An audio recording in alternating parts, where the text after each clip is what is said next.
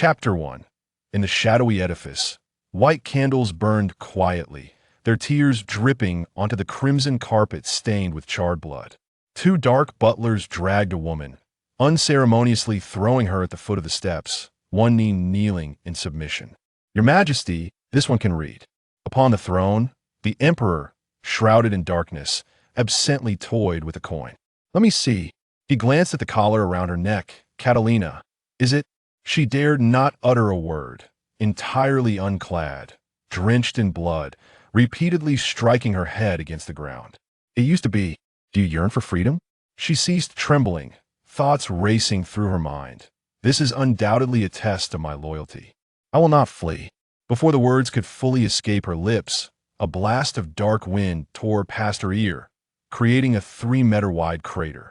She gasped, then instinctively held her breath. "Just a fly," the emperor dismissed with a flick of his hand, continuing to toss the coin. "But it seems I did not quite catch that." She whispered through trembling lips, "desire freedom." The two dark butlers stepped forward, unfastening her collar and the shackles binding her hands and feet, presenting her with a black robe. "Then I shall grant you freedom, even bestow upon you the title of bishop, to gather hatred on my behalf. Understand? Homage to the classic masterpiece Don Quixote. The above content is from 10 years ago. The following is the present. Midnight, full moon, in the desolate expanse of the canyon alley. For a year, the southern government had clashed with the northern military district, leaving the populace in dire straits. Aside from barren deserts, the area had become a wasteland, and over time, Canyon Alley emerged. Here, only 30% were native inhabitants among the remaining 70. There were refugees, debtors, and those exiled for crimes. Wish to escape? Very well. As long as you can withstand the firepower of 100 machine guns, traverse 1,000 meters through a minefield, scale a 20-meter-high barrier, and then tear apart a battalion, you may proceed. Yet in this twisted place, there existed a harmonious family. Alas, respond to our call, our Lord, embodiment of hatred, shadow of the demon king, Laplace. Upon a rudimentary podium, the archbishop squinted, clutching a scripture, donned in a pure black robe and a mask, reciting verses and incantations. Below, the followers of the cursed sect, kneeling on the yellow grass, clasped their hands in prayer, adorned with blood ritual masks painted with smiling expressions. Beneath them lay a vast blood sacrificial array, embracing them all. "Alas, hear our suffering, O demon king." His voice resonated powerfully. "Tear away the cruel smirks of our enemies. Grant us smiles." Then, beginning with the first, each follower eloquently recounted their tribulations. "I have chanted scriptures for 50 years, only to discover my tome is the 300 Tang poems. After slaying the demon king, I departed from the hero squad, and then there was nothing thereafter. I dreamed of the apocalypse approaching, the world frozen, thus liquidated my assets to hoard supplies, only to find dreams are deceiving." With each tale concluded, the crowd erupted in applause, nearby individuals offering comforting pats on the back. But perhaps due to the nighttime, they failed to notice the black smoke-labeled hatred surging from their bodies and seeping into the archbishop's robe. Afterward, their inner turmoil would vanish, replaced by a refreshing exhilaration, a sensation more liberating than consuming a bun stuffed with lemon mustard mackerel. At the back of the line crouched a small boy, appearing quite petite. Yet in truth, he was already 22 years of age, an adult. An adult. Must I destroy the book to pass inspection? Here is the setting illustration. His father perished in a tornado. His mother went mad and subsequently took her own life. Now, he was the sole provider for his terminally ill sister. This sister was not his biological sibling, but a distant relative taken in. Will this alteration satisfy the review? Can I be spared? Click here, click me, click me. He had shoulder-length hair, a slender frame, and skin as white as freshly squeezed milk, strikingly beautiful. At first glance, one might mistake him for a girl, draped in a black robe that trailed on the ground, drowsy and lethargic. He served as the mass, the bishop's assistant, responsible for sewing garments and undertaking menial tasks to earn his keep. Beside him knelt another follower, hooded, with green hair cascading from the collar, nervously wringing her hands, occasionally covering her mouth to stifle a giggle, casting furtive glances his way. When he finally rubbed his eyes and awoke, the gathering had concluded, and the crowd began to disperse. It was time for him to take action. Beelzebub picked up a broom and began to clear the litter from the ground. He had been doing this for half a year. Now, well acquainted with the task, he had even fashioned the broom himself from branches and fur, secured with strips of cloth. "The cursed sect is truly remarkable," exclaimed a newcomer, removing her mask and kissing it repeatedly. "Look at this smile, this bloodstain. Absolutely stunning." "Ah, blood?" In truth, all these masks were crafted by the boy, a hasty application of paint, followed by some crushed red wild berries for a touch of color. "And this magnificent robe," exclaimed a friend who had joined 2 days prior, lifting her shimmering robe, featherlight and truly a seamless garment in every sense. "Each one is unique. Unlike those mass-produced factory items, these are all custom-made. Indeed, they were all sewn by the little ones." The materials were black garbage bags and awning fabric, cut and taped together, adorned with stickers, resulting in a dignified robe. "And it's all free." The two clasped hands, leaping in joy. For some reason, upon joining the cursed sect, one inevitably began to speak with the phrase to say, "Welcome to our ranks." The archbishop approached, his gloved hand patting their shoulders, then opened his arms wide. "As long as you pray earnestly, I shall, on behalf of Laplace, grant you cookies." He had removed his smiling mask, revealing a face lined with wrinkles yet radiating kindness, perpetually squinting with a smile, his hair slicked back as if oiled. If one were to pull out his hair, one might extract a barrel of gutter oil. Clad in different attire, he could easily pass for a sacred Catholic pope. I had always heard that the cursed sect was merely about teaching people to kill and burn. Seeing is believing. The cursed sect is divided into many factions, and we belong to the Smile faction, which emphasizes sharing, the archbishop replied, embracing them all with a smile. "Here, you simply need to sing and dance with everyone to attain redemption. We wish to sit at the front and share first." "Ah, you are aware of Lord Laplace's nature, yes?" The archbishop pointed to the canvas draped over the black fishing net, depicting a wolf totem. "She is the master of wolves, very proud, and recognizes her kin to draw near. One must possess wolf fangs." With that, he produced 5 or 6 black, elongated teeth from his sleeve. Each individual seated at the front clutched one tightly in their hands. "Desire it," the two exclaimed excitedly, rubbing their hands together. "These were pried from the mouths of the demon changers. They are perilous and difficult to find," the archbishop stated, making a money gesture with his fingers. "We shall return and sell our other garments. Wearing the robe is enough. We can sell the furniture too." They hurriedly dashed home. Beelzebub continued to sweep the ground, seemingly unfazed. Suddenly, the female follower beside him patted his shoulder. He stiffly turned his head. Are you the little massier?" She hastily pulled down her hood, revealing a delicate, fair face, shaking loose a cascade of bright green hair, displaying a pair of fluffy, twitching ears, then suddenly leaned forward, touching his face and head. "Wow, so soft. You're truly adorable. Please identify yourself." Beelzebub gently nudged her hands away with the broom handle, facing her with his dead fish eyes, yet not truly seeing anything. "I have not seen you before." "Oh, I am Yelena, a Greenfield courier, delivering letters to your cursed sect." She removed her outer black robe, folding it neatly and draping it over her arm. Underneath, she wore a bright green windbreaker, a white shirt underneath, and a vibrant green bow, paired with safety shorts and torn white stockings, with ordinary sneakers on her feet. A tail swayed from behind, while a large white canvas bag hung at her waist, capable of holding 2 large watermelons, filled with letters, some pristine, others yellowed. "Just place the bishop's letters over there." Beelzebub pointed towards the confessional, only to be pulled by her hand, her face rubbing against his. "Wah, you're just like what my courier sisters described. So cute. Your hands are so soft and fragrant. How old are you? Have you considered a part-time job as a courier? Or why don't you take off your clothes? I want to sniff, wash." Perhaps it was an innate trait, but many beautiful courier sisters often approached him on their routes.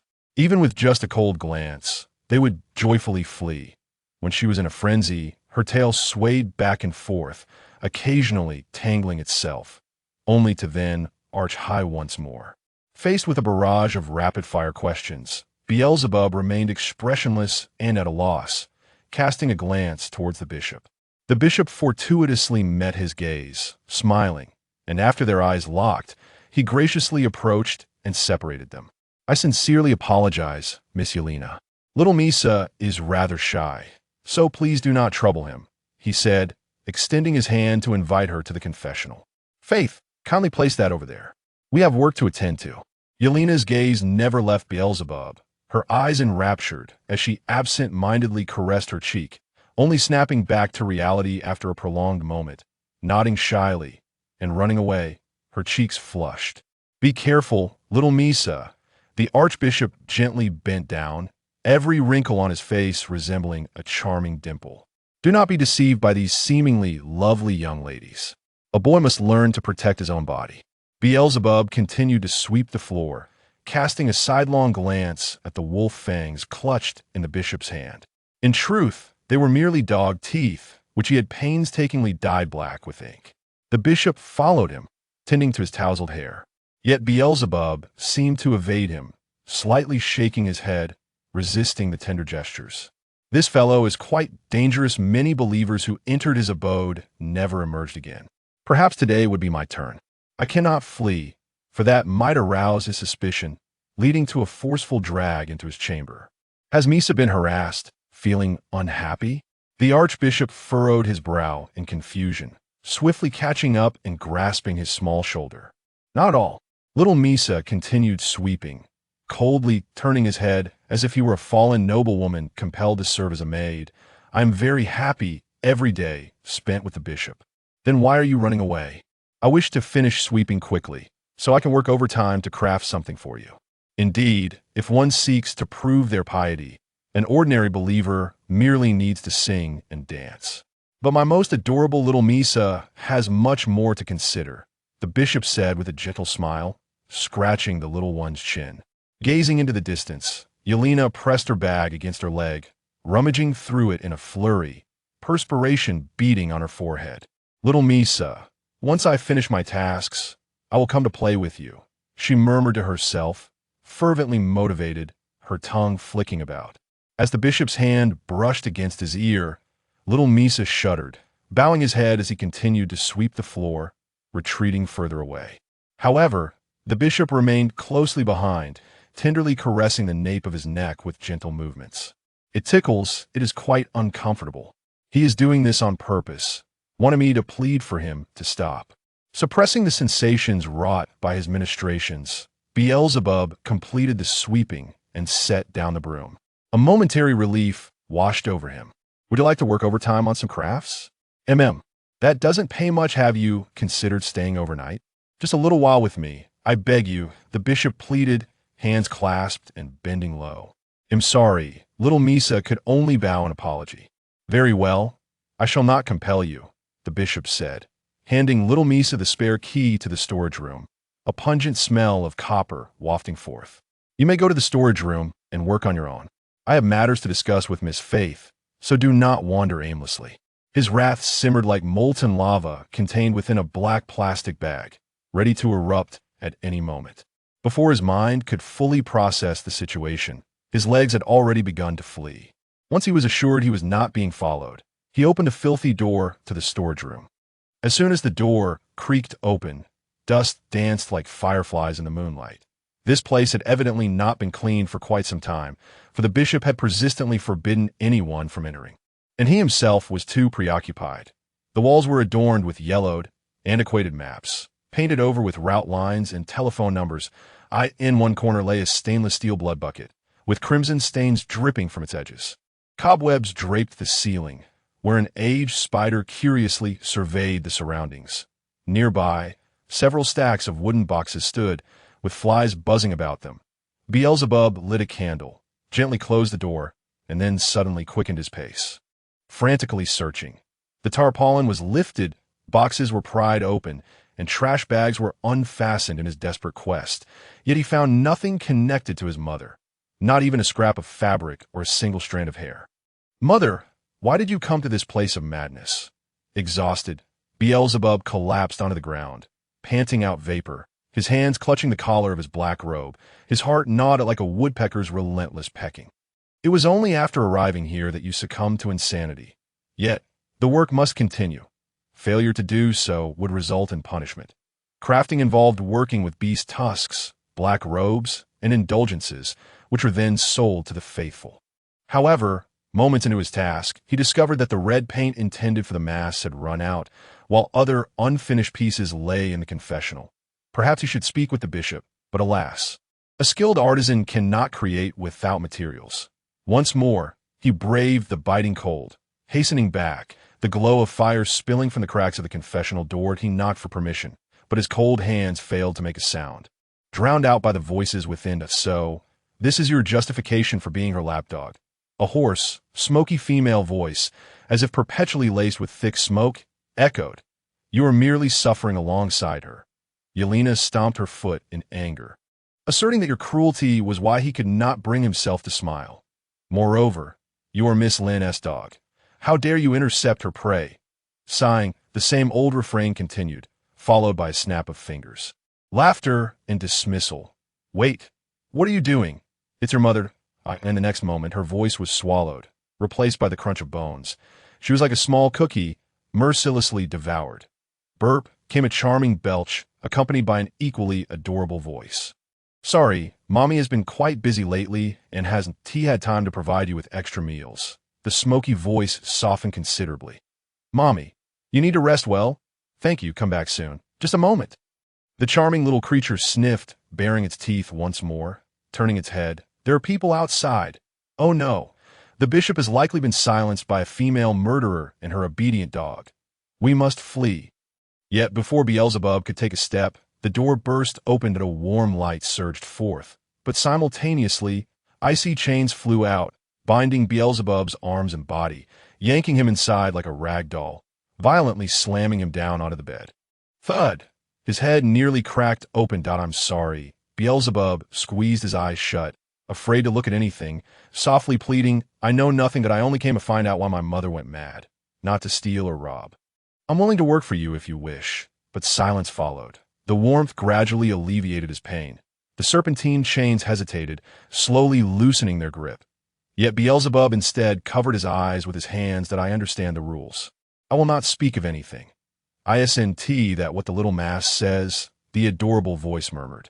Then came tranquility, with only the sound of his heartbeat and, across from him, the nearly desperate breaths. Finally, a sigh. Open your eyes. That oh, not test me. I will not look at you. You child. Approaching, she seized his wrist and pulled it away. It would be impolite not to look, without seeing her. A unique fragrance, reminiscent of blackberries, enveloped him, ensnaring his senses like a cobra. Slowly, he opened his eyes. Through the bright light, he beheld a captivating older sister with air-curled bangs, her eyes resembling basalt, encircled by dark shadows, her long lashes framing them. She was beautiful, not in the manner of painted allure, but rather as one who had endured much, with all edges smoothed away, revealing dark crystals from the depths of stone. Her aura was akin to an elder. Yet her visage remained that of an eternally youthful maiden, seemingly exhausted as though she had endured 3 sleepless nights, dark circles under her eyes. Obsidian. This was the most fitting metaphor for her. Gazing into the little one's bewildered eyes, she pointed to the table beside them, where lay the bishop's head. No, a headpiece. The kind face of the bishop was merely a silicone mask. Glancing back at the enchanting elder sister, he instantaneously comprehended everything, trembling as he swallowed hard. Bishop. Indeed, she managed a bittersweet smile, her fatigued face forcing a grin, and she gently scratched his chin before releasing his small hand and gesturing to the floor. There, drawn in blood, was a 6-pointed star formation, its edges lined with strange threads, each corner adorned with 3 white candles. Now extinguished, beside her tattered black silk lay a plump, basketball-sized demon spirit, entirely black, round and hairless. With tender skin, a devilish tail trailing behind it, dog-like ears and squinty eyes, looking rather foolish. Hello, little mass. It wiggled its tail in greeting, as if to say, pleased to meet you. Its large, round eyes sparkled, and as it spoke, tiny fangs peeked out. "This is my child, a kind demon spirit named Joke," the bishop announced, lifting it up and scratching its neck, both of them radiating joy. Is a well-behaved child, just like you. Little Mass helps Mommy with her work. "That makes you a good person." The little creature nodded vigorously, then declared loudly, extending its tail as if to shake hands, "I want to be friends with you." Hesitating, Beelzebub eventually took its soft tail in his hand, the tip slightly firm and warm. After their handshake, Joke tumbled onto Mommy's head, bouncing around. "Mommy, I made friends with a beautiful sister," it exclaimed, "and she's my 100th friend. Wow, that's amazing." Her smile was so benevolent that even obsidian would melt beneath its warmth. "Now, Little Mass, how about introducing your friends?" "MHM." Joke pointed with its tail at Esquagua, my second friend. It was merely a common stainless steel pot, its handle broken. "And that S-Mau, my 12th friend. It runs much faster than I do. Just a black ball of yarn." "And their SCI, my 33rd friend. It loves to drink water. Babies who love to drink water are good babies." "Just a flower pot with nothing planted but dirt." "And there are so many more." Joke introduced its friends in a whirlwind, finally perking up its tail, laughing heartily. "This room is filled with my good friends. A happy family, my favorite." Joke's laughter radiated warmth, far more intense than the fire. Though it was black, it shone like the sun, vibrant and dazzling in comparison. Beelzebub seemed like an outsider, merely staring blankly at this lively little creature. "Oh, right." Joke suddenly dashed beneath the bed, rummaging around, and emerged with a ring woven from hay, placing it into his palm, then squinting with a smile. "Please accept this, a friendship grass ring." The Little Mass glanced toward the bishop. "Joke merely wishes to gift you a small present." She lowered her head. After a few moments of hesitation, Beelzebub placed it on his head. Its fit was perfect, evidently crafted with care. "The IT suits you well." Joke's tail wagged excitedly, its little fangs unable to conceal its joy. But unfortunately, its non-existent stomach growled in protest. "Oh," it sighed regretfully, gazing at the wooden box in the center of the room next to the fire, where its own ashes lay. "Not full yet." The bishop cradled it in her arms, discovering that it was indeed lighter than usual. The rabbit meat, with a hint of salad flavor, was insufficient to satisfy the little one, whose ears drooped. "That I'm sorry, darling. Things have been quite difficult lately," she said, her brow furrowing bitterly, revealing a smile reminiscent of dark chocolate. "It's all right," the little one replied, understanding that Mama had been struggling. "I can endure by sleeping through it." He insisted, nodding earnestly. "IT had always been this way. There were days each month when good food was scarce." "Thank you, sweet child," she said. "Good night, Mama," he replied with a soft hum. The little one wagged his tail, turned a bid farewell to his new friend, and wished little Misa a good night's sleep. With that, he burrowed back into his cozy hay nest beneath the bed, employing the light-speed sleeping technique. And in mere seconds, he fell into a deep slumber. The bishop sighed deeply, rising to tidy up the small urn on the floor. At this juncture, it was time for honest confrontation. She placed the urn on the table and retrieved a small note from the drawer to give to little Misa. "I did indeed allow Quirky to consume many of the faithful, so I could expel these special ashes." The note bore a phone number, identical to the one on the warehouse wall. Once enough had been gathered, she could call to have the people from Black Gold International come to collect it, thus enabling the smiling sect to procure flour and minced meat for baking cookies. But a trace of weariness marred her smile. "Trust me, this is the only way to ensure more lives are saved. Please do not regard me as a villain who revels in bloodshed. At the very least, do not let that child suffer."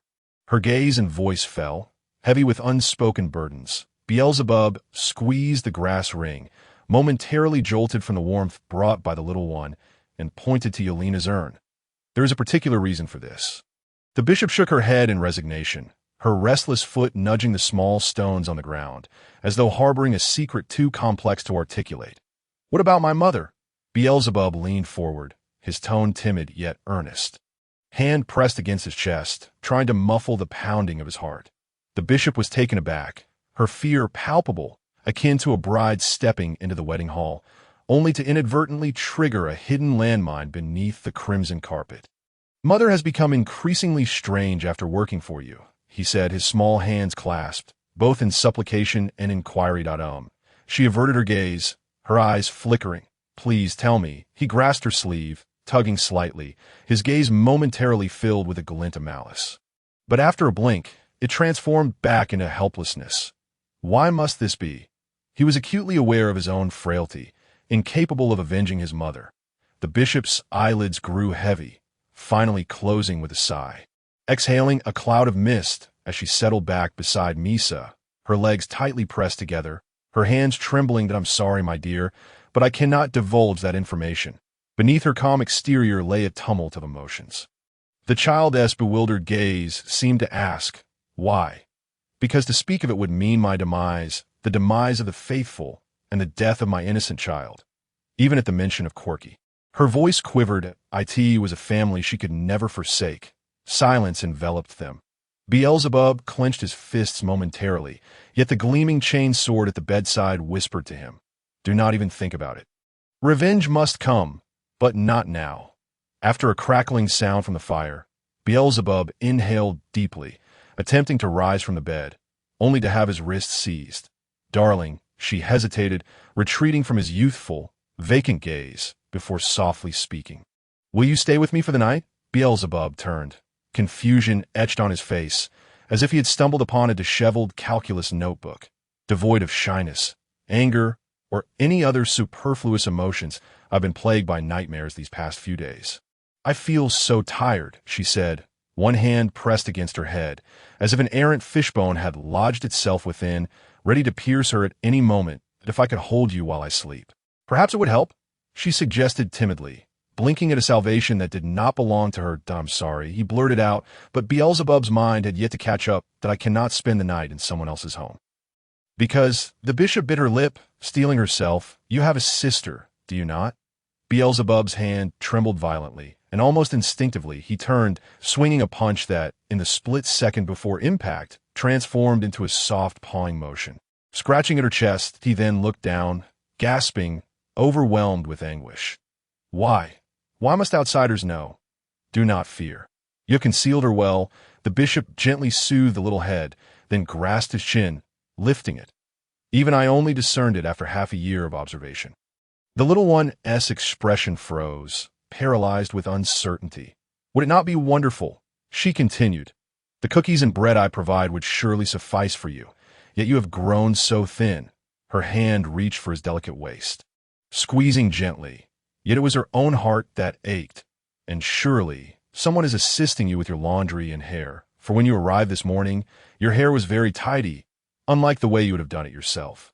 Beelzebub shut his eyes, hands clasped, resting against his forehead. I beg you, keep this a secret. That of course, do not worry, dear. As long as I know, that will suffice. She comforted him softly, drawing him closer. I will not use her as leverage against you, for that would only breed hatred. On the contrary, I have devised a splendid proposal that will bring happiness to us both. Happiness, he murmured. This incantation was indeed too obscure to comprehend, yet he found himself intrigued. In a moment of great courage, the bishop finally uttered, "Marry me." Upon saying this, the flush on her cheeks erupted, and her mouth twitched. The child blinked, bewildered for 3 seconds, then repeated the words, "Mary, just like your mother and father." She lifted him, placing him upon her lap, embracing his shoulders. Once we marry, we shall be a family. We will sleep together, dine together, and you will never have to worry about food again. What about my sister? You can bring her over. Oh no, wait, that would raise suspicion among the faithful. The bishop fumbled, raking her hands through her hair. Then let us just care for little me. She envisioned a bright future. Yes, we can wash clothes together, celebrate the new year together. You are mine, and I am yours. When you're older, we will have a wedding, she said, biting her lip, her expression increasingly frantic, though beneath the strands of hair lay elation. On our wedding night, but as she glanced at Beelzebub, her smile faltered. His icy demeanor remained impervious to her enthusiasm. I'm sorry, I cannot bring my sister here. Beelzebub stood tall, hands clasped, bowing deeply. I do not trust you. The thick wall between them had never dissolved, even as she had removed her headpiece.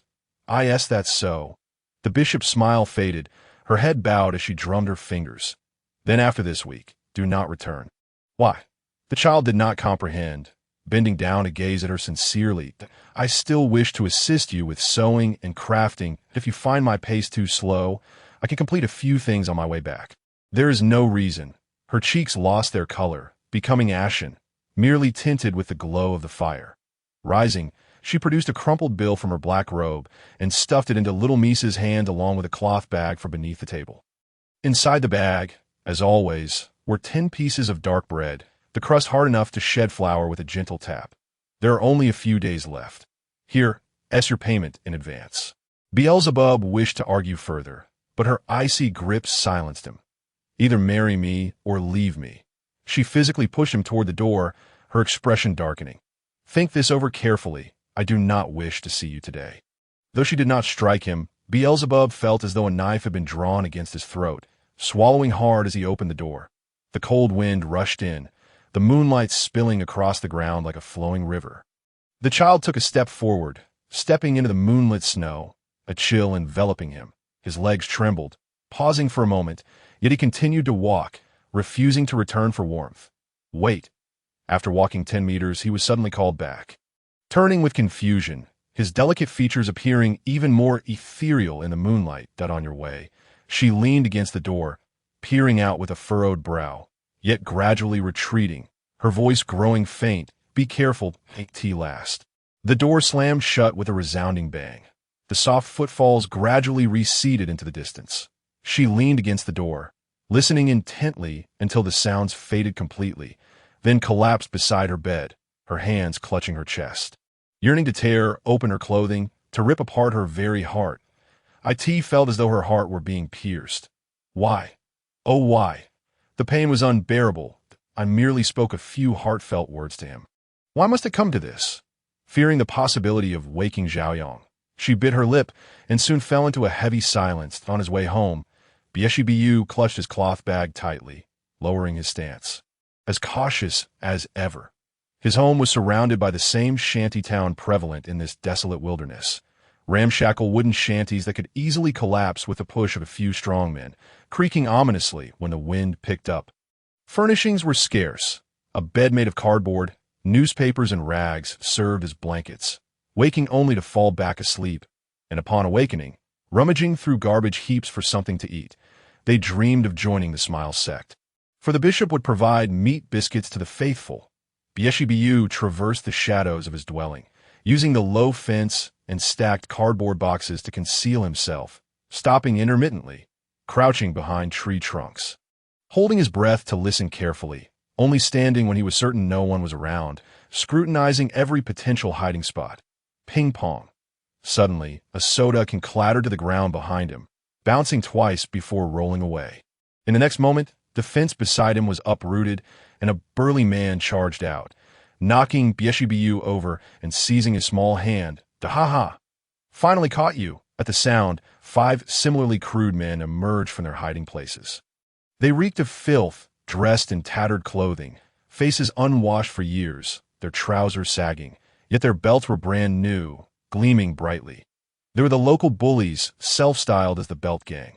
Damn it, we squatted for half the night. My legs are numb. This little girl is quite sly. We finally caught him. We can't let him escape. Quiet.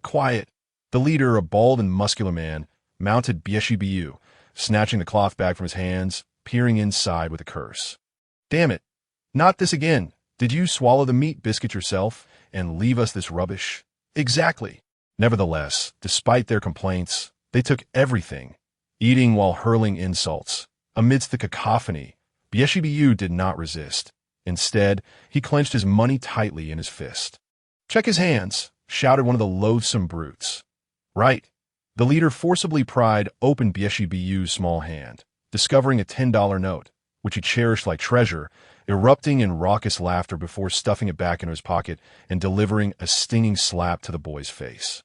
You have some nerve. Rebellion indeed. I'm sorry.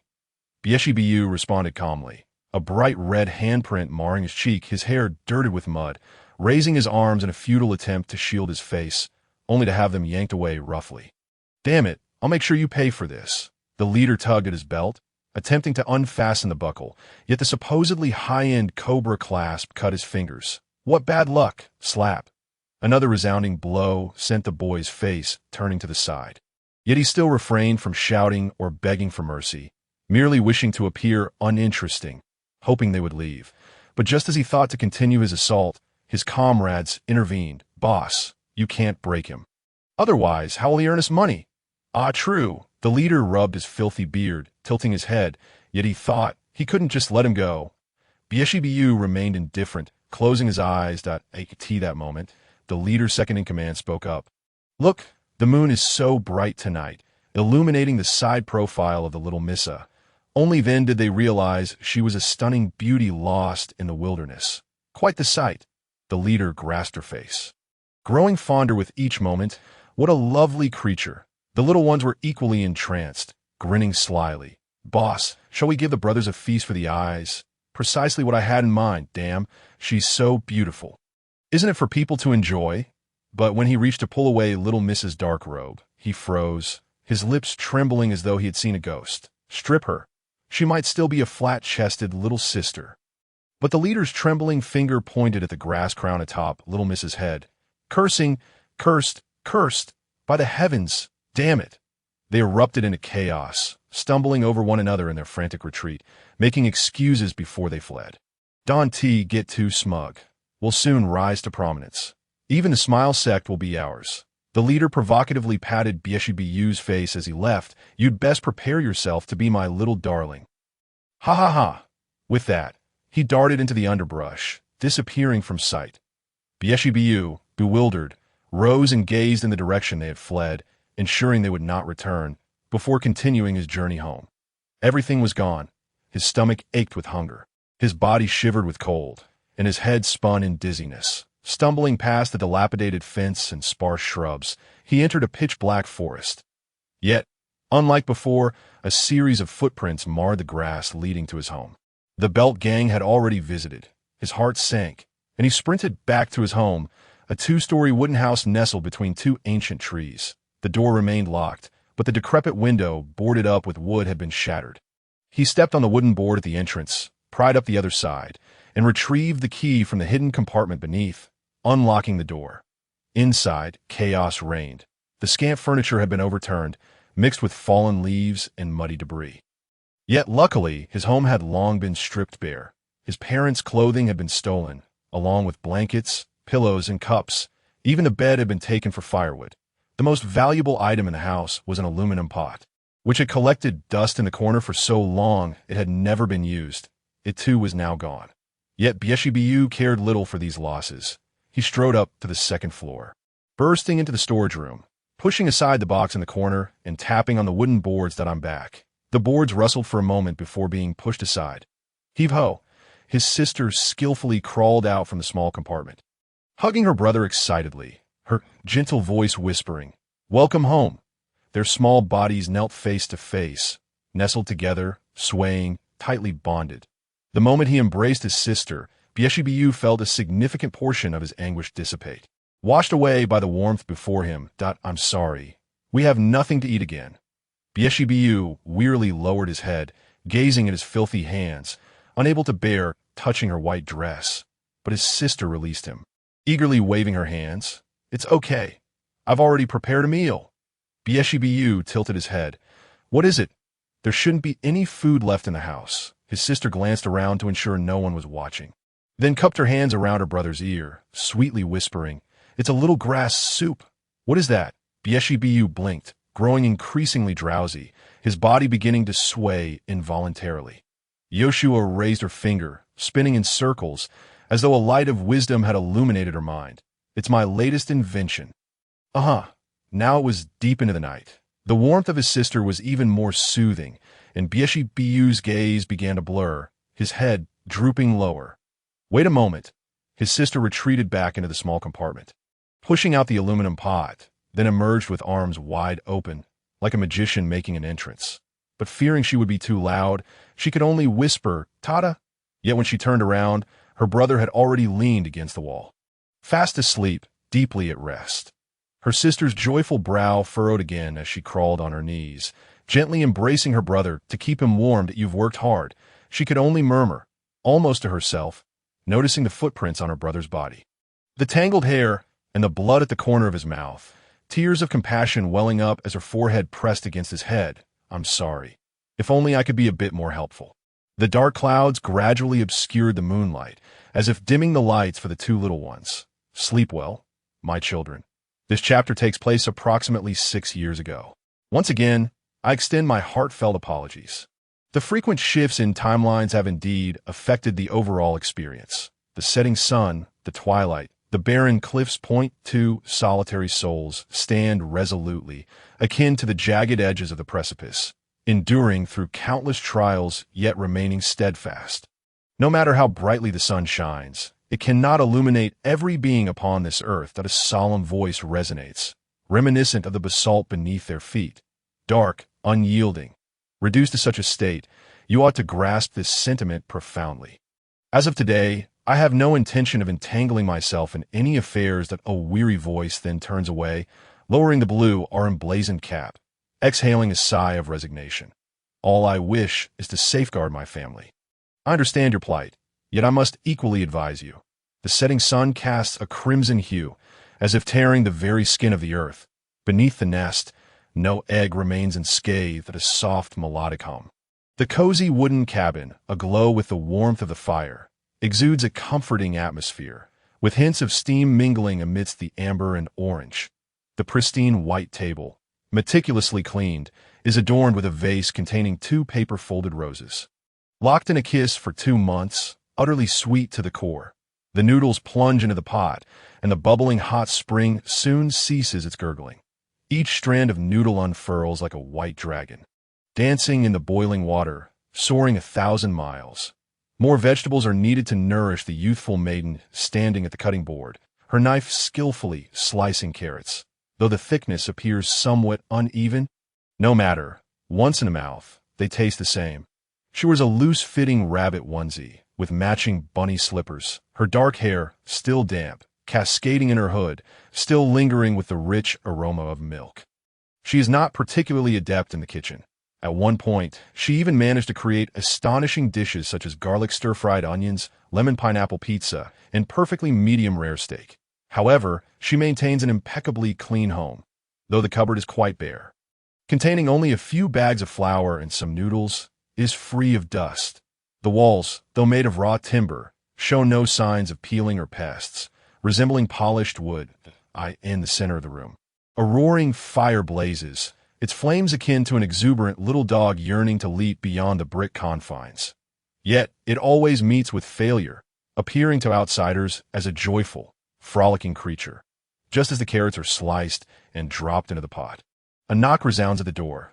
The timid sound leaves no doubt as to its source. Creak, the door swings open, and a small figure steps inside, gently closing the door behind them. But Mama, this moment. Beelzebub appears diminutive and innocent, with a small basket balanced atop his head, containing a collection of green leaves tinged with red. Wild vegetables, he sways his body, presenting the fruits of his afternoon labor, a basket brimming with fresh forage greens. His hair is long, as if nurtured for a girl, exuding an air of icy purity. Thank you for your hard work. Mother stirs the pot a couple of times, takes the basket, bends down to wipe the mud from her child's face, glances at his small hands, then pours a basin of water from the kettle to wash his hands. He resembles a docile little bird, quietly observing his mother. The fingers, frozen like carrots, finally bask in the long-awaited warmth, becoming soft and pliable. Though they itch, this obedient little bird refrains from scratching, pouring the remaining water back into the basin after washing, standing beside Mama to chop vegetables together. His movements are slow, needing to stand on a small stool and tiptoe to see the knife and vegetables, exerting every ounce of effort for each cut. You need not force yourself. Mother gently pats his head. I wish to help. He shakes his head left and right, as if trying to touch Mama's delicate hand with his own, his words unclear. Mama, hard work. Each leaf he cuts reduces the burden for his mother, making the toil a little less arduous. Go read the newspaper, dear.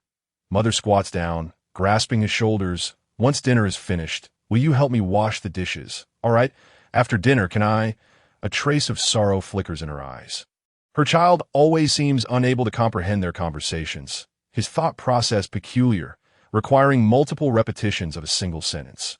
Beelzebub gazes at the steam rising from the pot, his eyes distant, as if lost. Unable to find Mama, nodding slowly. Good child. After gently patting his shoulders twice, Beelzebub departs. It is only when the small figure ascends the stairs that Mother exhales in relief and resumes her cooking. The door to the small room remains ajar. Inside, the younger sister kneels on the bed with her legs apart, clutching a threaded needle. 2 pieces of fabric lay before her, head bowed as she attempts to sew them together. However, as she pierces the fabric, it shifts awkwardly, forcing her to unthread and retry.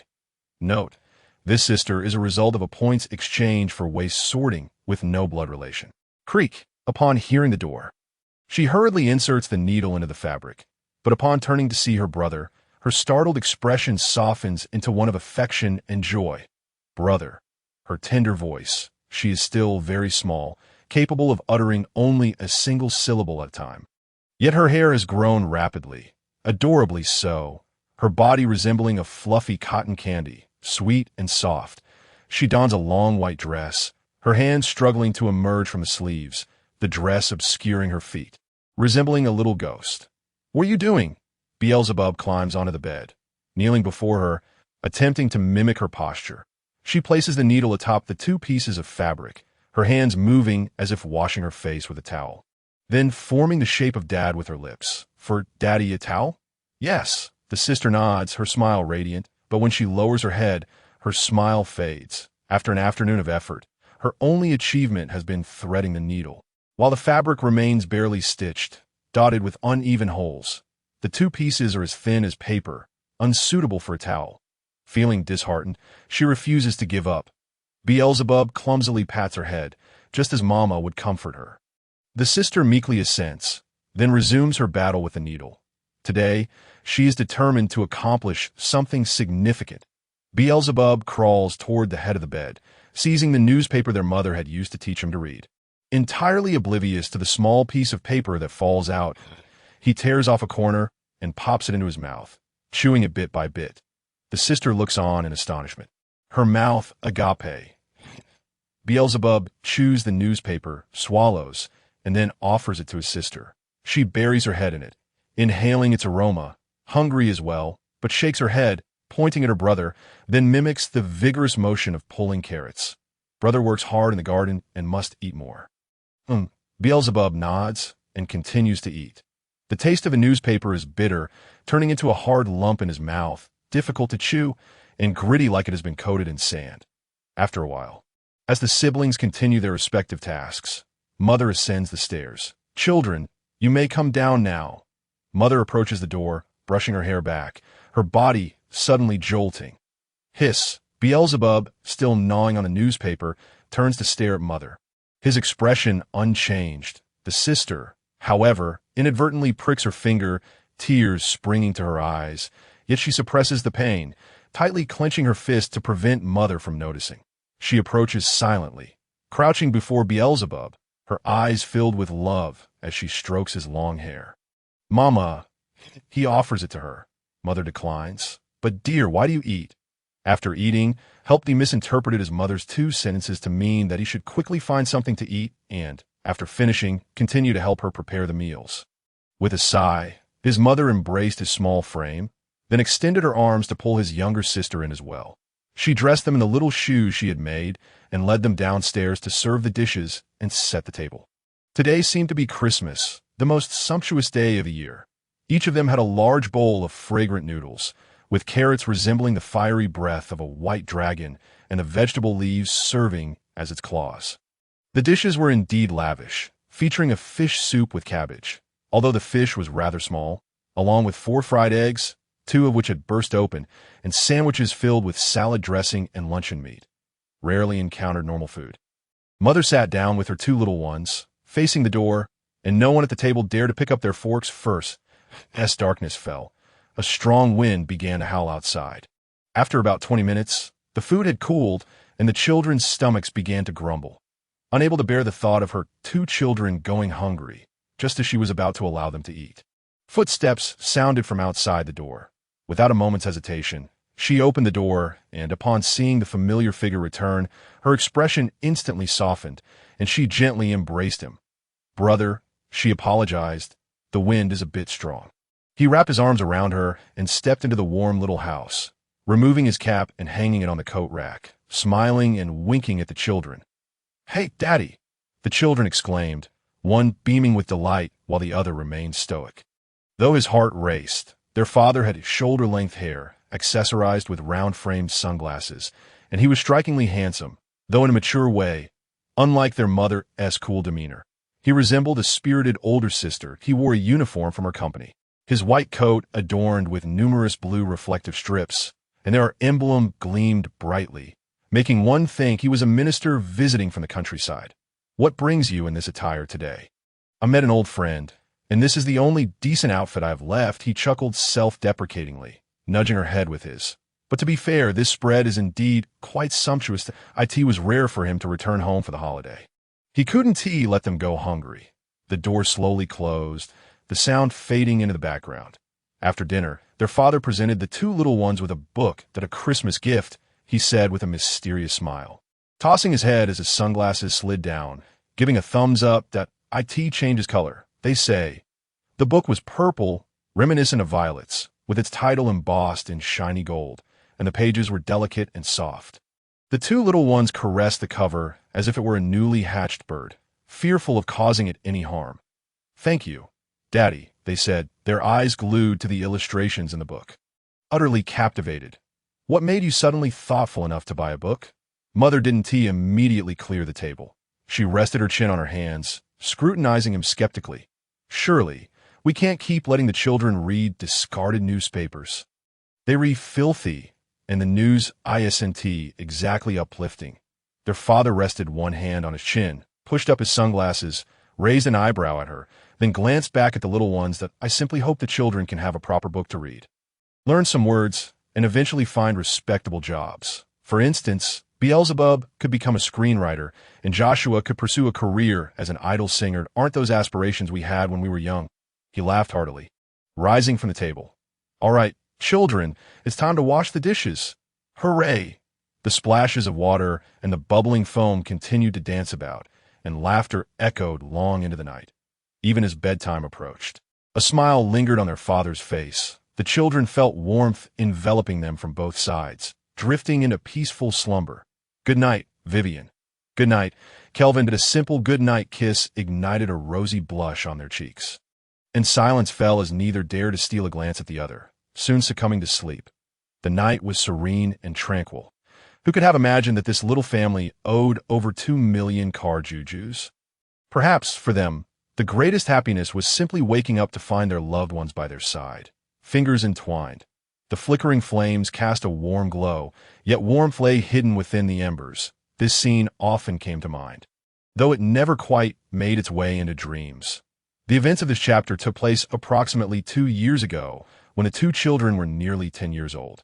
On a rainy night, thunder rumbled and lightning flashed. Mud covered the ground, flowing with the rainwater, sketching skulls that threatened to swallow the unwary little ones who stumbled into them. "Today, I truly found a treasure," exclaimed one with bright red, flashy hair, chewing on a cigarette, his fingers stained and grimy. "Of course. So pretty, and still a virgin. This could fetch a pretty penny." The hefty figure across the table, weighing in at 250 pounds, flipped the cards over on the table, attempting to pour beer into a paper cup, only to have his wrist seized by a companion. "You fat fool. All you think about is money. Can't you use your brain for once?" A bald, muscular man snatched the beer bottle, tilting it back and draining it dry, smacking his lips as he poked the hefty man's rolls of fat with the empty bottle, punctuating each word. "We could use the money for some fun, too. Look at this little beauty. We should seize the day." Suddenly, a terrifying bolt of lightning illuminated the sky, momentarily blinding them, causing the hefty man to drop the cards he had just picked up. "Damn it! Are you playing tricks on me? Do you think you're above the rest of us?" The atmosphere was thick with tension as he self-punished with 3 shots of liquor. "That you're not getting away with this. Are you trying to provoke me?" Just then, a faint whimper broke through the storm outside the makeshift shelter. "Ugh. Damn it, she's crying again." The gang leader, infuriated, stood up and kicked the cage covered by the rain tarp. his frustration boiling over that you're asking for it. Aren't you? At that moment, the 10-year-old sister inside was sobbing, bruises marking her small frame. But I'm sick. Another flash of lightning revealed the bruises beneath her tattered clothes. Fresh scars marring her face and blood oozing from her fingertips and the corners of her eyes. It hurts so much, she cried out helplessly, her pain drowned out by thunder. Who the hell hurt her? What do we do if we can't sell her? Let us just play cards. We haven't even shot a gun, boss. Then where did all those injuries come from? She must have hurt herself. Boss, don't take it out on us. Damn it. Is she pulling this trick on us now? Please, I can't get close. The blood is pouring out of my sister more and more, and her breathing is becoming labored. I can feel the blood soaking through my scalp. If I grab her, I might pull out a chunk of hair, and the pain will be unbearable. She struggled to prove that she had a disease worse than leukemia. But they offered her no chance. Time for a beating. I'm going to whip you with my belt. You put yourself in the box. Damn it. When I come back, you're dead. The gang leader stormed off in a huff, leaving the other two to shuffle the cards, crack seeds, and daydream about their future lives. Suddenly, click, the door to the cage creaked open. The sister looked up, trembling, and saw her brother. She fought back the urge to scream and rushed into his arms, tears mingling with the rain.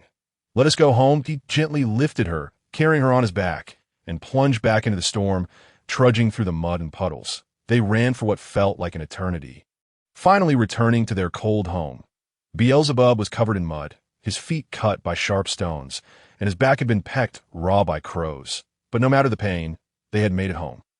The house was devoid of charcoal for warmth, rainwater dripping from the ceiling into a basin, creating a rhythmic thump. Their mother, draped in a damp black cloak, her hair still dripping, cast a cold glance at her late-returning children before looking away. Mother. She did not respond, merely propping her head on one hand, her weary eyes narrowing as the pale lightning illuminated half of her face. She was as merciless as the lightning itself, indifferent to the two little ones. Mom, the younger sister trembled as she called out, eager to touch her, but her hand was forcefully swatted away. Let your sister wash herself. You stay here. But does my sister, being ill, not understand my words? She turned her head, casting a dull, hollow gaze akin to a black hole. That I'm sorry. Beelzebub carried her sister into the bathroom, pouring a little water for her, obliging her to soak in the icy water to wash away the grass roots and mud from her body. Before closing the door and returning to face their mother, she cupped his wet face in her hands, drawing him closer, her expression devoid of warmth. Why did you bring her back again? She is your sister. Family. The little hand clumsily formed a heart shape. Mother said that a family should be united. Oh, you know who discarded your sister. It was Mother who discarded her. But please, tell me why. Because she has nearly driven us insane. Mother shook her head, her gaze fixed intently on the little one's face. Her affliction had worsened, and Kelvin and I could merely be inside the house, and it would trigger her condition. Do you understand? Do you want your father, who has finally returned home, to sleep outside in the cold? Or do you want her to cough up blood every night, tortured by phantoms? We could buy the pain relief potion mentioned in the magic book. Beelzebub, but there is not a single penny left in the house. The hand that cradled his face moved to his shoulder, laden with weight. And furthermore, if the interest is not repaid soon, father will end up in prison. Do you understand? The child looked bewildered, his gaze wandering once more. Slap, but a sudden slap brought him back to reality. The sister, curled up in the basin, tightened her grip on her legs upon hearing the sound of the slap. Her body trembled, and then she buried her head between her thighs, tears streaming down her cheeks, too afraid to make a sound. Look at me, Beelzebub. Mother leaned forward, her lifeless eyes fixing upon his untouched ones. Do you think Mother loves your sister? Yes, he nodded. He would never forget the expression of despair, helplessness, and regret on Mother's face when she first cast away his sister. Mother had contemplated every possible way to preserve both you and your sister. Hadn't she? Yes. She had even tried selling her sister to the wealthy in the city, even incurring extra shipping costs for it. But when the driver arrived, the sister's condition, which caused her to bleed profusely upon encountering anyone other than her brother, flared up. They thought she had contracted a serious illness, like Ebola, and left in a huff. When you were both very small, Mother and father sold everything they could to seek treatment for your sister. But it was of no avail. Your father always inquired about where to procure that magic book, desperately hoping it might alleviate your sister's suffering. Take tea that moment. Tears welled up in Mother's eyes once more, only to be gently closed as she pressed her hand against the child's neck. Mother and father truly did their utmost. I understand. You understand? Huh. Suddenly, black smoke emanated from Mother's body. You do not understand. Her icy hands gripped the child's neck, and that hollow gaze once again bore down upon him. She did not appear to be looking at her own flesh and blood, but rather like a wild wolf eyeing its prey. Gulp. Beelzebub had run back so far, not yet having the chance to rest, only to be suddenly seized by the throat, the sensation of suffocation flooding over him. He blinked a few times, tears welling up, and with all his might he managed to utter a weak call. Mom. Mother finally snapped back to reality, releasing her grip, allowing the wet child to collapse into her embrace. Gently stroking his head, in her efforts to provide a meager sustenance for them. Her body grew increasingly cold, her breath more labored, her voice as frigid as ice. Mother had to make a choice. The child trembled in her arms. Beelzebub, you have always been a very obedient and capable child. Mother truly cares for you. She straightened up, grasping his small hands, her voice choked with emotion. Mother truly did not want to lose you as well. Do you understand? But the child was bewildered. He felt no emotions, thus constructing in his mind an equation. Mother loves sister, yet discards sister. So to discard is to love, but this clearly contradicted what Mother had taught him before. What is motherly love, after all? Beelzebub's gaze wavered, his hands numb with cold. Is it a substance or a living being? Or perhaps a new color? Mother's heart died once more, releasing the child's hand, not crawling into bed, but resting her head on her hands. Good night. Her voice was weak, her gaze desolate. Then she closed her eyes, falling silent. Good night, Mom. Beelzebub bowed slightly, entering the humble bathroom, splashing water on his body before helping his sister out and drying her off. Brother, she dared only to form the words with her lips. Do not be afraid, he replied silently. Subsequently, the two little ones supported each other as they quietly ascended the stairs, making not a sound, collapsing onto the tattered blanket, cocooning their bodies within. The blanket felt cold. Oh, how he wished that the previous one had not been stolen.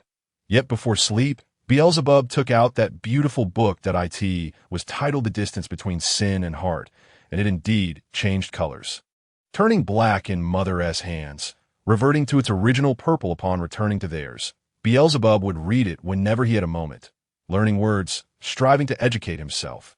The book contained many beautiful illustrations, and tucked within was a small slip of paper.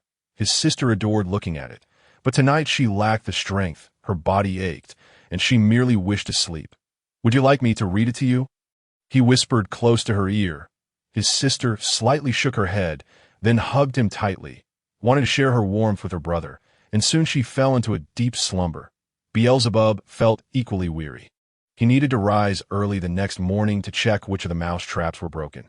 Yet he still turned a few pages of the book, not to learn words, but to admire the exquisite bookmark that accompanied it. The bookmark was made of metal, its faint fragrance lingering even to this day, adorned with a violet flower charm.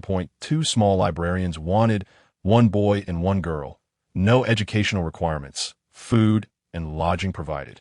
Generous treatment. The reverse contains the address, located in the second largest city in Texas. Kepler City to a librarian, such a wonderful job. There was no need to interact with people, merely placing books where they belonged, and his sister could do it too. If they could work there, they would not burden Mother and Father and could ensure his sister's survival. If they earned money, they could send it to Mother and Father, repaying them bit by bit, or buy some delicious noodles or a new blanket.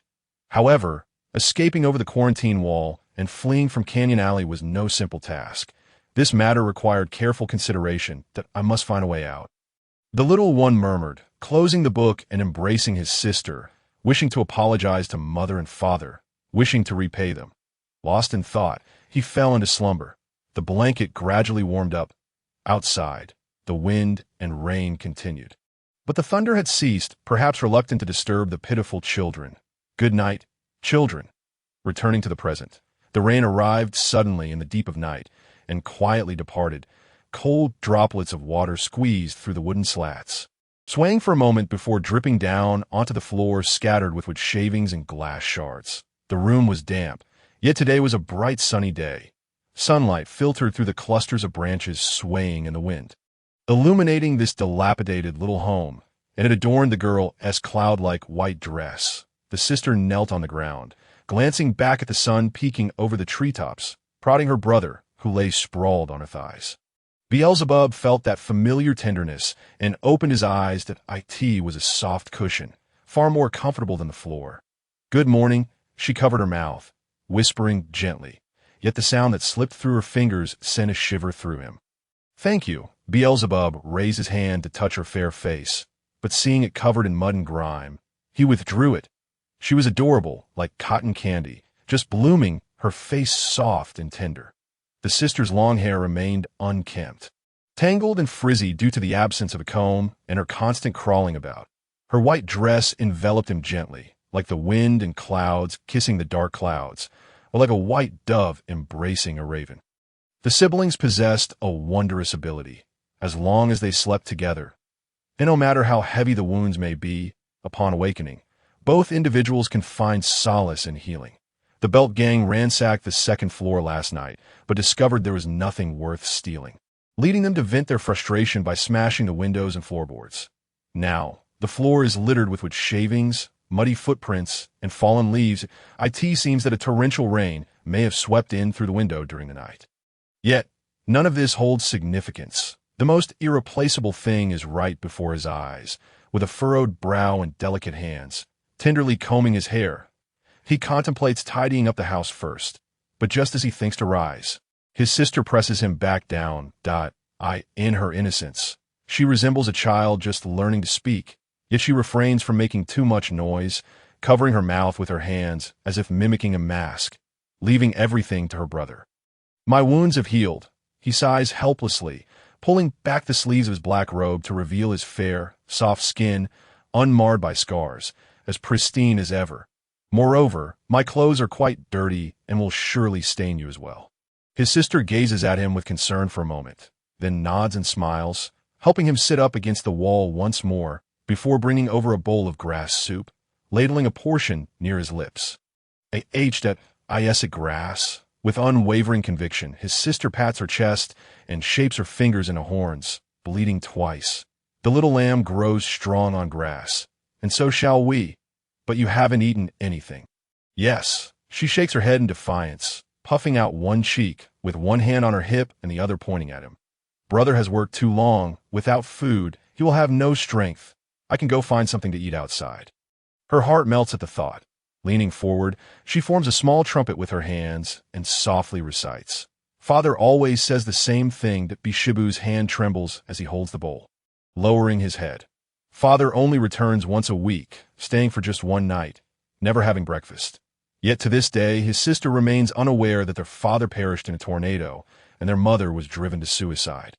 What remains for them is an insurmountable debt and a shattered home. He swirls the bowl, taking a sip. The taste is bitter with a hint of sour. He slurps the grass, chews, and finds it difficult to swallow, feeling discomfort in his throat. Upon seeing him finally eat, his sister clasps her hands over her heart, smiling with relief, quietly watching him finish the soup. Afterward, she retrieves a bag of withered yellow leaves from the hidden room, proclaiming it to be potato chips, eagerly offering it to him. "Are you full now?" "Chew." Her fluffy hair droops down. She carefully stores the chips, then picks up a rag, excitedly declaring that she will do the chores. "Together," he replies. However, upon looking back at him, her brows furrow, filled with guilt. She wishes for her brother to rest well, even if just for half a day, but father and mother would also participate in the big cleanup. In the past, during such cleanups, they would splash each other with detergent, creating bubbles, their faces covered in foam, laughter echoing with the joy of youth, as if they were younger than the two little ones. Hearing this, her furrowed brow smooths out, and she nods gently, raising the pot with determination shining in her starry eyes.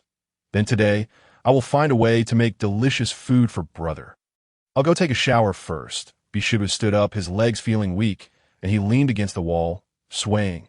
Not washing up could lead to a cold, which might infect her too. Moreover, if he arrived at the bishop's place all dirty, it would surely serve as an excuse for them to strip him of his clothes. But his sister is still following closely behind. He takes a step, she mirrors it, trailing him all the way to the bathroom. Bishibu has fashioned a filter from a sieve and gauze, creating a hole in the wall to collect rainwater directly into a bucket. Cold water is not good for your health. You should change your clothes. Yet she walks in instead, arms outstretched, softly saying, "Together." Her face is slightly flushed, shyly clutching his damp clothing. Perhaps waiting for a sunny day to have him heat water over sun-dried stones would be a better choice. You will catch a cold. It is absolutely not permissible that he firmly declines, rummaging through the empty drawers for a drier towel. They have not shared a moment like this in ages, and her eyes brim with unshed tears. Unable to flow, she lowers her arms, covering her face, stifling her cries, her frail body teetering on the brink of collapse onto him. She merely wishes to warm her brother because she knows how cold the water is. Then tonight, let us heat water and wash together, shall we? Whew. This time, she leaps into his arms, enveloping him in the warmth of an autumn breeze. Bishibu initially intended to push her away, but his hand froze mid-air, slowly resting on the back of this voiceless girl. All pain is cast aside, yet a small wound opens in his heart, spilling forth. His sister, unafraid of the cold, buries her head in his chest, muffled sobs escaping her. For so many years, she has endured the coldest winters and the heaviest snows beneath a quilt fashioned from cut-up carpets, never uttering a word of complaint. If she had not suffered from that unbearable ailment, their mother would never have abandoned such a well-behaved child. If it becomes unbearable, do tell me, She nods, then leans in to gently kiss his cheek, bringing a faint fruity fragrance, hazy and naive, yet enveloping a petrified heart like honey. She feels no embarrassment in shedding her clothes, yet upon stepping into the cold water, she splashes about, sending droplets flying onto him, before nervously retreating to the corner, covering herself and shivering that it is autumn now. One must be cautious of catching a cold. He dampens a towel and steps in after her. "May I help you scrub a bit? It will warm you up." She nods and turns her back to him, pressing against him, her chest a little warm, her long black hair sticking between them, feeling exceedingly shy. Bishibu, however, only feels his heart constrict, his emotionless face unable to express the pain within. The dirty water from several basins is tossed out the window, and when he turns around, his sister has already changed into a new snowflake-patterned dress, excitedly twirling before the shattered mirror. The dress was a gift from a kind-hearted uncle to Bishibu, although he knows it is for a boy. He still gave him the dress of his deceased daughter. She inspects her torn reflection in the cracks, lifting the hem of her dress, shyly glancing back, her face flushed, her fingers nervously fidgeting with the white fabric. Since her brother always wears a black robe, she imagines how odd it would be to stuff him into this white dress. Her brother would become her sister. No, it looks lovely. Bishibu wipes the droplets that tickle his cheeks, his back ablaze, not from embarrassment, but from the heat of the moment. Truly, She shivers slightly, lowering her head as she walks toward the living room. "Dry your hair," the robotic voice commands that it seems she did not hear. As she rolls up her sleeves, hurriedly grabbing a rag to wipe away the dirty footprints from the coffee table, dusting off the mud and twigs. Their mother had said that wet hair could also lead to colds. Bishibu follows closely behind her, using a clean towel to dry her hair, gently combing through it, careful not to hurt her. She appears to be upset, her body trembling, her face flushed. Could it be that her brother's response was too dismissive? Bishibu drapes the towel over his arm, intending to tie the ribbon around her waist, creating a bow to shield her from the wind. She jumps in surprise, colliding with him, then timidly retreats, resembling a startled fawn that has heard a gunshot. She seems so anxious. Bishibu releases his hold, wrapping her hair in the towel. "That's right, like this." Bishibu pauses for a moment, then puts on the work jacket he found, draping it over his sister's front, reaching her knees, resembling a raincoat. "This way you won't get dirty." She falls silent, gazing to the side, nodding, her smile resembling a dandelion. This is indeed the back alley. If the beasts outside were to discover a pretty little girl here, they could do anything. Thus, their parents had warned her from a young age to hide, whenever adults left, to keep the curtains and windows on the first floor closed, and most importantly, never speak loudly. She is a ghost-like girl, scarcely seen by anyone since birth. Next comes the time for washing. Splash, splash. His sister sits on the carpet at the bathroom door, gripping the hem of her clothing, rhythmically slamming it against the darkened washboard.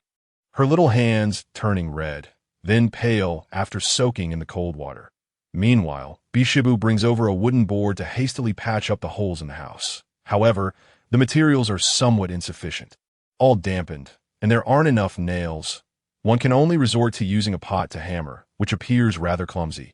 Father used to do it this way, and the pot even ricocheted off the nails, landing on his head. What a disaster! This cannot be removed!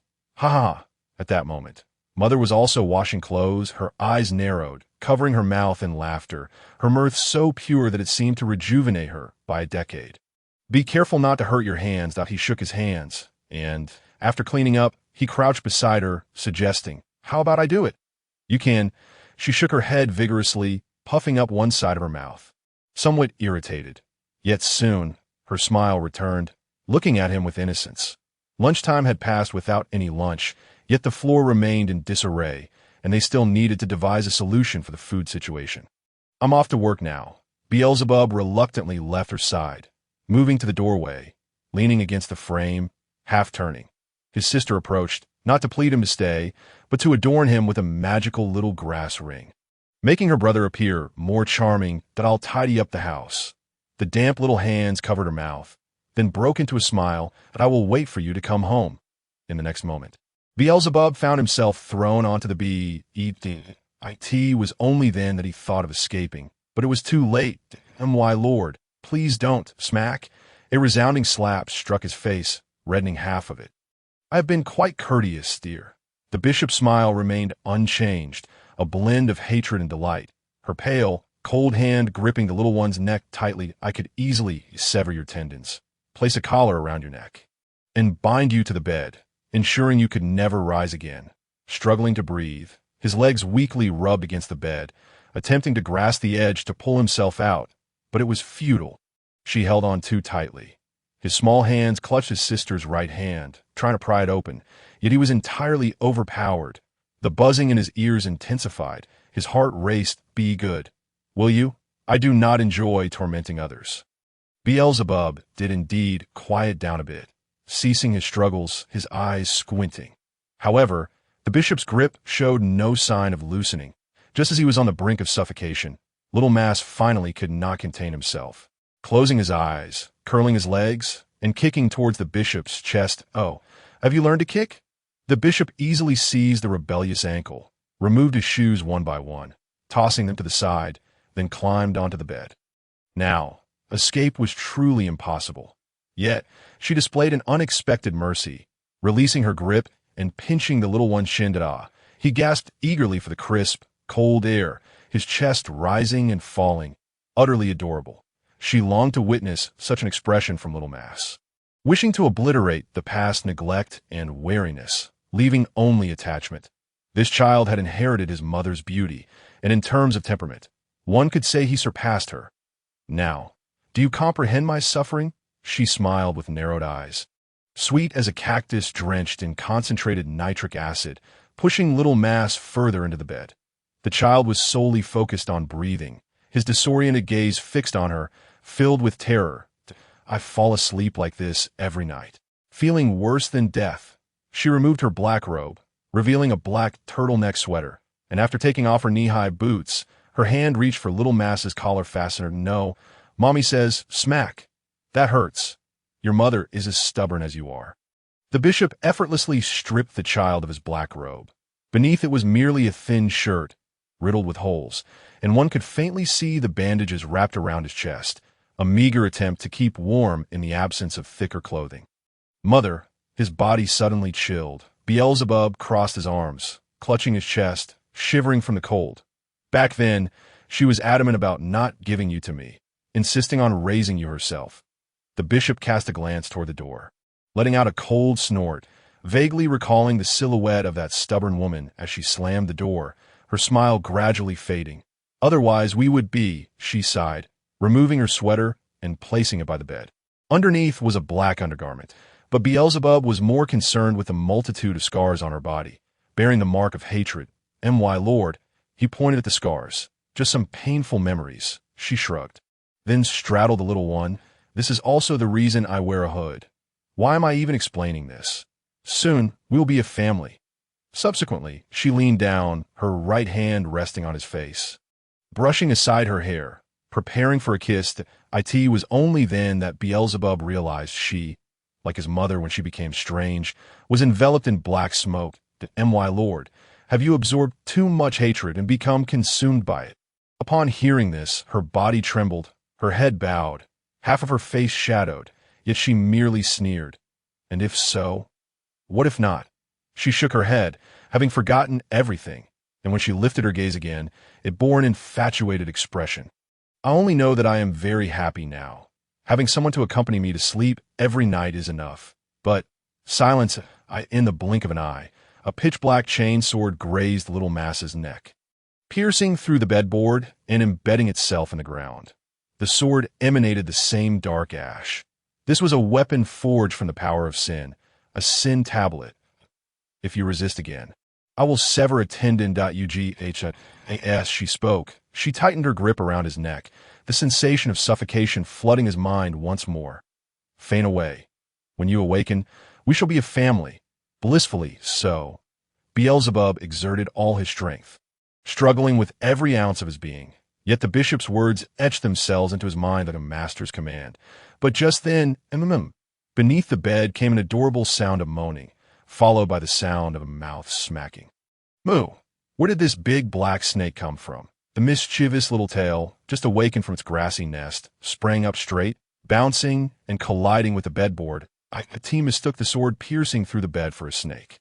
No, no, Mommy, run! The little one exclaimed, dazed, rolling out from under the bed, then jumping onto the bed, shouting, There's a big snake under the bed. But upon seeing the scene before her, she immediately froze, mouth agape, her tail relaxing, and her dog ears perked up.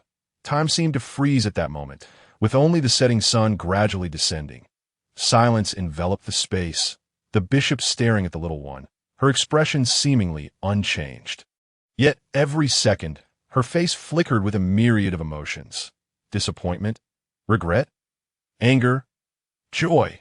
Her heart felt as though it had been sawed into numerous pieces by a rusty handsaw, each fragment harboring its own thoughts.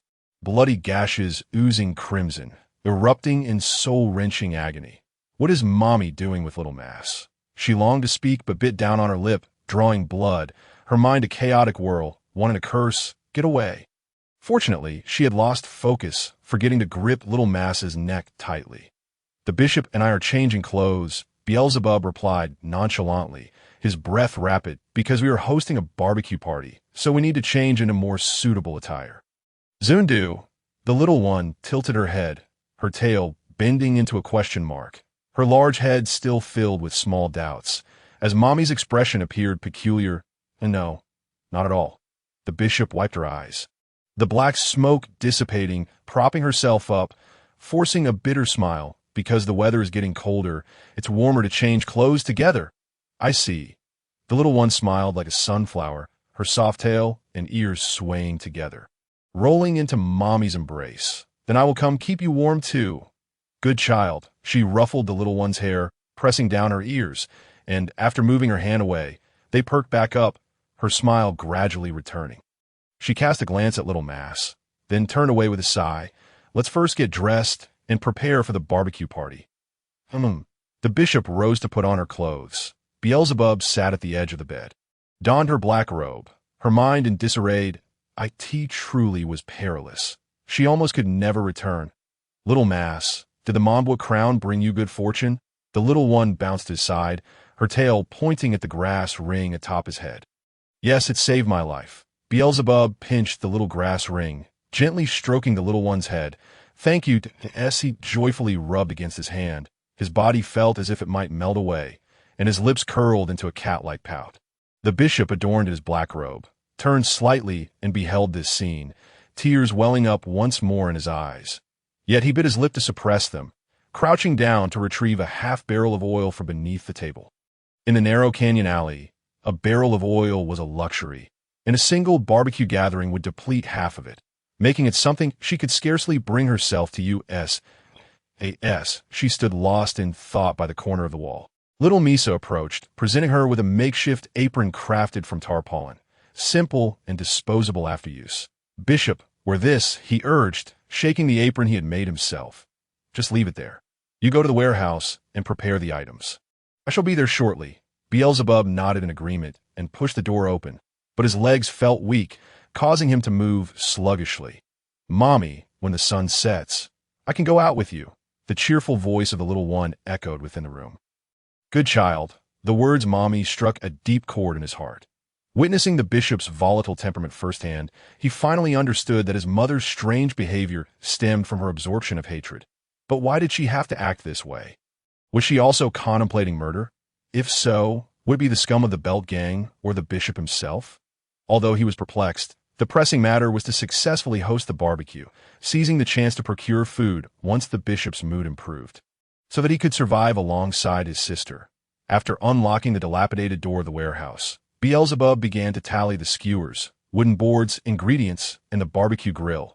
Inside the wooden cupboard lay carrots, potatoes, and an abundance of smoked meat, all procured by the bishop. Additionally, there were dough balls she had made by hand, intended for frying. Little Misa, he could hear the voices of the faithful calling from afar. Everyone arrived, bearing the fruits of their hunts, waving their hands as their shadows lengthened with the setting sun, drawing ever closer. Over 100 devoted followers of the Smiling Church worked together to carry out the equipment organized by Misa. Each person had their designated tasks and began preparing the ingredients. They caught over a dozen wild crows and even 2 wild boars, whose bristles were as stiff as needles. Moreover, there were various canned goods and small biscuits scavenged from the rubbish, wrapped in flour and grilled for a unique flavor. Even cotton candy could be roasted to evoke the taste of fried chicken. As night fell, the horizon where sunset met darkness shimmered with an elegant lavender hue, akin to blooming violets, gradually washed away by the encroaching tide of night, returning to silence. Yet, the flames remained bright, and the atmosphere was unusually lively. Each person was engaged in their tasks, bustling around the barbecue grill, their black robes accumulating soot, nearly transforming into gray. Even the little imp was busy, constructing a small fire pit, grasping a handful of skewers to roast marshmallows, not for himself, but solely for the diligent followers. After they had their fill, he would smile with squinted eyes, reclaim the skewers, and plunge them back into the bag of marshmallows for another round. Everyone adored this lively little demon. Beelzebub and the bishop stood side by side at the same grill, oiling and grilling the meat skewers, fanning the flames and turning them over. With no seasonings available, they resorted to sprinkling a bit of flour. Due to his shorter stature, Beelzebub had to stand on a chair to work alongside the bishop, who donned a hood and held large handfuls of meat skewers, causing oil to splatter everywhere. The sizzling oil dripped onto the burning wooden boards, creating popping sounds as it bubbled, reminiscent of tiny white mushrooms sprouting instantaneously. Although a moment of ambiguous tension had just occurred, it did not hinder their cooperative efforts. Add a bit more oil, the bishop returned to his composed demeanor, becoming even more solemn and benevolent. "Understood," Beelzebub replied, applying the brush while simultaneously coating the meatballs in flour, forming them into small dumplings. In no time, a large platter of delicacies was prepared. "Take this to eat, devout followers." "Thank you, Bishop," they exclaimed in gratitude. "No need for thanks. You haven't eaten all day. It's time for something good." Other followers responsible for grilling brought skewers to the bishop, who waved them off. "I do not care for meat," he replied uniformly. The barbecue gathering was exceptionally boisterous, yet the wanderers could only watch longingly. The Smiling Church required no advertisements or promotions. Its monthly feast served as an illustrious hallmark, ensuring a steady influx of new members. Watching everyone savoring their delicacies and engaging in games, Beelzebub's eyes reflected the flickering flames. "Are these meats clean? Can they be clean?" They stood beside the extinguished grill, tidying up the stall. But think about it. Would they choose to eat nothing and starve here? Or would they opt for some delicious food and live a few more days? The bishop smiled as he poured the remaining flour back into the bag. They had been consuming contaminated food for so long. Various gastrointestinal ailments were inevitable. Yet they would likely not live to see the day those ailments claimed their lives. Little Misa had intended to retrieve a couple of skewers of grilled meat from the distant iron plate for her sister. But after weighing her options, she refrained from doing so. If all else failed, she could settle for some herbal soup. It was best to avoid such risks. It's rather noisy tonight. Accompany me on patrol, the bishop suggested as he removed his apron, extending his hand and tilting his chin slightly. Understood. However, Beelzebub mistakenly interpreted the gesture and merely wiped the dust from his own hands. The bishop said nothing further. Patting his shoulder and leading him away, they strolled along the periphery of the gathering, far from the flames, yet the sounds of laughter and merriment still reached their ears.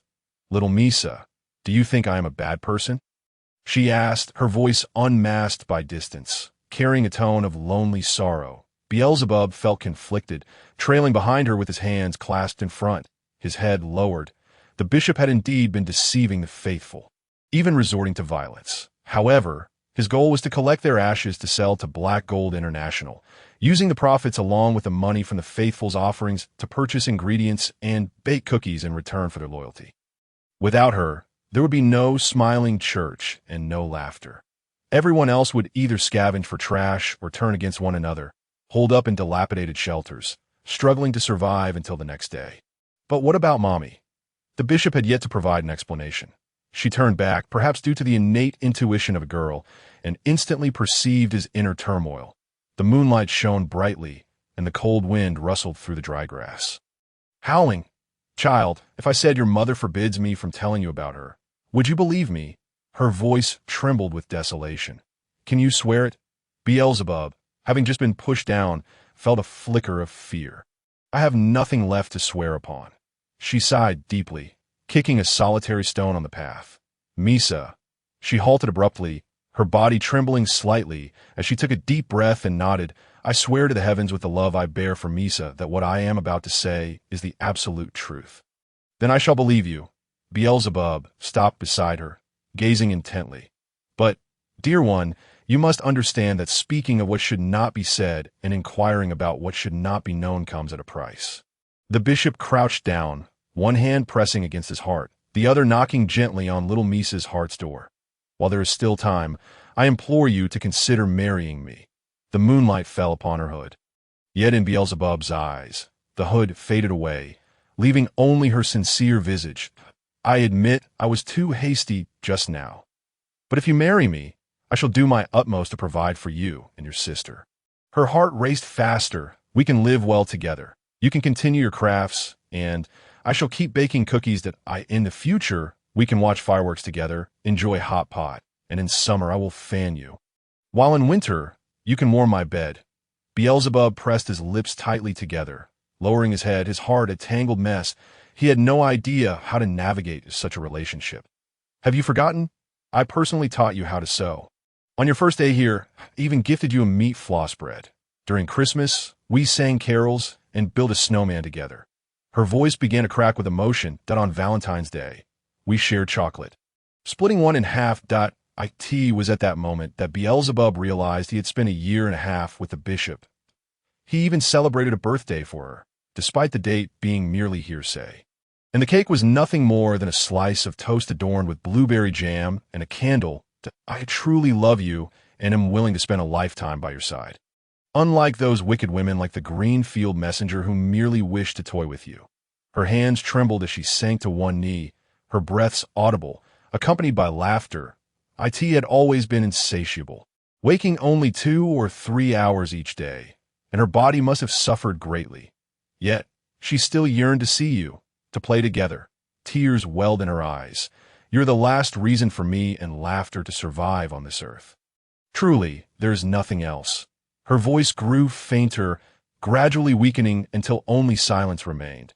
But after the silence, there was no surprise. Little Misa struggled for a long time, gently grasping her wrist and pulling away.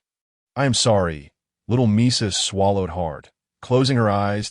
I am truly sorry for hurting your heart, but I promise to make it up to you that I will buy you white chocolate, hot pot balls.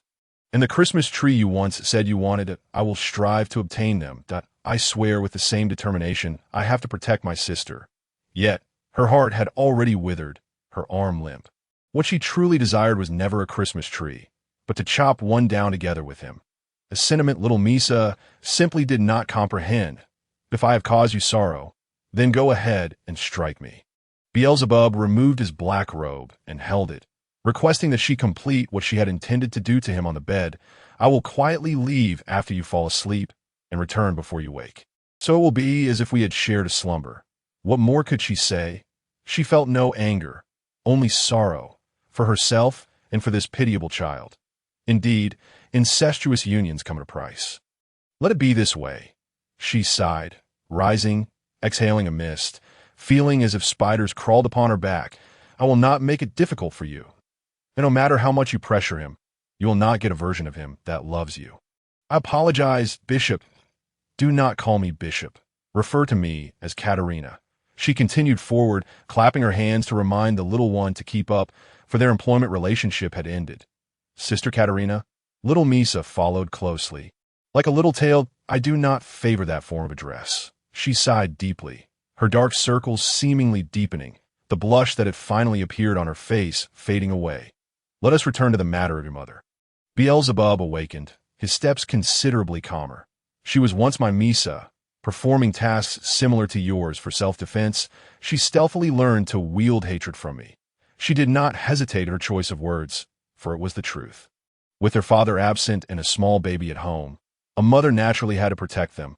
Thus a modicum of self-defense was essential, that if strength was inadequate, then one could only resort to the power of sin. And then, how shall I describe it, my lord? Let it be. After all, she was targeted due to a series of trivial matters, and thus she was ruined. She shrugged, dismissing the unsightly events lightly. Yet, equally, she harbored a deep hatred for her foolish master.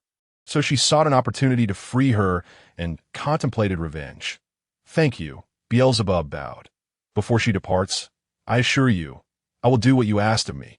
The bishop turned halfway, his fists clenched, but within 2 seconds he relaxed, shaking his head and sighing. Forget it. She has already taken her own life. Let it be. Our relationship was already precarious. I apologize on behalf of my mother. The little one attempted to kneel, but was supported by her arm.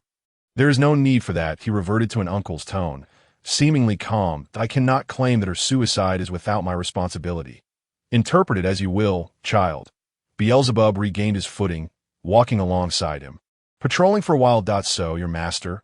I have done all I could. Dearty refused to answer the question, just as the little one rejected her, relying on a chess piece to scare off that scoundrel. Indeed. It was no easy feat. What then is the price you speak of? You will understand in due time, he replied enigmatically, as if suddenly recalling something, grasping the little one's wrist and pressing their palms together. You cannot simply walk away from this. After repeated attempts, the bishop stood in confusion, gazing at his palm. How peculiar! You do not absorb the power of sin at all. Not even an ordinary person without abilities would fail to absorb some and experience extreme emotions. What do you mean? You have rejected me. Whatever I say now seems somewhat inappropriate. Therefore, I thought to convey a bit of hatred to you, to make you cry out in pain. The bishop flexed his fingers, conjuring a chain sword out of thin air, swinging it a couple of times, remarkably sharp and well-balanced. Yet, the hatred merely brushed against his body, as if gently caressing wood and earth. Then let me consume it. The child clasped his hands behind his back and closed his eyes, if it would bring you even a modicum of relief. And no need. Let us depart now. The bishop pushed him away, arms crossed before him. I do not wish to see you again. It would be best if you moved away, far away, regardless of your excuses. But according to our agreement, I still need to work here. And no longer. It is finished. The bishop waved his hand dismissively, turning away. We have severed ties. From henceforth, there will be no more kindness between us. Beelzebub wished to argue further, but realized that his foolish tongue would only deepen the bishop's sorrow. Perhaps giving the bishop some time to calm her emotions and then attempting to reconcile would be a wiser course. Just then, Mommy, little Misa and laughter bounded over, their tails holding 2 roasted marshmallows. We finally found you, baby. Before they could react, The marshmallows were stuffed into their hands. You two great fools forgot to eat. Laughter hopped in place, glancing between the two and noticing they were not standing together. Tilting his head. Little Misa is going home? Yes, home. Beelzebub nodded. Can I stay and play pillow fight with you? Laughter, do not make it difficult for her. The bishop approached, lifting Laughter and covering his mouth. Little Misa has her own matters to attend to. We cannot disturb her. Laughter's tail and ears drooped, disappointment washing over him. That I'm sorry, he said. Laughter, what do you like to eat? I like to eat coal. Boo-hoo. Before Laughter could begin listing his favorite foods, Mommy interrupted him. Next time, I'll bring you lots of coal. Ooh, Laughter beamed, his ears perked up and tail wagging joyfully. The bishop shot Beelzebub a glance, tossing the skewer he held to him, cradling Laughter and turning to leave. I will come to see you. Laughter, we're good friends. The child waved goodbye. Good friends? Laughter's eyes sparkled with delight, but suddenly a raindrop fell upon his head. I at Mommy's tears.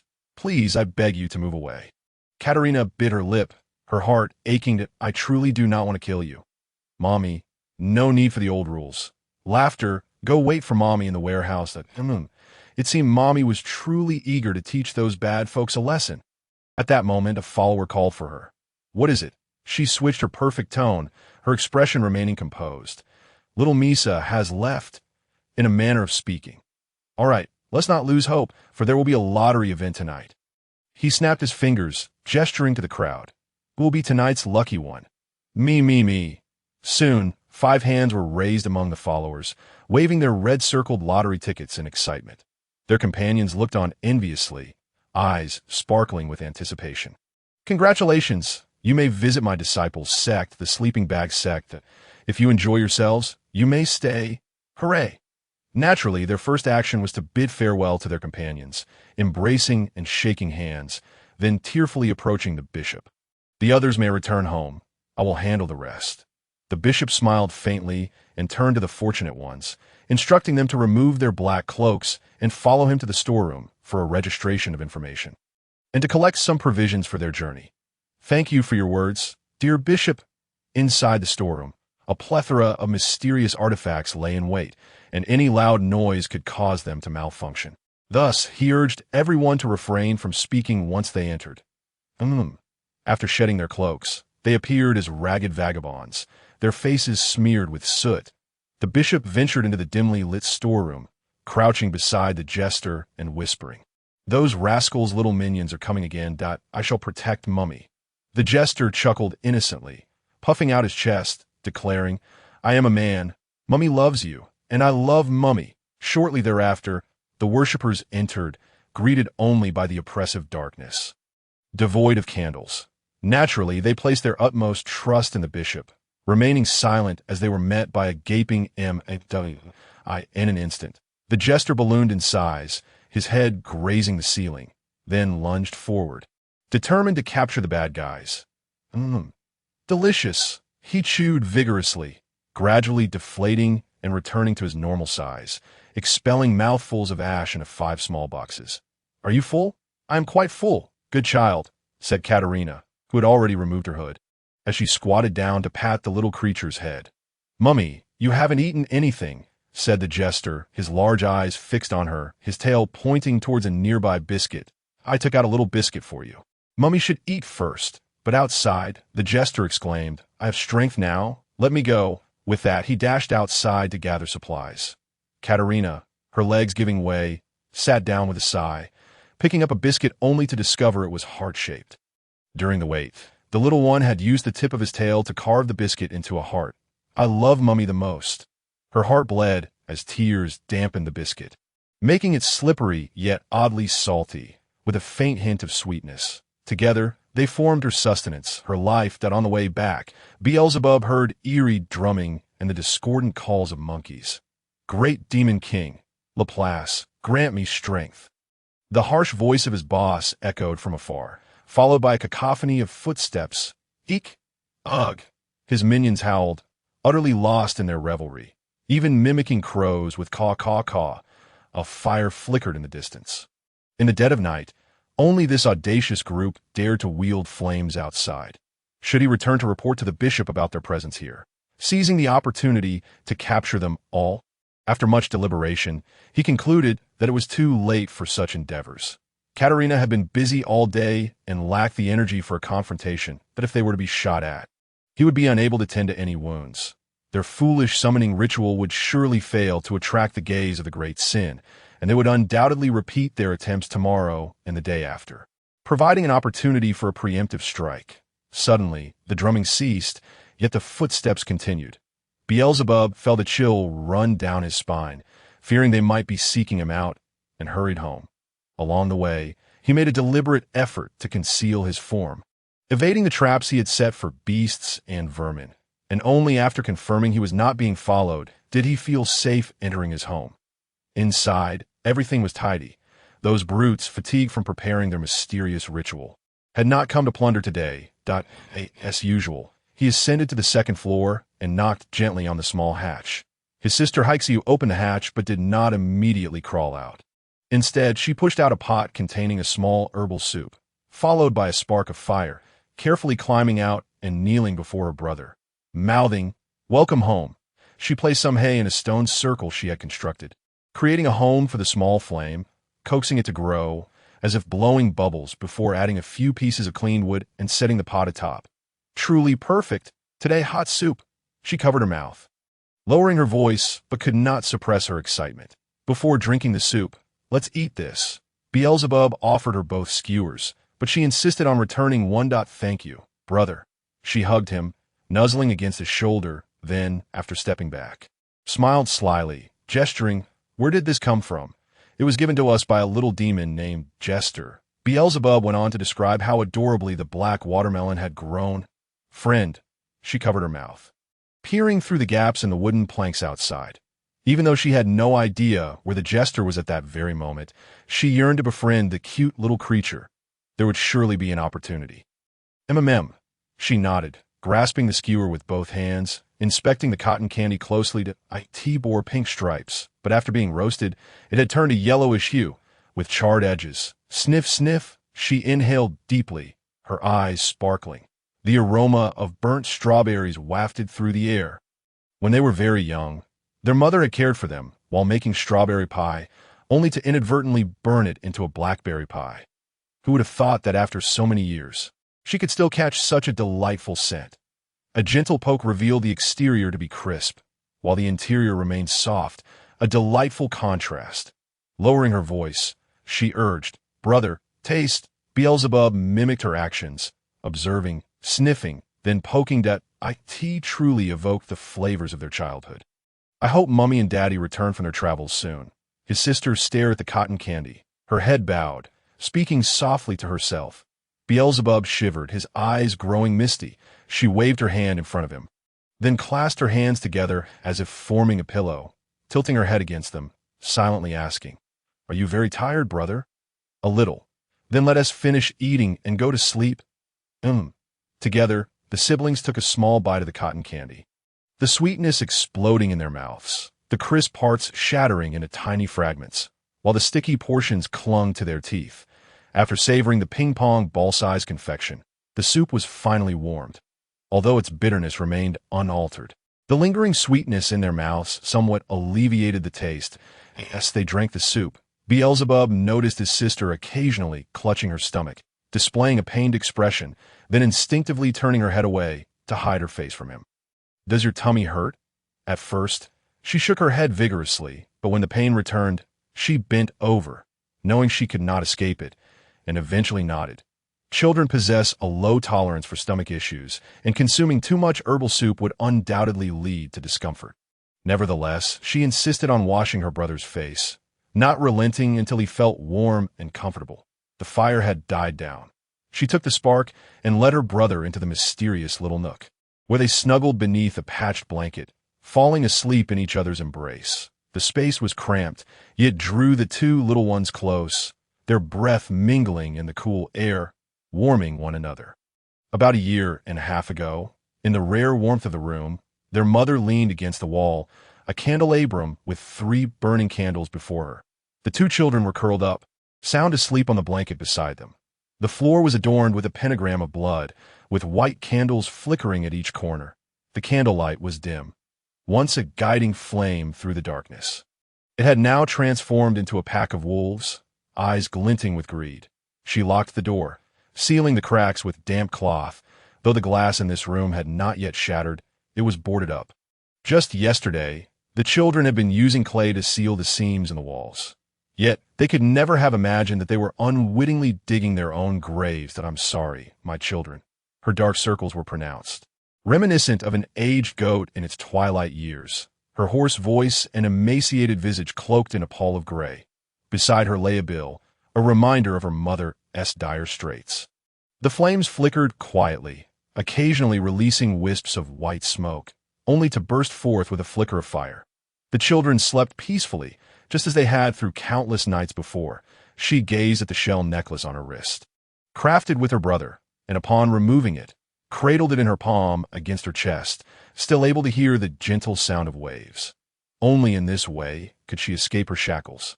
She coughed weakly, having already expelled the blood she needed to, still clad in a black robe, her bare shoulders marred with scars. Her back bore several brands of hate. That woman had believed she could control her. Unaware of her resilience, thus, she forcefully administered addictive substances, smeared her with neurotoxins, shattering her sanity. Should she desire more, she would have to sell her children, and above all, please, do not hate me.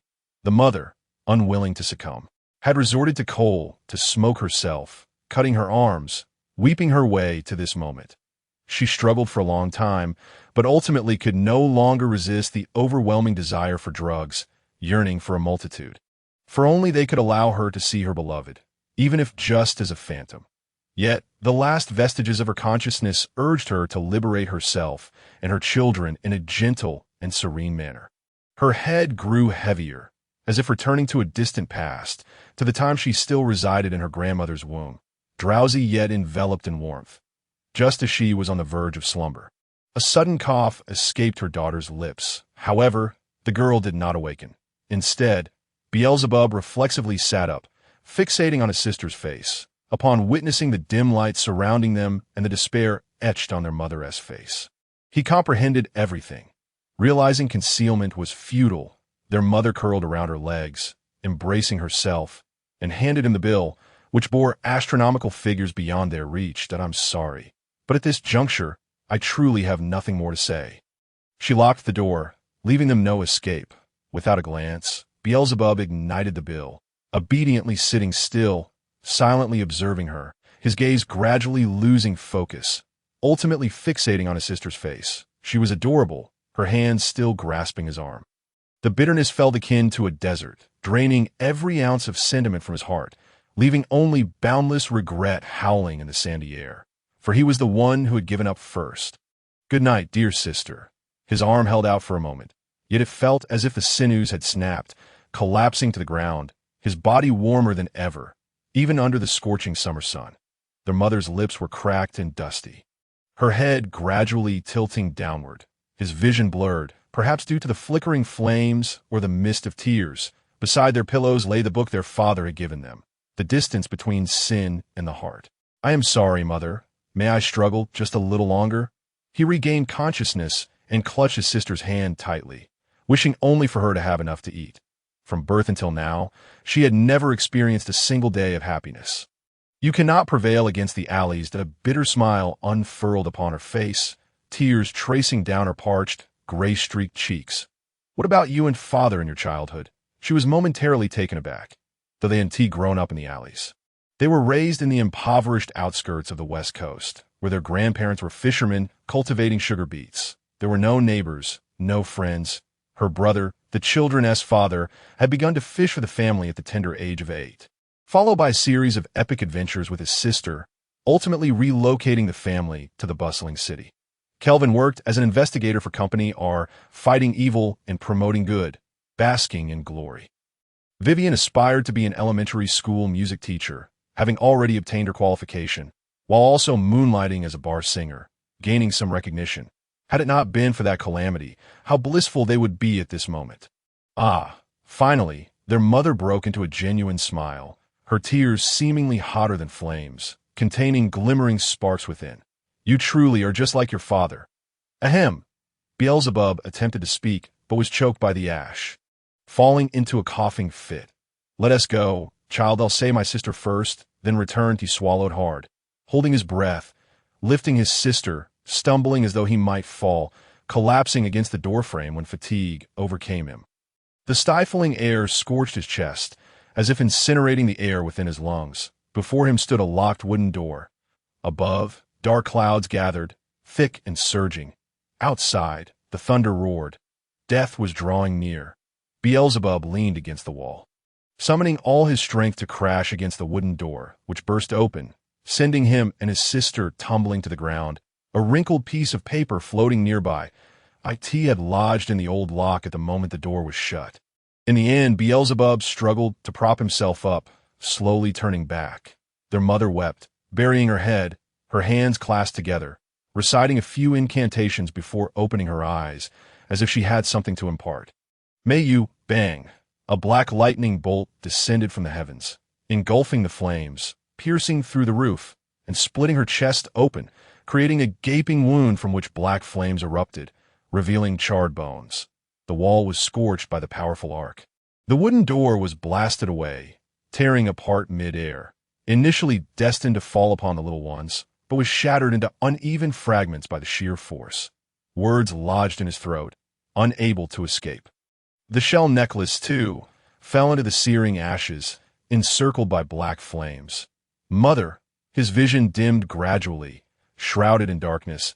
A chilling wind swept in, biting to the bone. Sin does not vanish with the death of one individual. It forever exists, though it goes unnoticed. Yet if hearts resonate, the sinner can transfer this burden to another, for their use. The distance between sin and the heart.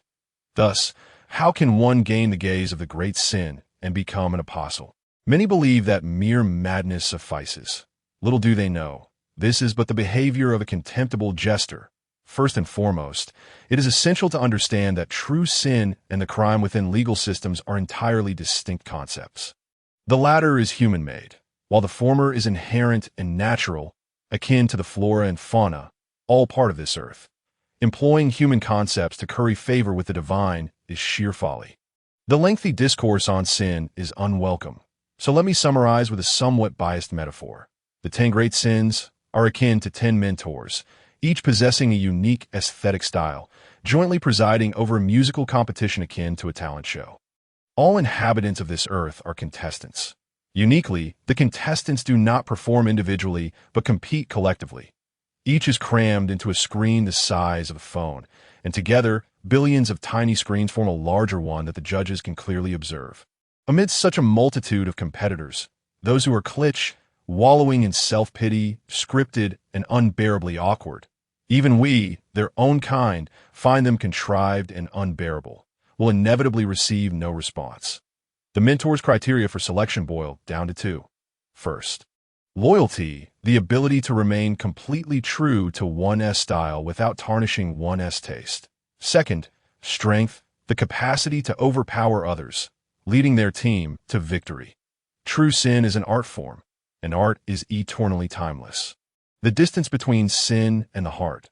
For the first time, he awoke within. The surroundings were dim and murky, and upon rising, he could not discern the location of the door. How to get out?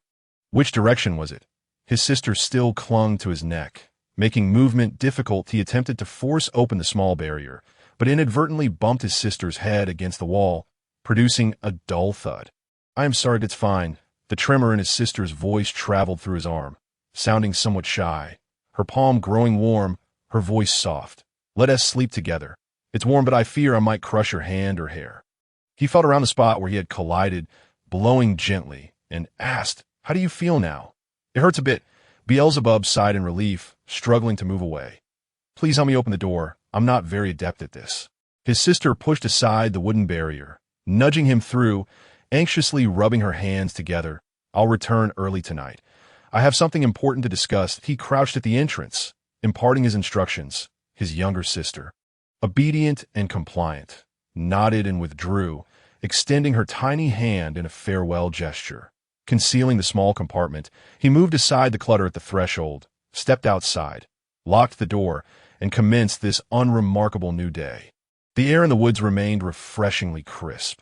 However, he lamented that stepping out from this verdant sanctuary would subject him to the foul, fishy stench of the alley. Sunlight filtered through the gaps in the leaves, accompanied by a gentle morning breeze that sent a chill through his legs, a reminder that autumn had indeed arrived, and it was time to devise a means to stock up on provisions for the winter. The scant bread crusts he had saved at home had been completely devoured by the Belt gang. Yet, buried beneath the yard was a bag of beef jerky, intended as a lifeline should he face an unexpected calamity, such as a fracture, and be unable to forage for food. If he failed to find sustenance today, he would have to resort to that. Over the past year and a half, he had been toiling under the guidance of the Smile Academy, enduring fatigue, knowing that nibbling on bread would stave off starvation, while the preceding 6 months had been spent subsisting solely on scavenged refuse, grasping the large burlap sack from the yard and hoisting the long-neglected fire tongs. Beelzebub set forth. The tongs were rusted beyond repair, encrusted with brown iron oxide, yet the tips remained sharp enough to pierce through plastic bottles, which he would then string together, navigating through the overgrown fields brimming with prickly weeds. He swiftly located the opening of the R Company overpass garbage station, where refuse was discarded. Towering above were the bridge's imposing 20-meter-high structure and massive concrete pillars that even 10 men could not encircle. Surrounding the pillars was a barbed wire fence to deter any reckless souls from attempting to scale them. Even if one did manage to climb, there were no footholds, and the 3-meter-high electrified green barrier would serve as a harsh reminder to the foolish denizens of the alley of their own folly. Nevertheless, some had ascended, only to meet their demise in a charred heap. His focus, however, was on the hill of refuse cascading from the iron gate, a mound taller than half a concrete pillar. Flies and mosquitoes buzzed about incessantly. Upon spotting him, one darted away in panic while another boldly approached, wafting an overwhelming stench. Clenching his breath, he rolled up his sleeves and punctured one garbage bag after another, extricating plastic and glass bottles, all the while enduring the foul odor as he poured out the unidentified liquid within. Fruit peels, packaging, and napkins, the truly repugnant and useless detritus were the norm. Yet only in these unbearable places could he find leftover bottles. As cleaner spots had long been stripped bare, he stomped on a few garbage bags to compress them, then retrieved several stones to step upon. Spotting a garbage bag with a bottle partially protruding, he stood on tiptoe, intending to tug it down, but his heart skipped a beat. He could feel her thoughts lingering on him at that moment. His sister was curled up, still in the small compartment, gazing at the light seeping through the wooden slats, neither crying nor laughing, merely enduring the boredom. As always, after a prolonged bout of daydreaming, she had truly become lost in thought. He clasped his hands together, bowing towards the sun, inhaling deeply. May Mother bless us that he arrived at this site at 7:30. Of course, the child had no concept of time. By midday, when the sun hung high in the sky, he indeed discovered a few decent candies amidst the stench of garbage, transparent wrappers with no production date, containing small, round hard candies. The persistent little scrap of paper danced in the breeze over his head, fluttering like a butterfly before finally landing on his shoulder. "I'll save these for later," he muttered, shaking his head as he pocketed the hard candies and brushed off the dust from his clothes, inadvertently swatting away the persistent little paper that sought to return. Counting his haul, he had amassed 2 large burlap sacks of plastic bottles. It had been far too long since he had scavenged, and he felt somewhat out of practice. Dragging one behind him while kicking another forward, he rolled on, reminiscent of a diligent dung beetle. Although he had made efforts to minimize his exposure to filth, he still bore a hint of the stench. The sun blazed fiercely, and the uneven terrain left his feet numb, his clothes soaked with sweat. Clinging to his back, yet he had finally reached the long-anticipated encampment. At its center blazed an unquenchable bonfire, surrounded by sleeping bags and brightly colored cardboard boxes, with a dilapidated vending machine forming a low circular wall. A figure donned in a striking red-patterned motorcycle helmet lounged on a worn sofa, legs crossed higher than his head, shaking his leg rhythmically while humming a country tune. Is one bullet in the chamber? His name was Moss, a man in his 40s, the leader of the cleanup crew motorcycle gang, accompanied by a cluster of underlings huddled beneath torn umbrellas, fast asleep. Before Beelzebub could draw near, Moss keenly sensed the cautious footsteps and leapt from the shabby sofa. Scanning the surroundings until his gaze fixed upon Beelzebub, his face lighting up with delight, he vaulted over the wall, his windbreaker billowing behind him, and landed beside Beelzebub, delivering a hearty slap on the back that nearly knocked the wind out of him. "Long time no see, little girl." Moss was clad in a classic motorcycle leather jacket, a ruggedly knotted red and white scarf draped over his shoulder. "Ugh." Beelzebub bent over, retching slightly. Hunger gnawed at him, and his stomach twisted painfully from the impact. "Are you all right?" Fortunately, the leader caught him just in time to prevent him from collapsing to the ground. His patchwork jeans and once white sneakers, now grimy and worn, bore witness to his struggles, while two canvas gloves, sewn by Beelzebub himself, adorned his hands. Unattractive, slightly frayed, and uncomfortable, but sturdy and effective for gripping weapons with ease, the two white dresses his sister now wore had been gifted by this very uncle. "Your grip is still as strong as ever," he remarked, clutching the sack tightly, coughing violently before straightening up, though his legs remained weak and his vision blurred. "It's been over 6 months since we last met." "Brothers, let me introduce you," Moss called out to the group of motorcyclists sprawled on sleeping bags atop the tattered sofa. "This is the little girl I often speak of." They groggily blinked awake, a baseball bat resting heavily on their chests, struggling to lift their heads, before waving and collapsing back into slumber, resembling a cluster of salted fish awaiting sale. Exhaustion weighed heavily upon them, and they barely comprehended the introduction. After their mother departed from this world, Beelzebub began seeking ways to survive, attempting to scavenge leftovers from the trash heaps that a week later, his resourcefulness led him to be driven away by the local vagrants. Thus, the little one had no choice but to venture further afield in search of sustenance. His mother had taught him which areas bore berries and which fruits were edible. That day, the uncle before him had just completed an urgent task. Succumbing to dehydration and heat exhaustion under the blazing sun, he felt his head nearing the boiling point within his helmet. Beelzebub found him and offered his own water, saving his life and forging a connection.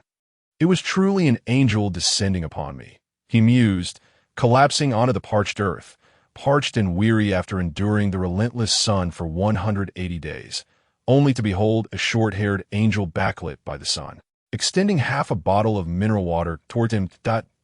"Oh, you need bottles? I've collected many, selling them cheaply without deceit." "Bottles, you say? Ah, I know of a recycling station that accepts bottles and scrap metal. We occasionally take on tasks there that if you wish to sell your recyclables, we can assist you." Thus, they became steadfast partners in their endeavors. Though they called themselves a motorcycle gang, they possessed only one non-functional old motorcycle as a symbolic representation, its tires long soled. Typically, they wielded sticks, taking on various tasks and completing cleanup jobs. The term cleanup crew sounded grandiose, yet merely referred to a collective of laborers tackling everything from arson to searching for lost dogs. As long as it was listed on the association's task wall, there were 9 ranks in the cleanup crew, from 1 to 9, with rank 1 representing a lone warrior and rank 9 comprising mere cannon fodder. "Are you all resting today?" "Indeed, we pulled off a big job last night," Moss exclaimed proudly, revealing a bronze badge emblazoned with a number. "You've risen from rank 7 to 6 in the cleanup crew." "Ah, just a higher tier of laborers," he replied. Moss guided Beelzebub into the encampment, pressing him onto his sofa while providing him with half-drunk mineral water. The leader exuded a straightforward demeanor, appearing reliable, as the sound of his stick slicing through the air was unmistakable. "Thank you, but no," Beelzebub declined. Beelzebub placed his hand upon his chest and gave a slight shake. In truth, he was utterly fatigued, his body aching to the point where he could scarcely raise his arms. Alas, how he valued appearances. He felt a flush of shyness and awkwardness. The leader feigned a rigid demeanor, shifting slightly to the side, extending his hand, and raising a finger to elicit a burst of laughter. It had been a year and a half since they last met. How had life treated him lately? Helping others with small crafts in exchange for biscuits. Reflecting on it now, while the seafood biscuits were somewhat unpalatable due to their meatiness, they were not entirely disagreeable. Perhaps it was merely his hunger clouding his judgment. It seemed he had encountered an unexpected turn of events and returned to his former profession. Yes, he spoke. He began inspecting the bottles the child had collected, having heard whispers of a sect practicing sorcery in this vicinity. Had he heard of it? Beelzebub shuddered slightly and shook his head. He feared that this dear friend might mistake him for one of those voracious beings, unwilling to lend him assistance. That is for the best, he mused. Cults were a perilous affair, and the leader did not pry further, glancing around hastily twice. Splendid. I must say, you truly excel at scavenging. However, a bag brimming with refuse hardly held value. Not even sufficient to trade for a single vehicle's worth of protection. Were it anyone else, they would undoubtedly refuse such a meager task. Dismissing it with a disdainful kick, he kicked open a suitcase and rummaged through the pile of clothing and documents. Finally retrieving 2 cans of yellow peaches, which he tossed to the boy. Thank you. Beelzebub turned them over in his hands, feeling the chill, his mouth watering incessantly. With only a week left until their expiration, merely gazing at the labels made his stomach grumble that I truly apologize. I had no idea you were coming to. I do not typically stockpile food. These 2 cans were a gift from a day when I purchased a supply of energy bars. The leader sheepishly scratched his helmet. Just as he managed to utter this, Beelzebub's vision darkened, and he lurched forward, propping himself against the suitcase. Nearly collapsing, his head spun. Though he was ravenous, nausea overcame him, for he had consumed nothing and thus had nothing to expel. Hey girl, what ails you? The leader exclaimed, sliding down in concern at I want this. Beelzebub, drenched in sweat, feigned interest in his surroundings, seeing nothing, and pointed haphazardly at several small packets of seeds nestled within a cardboard box. The leader seized them eagerly, muttering, gardening radishes, cabbage. Oh dear, we loathe vegetables. If you want them, take them. Thank you. Beelzebub finally regained his sight, trembling as he clutched the 5 packets of seeds, struggling as though he were lifting a heavy weight. Honestly, girl, take care of yourself. The leader had intended to pat his shoulder, but seeing him sway unsteadily, he halted, hands suspended in mid-air. Oh, not force yourself. You are on the verge of collapsing, but it's simply too dull for my sister to be home alone. She has taken to gardening. I hope these will alleviate her boredom. Besides, I've heard that not eating vegetables leads to a decline in beauty. Not wishing to take anything for free, he glanced around. Noticing an abundance of discarded packaging on the ground, I will help you with the trash. All right.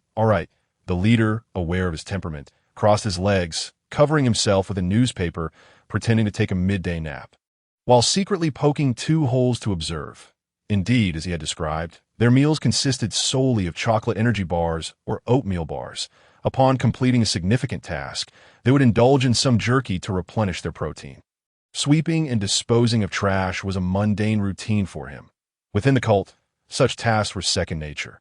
Just as he prepared to depart with his belongings, the leader inquired, Child, have you ever considered becoming a finisher? He turned, blinking in surprise at the finisher, a title that sounded grand, yet those of lower rank could only seek out petty tasks. With a single commission barely covering a day's sustenance, if injured, one could only leave their fate to chance. Yet, occasionally, one might encounter a lucrative job, an opportunity to ascend. Someone like the leader could save for a few months to purchase a second-hand motorcycle. However, Beelzebub shook his head, for becoming a finisher would entail relentless work on commissions. Leaving no time to care for his sister, she would surely lose her mind if she did not see him for a day. You do not wish to wade through the murky waters of these outlaws? Very well. The leader waved his hand, relinquishing the broomstick to him. In this desolate area, there is little need for sweeping. Thank you. The leader ceased, his restless legs shaking.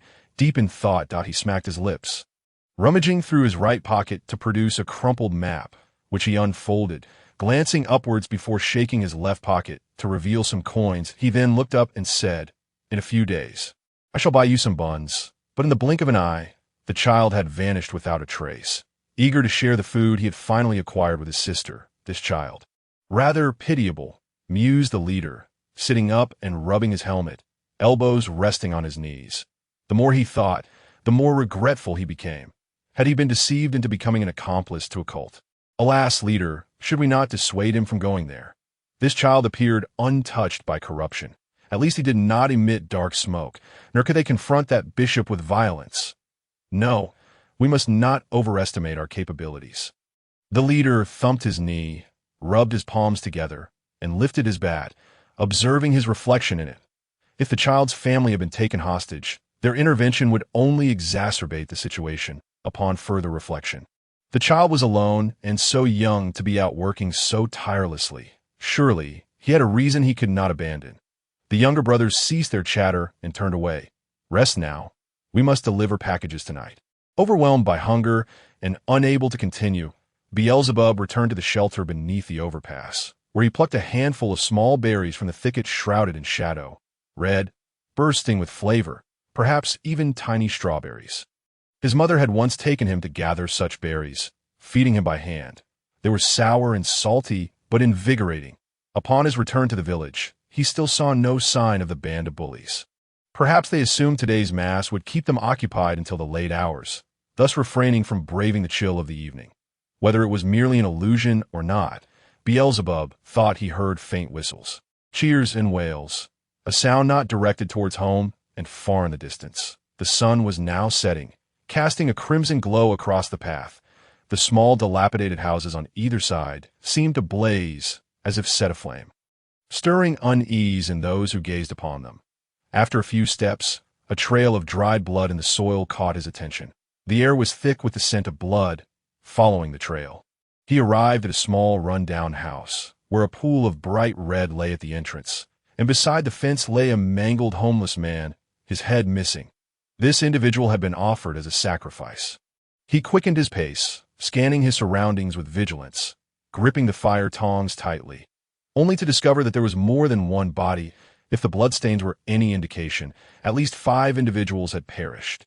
In the past, they had only assaulted people, not killed them. Such brutality would jeopardize their protection racket. Yet now, they seemed indifferent to such matters. The child's spine tingled as he summoned every ounce of awareness, weaving through the hive-like slum under the setting sun, and at last returned home safely. Knock, knock. Upon hearing the rhythmic sound of wood being struck, his sister adeptly turned, pushing aside the wooden panel, emerging from the small compartment. "Brother," she smiled faintly, hands cradling her belly, her complexion flushed like the sunset, her hair was damp, and beads of sweat adorned her face and back. "Are you unwell?" He reached out to touch her face, but she recoiled in alarm. Her skin burning, avoiding his gaze, he glanced at her hands, slick with perspiration, and hurriedly fetched a towel to wipe her forehead and hands. His sister quickly withdrew her hands, hiding them behind her back, unwilling for him to see her ailment. The home had just been assaulted. She could not afford to become an additional burden. Observing her leaning against the wall, struggling to breathe, Beelzebub felt a lump in his throat, akin to swallowing a walnut, stuck neither up nor down. Could it be that she has caught a cold? She stubbornly shook her head, sweat trickling down her chin, wiping away tears and perspiration, then licking her hands. Forcing a smile, "I'm not worried, and I'm afraid I cannot trust you." He reached to check her forehead, seeking to gauge her temperature, but she flinched, colliding against the wall, shielding her head with her hands as she bent down. "I am sorry." He swiftly steadied her, massaging the area where she had bumped her head, though she gently pushed him away, leaving them kneeling face to face. After a long moment, she rubbed her eyes, raised her head, her breathing gradually stabilizing, pointing towards the horizon where the sun dipped below the line. Mustering a strained smile and spreading her arms wide, "I returned early today because I brought back something delicious." He bit his lower lip, his racing heart gradually calming, before he opened a can of peach slices, skillfully spearing a piece with a plastic fork and offering it to her. She smiled gleefully as she ate, yet furrowed her brow in puzzlement, gazing at his grimy face before poking another piece towards him. "You should eat more. Mother said that when you're unwell, you must consume plenty." The sister responded, guilt-ridden as she clutched the fork, taking a bite of the icy peach, rubbing her belly and whispering, "I'm sorry." She felt as if a toothless snake slithered within her, thrashing about, the pain shifting and changing. However, her brother remained oblivious to her apology. Lost in heavy thoughts, Beelzebub slipped into the small alcove, retrieving the long-neglected book, The Distance Between Sin and Conscience, brushing off the wood shavings that clung to its cover. Inside, a newspaper clipping lay nestled, its front page glimmering like a starry sky in the sunset's fading light. Sister, I believe it is time to discuss this matter. Mom and Dad, she exclaimed excitedly, wriggling her body and gently clapping her hands, her eyes brimming with anticipation. They are still traveling, he reminded her. Ah, she sighed, her spirits sagging further, stirring the peach slices in the can, watching the fruit leap about like squirrels, tumbling in their sugary bath. What I wish to convey is that we can attempt to venture into the big city. Beelzebub opened the book, extracting a metallic bookmark and placing it before her, unable to decipher the words. He read aloud the contents of the bookmark. Upon hearing that one could become a librarian and earn money, her eyes sparkled with hope, and the pain in her belly lessened considerably. Once we have money, we shall not only stave off hunger, but also seek out Mom and Dad. I refrained from mentioning it earlier as I could not ascertain her whereabouts, fearing it would only worry you. A copy of the Kepler's Daily was spread out between them, where in an unassuming corner, a report detailed the comic Boiler Night published by the Violet Press achieving great success. Now I know. The author of this book, Sister Violet, operates her press in the second largest city in Texas, Kepler's, at 102 Blossom Street. He had never abandoned the quest to locate that kind-hearted lady, jotting down complex words and cross-referencing them with the literature he had scavenged, even discreetly inquiring with the bishop, ultimately uncovering the precise location. Regardless, it represented their sole hope. Remaining here, a single illness or mishap could obliterate the last vestige of their survival. Even if the city no longer sought junior librarians, there remained the possibility of begging on the streets. Surely, the affluent city dwellers would be inclined to spare a few coins for two desperate children, ensuring they would not go hungry. After all, the newspapers proclaimed the national average income to be quite high. The sister nodded eagerly, stirring the syrup in the can, prodding another piece towards her brother's mouth. Have a bite. I'll eat in a moment. All right. His brow furrowed in pain. He shook his head slightly. She nearly shattered, lowering her gaze and squeezing out tears, hastily wiping them away. They were entrenched in the narrow back alley of the Mayflower Federation Central. The gorge lane, unable to even breach the borderline of her corporation, let alone traverse the vast distance to Texas, lacking even a map. However, her brother had devised a plan. Another clipped newspaper lay before them. In his scavenging, he often retrieved newspapers, skimming through them, though many words eluded his understanding that our corporation is expected to dispatch a construction convoy to Kepler's in 3 months to rebuild the city's sewage system. He elaborated on his scheme, explaining how they could blend into the convoy amid their momentum and slow progress. Naturally, there would be no means of resupply along the way, so they would need to fend for themselves regarding sustenance and prepare contingency measures to avoid inspections. Above all, they needed to figure out how to ascend that overpass and traverse the electrical grid. Currently, 2 methods seemed viable. One involved crawling over while wearing rubber gloves, though any contact with the body would result in electrocution. The other option was to slip through the refuse disposal entrance. Beelzebub had nearly discerned its opening times, which occurred 3 times daily: morning, noon, and evening, each lasting 2 minutes, beginning with a deluge of garbage before a brief lull. But if they seized that window, they could access the surface garbage station. The sister could hardly absorb his words, slowly consuming the canned fruit, stirring for what seemed an eternity after each piece, as if hoping that her efforts would conjure up another. Sister, are you willing to leave home? Over the years, her peculiar ailment had only worsened.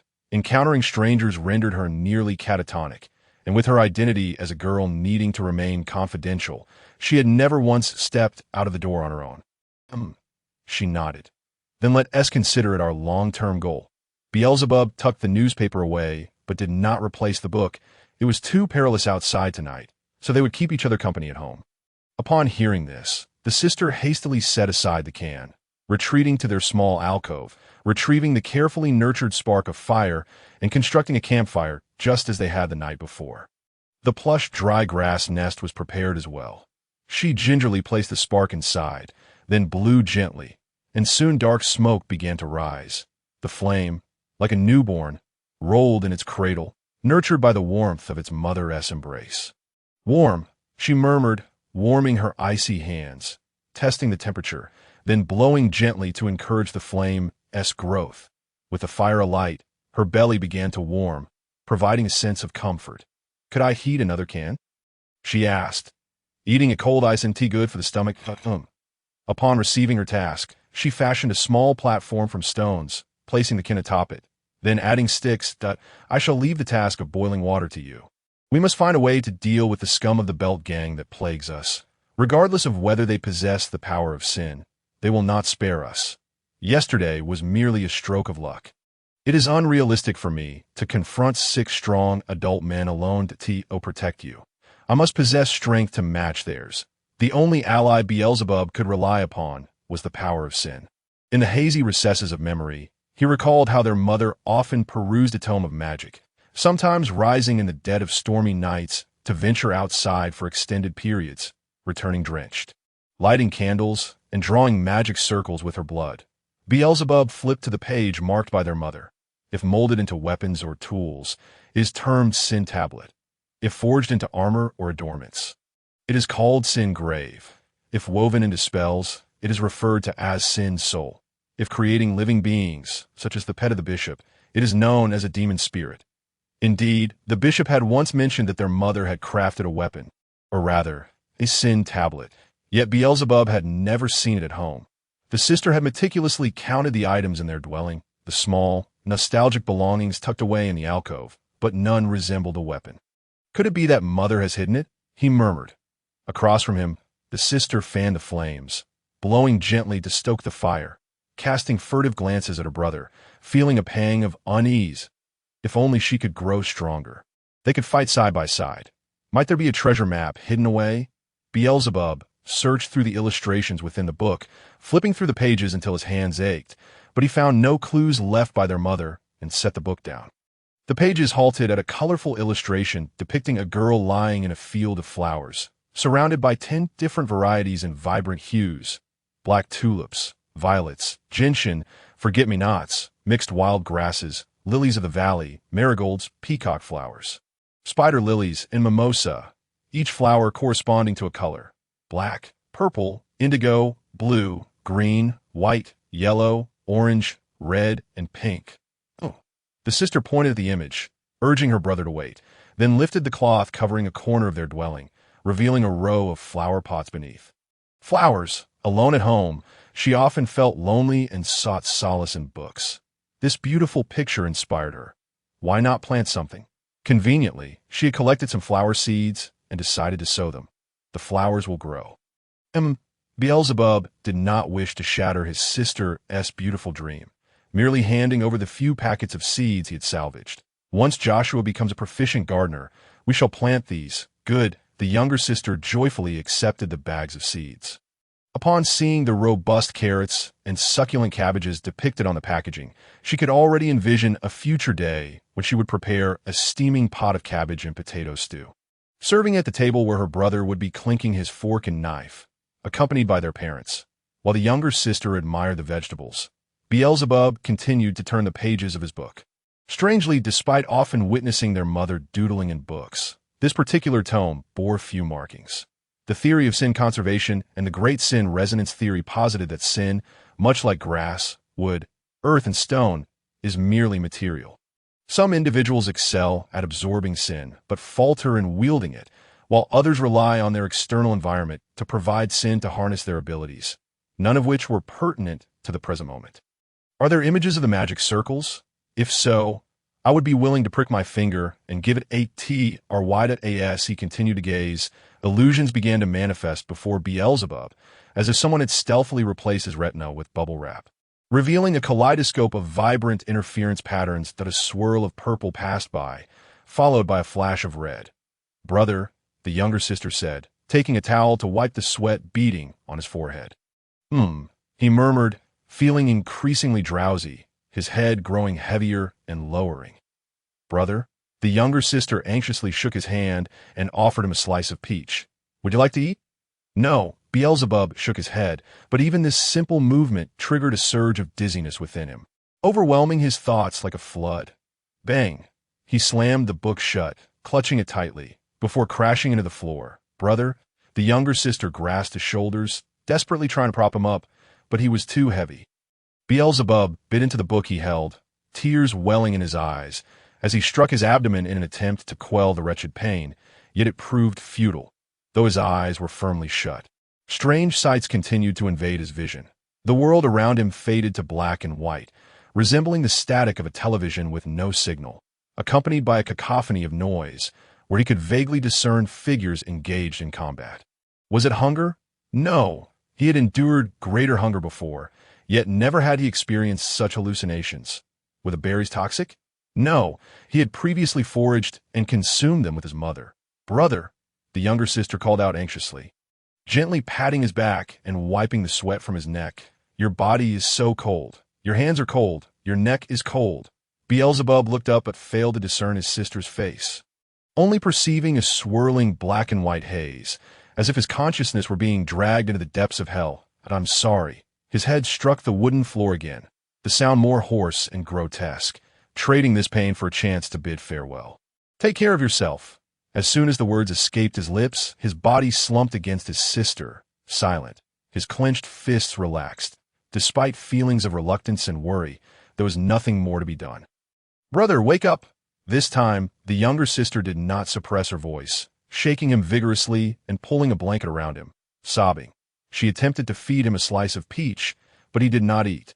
She tried to pour sweet juice from a can into his mouth, but it dribbled out from the corners. Her fingers brushed his nose, and her ears listened for a heartbeat, both weak. Her brother's life seemed like a piece of dry straw in the fire, utterly consumed by the flames. Please, don't treat my brother this way. She even did not know to whom to plead, wiping away her tears and rubbing her brother's hands, hoping to warm him. Beelzebub's face was pallid, his eyes half open with tears at the corners, yet he remained indifferent to his sister's actions.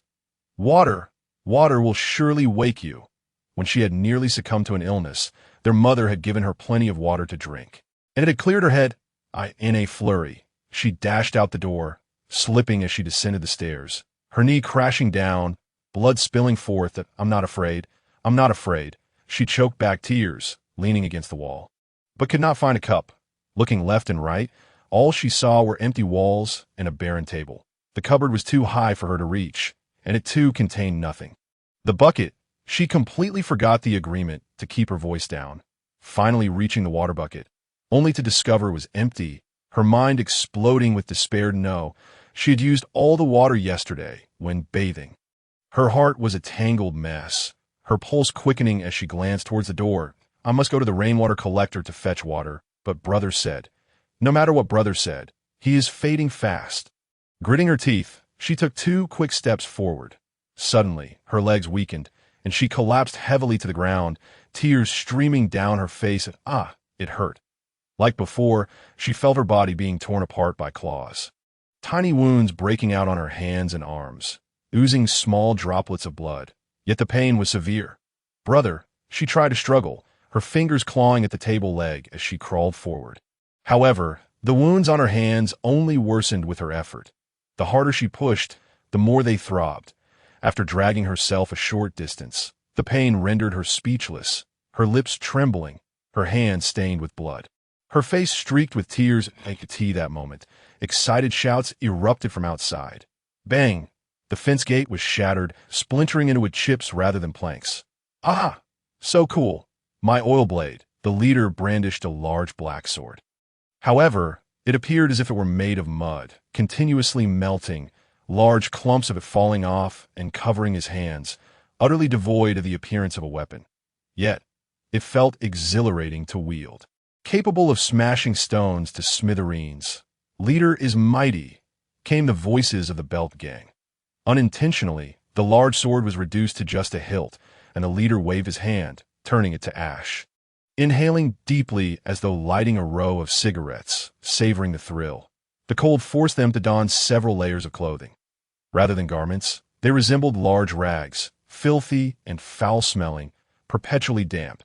They wore identical baggy pants, rolled up to their knees, to appear imposing and formidable. The belts had been sacrificed as offerings, and they could only tie their pants with grass rope. It was worth the late-night rituals we endured. The first little brother's nose and eye sockets were blackened by the bonfire, and despite scrubbing with soap, the stains remained, his face resembling that of a bear. Boss, We let that little beauty escape the day before yesterday. We can't let her slip away today. The second little brother, sporting a filthy mop of yellow hair, rubbed his hands together with a sycophantic grin, his laughter devious, akin to a 70-year-old, which mimicking a mouse's squeak. We know. So today, let's indulge ourselves. The leader strode forward with confidence, chuckling as he beheld the wooden spike traps and snares surrounding the cottage. The three little brothers trailing behind him, wielding axes and sporting scarred faces, kicked the traps away, bowing respectfully for their leader to proceed. Not bad. I quite fancy this place. The leader admired the charming little cottage, nodding repeatedly. Previously, they had only visited in the dead of night. Unaware of how cozy it appeared, I've made my decision. We shall reside here from now on. We must have the little boy's mother renovate it for us. As maids, how delightful. The leader rubbed his chin, nearly unable to contain his wicked grin, having fantasized about the little boy's mother countless times, wiping his drool away as he charged forward, kicking the door. Thud! What a sturdy door! Ow! He clutched his leg. Hopping in place. This door had been crafted by their father's own hands, undeniably robust. The younger sister gasped, covering her mouth, crawling away from the door. After kicking the door, the leader's pants fell down in front of his gang, eliciting stifled laughter. Damn it, this little boy's mother dares to lock us out. His face flushed with anger as he retied his pants with grass rope, shaking his fist. Smash it! Smash! An axe fell, splintering the door in a flying with shavings. Though breaking through proved challenging, the stench of the scoundrels wafted in. No. The younger sister curled up beneath the table, hands clasped over her head, ears covered, seeking refuge from the harsh rays of the crimson sunlight. She felt another episode coming on, nearly losing consciousness, but with her brother in danger, she bit her tongue, determined not to faint. After a minute of chopping, she coughed up a mouthful of blood, crimson streaked from the corner of her mouth to the floor. Her vision growing increasingly dim. Boss, this thing is too damn hard. I fear there may be spirits lurking. Stand aside, you worthless lot. The leader, kicking aside the incompetent fools who were more of a hindrance than a help, spat into his palms, rubbed them together to regain his vigor, and with a swift motion drew forth the colossal oil sword from his collar, filled with rage, commanded, shatter it to pieces. No oxen. Safe to consume. The oil sword came crashing down upon the door, sending it and its frame crashing to the ground, dust rising and sparkling in the setting sun. Thud! The door frame collided with the walls on either side of the staircase. Leaning precariously, isn't that impressive? The leader wiped his nose, drenched in sweat, hands on his hips, confidently turning back. What strength, boss! His subordinates clapped enthusiastically, utterly in awe, tears of admiration streaming down their faces.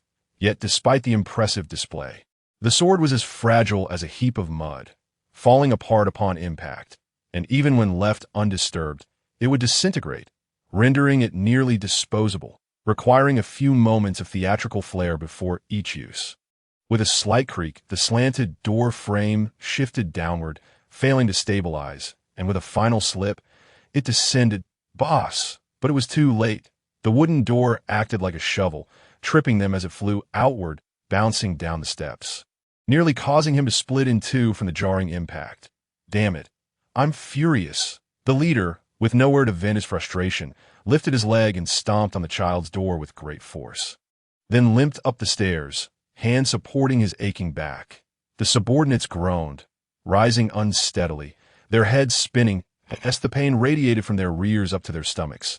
They lamented their meager sustenance of only bone broth for the past 2 days. Without proper food, their bellies were about to burst. Little boy, come out and prepare me some broth. He called into the house, rubbing his aching waist and scratching his head, vexed by the incessant itching. Yet there was no response from within. Move quickly. He stamped his foot forcefully, shouting, otherwise I shall turn you into a cream puff. Do you hear me? Old boss, the third brother, wielding an axe and sporting a blue hairstyle, approached stealthily, tapping him on the shoulder. The little boy sent home during the day. I saw him. The leader pointed at the small figure hiding beneath the table. Do you really think I'm blind? Seeing the continued silence, The leader's rage boiled over as he strode into the house, cursing as he reached the table. "Are you seeking death?" With a loud crash, he grasped the edge of the table and flipped it over, ready to berate the insufferable little boy. But his hand halted mid-motion. His subordinates, emboldened by false bravado, swaggered inside. Yet upon seeing her, they froze in shock, their souls seemingly fleeing for 3,000 meters before returning. What on earth is happening here? Has she transformed, or has the leader's back ceased to ache, his stomach no longer troubled, and his head exploded, eyes blinking incessantly? He turned, asking, "Does anyone understand this situation? Quantum entanglement or something? How are we know?" They scratched their heads, shrugged their shoulders, and coughed awkwardly, resembling individuals who had discovered instant noodles without the seasoning packet. Ugh! The girl raised her arms to shield herself from the sunlight. Smoke billowing from her form, mysterious small wounds oozing droplets of blood, her arms bruised and swollen, choking back tears. Surely, she couldn't have just materialized out of thin air. The leader scratched his bald head, feeling unusually itchy, suddenly struck by a flicker of memory that rushed back, and with a snap of his fingers, he pointed at her. "I remember now. Back in the day, their gang had found her, locked her in a cage, and had a buyer lined up, only for her to escape. Damn, it's her!" The second brother, with his filthy yellow hair, and the fourth brother, with his red hairstyle, stepped forward to confirm. Hearing the voice that had haunted her nightmares, the girl opened her eyes, her arm parting slightly, gazing at them with despair, tears spilling forth. Bad people, this faint, feverish accusation. The subordinates felt goosebumps rise, 3 parts fear, 7 parts anticipation, and 90 parts unclean curiosity, rubbing their hands together, eager for another glimpse. "What a gem! Just look at those locks and that lovely little dress. Please just go away." The girl lowered her head, covering her eyes once more. "We have nothing left to give you. Oh hell with your useless scraps. Selling you would make us rich." The leader finally snapped out of his stupor, laughing as he squatted down, grasping her tiny wrist, tugging. "Don't." "Ah, has she been struck?" As he pulled, he noticed her wounds and bruises, contemplating. "You've rarely been seen. How could anyone have found you?" "I see now." With a triumphant slap on his thigh, he declared, "You must have been kidnapped by that little boy to serve as a maid. Am I right? If you don't work properly, he beats you, and when he gets angry, he takes it out on you. Right? You fool." The girl rasped, weakly kicking his sturdy, dark leg. "My brother's the best brother in the world." "Oh, a role-playing game, is it?" The leader turned, pointing at her with a chuckle. His subordinates nodded in amusement, their lewd laughter echoing through the room. I could see that moment. The previously silent fifth brother spoke up. "Boss, such a beautiful girl. It would be a shame to sell her." His hair was tied into a messy bun, still dark gray, resembling a mop, obscuring half his face, his expression grim and steady. "If we kill that priest, we'll surely reap a handsome reward. But if we miss out on this beauty, where will we find another?" "TSK, that makes sense. The newcomer certainly has a sharp mind," the leader praised, giving a thumbs up before turning with a wicked smile towards the girl. "Such tender meat. We must keep it for ourselves. You want to eat me?" The girl shrank back in fear, blood rushing to her throat, on the verge of vomiting but unable to gulp. But just then, the leader's stomach began to rumble ominously. "TSK, I don't want to play with you on an empty stomach. Reflecting back on it later would be quite unpleasant." The leader released her wrist, standing up, sniffing the air, suddenly aware of a sweet aroma wafting from upstairs. He looked up sharply. "What is that delightful scent? Are they planning to eat the canned goods and brother?" "Absolutely not. If you must eat, then consume me instead." But the only response was mocking laughter. The red and blue hair brothers were dispatched upstairs, and shortly emerged carrying Beelzebub, joyfully brandishing 2 cans of peach slices. "Boss, this little boy has fainted." Beelzebub was dropped to the ground, unconscious, his expression still reflecting the earlier pain, clutching a book tightly to his chest. Yet, the book had transformed into black and white, its cover depicting an ancient scene of knights battling a demon king, exuding tendrils of black smoke, though they failed to notice. "Damn!" The leader dashed forward, casting a glance at the enticing little face, then burst into laughter. "What a stroke of luck! And there is something delicious too, boss." They shook the fragrant cans excitedly. Indeed, how filial. He devoured the open-kin entirely, syrup dripping down his neck and chin, wiping his mouth before pointing at the little boy. Then you can play with this one. Just don't kill him while playing. Got it. The two brothers eagerly dragged Beelzebub away. Drooling, they had long awaited this moment and could finally indulge. By the way, aren't we concerned about that curse? The mop-headed brother inquired. Which one? The curse that punishes those who bully the one with a grass ring? We only spared him before out of fear of failing the tribulation. The leader rolled up his sleeves, his brows raised with disdain. But now, I'm powerful. The divine strength is in my hands. Truly worthy of being the boss. The bare-eyed and dirty blonde brothers applauded, whistling in admiration. Yet amidst the revelry, a cry of despair broke through. Let go of my brother, the girl sobbed, crawling against the wall towards the door. Still playing role-play, are we? The leader crouched down, pinching her chin, licking his cracked lips with a slight nod. If you want to eat, then consume me instead. She wailed helplessly, her words sticking together like her tears. Dante heard him. Brother.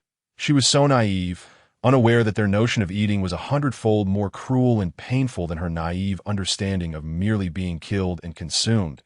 I couldn't care less. At this juncture, both of you have become my subordinates. With a thunderous roar, a powerful hand pressed down on her frail shoulder, sending her crashing to the ground, the back of her head colliding with the floor. The pain was excruciating. A dark handprint marred the strap of her white dress, a fleeting reminder of the brutality. She had anticipated a blade would be drawn, yet, to her dismay, wicked hands grasped the neckline of her dress. And with a tearing sound, they ripped a gaping hole in Itida di Onat Tirmai. A sharp slap landed on her face, and her head was forcefully pressed down against the floor. Listen closely. There is nothing here that belongs to you. The leader gestured to everything around, from the chair, the cupboard, the broom by the door, to the entire room, declaring that everything here belonged to him, even her. Spittle flew as he shouted, then seized the neckline again, violently tearing apart the pristine dress and pulling it aside. No. The sister dared not utter another word, her body trembling violently from fear and the chill. Choking on her own blood, tears pooling at the corners of her eyes. Beneath the dress, she wore nothing but bandages wrapped around her chest and her underwear. The figure at the door snorted coldly. Advancing to the unbarred threshold, leaning against the wall, a genuine handgun was holstered at his waist, ready to unleash havoc. His eyes glinted with malice as his hand rested on the grip of the weapon. Outside, two figures reminiscent of punk rockers lowered their prize, eagerly rubbing their hands together like flies drawn to freshly hung meat. Finally in our grasp. Little beauty, TSK, even in slumber, she looks stunning. To be frank, I adore that expression of disdain mixed with helplessness. I feel the same.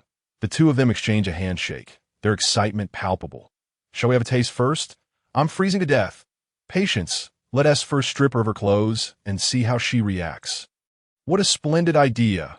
Awakening to find herself bare and pinned beneath someone, she wondered what expression this stoic boy would display. How delightful.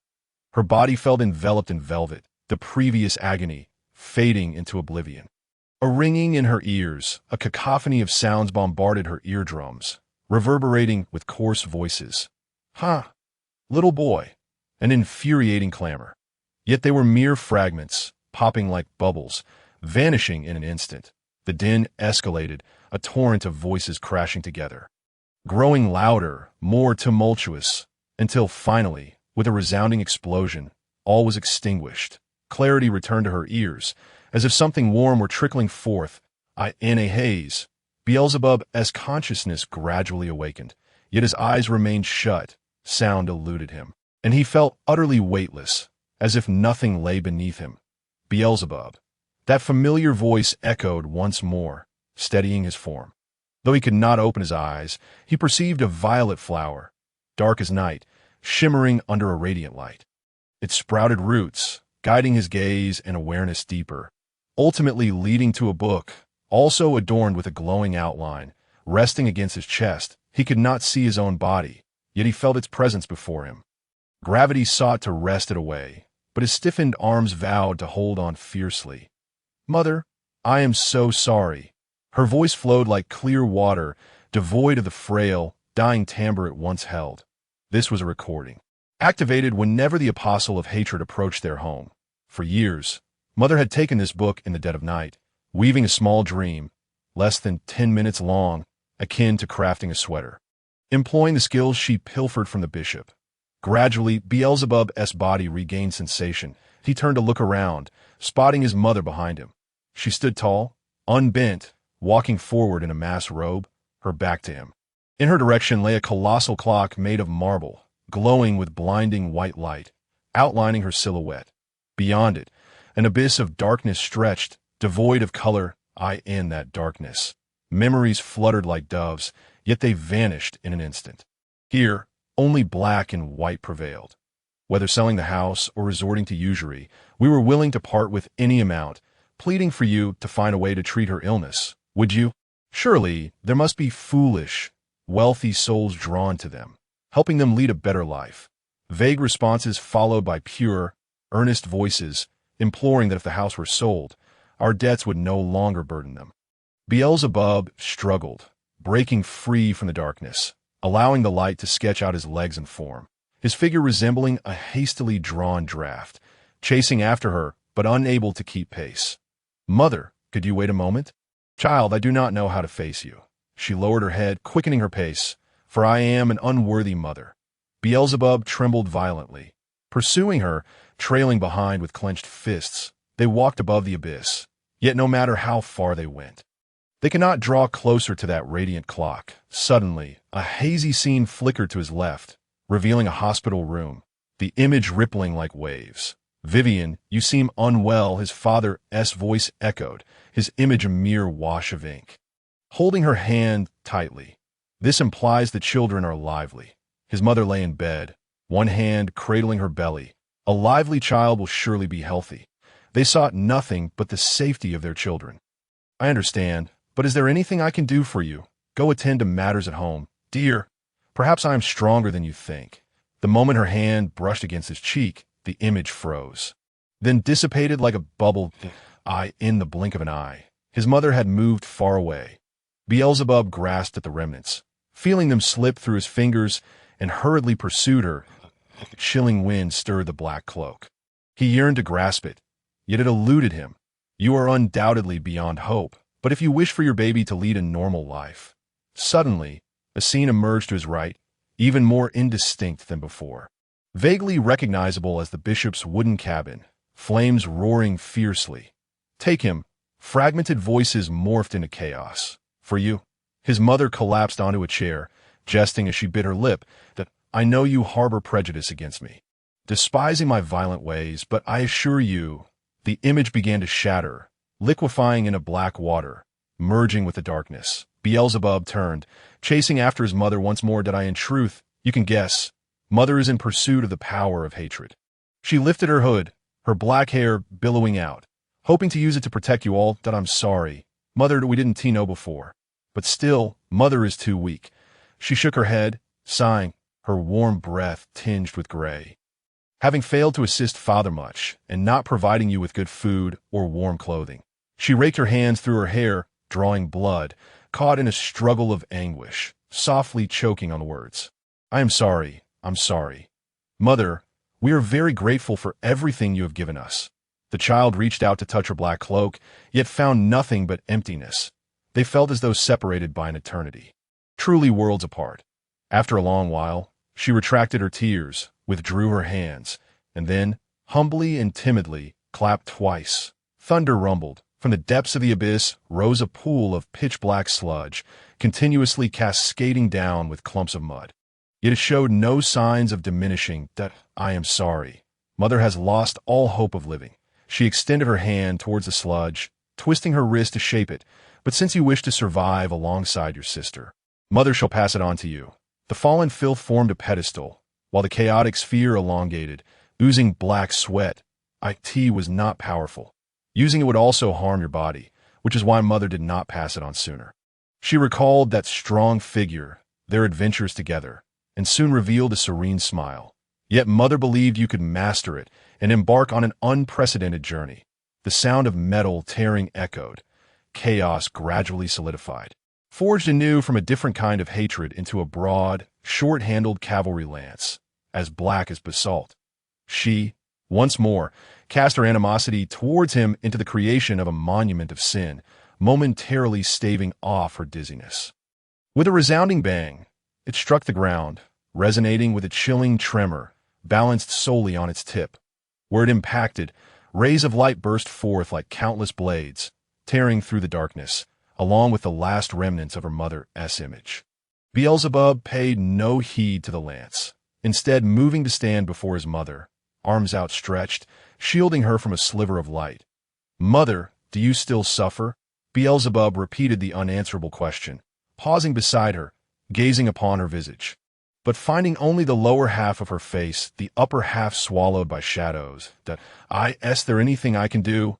Anything at all. Yet his words ultimately failed to reach her. "Child, your mother believes that one day you will smile from the depths of your heart." She lovingly bent down, extending her ethereal hand to stroke his head, for she knew her child would endure here. "Mother will always watch over you, alongside your father, cheering for you and your sister. Then I shall strive to fulfill your dreams." He groped for her presence amidst the void, seeking a small embrace, determined to try, no matter how arduous. Again and again, two tears welled up and spilled from his eyes. "Good child, let mother touch you." Suddenly, the void before him took on a semblance of substance, enveloping him tightly, as two droplets of tears splashed upon his head. "How wonderful, my child!" Her voice trembled, infused with a joyful weep, akin to sunlight breaking through the clouds. "You feel taller now." A thunderous crack shattered the tranquility, reminiscent yet distinct from years past. Hazy, dim, a splitting headache ensued. Hearing returned first, soon followed by crude voices flooding his mind. "Oh dear, I thought he would wear black stockings. How lacking in taste. Dressed in black robes. Why not to wear white stockings instead? Wouldn't that be more fitting for a nun? Some merit to that. It made me weep with envy." Gradually, the sensations in his body returned, beginning with a heavy weapon slicing down his chest, finally resting upon his lower abdomen. "You didn't cut it open, did you? Can't even manage to remove a garment properly." The blue-haired ruffian seized Beelzebub's wrist, yanking him upward, intent on stripping off his black robe. "Hey, he's awake!" shouted the red-haired ruffian. Before them, Beelzebub's furrowed brow gradually relaxed, his eyes squinting open to regard them with an expression akin to that of a beautiful ice princess, one who has long since resigned herself to fate. He resembled a deposed princess or a fallen noblewoman, forced into servitude after her family's defeat, exhausted, silent, and cold, yet unable to alter the impending doom that awaited him. That expression is just right. The two ruffians raised their hands, half covering their mouths, whispering excitedly, their gazes fixed unwaveringly. "Don't touch me." A feeble cry from his sister drifted from within the room. "Get your hands off. What is wrong with letting me kiss you? You won't, will you? Looking for a fight?" Smack! His sister's sobs were intermittent, tears streaming down her face. Yet, no matter how many slaps she endured, she refused to let him kiss her. Damn, still has some spirit. "Then let us get down to business." "No, no." His sister screamed in desperate resistance. But it was in vain. Hearing her cries of despair, Beelzebub parted his lips slightly, only to clamp them shut again, bowing his head, his heart ashen. That expression! The two ruffians released him, jumping aside, like toads squatting on the ground, reveling in the spectacle from various angles. "Better take a good look now. You want to see such an exquisite expression again. Over there." Surprisingly, Beelzebub pointed towards a small mound of earth, beneath which lay dried beef.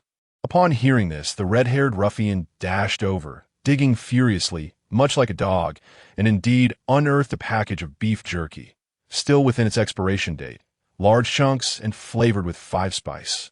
So our little boy is this obedient. It seemed he understood he was to be their servant, learning to curry favor with the blue-haired ruffian, who mockingly patted the boy's head with his filthy hand. Beelzebub remained unperturbed, not casting a glance at any of them, his gaze lost in thought, fixated on the toppled fence, his heart crumbling as though tethered to a ship's stern, tossed skyward by monstrous waves, before crashing back into the water with a spray of white. Ouch! The red-haired ruffian tore open the packaging, seizing a palm-sized chunk of spicy beef jerky, gnawing at it with desperate fervor, as though he were a primitive man devouring raw flesh. Hey, why are you eating it by yourself? Have you forgotten our race under the sunset? Speaking of which, today's sunset was particularly resplendent, a deep crimson. I can only say you're quite foolish, his good friend muttered, gesturing dismissively, then pointed across. Look over there, that other spot has a small mound too. At this, Beelzebub's body trembled slightly. His drooping head lifted, coldly fixing his gaze upon the blue-haired ruffian. The ruffian turned and indeed saw it. So what? Are you stupid? It must be buried there too. Damn, a genius. The blue-haired ruffian leapt over, digging once more, then leaned in to sniff the earthy aroma, continuing to excavate, but finding nothing. Hey, strange. There are indeed signs of something being buried here. But why so deep?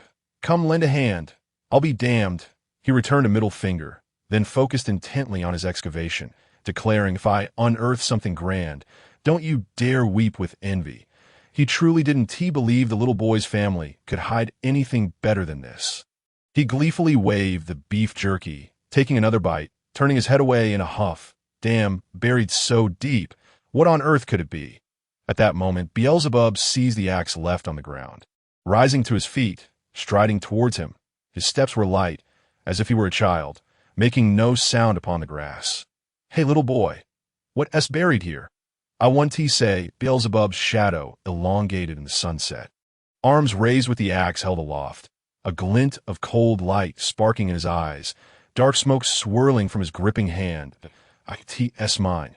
The blue-haired ruffian turned back, but the shadow had already engulfed him, his irritation freezing in an instant. Mother, crack, the axe sliced through the air, executing a swift, clean stroke. The blade struck true, cleaving through the bridge of his nose, embedding deep within his skull, blood gushing forth in torrents. His body swayed back and forth twice before collapsing with a thud, his eyes wide with endless terror, fingers twitching. From the wound, black smoke of hatred wafted forth.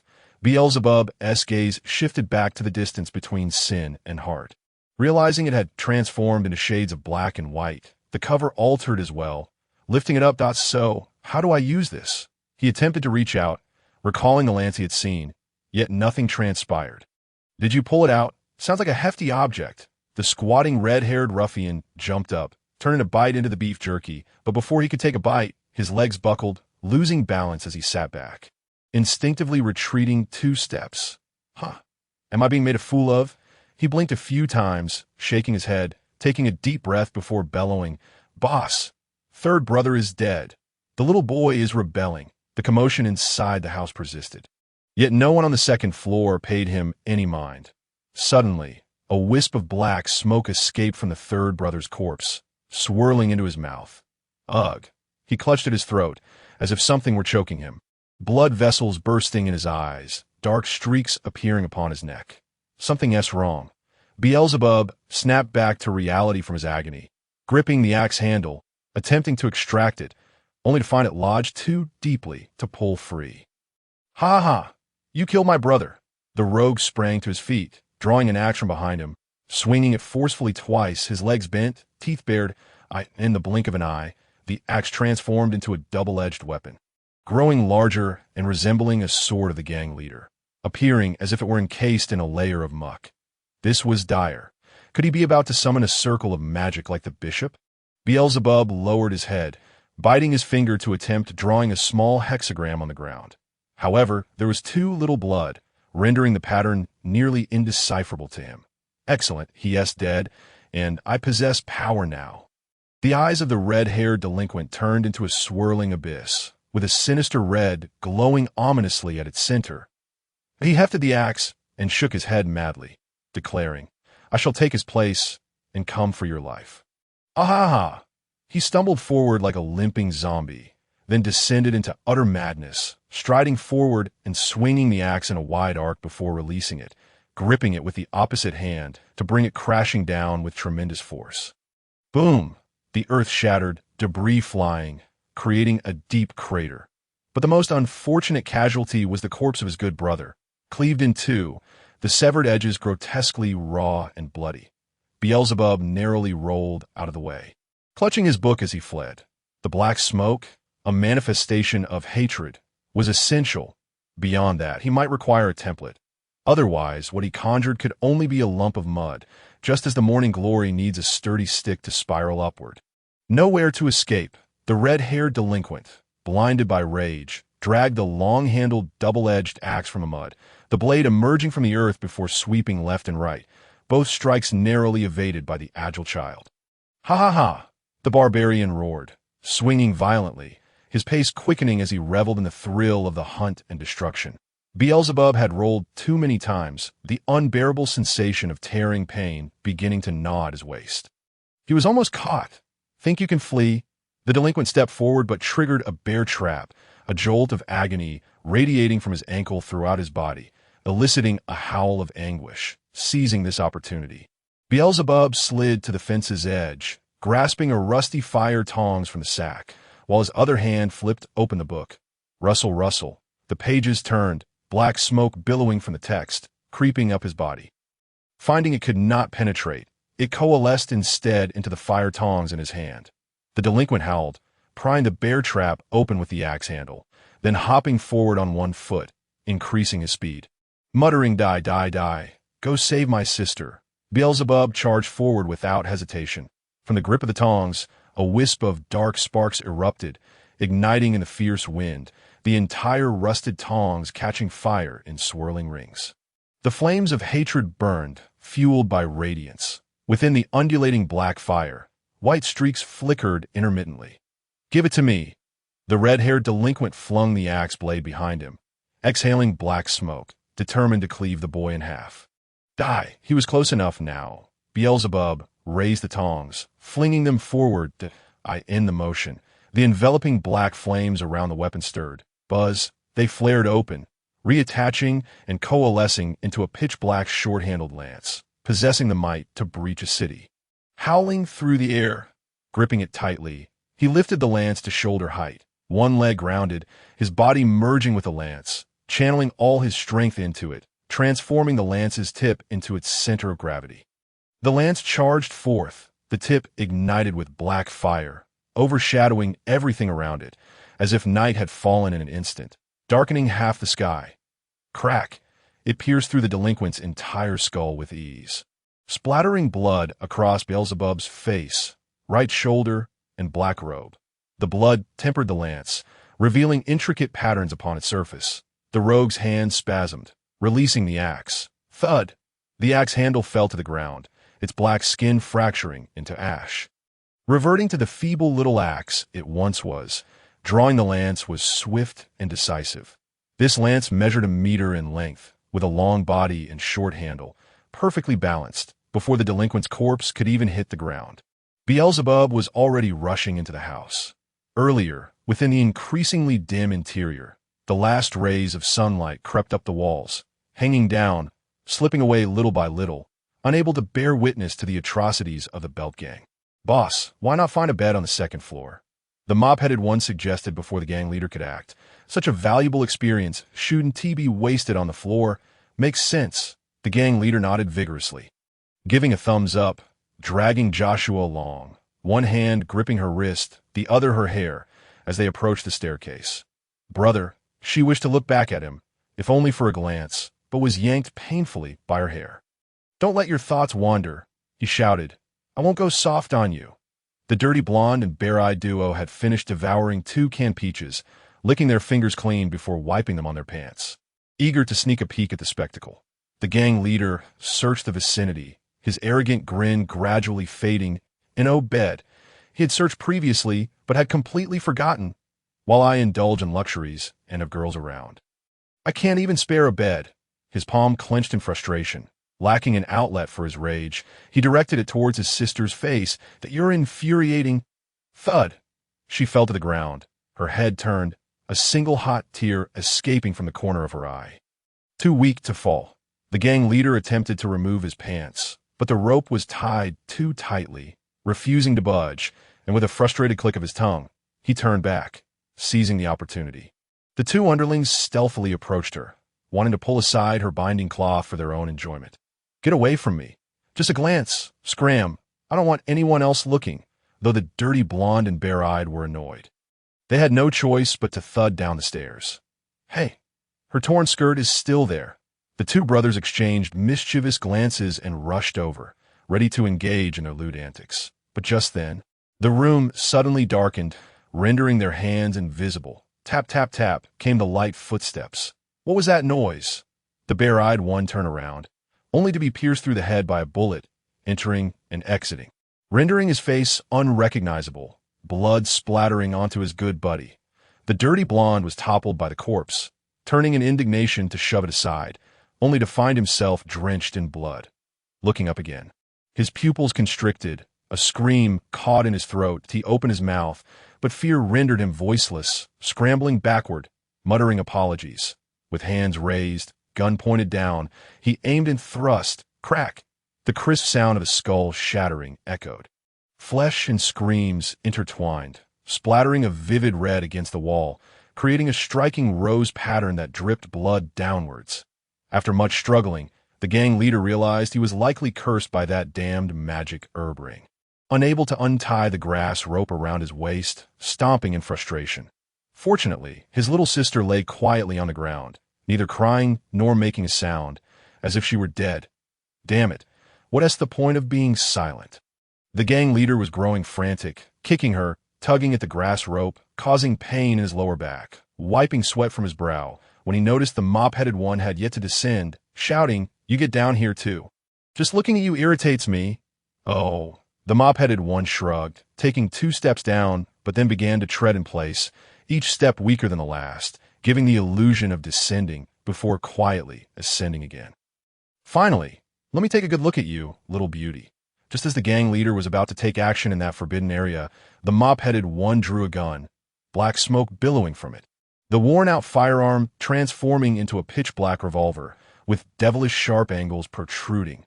Bang! The gunfire was dark, the bullet piercing the gang leader's body. Ugh! He had just crouched down when he felt his kidney explode, blood spilling from the corner of his mouth.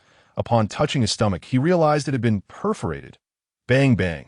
2 more shots rang out, one striking his lung, the other his heart. The leader staggered, crashing into the wall. His cheeks puffing out, his legs giving way, collapsing to the ground, one hand clutching his throat, the other trembling as he pointed forward. He had initially intended to spare you. After all, I can't take on the black butler alone. The mop-headed one tightened his finger on the trigger, spinning the gun before gripping it again. But since you believe that women must belong to you alone, there's nothing more to say. Ugh! The leader let out a sound reminiscent of a toad, burping loudly and spewing a mouthful of dark blood, yet a peculiar smile crept across his face, followed by a hearty laugh. Why is it so difficult to kill you? The mop-headed man furrowed his brow, pressing the gun with his right hand while squeezing the trigger with his left. Bang, bang, bang. In the span of a second, he fired 3 shots, 1 to the forehead and 2 to the chest. The leader slammed against the wall, blood spraying forth again. Clearing his throat, he tilted his head back and laughed uproariously. Ha ha ha! I knew it. You had ill intentions all along. What the hell? The mop-headed man slapped the revolver, opened the chamber, and raised the gun, 6 black shells rolling out and clattering to the ground, leaving only 1 brass casing. Loading another bullet, he closed the chamber and spun the cylinder. Loading 6 more rounds. This gun could transform 1 bullet into 6, but if he opened the chamber to check the bullets before finishing, he would meet an instant demise, a remedy for the affliction of reloading. Well, after all, you are a scholar of some use. The leader, his voice hoarse, leaned against the wall to stand upright, wiping the dark blood from the corner of his mouth and spreading his hands. Oh, I entrusted the gun to you, hoping you would use your wits to create a weapon worthy of my service. What? Or did you think I trusted you, this newcomer, for no reason? It was only then that the mop-headed man realized that what the leader had vomited was less blood and more akin to sludge. Much like his great sword. Naturally, I cannot afford to let my guard down, can I? Seeing the look of astonishment on his face, the leader dropped the facade, ripping open his shirt to reveal a wound devoid of any crimson, filled instead with oil that I thought to myself, surely heaven has eyes. As devout as I am, it cannot be that I'm only granted a disposable, broken blade to wield. Can you guess what? I refuse to be human. His blood had entirely transformed into oil, and his organs were rendered virtually obsolete that he feared no bullets. But this came at a cost. Faint black threads were now veining his sclera, a sign of his descent into zombification. TSK, the mop-headed man, clicked his tongue, breaking into a cold sweat. Where could he escape? Turning to flee. He needed to mislead him first. Leader, I apologize for my audacity. He reinserted the gun. Bowing respectfully, I am willing to exchange a piece of crucial information with you. Don't even think about playing tricks, the leader scoffed, shrugging dismissively. I am not afraid of that little broken gun of yours anymore. Understood, the mop-headed man replied, patting his pocket and tossing a photograph over. In it, Bishop Catalino was seen changing clothes in a room, appearing quite fatigued. Who is this? The leader perked up instantly, captivated by her unparalleled beauty. This photograph was given to me by a messenger from the wild, who said this person is the Bishop of the Smiling Church. It was precisely because he desired to conquer the Smiling Church and possess this woman that he joined the Belt Gang. Racking his brains over formations and sacrifices, disguise technique, is it truly a woman who invites trouble? The leader nodded vigorously, stashing the photograph away, laughing heartily, and giving a thumbs up. It seems recruiting you is indeed the right choice. I forgive you. Thank you, benevolent adoptive father. Well said. Let's not dwell on distant matters. We shall enjoy this together. The leader, unyielding in his aspirations, crouched down, patting the sister's face with a sly grin. Once I capture that bishop, she will be yours as a little wife. Naturally, gifting her did not imply she could not be used later. Your great kindness, adoptive father, shall be remembered till my dying day. Well, although the bishop may not be an option anymore, this little sister is quite adorable. Once grown, she'll surely be quite affectionate, a little darling type. However, as he stepped forward, a large plank beneath him suddenly shifted and fell, opening a gaping hole. Hey! He lost his footing, tumbling down, but in a panic he managed to grasp the edge of the floorboard, scrambling back up, shouting, "Boss, help me, help me! How careless can you be?" The leader chuckled, shaking his head as he approached, not rushing to pull him up, but instead reaching for the gun at his waist and pocketing it. "Boss, what a fuss! It's only a single story. You won't die from jumping down." But suddenly Beelzebub leaped onto the table, springing forth and grabbing hold of his legs, pulling him down heavily before seizing the lance on the table, swinging it in a wide arc, and finally aiming forward, completing the maneuver. Stop! Stop! Thud! A thrust pierced through the skull, ending his life, the gun's tip embedding into the floor. A pool of blood spreading out. The sunset had wisely retreated from this gruesome scene, hiding behind the mountains at the horizon's end. Even if it didn't flee, the encroaching night would force it away. Since the enemy had a gun, taking on two was impractical. Thus, he pulled away the sliding wood block that secured the ceiling, creating a small trap. With no gun in his pocket, only a single bullet. This was the life of a marksman. Yet his gun had been taken. Intriguing. You even picked up a weapon. The leader squatted by the gap, observing the little boy's small movements with raised eyebrows, as if watching a wild bird feast on carrion. Finding it familiar, he set it down and knelt. I would even take you on as a maid. Beelzebub shook his head. He had already shed his black robe, draping it over the table, the oversized shirt somehow exuding the charm of a mini dress. All right, he drew the gun, aiming. You brought this upon yourself. Bang, bang. The lance blocked, bullets striking the gun body, sending out dark sparks, shrapnel buzzing as it embedded into the wall, splintering wood. Beelzebub rolled beneath the table using the bullet's momentum. Thud! Thud! Bullets pierced through the tabletop, striking the legs, causing it to tilt, one bullet even hitting his thigh, blood gushing forth. Rolling out, he flung off the black robe, obscuring his line of sight. Bang! Bang! The remaining two bullets tore through the robe, creating two large holes. The sleeves ripped off by the impact, but the child was too swift, evading the shots. He was heading upstairs. The leader acted decisively, summoning the great sword, bringing it down to smash half the wooden stairs.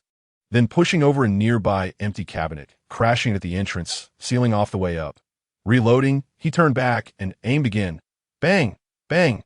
Thud! 6 shots fired simultaneously. The wall could not withstand the bullets, and Beelzebub was hit in the chest, rolling out of the room as blood streamed from the doorway, dripping down with each step. His lung was bubbling, and his left foot felt numb. A thud sounded from outside the door. Roar, is that all you can do? The leader sneered, reloading and firing again, emptying the chamber, only one bullet hitting the lance, which bounced away with a whir. Well, it doesn't matter. With injuries like that, where can you run? Sighing, let's get back to business. He reloaded, deliberately pacing in place, mimicking the mop-headed man's trick, pretending to walk away, eager to see what the little sister was like. Just then, the rustling of grass announced an approaching figure, foolishly hiding behind the wall. As if I couldn't see the shadow. Ah, the magazine emptied, blood splattered, and a heavy thud resonated. This time he was truly dead. Exhausted, he reinserted the gun, fanning himself as he approached the little sister. Now it was time to attend to serious matters. He hummed a little tune, tearing the grass rope, then set to work on unwrapping her binding cloth. Let me see, bang. The wooden boards sealing the window shattered, splinters flying like a blizzard. The sunset cast its light into the room. The small figure darting inside like a hawk pouncing on its prey. He climbed the tree and leaped over. The corpse at the entrance was merely a red-haired illusion. Damn, the leader sprang up, falling backward, but the lance was too swift to evade, piercing through his chest and pinning him to the wall. The quality felt wrong. This body was problematic. Beelzebub noticed the sludge surging towards him and immediately withdrew his gun. Jumping back, the sludge sword swung by, grazing his neck as it passed, leaving a small cut, and with its momentum, it smashed through the wall, creating a window while simultaneously shattering itself. Following that, the leader sprang up, kicking toward the small fellow who had just landed, but instead struck the lance that was being held horizontally for defense. Beelzebub was knocked away, crashing against the wall. Damn it! How'd he get shot? And why does he wear that deadpan expression? The leader retreated, drawing his handgun, loading the bullets with the speed of a man who had been single for 40 years. Meanwhile, Beelzebub charged again. Give it to me. The gun pointed directly at the child's forehead. Die. He tossed aside the lance, sliding low. Thud! Bang! Sparks flew and fragments scattered in every direction. The rider's spear was struck twice, causing him to spin around. Bang! Bang! 2 more shots rang out, one piercing the floor and the other embedding itself in the child's abdomen, blood gushing forth. Yet he exhibited no sign of pain. At most, the wound was rendered numb and weak from blood loss. This was one of the spear's abilities, pain delay, as he reached for the returning spear. Its muzzle was also aimed at his head. Bang! He tilted his head, the bullet grazing his scalp. The spear retaliated in a single-handed strike, hitting the back of his hand and sending his pistol flying. He spun around abruptly, halted, and lunged forward. The leader's muddy greatsword came crashing down, shattering upon impact with the spear. The force was tremendous, too great for small hands to grasp. The spear was sent skyward, reverting back. The weapon disintegrated into black smoke, transforming into a rust-red pair of tongs. The handles were ensnared by his fingers, spinning twice above his head before looping back to his chest, where he gripped them firmly and pulled apart. Having held bottle for so long, he could now gauge the angle needed to grip a specific type merely by sight. That he thrust. The 2 tongs pierced precisely into the eye sockets, penetrating through the pupils. Ugh! A wail akin to that of slaughtered pig erupted. Mud oozing from his eyes, he staggered back, clutching his face, frantically colliding into the child. The excruciating pain rendered him more dead than alive. Yet death became a mere hindrance. Simultaneously, the retribution for wielding the spear struck him. The agony from his gunshot wounds surged in an instant, overwhelming his mind, causing convulsions, a near-fainting spell just a second before it occurred. Bang! The tongs struck the ground, once more enveloped in black flames, morphing back into the spear. Beelzebub coughed up a mouthful of blood, yet he managed to hold his breath, sustaining himself as he leaned against the spear, struggling to keep his body upright. You little beast, return my eyes, return my eyes. He charged recklessly, slamming into a wall, gasping heavily, one hand clutching his face in a futile attempt to dull the pain, while the other wildly swung the muddy greatsword. Suddenly, he caught a whiff of a fragrance, the scent of milk wafting from the girl. This sinister grin crept across his face as he followed the aroma. Taking her as a hostage, bang, a bullet shattered his ankle, throwing him off balance, and he crashed face first to the ground, Losing a tooth, his mouth filled with dark blood. Huh. It's all mine, like a starving ghost. He writhed upon the darkened ground. He opened the magazine, lifted the gun, ejected the shell, loaded it, merged it, and aimed while spinning. Bang, bang, bang. After 6 shots, both his hands and the greatsword were obliterated, and his head endured 2 more shots, leaving it a ruin. Yet despite his disfigurement, he remained alive. Hey, little widow, bishop, little sister, you are all mine. Blood streamed from his mangled wrists, coalescing into new, liquid hands that grasped the greatsword, but as the blade was partially forged, it halted. Large clumps of mud fell away. If it cannot be possessed, then it shall be destroyed. Protect the sister. He sprinted, hurling his pistol, which struck his wrist, deflecting, before he lunged for the girl, shielding her head. And with a swift motion, snipped at a faint sound as the grass ring provided by the jester was severed. Bang! The floor beneath the 3 of them shattered. The leader plummeted to the ground, his head bloodied. Beelzebub used the spear to stab into the wall, slowing his descent. Splintering wood as his feet touched the ground. His left hand, still gripping the spear, dislocated, leaving him numb.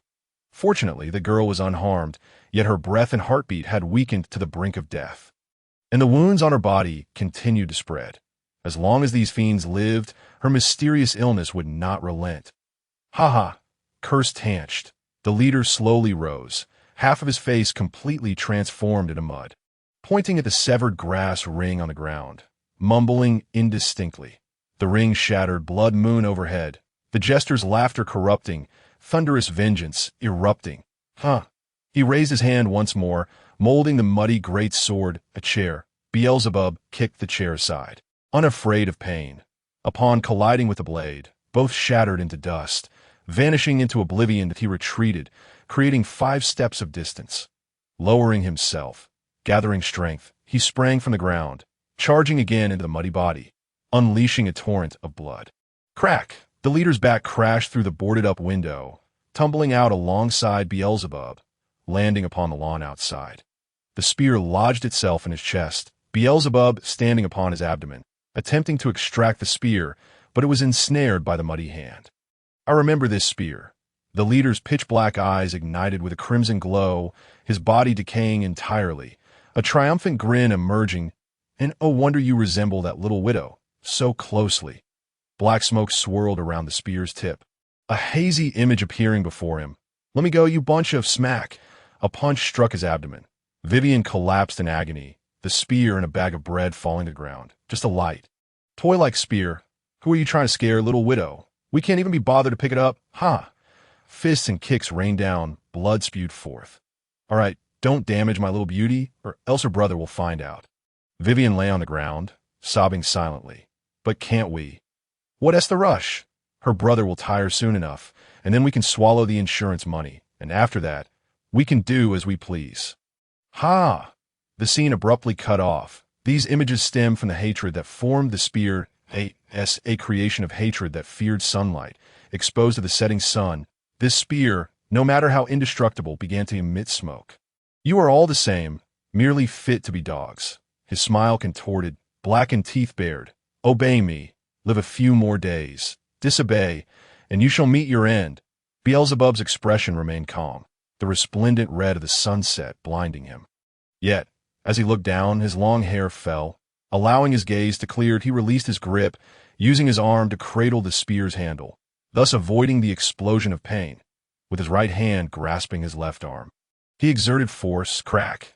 Realigning his bones, he lifted his leg, stepping onto the muddy hand, seizing the spear, extracting it from the muck, and with a swift motion, cleaved through the dark hand. The remnants scattered like droplets, falling to the ground, swiftly evaporating into black smoke.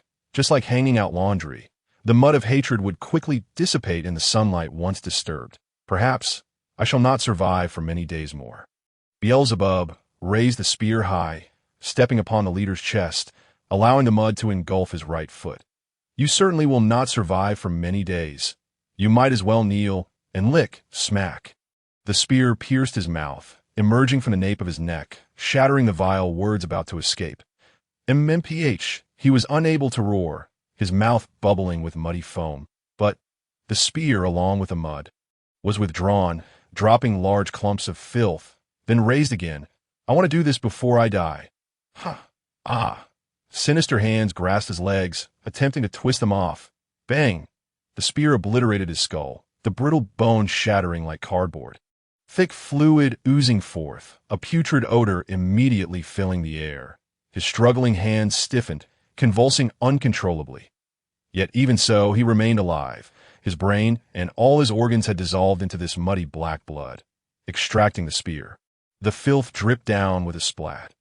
Amidst the dreary growls, the spear was lifted, moved, elevated, then slammed down fiercely. Curse my father! Crack! The spear pierced through his left shoulder, shattering it, the arms separating from his body. The left hand collapsing, melting, with strands of mud tethering them together, continuously sagging, yearning to reunite. The spear swung left, flinging the severed limb 5 meters away, crashing to the ground, splitting open like a scroll, unfurling the muddy canvas. Both hands gripped the spear, rotating from above, then lunging downward sharply. Defile my mother! The right shoulder exploded, the right arm swept to the side, dissolving. The right foot withdrew from the mud, retreating 2 steps. Next, it was the legs. Destroy! Joshua! Twice he thrust downward, piercing through the thighs, sending the legs flying to the side, crashing against the wall, melting, black water flowing along the corners. Annihilate everything about my little home. Everything. With a fierce whoosh, the lance was swung violently to the right, casting off the specks of mud that clung to it. A murderous intent seeped from his eyes, and Beelzebub's breath quickened. The white mist he exhaled gradually turning ashen, the blood flowing from his abdomen and legs darkened. And after a brief, frenzied dance, it ignited into a faint, pitch-black flame that did not illuminate but rather devoured the light. The leader's body was continually disintegrating, yet he remained alive. His severed limbs melted into sludge, slowly crawling back, yearning to rejoin with his body. With the lance in hand, Beelzebub roared, advancing once more, raising the weapon high and bringing it down against his chest, exerting his own weight upon it. Shatter into 1,000 pieces, piercing, pulling, piercing again, and then pulling once more. Each thrust was more violent, more weighty, more filled with wrath than the last, pulverizing the embodiment of sin as if it were mere rice cake. He required no mold, for the lance had already dented the earth beneath him. I shall impale you here and send you to hell, strike again, smash again, crush again, and pummel again. Faces, bodies, all reduced to a pulpy mess. The leader's consciousness as a human had been obliterated, leaving only the primal instincts of a beast, as the sludge slowly coalesced, writhing away into the distance, attempting to escape. I shall ensure that you are forever denied rebirth. Enough decay, softness, and adhesion. The bones had been ground to dust. The searing tip of the lance withdrew one last time, laboriously.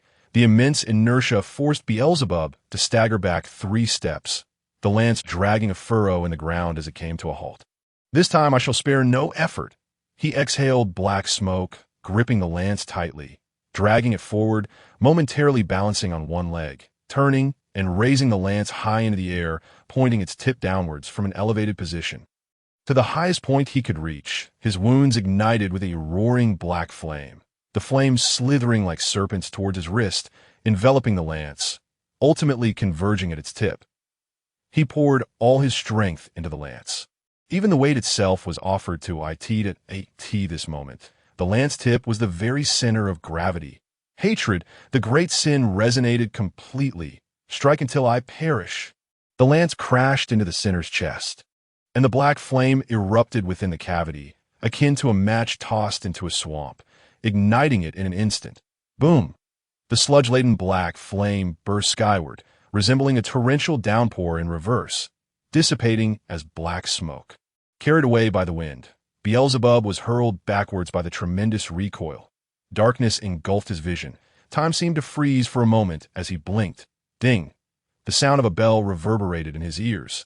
The pure white ring glowing once more, yet this time it shone brighter and was closer. Beneath the pristine circle stood a plague doctor, a beaked mask, a black top hat, and enormous black wings expanding layer upon layer. ultimately merging into the eternal night sky. Above him was not the night, but the Doctor's wings. He had originally gazed upwards, peering into the distant void, yet in this moment he bowed his head, looking down upon a small creature on this earth, the lenses of his mask reflecting a radiant light. He had cast his gaze, banged at a gentle sound. Beelzebub flew through the shattered window, crashing onto the floor, rolling and sliding until he came to a stop next to his sister, their gazes meeting her sleeping visage. The sunset gradually slipped away beside them. Seemingly reluctant to depart, Joshua's complexion was pale, deeply asleep, much like when he was a child cradled in his mother's arms. The world felt distant to her, and she had forgotten the passage of time. In his hand, the lance dissipated into ash. Beelzebub realized he had lost too much blood and was nearing his end. In his final moments, he only wished to touch her. He extended a bloodied and dusty hand, brushing against her cold face, trailing down from her cheek to her nostrils, where he could feel her breath. He truly sensed that familiar tenderness and warmth, and his body felt considerably lighter. Her spirit returned to him just before the sunset descended into darkness, climbing onto his back and once more resting beside him. Joshua, he could only muster a feeble whisper, his vision growing increasingly blurred and dim. Good night. The lance vanished. In the next instant, the accumulated agony erupted all at once, piercing through his entire being, plunging him into unconsciousness. His hand fell, his wrist meeting that of his sister. Silence, tranquility. The evening breeze wafted through the open door, swirling a ubiquitous scrap of paper that landed on the floor between them, emitting a childish sound. Hey, can you hear me? This time I must be speaking in a language of humanity, right? Hello? Hello? Amidst the clamor, his sister furrowed her brow slightly, her hand moving to gently touch her brother's hand, then contentedly coming to a halt, a smile gracing her lips. This chapter has undergone extensive censorship, a great deal. Chopped green onions, garlic, and this secret sauce. In the blazing kitchen, the chef was bustling about with enthusiasm, stirring oil on one side and chopping vegetables on the other, his white garb already stained red with blood. Carlo, add some firewood. Understood. Mama. A small boy gathered a pile of dry twigs, stuffing them under the crackling stove, only to be met with a burst of flames that singed his face, causing him to stumble back. Are you all right? His slightly older sister caught him, feeling his flushed face. I'm fine. I'll fetch some cold water. Katerina, ground meat. Got it. The sister patted his shoulder before swiftly grabbing the mortar, tossing in a handful of shredded meat to crush. Carlo, pluck the feathers. Understood. Move faster. How will you inherit my skills if you dawdle like this? The chef shouted as he tossed the meatballs, flames leaping half a meter high, never glancing back. Finally, it was done. The two children collapsed back against the wall, panting heavily, their faces flushed at, ha. This promotion is as good as guaranteed. The chef circled around the crispy half-meat biscuit, his eyes filled with satisfaction and rapture. Look at them, how adorable they are. I can already prepare for the finals. Congratulations. Can we eat now? Not so fast. Not so fast. The judges must finish first. The chef, content, approached with a plate, ready to add seasoning, when suddenly, she jolted, shaking the bottle only to find it empty. Fresh meat juice. She incredulously twisted the cap off, peering inside with wide eyes, desperately shaking it. Only 2 drops of sauce dribbled out. Furious, she smashed the bottle's neck, pouring with greater force, but only shards of glass tumbled out. It was too late to prepare fresh meat now. Her already darkened eye sockets grew even dimmer, her hands clutching her head, yanking her hair, bending over as she retreated, wailing, "Ah, my masterpiece." Meanwhile, the 2 children stared at the biscuit, swallowing their saliva, their stomachs growling. "Mama, forfeit the match," the younger brother said weakly. "Forfeit? This is my dream. I've waited 20 years for this opportunity. Mama." The chef yanked the younger brother by his collar, lifting him to her chest, her forehead pressed against his nose as if interrogating a murderer. "You dare suggest forfeiting? Huh. Do you know the cost of losing?" The younger brother struggled, tears pooling in his eyes. "Then just surrender before the deadline. It's only a monetary loss. Losing the competition means being fed into the machine. Money can be earned again. What right do you have to question my culinary skills? Amidst the shouts and slaps, the younger brother gradually choked up. The sister was already trembling, too scared to move. Her hand raising several times but unable to utter a word. "You little wretch." Thud. The younger brother collapsed to the ground, greedily gasping for air, nearly fainting. The sister swiftly rushed to his side, patting his back. "I am sorry, I didn't mean. It's all right." The chef was pacing around the dishes, her back turned to the two, when she suddenly froze. "Rabbit meat." Click, click. She turned her head with mechanical precision, her mouth spreading wide as she fixed her gaze on the two. "Children, I need meat. Do you understand? Tender, white meat." "What?" The sister, incredulous, darted her eyes between the chef and her brother, and with a final startled cry, sweat pouring down her face, she covered her mouth to stifle a scream. "You two, choose one. Quickly. If it's me, I'll take both." As soon as the words left his lips, the chef brandished a knife larger than his own head and brought it down forcefully upon the cutting board. Unable to contain his excitement any longer, the younger brother tilted his head towards his sister, his eyes brimming with tears, clenching his jaw as he grasped the hem of her garment. "Let me." "Carlo." Katerina covered her eyes, burying her head in despair, her voice choked with sobs. "I'm sorry, sister. I'm so afraid. I am worthless." "Very well, Katerina. Go fetch me some meat." "No, forget the meat. What I desire is the essence of meat. Devoid of fat, utterly ungreasy, pure meat juice." The chef confidently turned away, rummaging through the cupboards. "I must find a new jar." "Wah." The sister dared not meet his gaze, gently lifting him into a princess carry. Step by step approaching the roaring machine, before the thunderous apparatus, her tears flowed freely, hesitating to release him. "I'm so sorry." She bent down, yearning to plant a kiss, but his small hand halted her. Was this her first kiss? He had breathed heavily for a long while, gradually calming down, smiling as he thought, perhaps it would be better for his sister to seek a partner, to marry someone more suited for her. In truth, he felt immense fear, but if he succumbed to it, his sister would suffer, so he feigned composure. The younger brother departed. Katerina acquired the meat juice. The weight of her steps grew heavier on the way back. Katerina wept softly, cradling the bucket, which contained warm red liquid. Inside was the meat juice. "Well done, my dear daughter." Their mother hummed a tune while chopping vegetables. Nearby sat several jars labeled rabbit meat. Thud! The bucket crashed down heavily, spilling meat juice everywhere. "Did you not say there was none left?" Katerina cried out, her voice filled with confusion and regret. "Surely, the more meat juice one hoards, the better." She triumphantly sealed the jar, examining it repeatedly, utterly delighted, even planting a kiss on the edge of the plate. "Moreover, use your brain to think. This is my dream. I will not commit the blunders even third-rate chefs would avoid." She lightly nudged the cabinet open, causing 3 jars of meat juice to roll out, all labeled as delicious, oil-free meat. "Why?" The daughter covered her eyes, kneeling in a pool of blood. "Why?" "Because he wanted to elope with you." The chef set down the plate, producing a letter from his pocket, tearing it into shreds before her eyes, and tossing it into the flames. "How laughable! You leave. Who will assist me?" The scraps of paper curled and darkened in the fire. "Ah!" Katerina was heartbroken, pounding the blood-stained ground, splattering crimson droplets. Why did you not say it sooner?"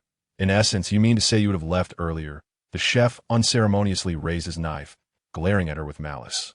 Twirling the blade, "I should have disfigured your face long ago, so you would never think of marrying." "Chef, the reporters have arrived." A hurried voice called from outside the door. "Reporters? Finally, someone has noticed me." She flung the knife, striking the ground beside her daughter's leg, rolling up her sleeves, whispering in her ear, "Once I finish this competition, I will deal with you. You cannot escape here."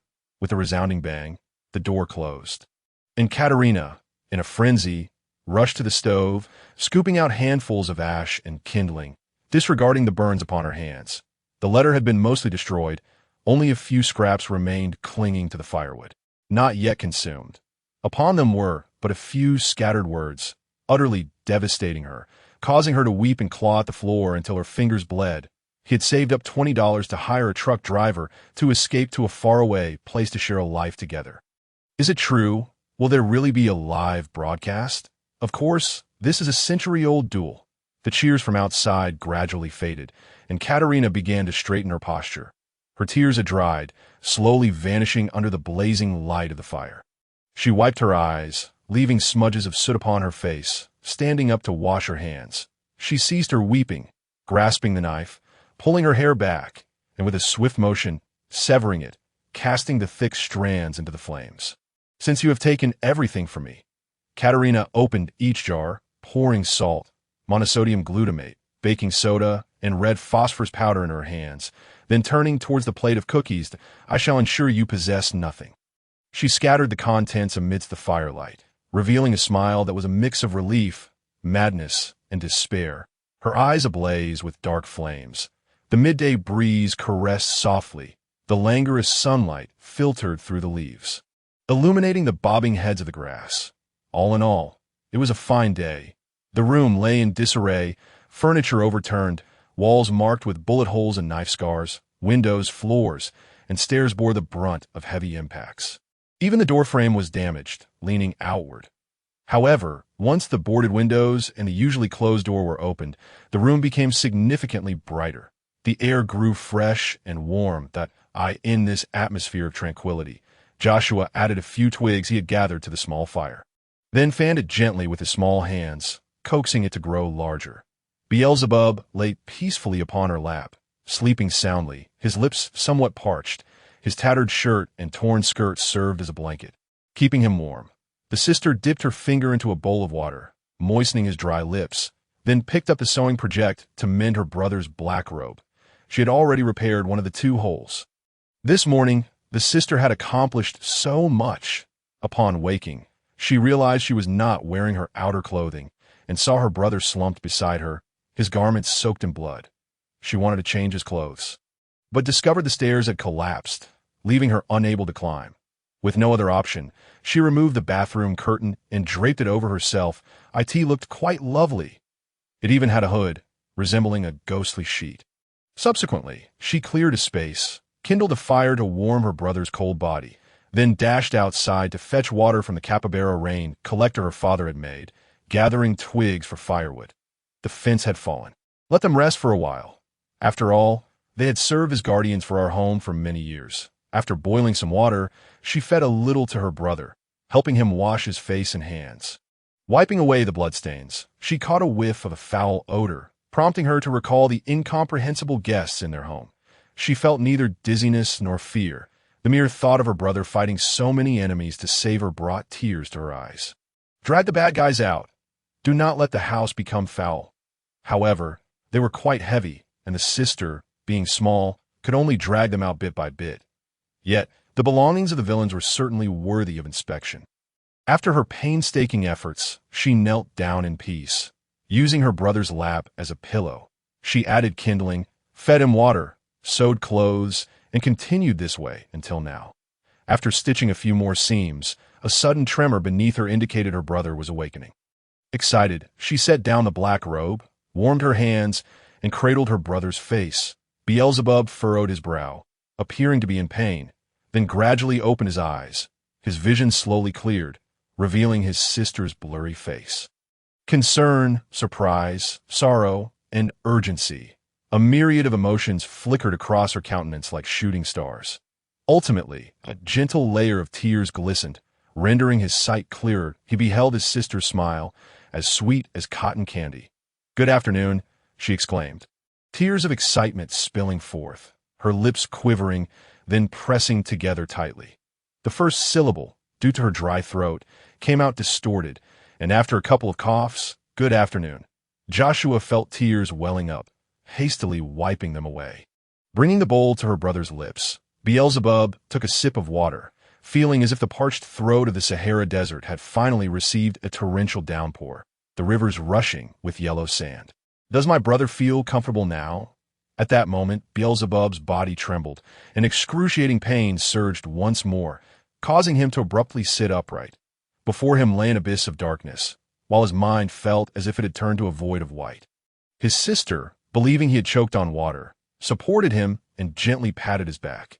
After half a minute, the black spores that had invaded his vision finally began to burst one after another, gradually restoring clarity to his sight. Leaning against the wall, he gasped, hoping that the cold air he inhaled would diminish the lingering agony.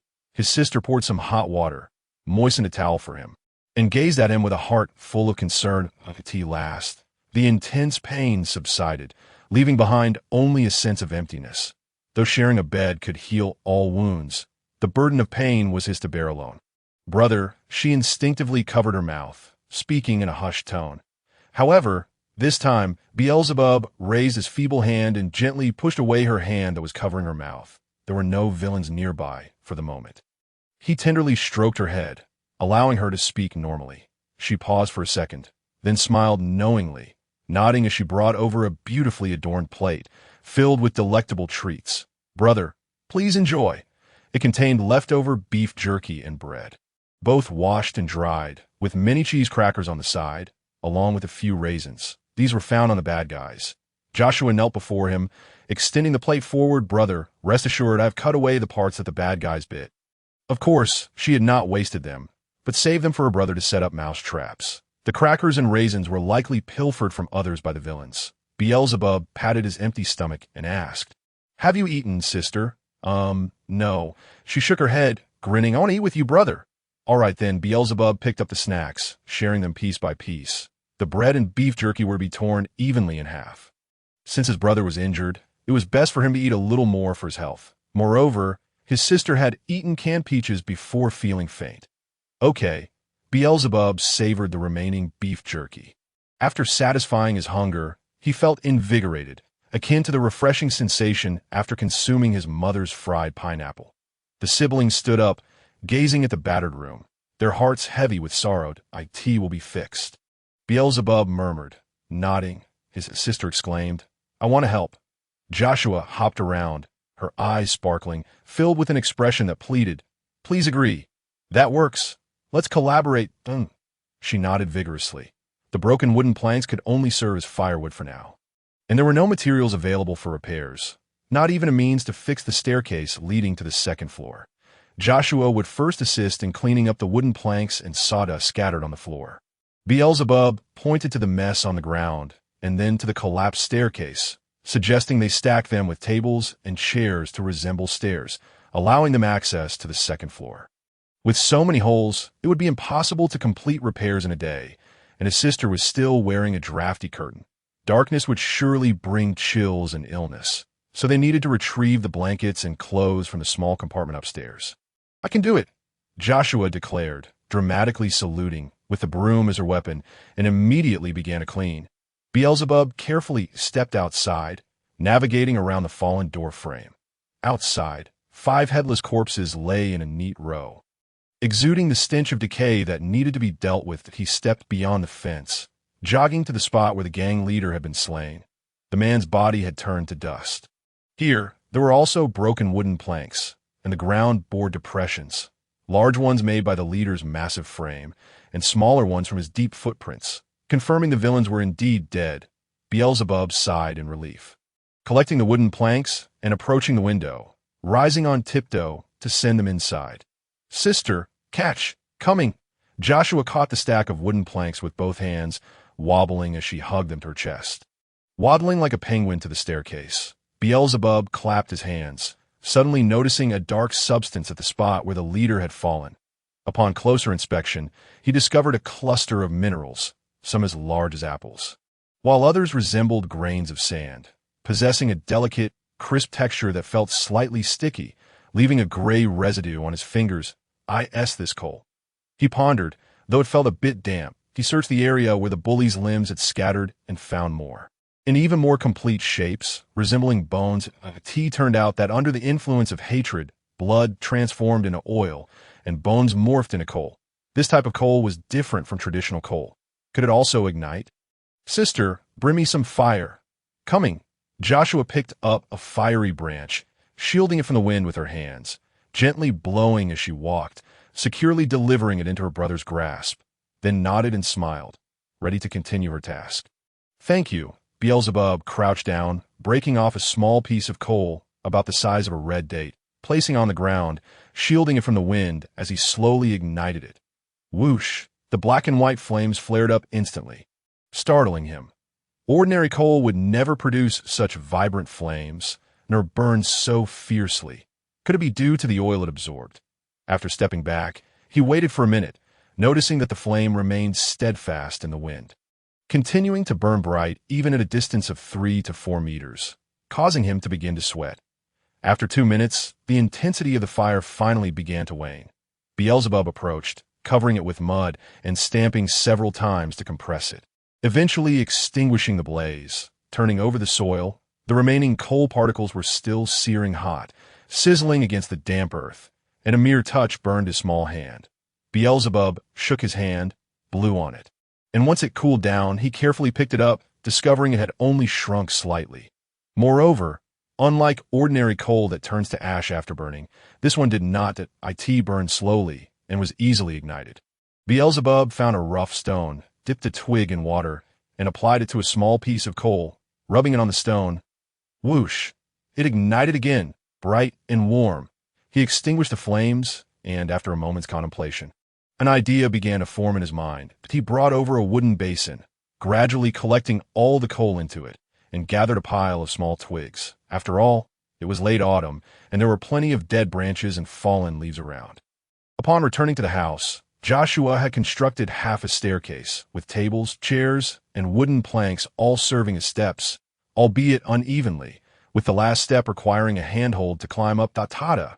His sister jumped in place, proudly displaying her half-finished product. However, the staircase was particularly long, and the higher they went, the more challenging the repairs became. Let's start with some small crafts together. Beelzebub sat against the wall and patted the space beside him. Is it similar to the little things we made in the guild? She nestled closely against him. Not quite the same. What we need to make are matches. Ooh, matches. Warm and cozy. The match head has a red tip. With a scratch, it can unleash the little flame hiding inside. The process was quite simple. Just break the twigs into smaller pieces, then apply some powder and blend it evenly. The coal had a slight stickiness, and as long as they didn't T-swing it too hard, it wouldn't T-fall off. Before long, they had produced over 200 matches, and there was still an abundance of coal remaining in the basin. Each time they completed a match, Joshua would delicately hold it, arching her fingers, and gently place it on the ground, careful not to awaken the tiny flame within. But this match head is black.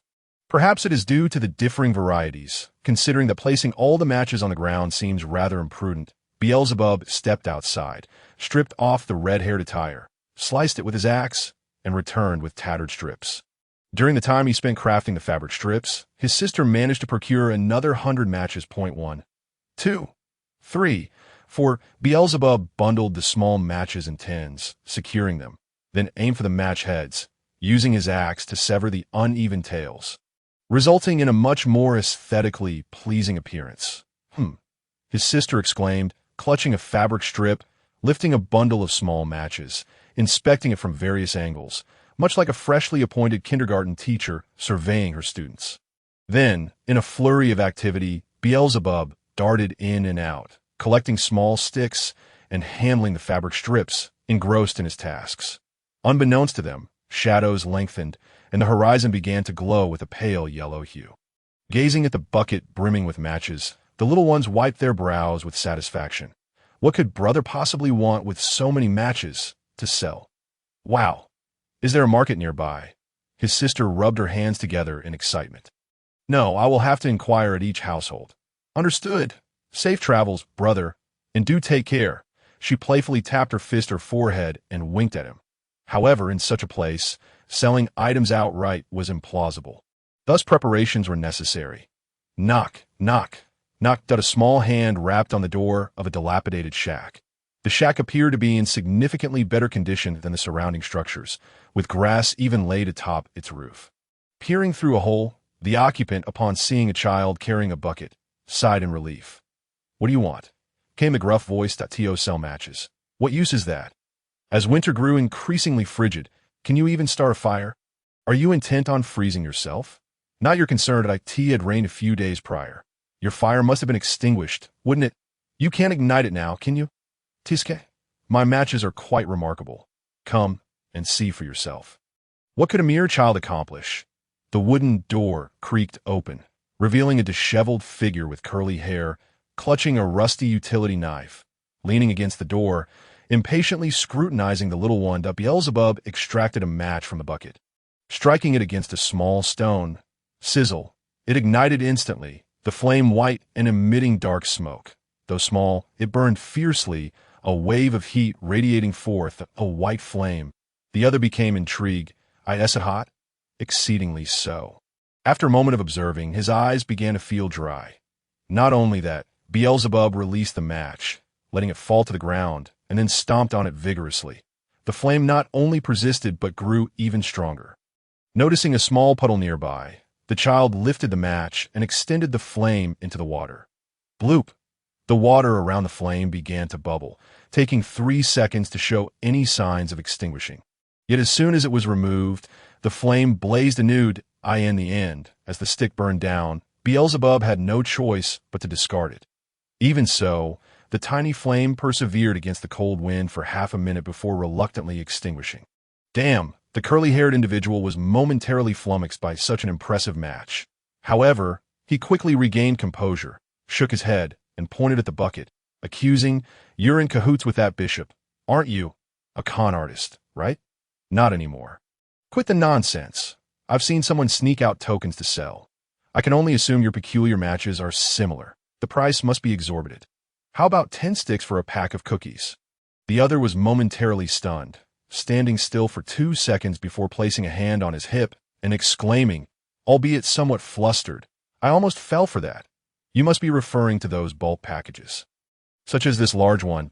Beelzebub produced a small package of Oreo wrappers, the kind that could only hold 2 pieces. Even a smaller one would suffice. The other covered his head with both hands, gesticulating wildly, desperately searching for a flaw, but the words got stuck in his throat. This truly was a lucrative deal.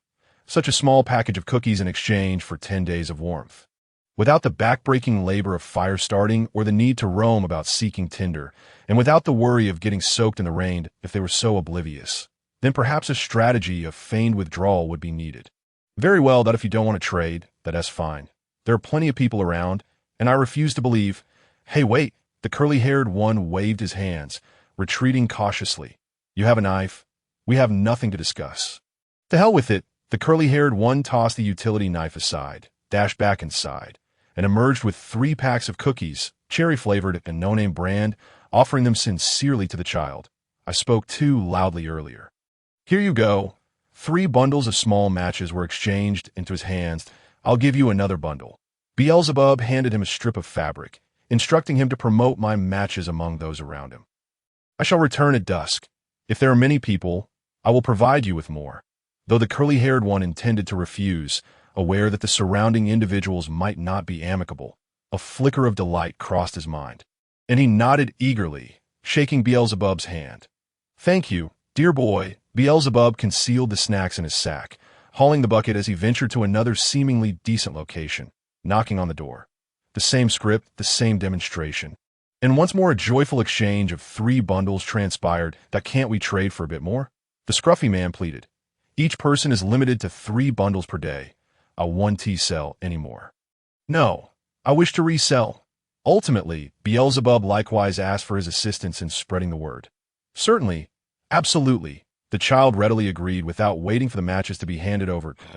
As the child turned to leave, the curly-haired one revealed a sly grin, muttering to himself, "Tomorrow I must bring even more, little friend, ha ha." Employing the same tactic, Beelzebub maintained a distance, inquiring at 5 more households, demanding the same price, and successfully exchanging 2 or 3 bundles each time.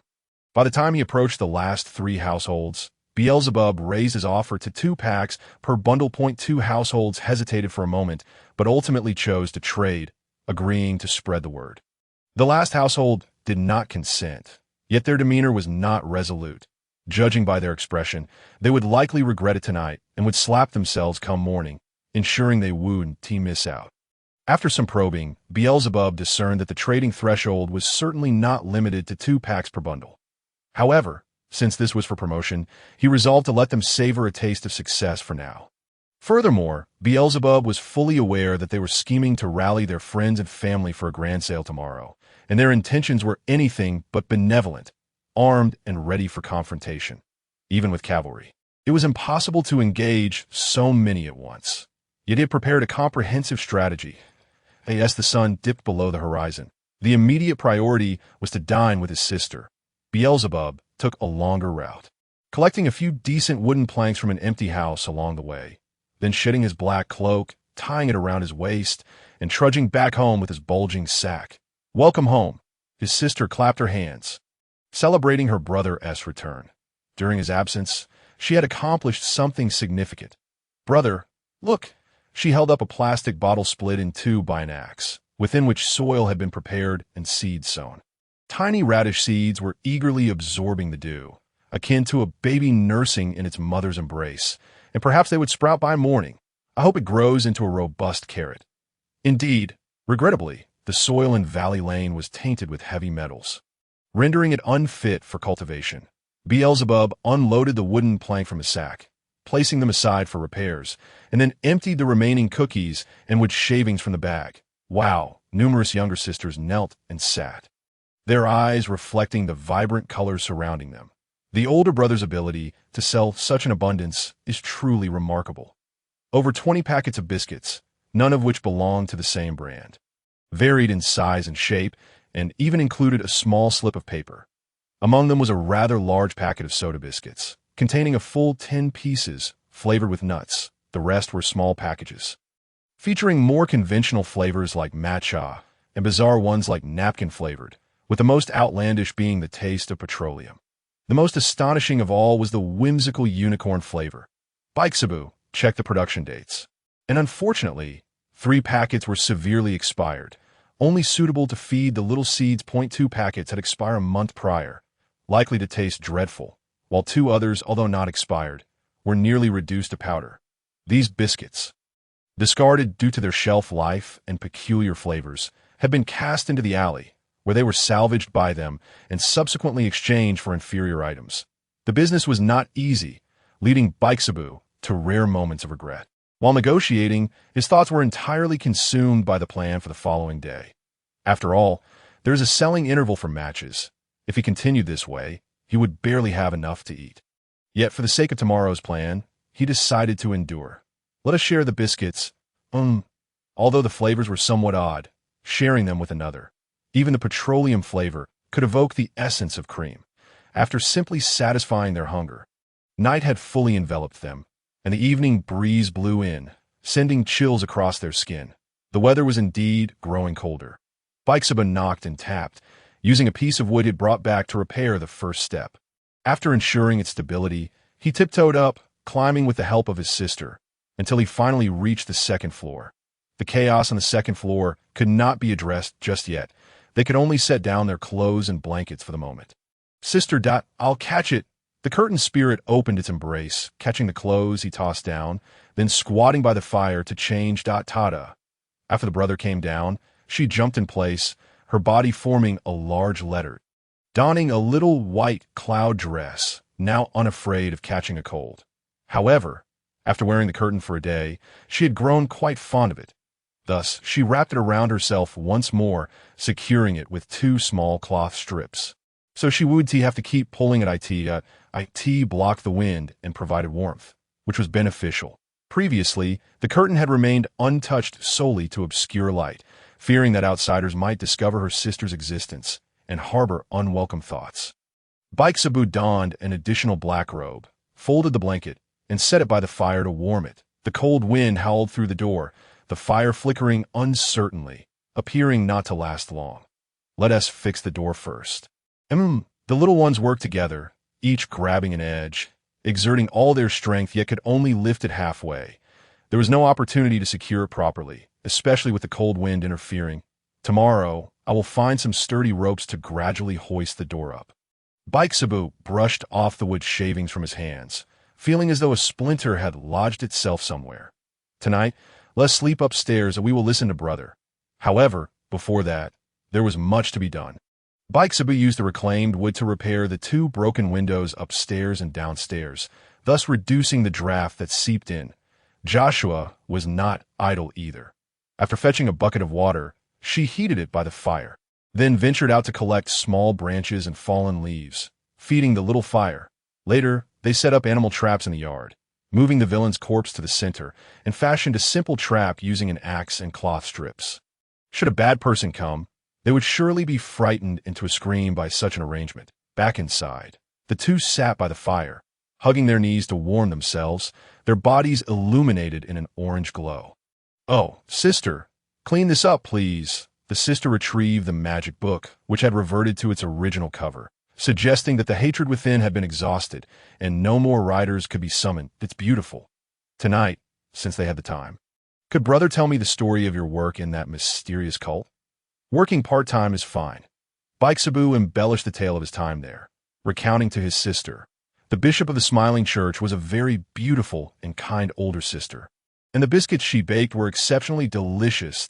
"I asked that what we used to eat?" "Yes." "Wow," the sister exclaimed. "Want to learn how to bake biscuits from that lovely elder sister." She joyfully spread her arms. "I must thank her for giving brother this job, allowing us both to have food." At that moment, Bikesabu remembered that the belt had died, and the bishop no longer had to live in fear. He should quickly inform her of this good news, but she had said they must not meet again. Yet, the sister's face radiated with anticipation, her sparkling eyes reflecting the firelight. She truly wished to learn how to bake biscuits and to see her. "She hasn't been home these past few days. In a few days, I will ask her. After I deal with the wanderers, I will bring a few bundles of matches. Sister Catalina would surely be willing to reconcile." "Yay. Since we are speaking of her, we cannot forget her child. She raised a delightful little demon." "Demon? Like this." Bikesabu sketched in the dirt with a stick and cold dust, though he could not capture its essence. "Is it like this?" The sister took the stick and quickly replicated the adorable little creature. "Yes, but how does sister know what it looks like?" "Because it's so cute. It looks like a little dog."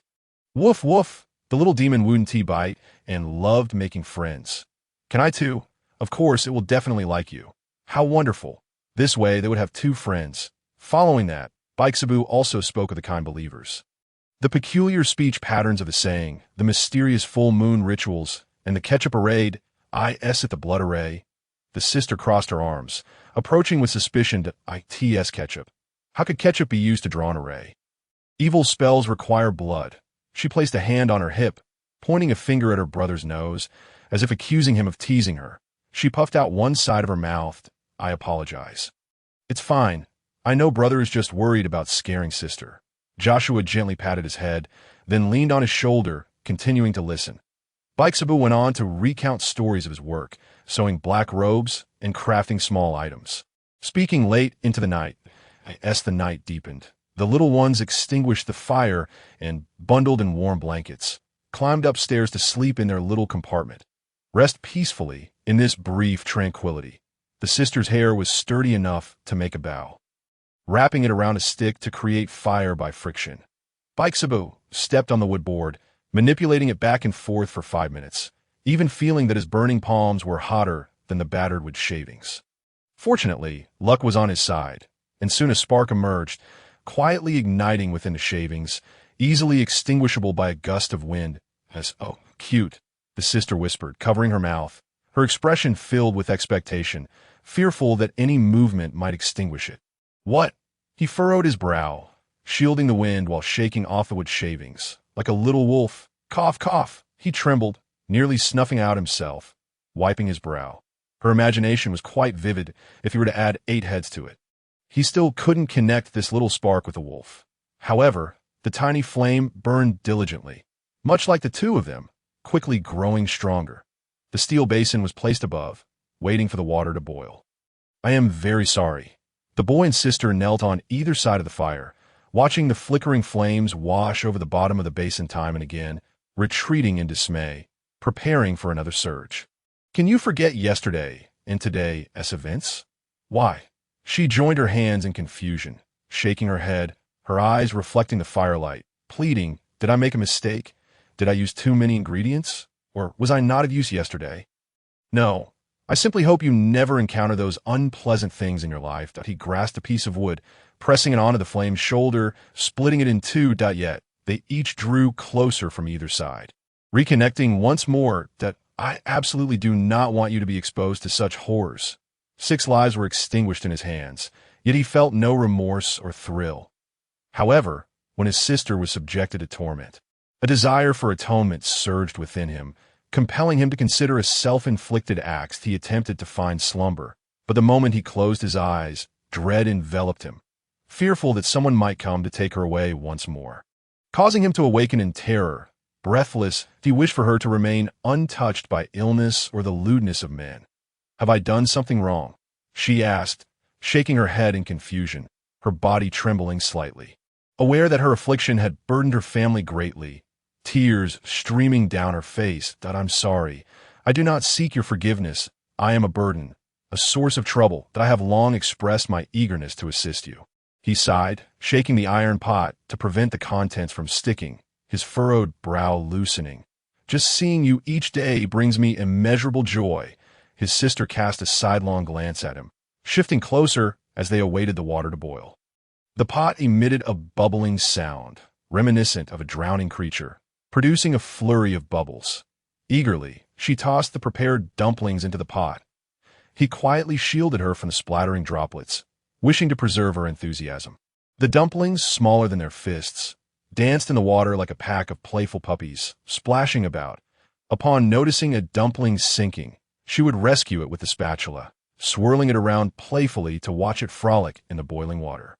"Since I do not know how to cook, we might as well play house," she mused, glancing at him frequently while stirring, her initial embarrassment transforming into a mischievous grin. With a playful puff, she blew on one dumpling, exhaling until her mouth ached before presenting it to him. "Shall I have the first bite?" "Ah," she insisted, shaking the skewer stubbornly. The boy took a bite.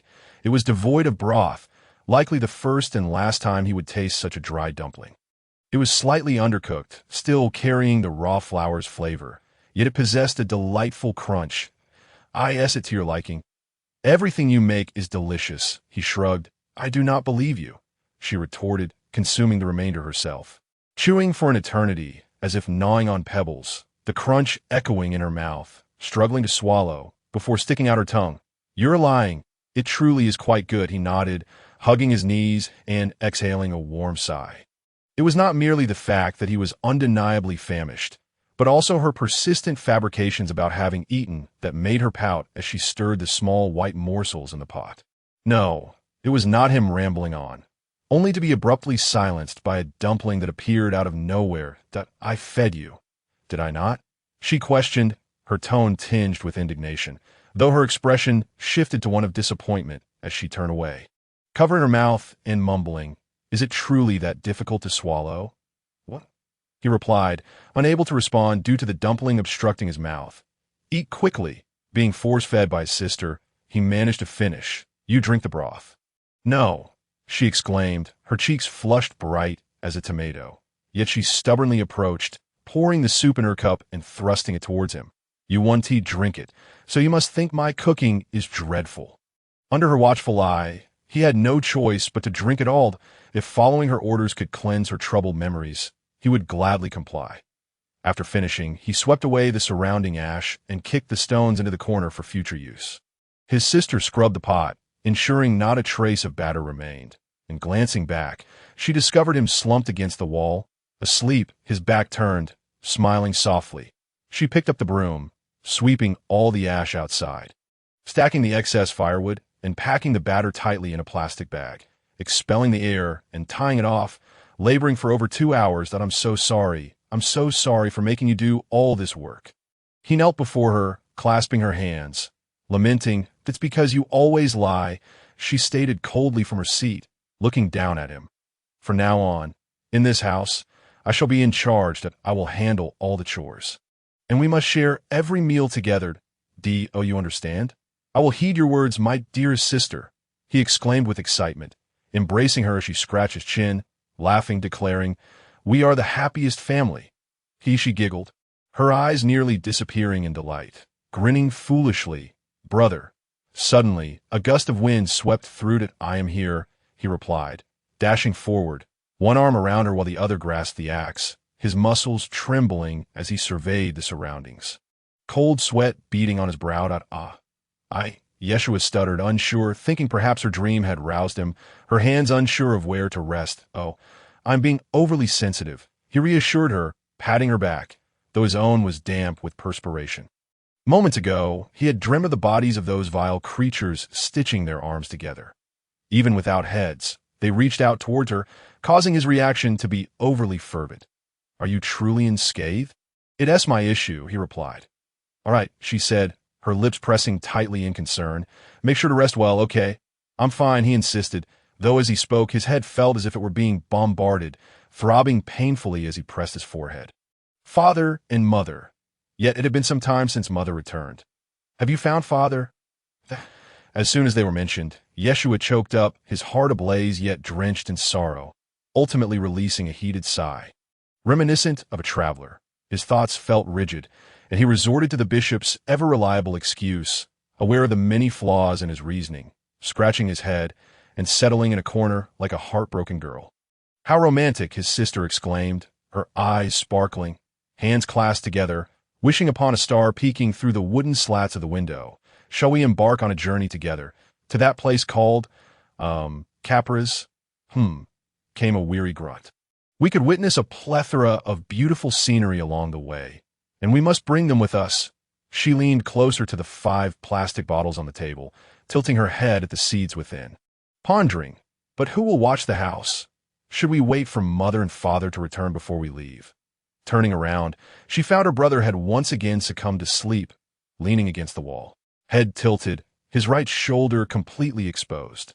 "Honestly," she murmured, having persistently warned her not to catch a cold, she ascended the stairs, retrieving a blanket from the small compartment to cover him, sitting beside him, clutching the book he had advised her to safeguard. "What is this about?" Not recognizing the script, she opened the book, staring bewilderedly at the chaotic symbols within, only able to discern the images: flowers, red flowers, black flowers. She pointed at them one by one, murmuring, "A big sister with fluffy wolf ears." Before her stood the embodiment of a dark age, the lord of the undead, the shadow of the demon king, Laplace, who reigned over the legions of the damned for millennia. She was tall and proud, her hair a mix of black and white, with 2 wolf ears protruding from her head, her massive tail trailing behind her, cloaked in storm clouds and wielding thunder as her blade, overlooking the ranks of paladins and elemental sorcerers. A sea of vengeful spirits swirled behind her, their ethereal blue flames flickering as long as the war between knights and the undead persisted, and hatred continued to spread. She would remain immortal, that I want to poke. She thought naively, not understanding the concept of a demon king, only that her ears appeared soft and inviting, and she poked at them. But regrettably, they were merely a flat surface, unbeknownst to her as she grasped the book. The cover transformed into a uniform sea of black tulips, and the contents within underwent a cataclysmic shift, entirely different from what her brother was reading. The heavens wept, and the earth mourned on the pages. Chaotic black script billowed like smoke. The game was set, beginning with the first clap of thunder and concluding with the 7th. She read drowsily, her eyelids growing heavy until the candle burned out, and she slumped onto her brother's shoulder, falling asleep. Yet, not long after, her breathing quickened, her chest rising and falling, her temperature escalating, shaking her head restlessly. "Brother, I am here." Yeshua slowly rose, careful not to awaken her, brushing his fingers across her forehead and placing a wet cloth upon it. "Take care of yourself." He then seized the axe from the table, resting it upon his shoulder. He had rested enough today. Now, a renewed vigor coursed through him as he moved. Sliding open the wooden barrier, the door creaked open, revealing a blood moon, a crimson eye casting its gaze upon him, surrounded by a scarlet sky. And further out, an endless expanse of deep red clouds. The cool evening breeze ruffled his hair, awakening his senses as the gaze gradually shifts downward. At the horizon's end lies a stretch of crimson-orange sky. Encircling this small grove are over 100 alley residents, each wielding a torch and donning blood-red smiling masks. Should even one of them release their grip, this tranquil haven would be transformed into an inferno. Leading them, without a doubt, is the inescapable fate that he cannot elude. "You appear quite spirited," remarks the archbishop, one hand on his hip and the other clutching a long sword, a satisfied smile gracing his face. Behind him, 6 curious acolytes observe, alongside an unfamiliar gentleman in uniform, whose chest bears a medal emblazoned with the letter D, or more fully, dark gold. It's merely a matter of paranoia. He sets the axe beside him, slowly exhaling, a plume of black-gray, smoke escaping. D. O not rush to act. The archbishop, still adorned with his hood, beams with mirth as he retrieves a chest set from behind, tossing it into the air. The board unfurls, suspended aloft. The pieces scatter, but are arranged by an unseen hand. Yet there are no white pieces, only black, filling half the board. Child, select one that a flash of darkness slices through the sky, momentarily consuming all light. Shrouding the earth in shadow, with a low rumble reminiscent of distant thunder amidst the swirling darkness, black flames entwine around the axe's handle, disintegrating it into dust, only to be reforged into that shadowy lance. Impervious to any light, Beelzebub flings the sin stone, dispersing the encroaching darkness, bracing for what is to come. The hatred that shapes this lance still stems from his mother. Those ruffians are not the objects of her disdain. Hence, the animosity lingers, merely fading at opportune moments.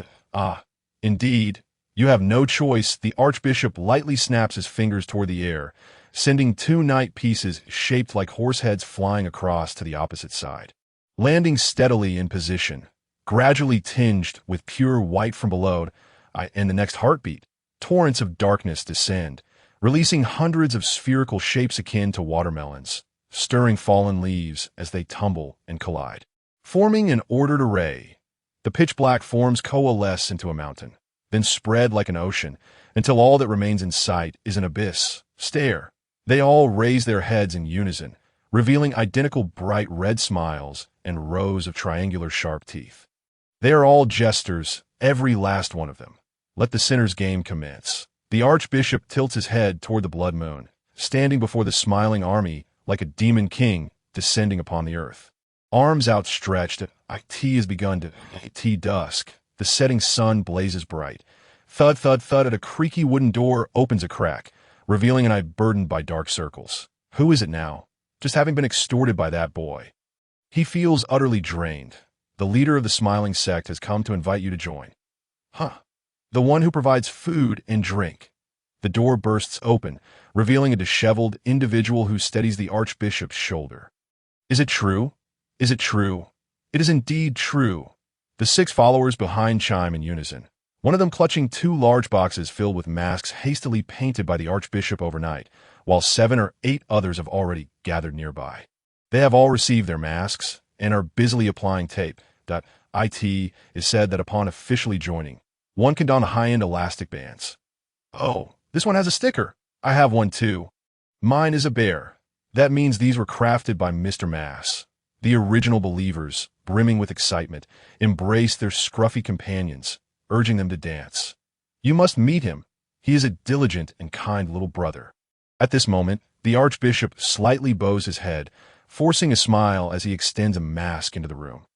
Thank you so much. I thought I could only enter through recommendations. The long-silent uncle eagerly snatches the mask, placing on his face and shaking the archbishop's hand vigorously. I knew it.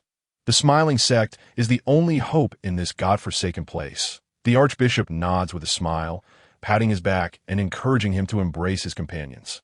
Wonderful! I can finally share my woes, he cries as he rushes into the throng.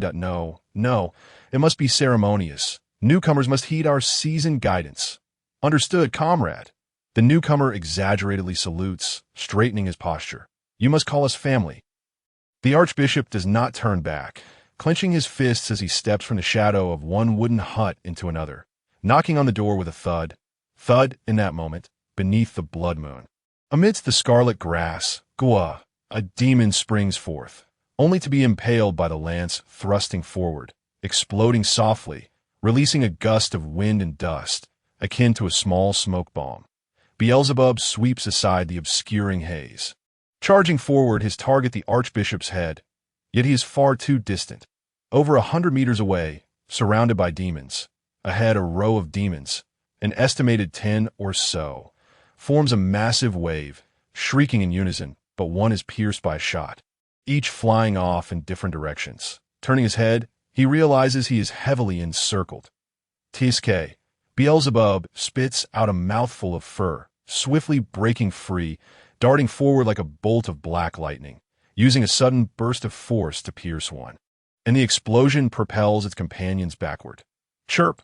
At 3 o'clock, 3 or 4 demons leap towards him. He retracts his gun, holding it horizontally before him, deflecting a barrage of black candied hawthorn impacts, sending them flying.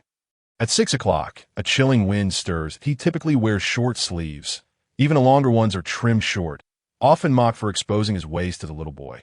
Yet the true purpose is to discern the wind's direction, the wind of death.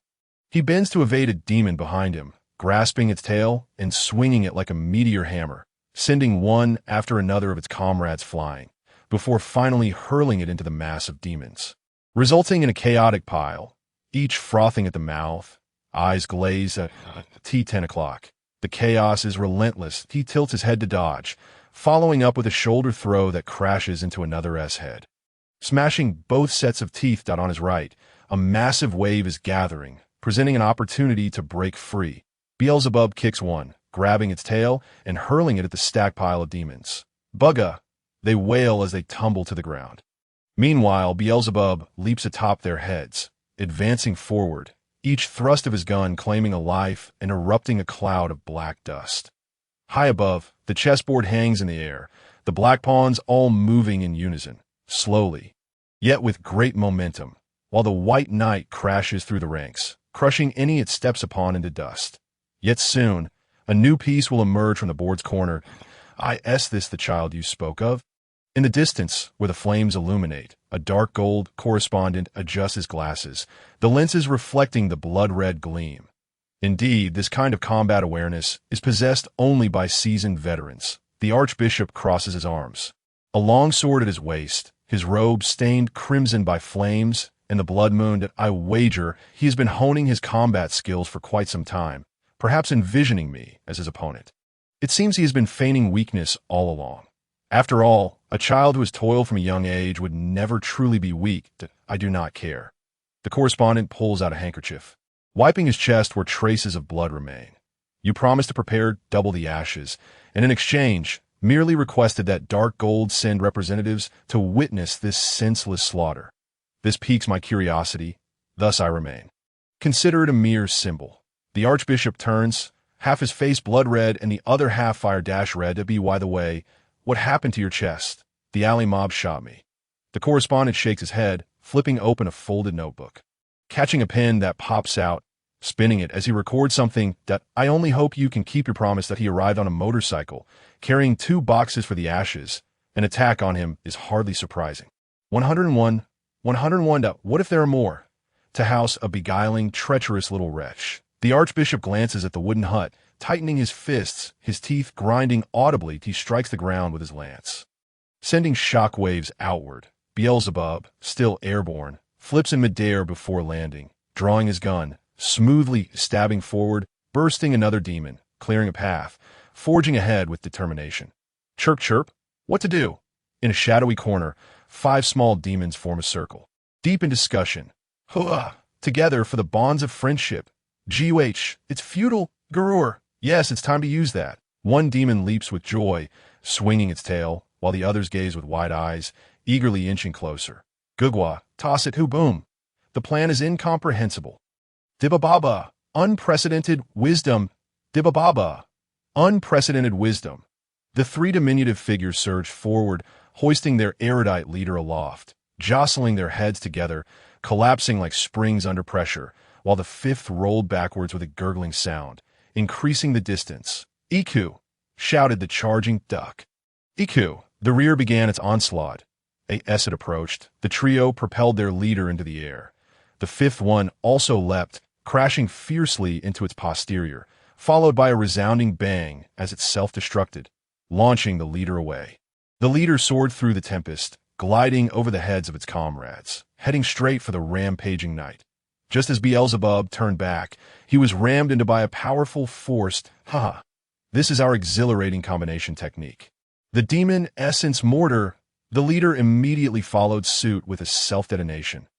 Boom! Beelzebub was hurled away, his right shoulder instantaneously rendered useless.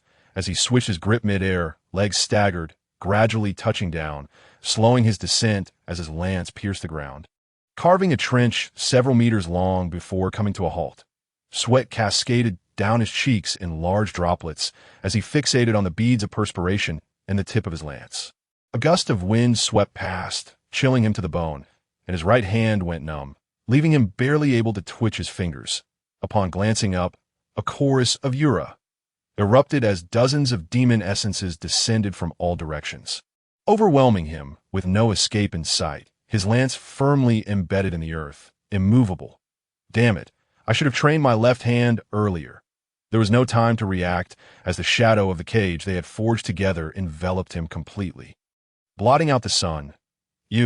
The words barely escaped his lips before he was drenched in blood, his body fracturing and bones shattering. My Lord Bishop. A follower rushed forward, gripping his garment, questioning why he would bully the Massachusetts. Mr. Mass might be reticent, but he is a good person. Though he often wore a frown, he would surely give stickers if asked. Other followers gathered around, hands clasped in prayer, beseeching on behalf of the beleaguered Beelzebub.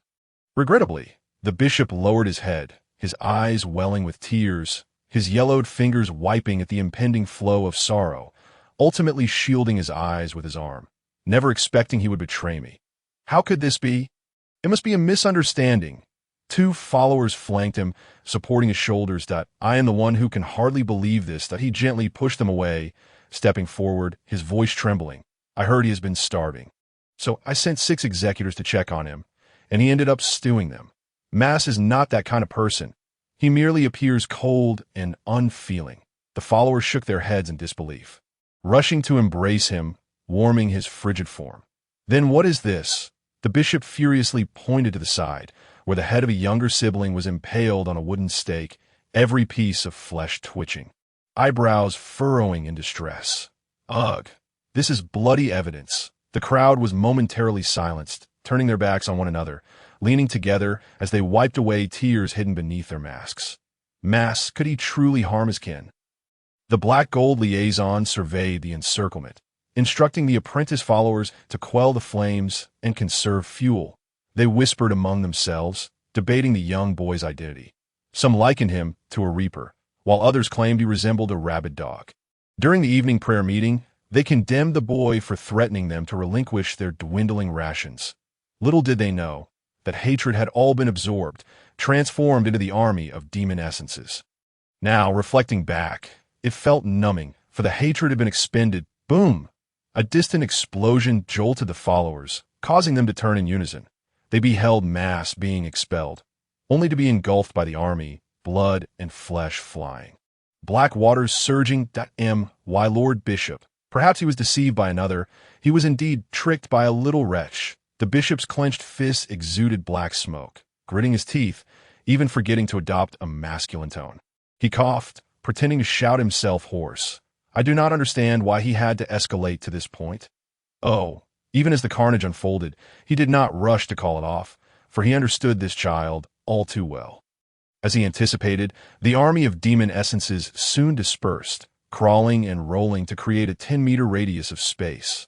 The demon's teeth had been shattered, bones pulverized, strewn about like the markings of a soccer field's kickoff area.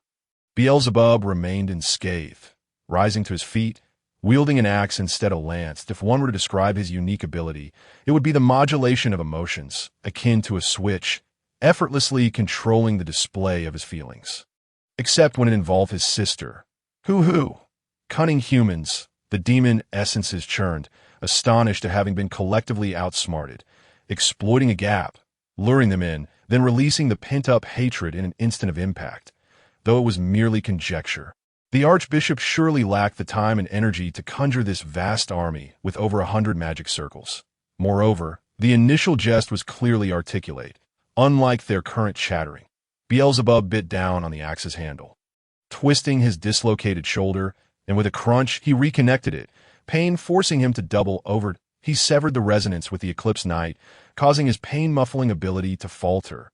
His peripheral vision swept around. This horde of demon essences would not grow larger, nor could they fly. They merely resembled the jester. You are all fragments of the jester. He grasped the axe, maintaining a facade of calm despite the sweat streaming down his face. The corners of his mouth twitching, growing larger before splitting apart, right? Pulu.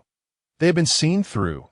Just as they attempted to advance, they were jolted, each leaping in surprise. Continue, demon shapeshifter. He stumbled forward 2 steps, shaking his right arm. Once more wielding the axe, lifting his head, confronting the degraded fragments, the second bolt of black lightning flashed, casting the world into darkness. Boom! Following the thunderous sound, the axe transformed back into a lance, its tip ablaze with black flame. Behold, he is far more ferocious than you can imagine. The bishop regained his composure, unscrewing his water bottle and taking a hearty swig before passing it to the followers. They shook their heads in a daze, retreating to a distance, cloaking their faces with their robes as they wept, unable to bear witness to the battle. Isn't it better to simply kill her? The liaison languidly leaned against a tree. Twirling a tea would be boring to just stab her. Yet you dispatched someone to ambush them yesterday. The bishop's orders were clear. Beelzebub must not inflict serious harm, while Joshua should leave him on the brink of death, in a state worse than living. Both must be kept alive, yet they completely disregarded the directive, indulging in recklessness, certain to be torn to shreds upon return. You have no idea how to control a person. The bishop cracked his fingers, forlorn, then swung his arms. Yet he never anticipated that even after providing them with the holy water of the headless crusaders, they would still be such pitiful cowards. Beelzebub swung left and right, quickly regaining his sense of timing, thrusting to burst open one, immediately transitioning to a defensive stance with his lance, gradually retreating to dissipate the force, blocking the onslaught of the thrashing demon essences. Once they were all dazed and disoriented, he swept them aside, sending them crashing into their own kind. Gotcha! After toppling one, the shock waves spread like dominoes, knocking down a group. However, at that moment, the previous trio of spring-like demon essences had initiated a crash course in the rear. Using a small twig to tap against a tree trunk, drawing circles upon it, while a vast assembly of eager learners gathered in front. Gugua, Diop, Hulilu Bang, Drip Baba, under the eloquent address of their leader. They began to leap, spinning in midair, and soon coordinated their efforts, rapidly assembling 6 demon essence mortars.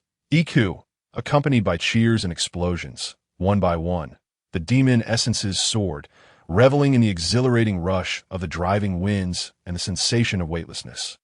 Another wave, Beelzebub kicked one aside, colliding with a similarly charging companion, then pivoted his lance, striking the ground as he braced himself. Boom! The initial collision and explosion, he staggered back slightly, his arms aching. Boom! Boom! Both barrels fired simultaneously. The lance struck against him, causing him to stagger backward, his arms feeling as if filled with vinegar. More were approaching. Beelzebub inhaled deeply, hurling the lance high into the air, dispersing black ash, reverting it back to an axe. And with a swift motion, he stepped forward, cleaving through the approaching black watermelon. Pata! It truly burst like a watermelon. Only it was black water, soft and shattering at the slightest touch, with another downward strike. He horizontally sliced through the demon essence mortar shells, with hands damp and icy. Akin to having soaked in an ice bucket for an entire night, Beelzebub raised his hand once more to grasp the axe. Holding it aloft, directing it towards the encroaching horde of demonic creatures and the distant cannons. Dulu, how terrifying! They were startled by his gaze, hastily scattering, only to collide with one another, tumbling comically to the ground. The cannons, too, drooped in dismay, their spirits low. Could they feel fear as well? Beads of sweat trickled down that if they did not unleash their inner hatred, it seemed they could not inflict harm upon themselves. Just as Beelzebub caught his breath and regained his strength, another group of demons quietly leapt to his rear, exchanging glances before merging together, coalescing into a massive black sphere that began to roll forward ominously. Iku! The deep, resonant sound echoed like a war drum. The boy turned his head, only to find a colossal demon, towering like a house, looming before him. This is bad. He tossed aside his axe, but its soft, resilient body rebounded back into his grasp. Before he could react, he was struck by the demon's gelatinous bulk, sent flying over 10 meters, flipping in the air before crashing to the ground, one hand grasping the earth to halt his momentum. From the side came another sound. Turning, he saw yet another massive black sphere charging towards him, engulfing the blood-stained grass. It coiled and leapt into the air, obscuring the blood moon and half the sky, revealing a blood-red grin, its voice elongating like a distant train. Coo! Bang! The great demon crashed heavily. Though it did not strike directly, the impact still sent Beelzebub reeling down on the chessboard, for pawns drew together, merging, plop, transforming into a single major piece occupying 4 squares, sending the white knight flying. The boy rolled to a stop, coughing up blood, his hands propping up his upper body, crimson threads stretching between his lips and the grass. Around him, at least 6 large demons bounded closer. On the chessboard, the major piece successfully trapped the knight's legs, preventing its retreat. While their individual intelligence was limited, some were slightly more astute, sharing their wits. Their earlier feigned chaos was merely a ruse to lure him in. Gwa! A swarm of smaller demons rolled towards him, gnawing at his axe, attempting to wrest it away. With a swift motion, he brushed them aside, pushing off the ground with one hand, executing a flying kick that sent them sprawling. Wiping his face, he pushed aside the damp hair clinging to his forehead, raising the axe high. Thundered, a black flash illuminated the surroundings, the world shifting hues. Boom! Responded his low growl. The black flames consumed the axe handle. Reforging it into a sharp spear, T.O. remained solely on the defensive would lead to inevitable demise. Had to balance offense and defense. Iku. The restless army surged forward. The smaller ones darted ahead, leaping, their maws agape, only to be mercilessly impaled by the lance. Exploding in a cacophony, he parried with his spear, deflecting, retreating, then thrusting to create an opening, charging forward, sending a flurry of small demons spiraling into disarray. The great demon rolled towards him. Beelzebub flexed his fingers, gripping the spear at his chest, gathering strength, bouncing lightly on his feet.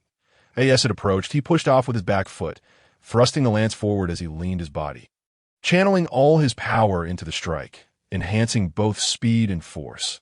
The spear whistled through the air, piercing the demon's forehead, sinking in as though piercing a bouncy ball with a toothpick, reaching its limit. Beelzebub lunged forward, a rush of wind accompanying him as he pierced through the demon, emerging behind it, his feet planted firmly, shaking off the dust from his spear. Boom! Behind him, the great demon exploded, shattering into pieces.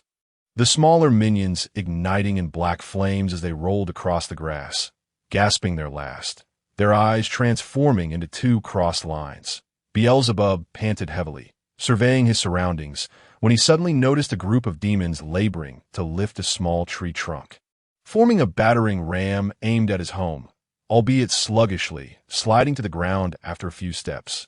Yet they rallied together, lifting it once more, bravely advancing. Come back! He dashed forward, leaping over the corpses of the minions, only to be knocked back by the leaping great demon, the spear scraping the earth to a halt. Looking around, he realized they had overcome their height disadvantage and were continuously learning. Amidst the black spheres, 3 initially bewildered demons donned glasses, wielding small branches, adorned with leaves fashioned into beards, frantically scribbling in the wet ground. Wow, wow. Cackling, the giant spread out, preventing his escape. Companions compressed their formation, denying him a moment's respite. Ram, Iku, capture the king first. Charge with the battering ram. One by one, demons leapt from all directions, forcing Beelzebub to spin like a top. Any misstep could lead to being overwhelmed and devoured. Exhausted from the onslaught, a breeze rustled, carrying a small piece of paper that landed softly on his chest, sticking to him. Ding, congratulations on unlocking the system. Roll! Beelzebub flung aside a group, utterly drained, his back aching, calves cramping slightly, his legs trembling as he bent them. All right, I'm here to assist you. The paper had no mouth, yet could speak, audible only to him at that moment. Identity. Reflecting back, he recalled the demons he had pierced through. They exploded. He dragged the spear, laboriously swinging it. Indeed, there must have been something to ignite them, right? Certainly, there was fire. His peripheral vision caught sight of the black flames consuming the corpses. Moreover, when he executed the 6 enforcers earlier, their wounds had ignited with black flames. Accompanied by explosions, the black flames, should he not understand by now? Beelzebub scanned his surroundings, his gaze finally fixing on the spear tip, where the black flames devoured the light. The demons, observing him, muttered to himself, assumed he had gone mad, tilting their heads in curiosity, delaying their assault. This was the true power of the Shadow Knight. Black flames that burned with light as fuel, an unquenchable malevolence. Meanwhile, the stumbling, battering ram had regained its balance. Entering the sprinting phase, Beelzebub held the lance level at shoulder height, hand positioned one before the other, half closing one eye, his gaze following the distant silhouette. Fire! I need fire to take shape. He envisioned artillery in his mind. In his hands, the lance transformed into a cannon. The spear tip pointed straight ahead, black flames swirling around it, enveloping the shaft, a hot wind rushing forth, knocking the smaller demon's askew. His long hair billowed in the tempest. Holding his breath, he channeled the suppressed hatred into a singular moment of fury. Banged, he murmured softly, in the next instant. The black fire ring expanded from the spear tip, launching a pitch-black cannonball, trailing a smoky tail. Obliterating a swath of demons, both large and small, all exploding as it barreled towards the battering ram, detonating upon contact, flames soaring 5 meters high. The tremendous recoil sent Beelzebub tumbling backward, the back of his neck hitting the ground, rolling once before kneeling on one knee to halt. Along his path, a 2-meter-wide corridor emerged, scorched earth at the center, with grass igniting in black flames, quickly extinguishing. The demons stood frozen, glancing at the boy, then turning to the 3 wise ones. Nanny, a branch snapped. Nanny, the glasses skewed. Nanny, the beards fell away. They too appeared bewildered, exchanging glances, before collectively turning to the knight. Thank you. Beelzebub rose slowly, raising his arm and swinging the long spear. PSSS. Black mist and steam erupted from the conical spear, the barrel misaligned, ejecting a black shell that rolled across the lawn, emitting billowing black smoke. Sizzle, it crackled, quickly burning away. Not bad, he planted the lance into the ground. Lifting his leg high, exceeding head height, his toes igniting with black flames, before striking the spear, producing a thunderous blast, allowing the dispersing black flames to surge into the weapon, loading it. Withdrawing the spear, he swung it again. Click! The lance returned to position, primed for action. All right, you play for a while. I'll take a short nap. The little paper was indeed a master of sleep, its earlier utterances having drained nearly all its energy, and it quickly succumbed to a deep slumber. Beelzebub plucked it from his chest, stowing it in his pocket, then raised his weapon forward. With a spear pointed, the demons recoiled, frantically squeezing to either side. The cumbersome great demons immediately disassembled, scattering into smaller ones, seeking refuge behind their companions, trembling in fear. The 3 wise ones huddled together, chattering, and after a brief brainstorming session, arrived at an important conclusion. Kukawawa. Bala. This is indeed black technology. The demons exchanged glances, their tails flicking anxiously, collectively questioning, essentially asking, Gigi, what should we do then? The wise ones formed a small circle, muttering for a while, before enlightenment struck, their foreheads glowing, nallowed this moment. There was only one method left. They picked up branches, stuffed them with half-burnt gray grass, and wrapped them in rags, securing them to the tips of the branches, hoisting them onto their shoulders. They were ready to be the first line of defense. Their resolute gazes and gallant postures moving their companions to tears. This must surely be a smokescreen, for these 3 venerable figures are undeniably astute. You give Luda oil, better make a hasty retreat. No sooner had the words left my lips than the 3 sages vanished like smoke, leaving behind only a swirling cloud of ash, vanishing as swiftly as a meteor across the vast desert. The remaining magical essence lingered in place, glancing again at the boy. Click, he fixed his gaze upon them, brandished his lance, aimed sideways, and unleashed another shot into the empty space, uprooting chunks of grass and filling the air with gunpowder smoke. You give Ludo oil. The magical essences followed the prophet's lead and fled. On the chessboard, the indomitable pawns retreated to the bishop's side. Come back, The bishop sighed in resignation, waving his hand, even with his eyes squinted. It was evident he was weary. All the magical essences transformed into swirling black smoke, coalescing into a small black sphere, the true form of the jesting spirit. Unable to withstand the onslaught, it bounced twice on the ground before settling on his shoulder. Apologetically licking his face, the hatred of that group is tainted with impurities, making it difficult to sustain you. The bishop turned to glance at the temporary workers in the alley, some lying down, others seated, and a few already lost in slumber. They possessed no devout faith, not even knowing who Laplace was. Even if they harbored hatred, it was casual, half-hearted, saturated with the grease of life. They were far more concerned about what breakfast awaited them tomorrow. Rumored to be cookies, the faithful, whom the bishop had long deliberated upon, once again surrounded him, kneeling in unison, pleading for an opportunity to converse earnestly with the mass in the distance. Beelzebub thrust into the ground, raised a leg, and brought down the dark flame-filled shell, shaking off mud and grass as he charged forward. What is there to discuss? Perhaps he too bears his own burdens? We have erred in the past. The bishop exhaled deeply, stepped aside, and extended his hands in invitation. Please proceed. Thank you. The multitude of believers scrambled up, bounding forward, arms waving wildly, urgently calling out, Mass. Seeing them approach unarmed, the boy slowed his pace, biting his lower lip, yet remained vigilant. His hatred did not extend to these misled souls. At least they had committed no crime. Leave this place, he furrowed his brow, raising the gun's tip in warning. This does not concern you. Mass, what are you saying? We cannot hear you, they called out, as the flames in the distance cast the bishop's silhouette. Slowly, he drew the long sword from his waist, thick black clouds billowing from its sheath. With a flick, the sword shattered into segments, yet merged with the black clouds, twisted and terrifying. The skeletal frame threaded the blades, which transformed into pure white.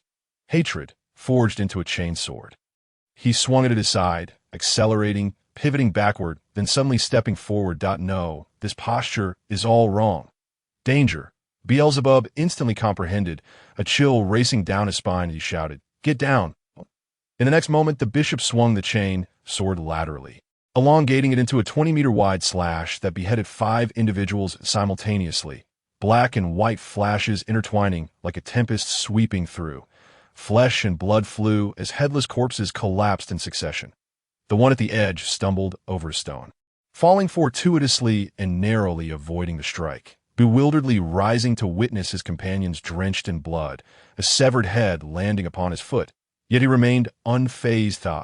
I missed. The bishop flicked his wrist, retracting the whip blade, smiling slightly as he wiped the blood from it. It had not been used in quite some time. Madman. Beelzebub decisively raised his gun, the tip ablaze with hatred, aiming at his foe. Yet the surviving believers approached, kneeling along the line, obstructing his aim. Bishop, do you require our lives? He asked, hands clasped, calm and devout. Indeed. Will you respond to our hatred? Naturally, I shall bring divine retribution upon your foes in the name of His Majesty Laplace. The bishop smiled with satisfaction. Excellent. He had long desired for those investment swindlers who had caused his family's ruin to pay the price. Bowing deeply, I implore you, please accept my life. The bishop applauded appreciatively, nodding and swung the chainsword. Laplace shines upon you and meet. No sooner had he spoken than the strike expanded, severed heads tumbling to the ground. The blade returned.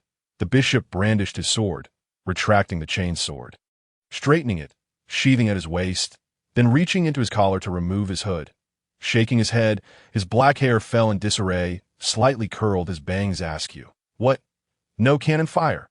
Her voice was even more hoarse than before, raspy and weary, dark circles under her eyes deepening, smiling wearily. Aren't you indifferent to anyone other than your sister? She had not slept for 2 days, her mind whirring like a propeller, dizzy and consumed with thoughts of him, unable to find rest. TSK. Patience is key. Beelzebub understood that from such a distance, even the slightest misalignment would allow her to evade, and that the jesting spirit would strike when the lance was in dire need of reloading. Ah, yes, this truly is. She closed her eyes, shaking her head, then spread her arms wide, dense black ash swirling forth. Come back, O soul filled with hatred. Your vengeance must be realized. The time has come. Beelzebub fired a shot. The recoil tearing back over 1/2 meter of grass. The black flame projectile soared forth.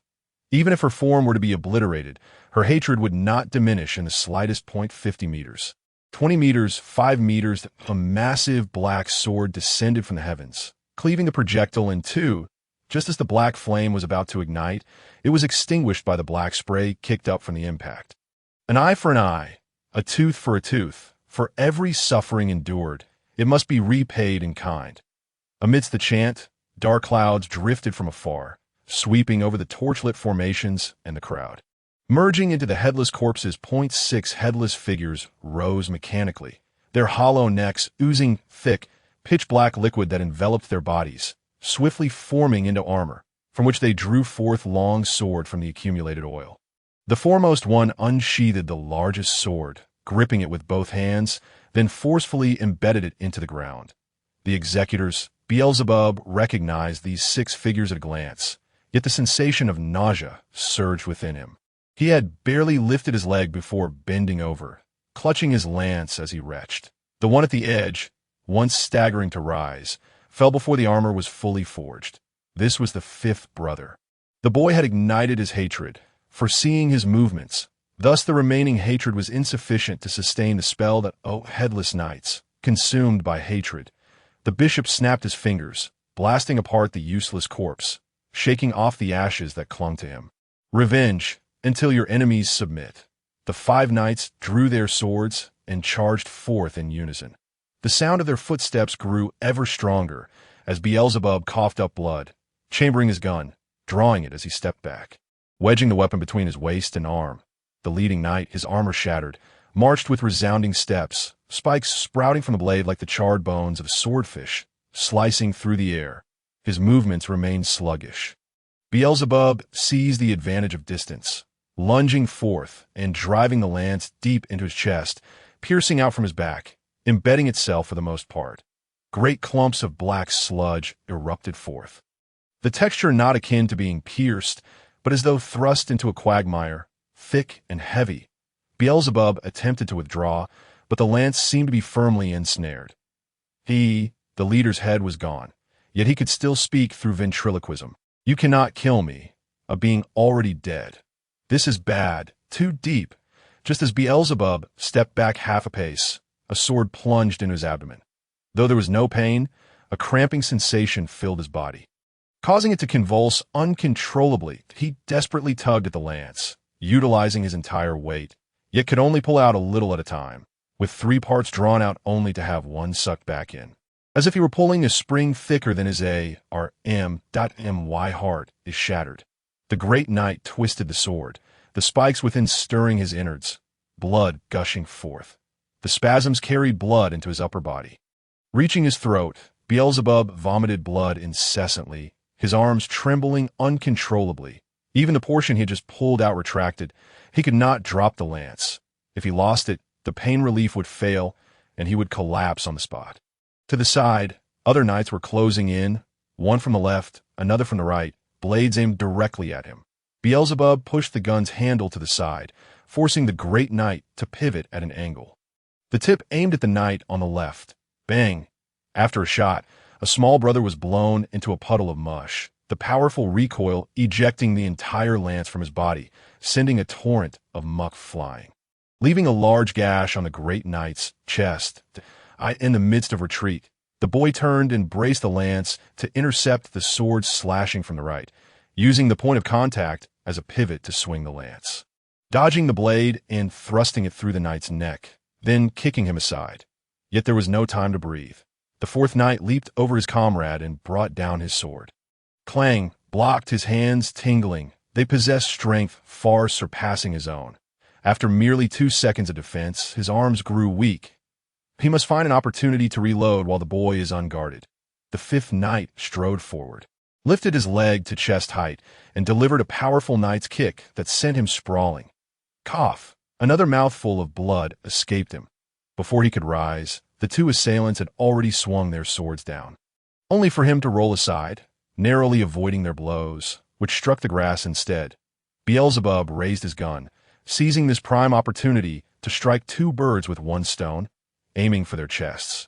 Yet he was once again pierced by a sword from behind, the blade emerging from his chest and puncturing his lung. Oh, you think we are as fragile as before? Easily shattered upon contact. The great knight had to thank him for dragging the muck from his chest, for it had now solidified into an even thicker armor, exuding formidable strength. What are you, truly? He was stirring, intent on turning the lung into a pulp. Beelzebub retaliated with an elbow strike, dissipating some of the force, then used the butt of his gun to shatter the knight's right arm, kicking backward to escape, retreating swiftly while bleeding, his vision darkening and his head growing increasingly dizzy, with footsteps rapidly approaching. He exerted all his strength to thrust his gun and incapacitate one knight. However, the other two expertly restrained his arms. From the wound on the great knight, a thick black gel dripped down, solidifying in an instant. We are hatred. He flexed his newly formed arm, then clenched his fist, advancing forward.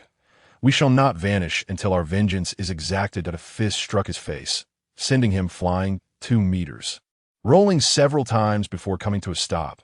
The knight, previously reduced to muck, was once more reformed into human shape, walking steadily alongside his brethren. Having lost too much blood, even without pain, his physiological responses tormented him immensely. Dizziness, coughing blood, obscured vision, and ringing in his ears plagued him. He watched as his hands twitched uncontrollably, his arms trembling incessantly, struggling to lift his upper body, yet finding no strength, collapsing back down after raising his fist a mere distance. Do you remember? Ugh! The great knight seized his hair, lifting him up. Let me assist you. The steel boot came crashing down on his chin. Crack! The sharp sound of shattering bone echoed, his jaw fracturing under the impact, the shockwave reverberating to his skull. Beelzebub staggered backward, dragging his gun, only to be met with a slash from a waiting knight. Blood spraying from his back, he could no longer endure. His head felt as heavy as if bound with 4 lead balls. Observing the boy sway, refusing to fall, they seemed to discover newfound entertainment, encircling him, striking his abdomen with their weapons to draw blood, or slapping his face with the flat of their swords, kicking him about. The chessboard mirrored this chaos, 5 chariots colliding with the knights like a ball being kicked. At last, Beelzebub could hold on no longer, falling backward, only to be caught by a knight. The bishop forbids us from killing you. The great knight approached, sword dripping with blood. But we can sever your limbs, turning you into a plaything. Clinging desperately to his spear was his last act of defiance, yet it was all for naught. The crowd behind, watching the slaughter unfold, reveled in the spectacle. Naturally, many remained huddled together, asleep with their backs against one another, the torches extinguished. This is punishment. The bishop flicked his partner's forehead, sending him sprawling to the ground. Now, let the hunt begin.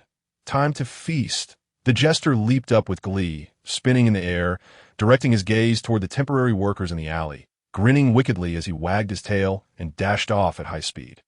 What is this? A toy, it seems, having a splendid time with that boy. Will it bite? Someone nervously rubbed their hands together. What are you afraid of? A mere child can handle it. Look, he played all day without a care. Seeing the skepticism among the crowd, a burly, muscular man stepped forward, catching the flying magical essence with both hands, kneading it before slamming it to the ground. After it bounced back up, he juggled it on his shoulder, then dribbled it between his legs. See? It's harmless. Suddenly, the jester transformed, growing to 3 meters tall, opening a gigantic mouth to swallow it whole, crunching it into a mushy pulp within seconds, reverting to a watermelon shape. Then, it slowly turned to lick its lips at the remaining 99 offerings. Wait? No. Help. It was futile. This was a swift and decisive one-sided massacre that a few were consumed, and 10 together would be devoured in one bite. The torches fell one after another, igniting the grass, which spread toward the forest. Ridiculous. The black gold liaison adjusted his glasses, stepping back from the flames, lighting a cigarette. Fired, Beelzebub's crystalline eyes reflected the rising inferno. If it was not extinguished soon, this small forest, their home, would cease to exist, start cutting here. The great knight positioned his sword on his right shoulder, targeting the hand he frequently used, gesturing to mark the spot before raising his sword high and bringing it down with a whoosh. Bang! Beelzebub retaliated with a leg of black flame, shattering both of the knight's hands, his entire face darkening. Sister! Flames surged in his gun. He kicked backward, shattering the knee of the man behind him, then spun the spear, gripping it in reverse, wedging it against the knight's torso and prying his arm out of joint, breaking free from his constraints. Attack! The remaining 3 knights charged forward together. Beelzebub rolled on the ground, the spear striking the earth. Barely managing to prop himself up, he kicked the spear, hoisting it on his shoulder just in time to deflect the first sword strike, then thrust forward. The knight at the front retreated, colliding with his teammate, only to be pierced by the spear that went through both, their armor proving utterly ineffective, crumbling like waste paper. Finally, dragging the 2 along, he turned the spear's tip toward another. The knight raised his sword to block, yet he and his 2 comrades were reduced to mere muck in an instant, in mere minutes. The flames spread uncontrollably, encircling the cottage with a fire line stretching hundreds of meters, illuminating the horizon. Cough, cough. Beelzebub could no longer stand upright, lowering his head and leaning against the spear for support, blood trickling from the corner of his mouth. He could feel bubbles rising in his lungs, blood boiling within. This was meaningless. In the midst of his speech, the great knight's arm restored itself once more. Black liquid flowed across the grass, returning to the leader, reforming into human shape, entirely unharmed, drawing a long sword from the hollow of his neck, then polishing it on his shoulder plate. Our flesh is immortal and indestructible. The great knight approached, his heavy footsteps echoing like war drums, even as he tread upon grass, while your blood had long since dried. Coughing, Beelzebub struggled to straighten his back, his spine feeling as if it had been extracted, devoid of support. Only his arms trembled with effort. This, too, was not merely a misfortune. They, too, harnessed the power of hatred, albeit expressed differently. The jester expanded and split. The bishop wielded lashes and summoned. He himself embodied black flames and numbness, while the headless knight transformed through 3 states. He had witnessed this yesterday. The leader's armor had formed from a liquid, petroleum-like substance. The black flame that had pierced the great knight's body had clung to him, signifying that the spear's black flame had melted his solid form. The inner conversion of 3 states. This was the reason for their immortality. Understanding the principle, he was no longer bereft of options. What do you intentionally bleed to liberate yourself? The first half of that is correct, beast. Beelzebub shook his head, one hand supporting his weakened body while the other wiped the blood from his chest. Now, every one of you bears my blood, does it not? Indeed, the great knight and his subordinates proudly gazed at the bloodstains on their bodies, remnants of their transformation that could not be erased. The enemy's blood was a badge of honor for the knights. Honor is splendid, indeed. Beelzebub slowly raised his head, black flames igniting in his eyes, lifting his bloodied hand, thumb and index finger touching. Then let your honor drown in the sea of fire. With a snap of his fingers, the black flames erupted. Thunder roared, and the blood moon dimmed. The chests of the 5 knights simultaneously emitted black light, then detonated with a thunderous roar, oil splattering everywhere. Their bodies engulfed in black flames as they dropped their weapons, desperately attempting to extinguish the fire. Extinguish? Can you extinguish the hatred I bear for you? Beelzebub steadied his breath, dragging the spear forward, as though he had suffered no wounds at all. I hate you. Every drop of blood in my body curses you, for you have harmed my kind and innocent sister, tainting her childhood, a futile endeavor. Before he could finish his sentence, the sudden thrust of his spear reduced the great knight to a puddle of muck. They still sought to coalesce, attempting to reform, but the black flames rendered them incapable of adhering. More critically, they began to evaporate, transforming into black mist, unable to gather. This was Beelzebub's aim.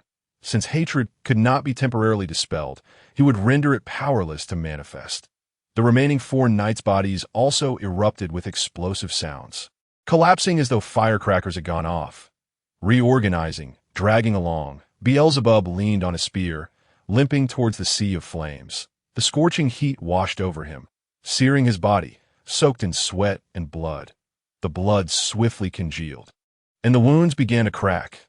The front line was merely a step away, the flames lapping at his knees. He plunged his gun into the earth, took a deep breath, and coughed out more blood, splattering it across the ground. Haifeng, he gritted his teeth, bending low, his legs trembling, veins bulging in his arms. Leon. The lance struck the ground, igniting a fierce black flame that engulfed a radius of 50 meters. Consuming the fire, extinguishing it. Suddenly, from ahead, the sound of hurried footsteps approached. Before he could raise his head, a kick landed on his chest, sending him flying, dragging his gun across the ground, utterly powerless, flopping about like a rag doll. On the battlefield, 5 war chariots were ablaze, while the knight was knocked down by the bishop, who truly love a home that tortures you. The bishop, with his left hand gripping the sheath, loomed over him, softly stamping the ground, releasing swirling black mist that snuffed out his black flame, indifferent to his own demise. Indeed, his efforts had extinguished the fire within a semicircular area. But what significance did that hold? The inferno surged from all directions, a torrent akin to a locust swarm, devouring the grasslands, incinerating trees, uprooting them, and reducing them to ash. Gah! A great tree splintered, crashing down and sending up a cloud of ash. Rousing the slumbering Joshua. What is happening? It's so hot. She rubbed her drowsy eyes, drenched in sweat, her small blanket soaked through. Tilting her head, she realized her brother was nowhere to be found, instantly waking up. Beelzebub, where are you? The flames roared, drowning out her helpless cries. The firelight dyed everything in the room crimson, reminiscent of yesterday's sunset, fervent and parched. She leaned against the wall to rise, her little hands scalded and reddened. Cautiously reaching toward the window, only to be petrified by the sight before her that a sea of flames, corpses, a blood moon, ominous clouds. This was hell, and she was ensnared in its very heart. Just a bit. Beelzebub strained to lift his upper body, thrusting the lance into the ground at an angle, trembling as he gathered his strength, bit by bit, to extinguish the flames and save his home, to save his sister. Humph! The bishop strode over, lifted his leg, and crushed Beelzebub's head back to the ground, grinding it down, trampling ruthlessly to "You're a dead sister, Espet. Do you want me to rip her intestines out and hang them around your neck to finally give up?" Everything stemmed from that little wretch. Without her, the mass would surely not have rejected his unparalleled request. "Brother!" In a fit of rage, his sister peeked from the room, hands cupped like a trumpet, shouting loudly. "Brother, run! The house is on fire!" Beelzebub's eyes brimmed with tears, unable to see her anxious face, his head pushed to the side, unable to turn. How touching!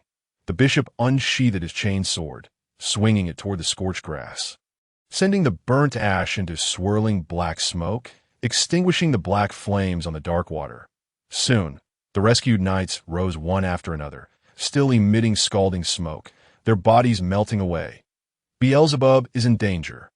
His sister propped herself up, leaping from the window, landing heavily on the ground, the curtain wrapping around her, muddied and soaked, shaking off the grass clippings tangled in her hair. She rose clumsily, stepping forward. "Look, she's coming." The bishop twisted his foot around Beelzebub's head, pressing down, forcing him to witness the execution. "Oh, right. I'm not one for jokes, so what I said earlier was rhetoric." "What?" Beelzebub's spine chilled. The dim light suddenly brightened. More dazzling than the flames. "Rip out her intestines." The bishop glanced at the girl, his eyes filled with loathing. "Hang them around your neck." Beelzebub's right leg ignited with black flames once more. The same trick could not succeed twice. Just as he kicked out, the bishop stomped down on his knee. The lance thrust forward, but she seized it with one hand and pushed it aside. Crack! With all his weight behind it, the joints shattered, bones fracturing in reverse. Meanwhile, the Harlequin had already completed a massacre of 100, radiating a blend of red and black light as it soared into the air, growing immensely, like a smiling meteor. Hurtling toward the cottage, the headless knights were about to advance when they realized the Harlequin intended to smash a meteor crater here, and wisely retreated, forming ranks to shield the bishop from the impact. "Wait, cough, cough!" Beelzebub unexpectedly shed a tear, his crystalline eyes reflecting the firelight. "I promise you, spare her. Didn't I say?" The bishop bent down, muttering in fury and hatred, "Don't wait for me to do it myself." Invincible, the gigantic harlequin gradually accelerated, breaking through the airwaves, even scattering sparks in its wake. Unstoppable. Please, please take it back. Blood surged in his throat, every finger deflated, powerless, unable to move at all. Nearly half of the blood in his body had been burned away. To maintain consciousness was a medical miracle. It's too late. Little one, she looked up in awe at this grand spectacle. Should you try poking it with that toothpick in your hand? Joshua took a few steps. Her chest tightening, collapsing to the ground, coughing incessantly, expelling black blood. The flames scorched her entire body. The fiery wind carried sparks, igniting the curtains draped around her. Don't bully my brother. She dragged herself forward. The flames whipped by the fierce wind, struggling to raise her head, her voice growing choked. Before her, the giant star fell, filling her vision. She swayed as she rose, her gaze piercing through the ranks of knights. Landing once again on her brother, I'm sorry. Beelzebub could not speak, only forming the words with his lips in apology. Her brother was dying, trampled beneath the bishop's feet. The scene before her overlapped with the illustrations in books. She could see their sinister grins, hear the wails of the deceased, the knights, the bishop. These were the dregs of humanity. What more would they take? By what right did they seize her brother? From where did this hatred arise? Her hair turned a ghastly white at the tips, her gaze wandering, her whole body trembling, the world around her gradually silencing. Unforgivable, die. 50 meters, 10 meters, the weight of the world pressing down, die, little wretch, suddenly in her eyes. The world seemed to slow to 32 times its normal pace, immersed in a transparent gel, frozen in time.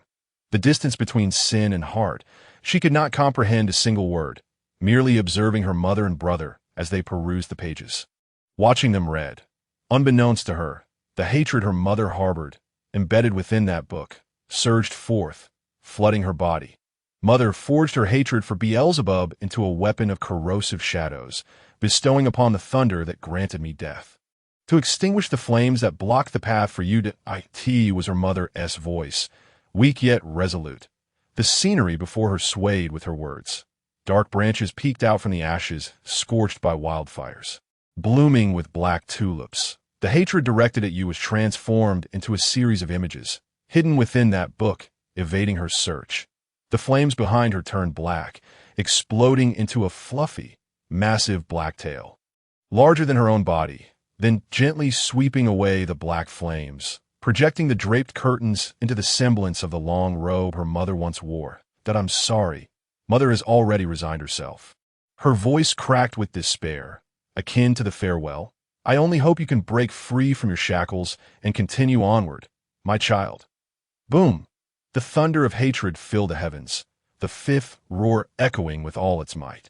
Joshua's throat rumbled like an angry little beast, her nails elongating and sharpening, her arms sprouting fur.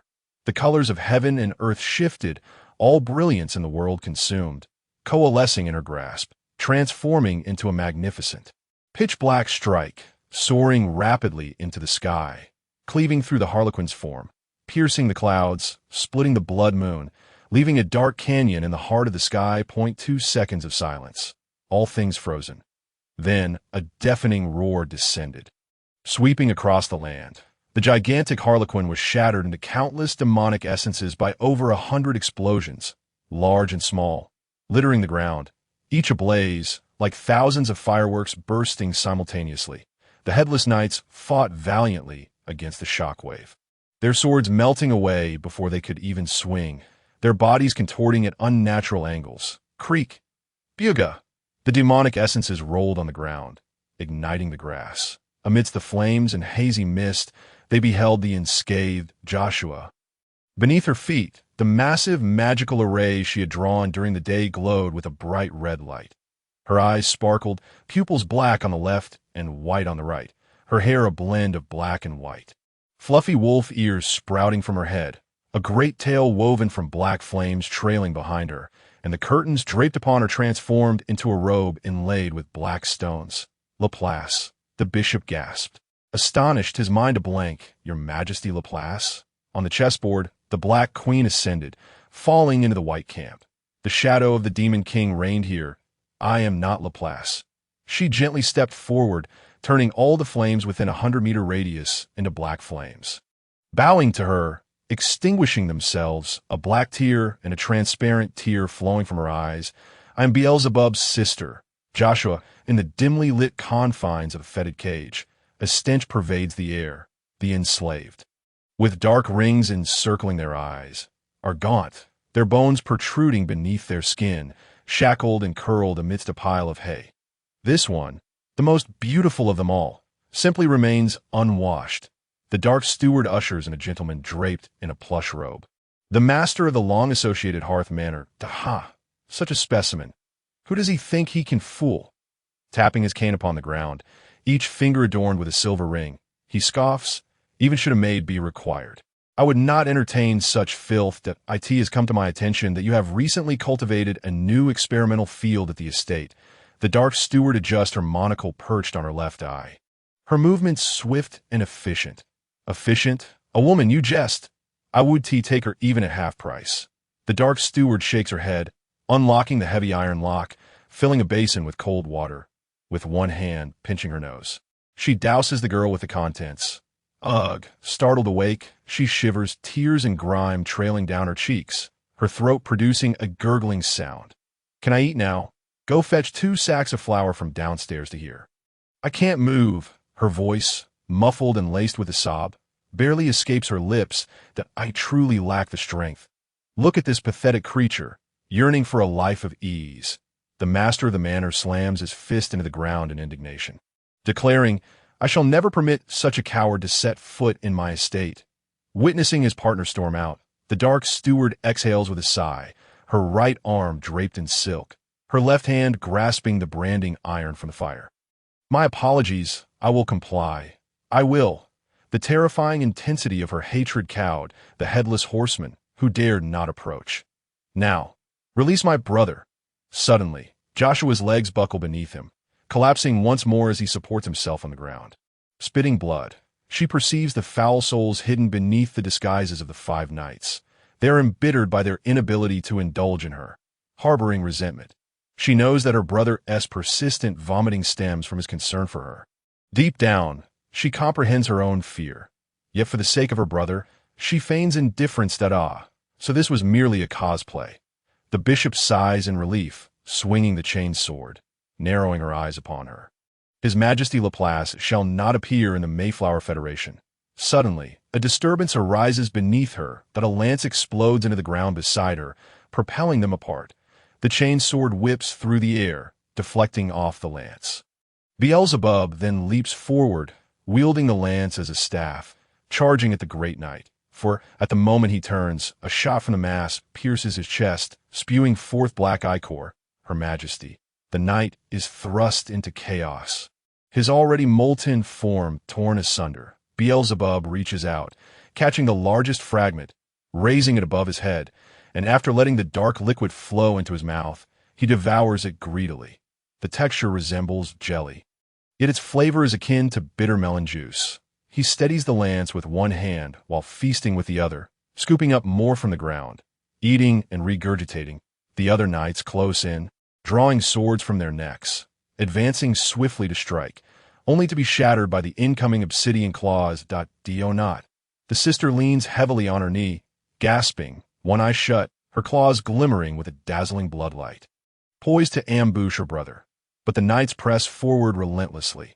She bares her fangs, unleashing another howling wave of dark energy, cleaving the knights into 4 pieces, leaving deep furrows in the ground, is power inversely proportional to precision.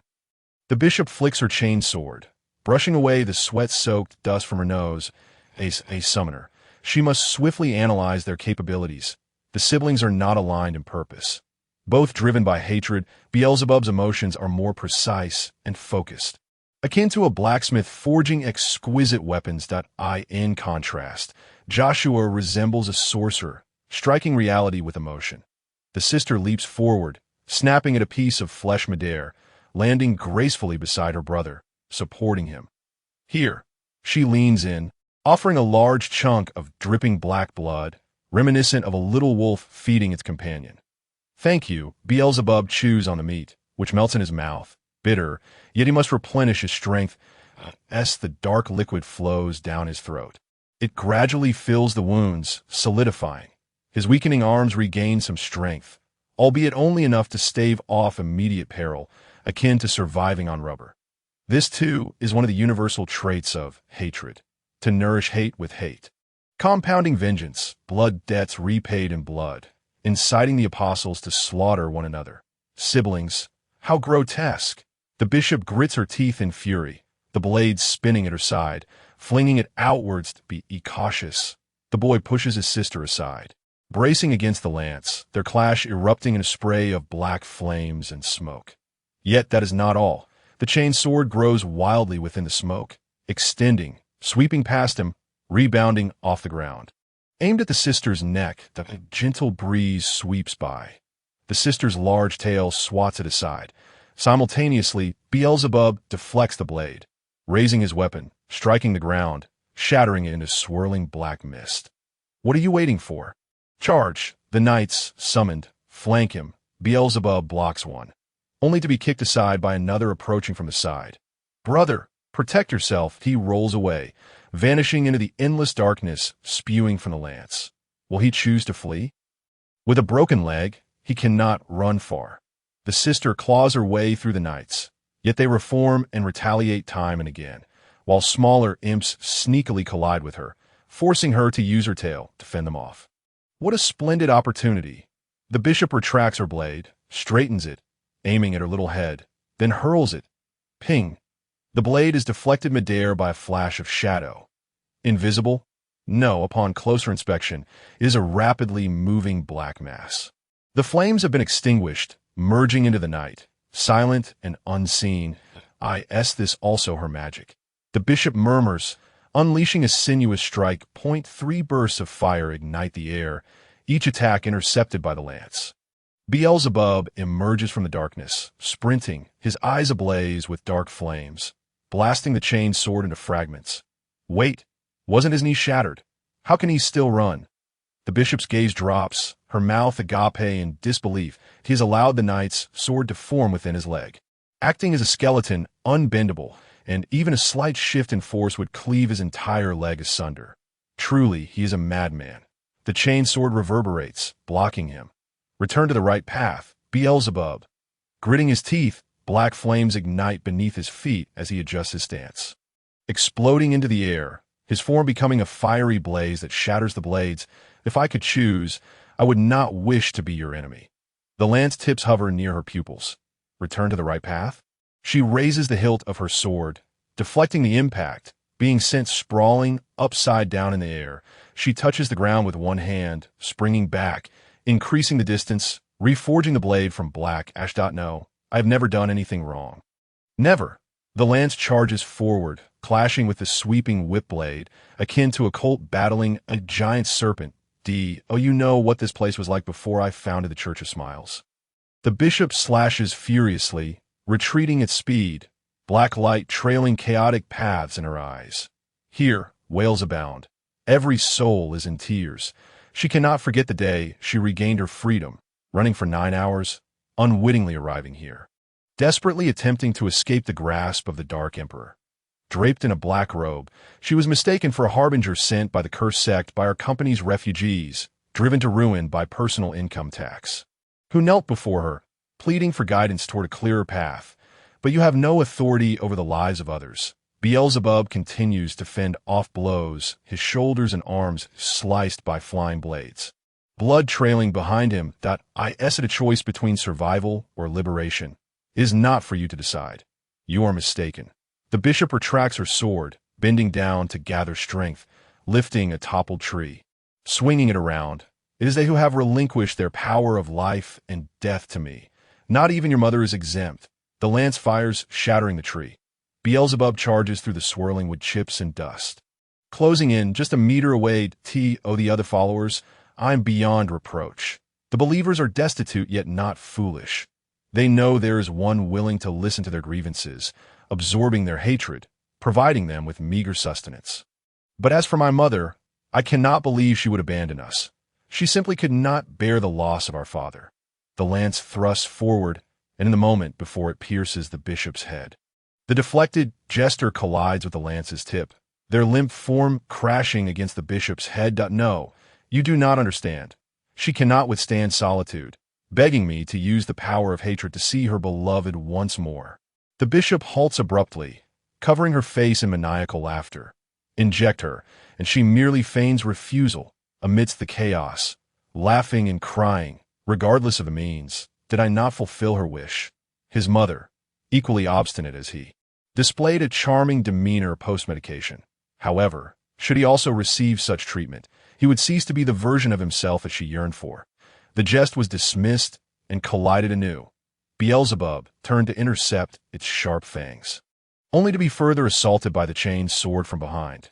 Still unwilling to awaken from this folly, blood splattered at the corner of the bishop's mouth, which she savored meticulously, her seductive smile betraying. Your mother has succumbed to me. Wielding the very same ridiculous toothpick you grasp, she was utterly defeated. It was no wonder she was so well versed in the knight's lance techniques. She had experienced their usage firsthand. There could be no further delay. Beelzebub, enshrouded in black flames, fearlessly confronted the blade that threatened to rend his form, thrusting forth the lance. Humph, that gaze is truly irksome. Before the bishop, the mass and the silhouette of his mother overlapped. As if focused through a lens, both wielding the lance with one hand, poised and gathering strength, mirroring her stance. The bishop grimaced in disdain, twisting the hilt of her sword, while her heel stomped down sharply, tearing through the turf to halt abruptly. The vector twisted. The speed of the chain blade shifted sideways, elongated, extending like the swirling arms of a tempest, spreading forth without a hint of restraint, the gap in the center seemingly inviting him to his doom. As anticipated, he and that wretched creature believed the eye of the storm presented an opening, lunging forth with the lance. Yet he underestimated the speed of the chain blade, which ensnared the shaft, producing a cacophony of clinks. Wrapping around his arm, nodding upon his shoulder, the jest flickered past, biting the end of the chain blade, yanking it backward, completely immobilizing his weapon. Although the lance tip was perilously close, it remained still. The jest clamped down on the long chain, firmly restraining the lance. His arm was also gripped tightly by the blade, each wound embedding deeply. Behold, you've fallen for the trap. The bishop did not yield an inch, pursing her lips, the lance tip hovering before her eyes. Before she sighed, I pity you and your mother, both lost souls in this vast expanse. Do you comprehend? Yet he would not grasp this kindness, for he was merely a mindless sibling devotee, acting without thought. In the distance, his sister had reached her limits, collapsed and unresponsive, convulsing on the ground, spewing blood incessantly. The knights forcefully lifted her, then slashed open her abdomen. Ah! Her wails quickly turned hoarse, her beastly ears drooping. She felt no pain relief, her head bowed, biting her tongue to remain conscious. Bishop, they turned to consult her. Let her bleed out. The bishop disdainfully stuck out her tongue, deeming it too lenient. Understood. The great knight delivered a heavy punch to the wound on her belly. Joshua spat out blood, her small hands rigid, claws retracting, her tail gradually extinguishing, barely managing to keep one eye open, devoid of shine. Beelzebub lowered his head, offering no reply. He sought an opportunity for breakthrough, as there were but two pieces on the chessboard, demanding each move be pondered carefully. I know you can delay the pain, but you cannot sustain the burning hatred indefinitely. The bishop withdrew a collar once worn around her neck, jingled the bell, and donned it, declaring, "Become my subordinate, and I shall ease your suffering." Cough, cough. Beelzebub shook his head. Of course, you cannot escape that. I will personally adorn you with it. Blood trickled from the corner of his mouth as he spoke, elongating the words. In truth, I long to leave with you as well. I do not wish to go hungry. The bishop paused for a moment, then quickly realized this was a plea for mercy. Such flowery words could wait. However, you are precisely disinterested in Joshua. Beelzebub twisted his wrist, yet the lance remained firmly lodged, unable to be freed, and the more he struggled, the deeper the blade sank, just as he desired. Had she not been afflicted, she could have accompanied me, aiding in our endeavors. Crack! He stepped back forcefully, twisting his arm to the brink, leaning back, ultimately tearing off his own shoulder, exploding into countless warm flesh fragments like a fountain of blood. Emanating a sanguine resolve, warmth enveloped him entirely. The jest stared in shock, exhaling a sigh of relief. The bishop's eyes widened. He had relinquished the lance. Thus the pain relief ceased, did it not? Consequently, he would not harm his mother, and these troubles would not have transpired. His mother had been disarmed in such a cage, deliberately playing into her hands, allowing her to lower her guard. The lance slipped from his severed hand, transforming into a smaller axe, escaping the confines of the chain blade. Once more grasped by his bloodied left hand, the axe igniting in black flames, reforging into the lance. Joshua, a precious treasure left by my parents. Every smile of hers, so vivid, illuminated his tragic world. The jest was the first to regain composure. Rolling forth eagerly, I shall expend my wretched life to shatter the blade with the lance's tip, obliterating the black ash as it neared her visage, only to be abruptly shoved aside by the jest, resulting in but a minor scrape. Go protect her. Beelzebub swung the lance, casting aside the jest, yet this sweeping motion was narrowly evaded by the bishop. Is that so? She coldly pressed her lips together, her heart turned to ash, her gaze devoid of luster. Then I shall reduce you to a mere stick figure. The chain blade retracted, solidifying into a long sword, cleaving through the air with a whistling sound, precisely clashing with the lance, unleashing a shockwave that trampled the nearby withered grass, sending black ash swirling 5 meters away, dancing amidst the flames. The two were propelled apart, each weapon skidding to a halt. Executor, cover me, the bishop commanded with a sharp tone, then slowly retreated, awaiting her moment. As you command. Point 2 ordinary knights were tasked with restraining Joshua, while the great knight, accompanied by 2 comrades, charged from the side. The jest had vanished. Just moments ago, it had been within sight. Now it was likely concealed within the shadowy underbrush. One must not attack recklessly. Devise a means to draw it out first. Beelzebub listened intently to their footsteps, positioning the lance horizontally before him, his gaze firmly fixed on the sword blade in the bishop's hand. Heavy footsteps approached, and he seized the moment to crouch. Thrusting forth to intercept the great knight's heavy sword point, one hand dares to contend with me. The great knight easily overpowered him, forcing the lance back against his chest. His armor had solidified, impervious to blades and spears. Wielding an exceptionally hefty 2-handed sword, yet this rendered him cumbersome. Beelzebub twisted the lance, evading the blade's edge. The great sword struck the ground heavily, unable to be drawn before being pinned down by a foot, preventing its extraction. Bang, bang. He pounded on the great knight's armor as if it were a drum, making him sweat profusely, piercing through his ankle with a lance, then raising his leg engulfed in black flames. Toppling him, kicking the lance down, preparing to reload. Simultaneously, the 2 knights were slowly maneuvering from behind, yet refrained from launching an attack, instead gripping their swords and pulling against him. Beelzebub turned to face them, his gaze flitting between them, yet this exposed his back to the bishop. Such carelessness. The bishop seized the opportunity, unfurling the chain sword that extended over 10 meters, sweeping it forth. The blade howled, akin to the wails of phantoms. Even the winds it stirred grew sharp and fierce. Concurrently, the 2 knights advanced in unison, striking from both sides, encircling the solitary knight. Katerina, you are far too gullible. Beelzebub inhaled deeply, leaning back while raising the lance to meet the chain blade strike. Bang! At the moment of impact, an intense tearing sensation surged forth, nearly dislodging his arm, but he braced against the initial force. Subsequently, the chain blade began to spiral frantically around the lance as a pivot, the opposing forces barely counterbalancing, preventing it from slipping from his grasp. As the spinning continued, the blade whirled violently, shattering the armor of the 2 knights, their bodies torn asunder, crushed into a black liquid and blown away, akin to a living meat grinder, rendering them into oil. This was the chain sword's flaw. The expansion of the attack range inevitably led to diminished control. Had she wielded a gun, she would certainly not have triumphed. As the chain blade slowed, locking onto the lance, Beelzebub leveraged it to pull himself up, subsequently grasping the chain sword.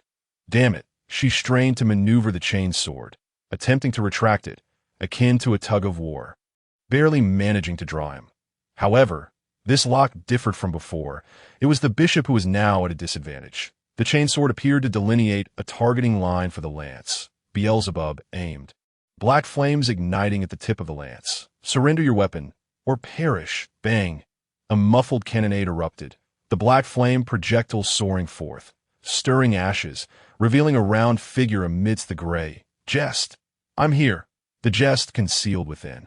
Sprang forth, mouth agape, swallowing the cannonball whole, her body inflating like a pufferfish. The jest had refrained from launching an attack, waiting for him to fire. He has lost the opportunity to reload. Any moment of distraction could result in his head being torn from his shoulders by the jester. However, Beelzebub anticipated this, for he was acutely aware that his opponent was a summoner, incapable of discarding a piece without purpose. Harnessing the momentum from the bishop's pull, he advanced swiftly, taking advantage of the jester's momentary pause in midair. He swung his gun, maneuvering it around, sprinting to his side, and then thrusting a shot into the jester's rear. Guh! Pwawa! The jester cried out in pain, a torrent of heated breath surging forth, rocketing away like a missile towards the knight supporting Joshua. The knight on the right could scarcely recognize the flying black watermelon before being smashed into a pulp by the jester. The jester then veered upwards, soaring into the sky, likely propelled several kilometers away. Executor! The bishop swung his chained sword, attempting to shake off this infernal adhesive. Come! The hulking knight, having reformed, slowly extracted his massive sword from the ground, lumbering forward with cumbersome steps. Joshua! Beelzebub, reeling from the impact, struggled to maintain his balance while continuing to engage the bishop. One hand was freed. The sister gritted her teeth, her claws enveloped in dark ash, and in the split second before the knight's sword descended, she unleashed a claw strike, cleaving him into 4 segments, each fragment shattering apart. Die. The hulking knight seized Beelzebub by the nape, pressing his sword against his heart, only to have his arm caught in a vice grip. Die. The sharp claws pierced through his shoulder, brutally tearing off an entire limb. The sister pounced upon him, relentlessly clawing at his chest, reducing him to fragments, and then pulverizing the remains, stomping on the disintegrating mass that yearned to coalesce again. Enough already. The bishop swung wildly, finally liberating the chain blade, striking towards the sister, only to be deflected once more by the lance. Behind him, the 4 knights revived one by one. Joshua, can I leave the rest to you? Beelzebub swung his lance, the remaining hatred no longer sufficient to support him for another shot, rendering reloading unnecessary. Let me try to liquid black hand reach for her leg, only to be crushed underfoot.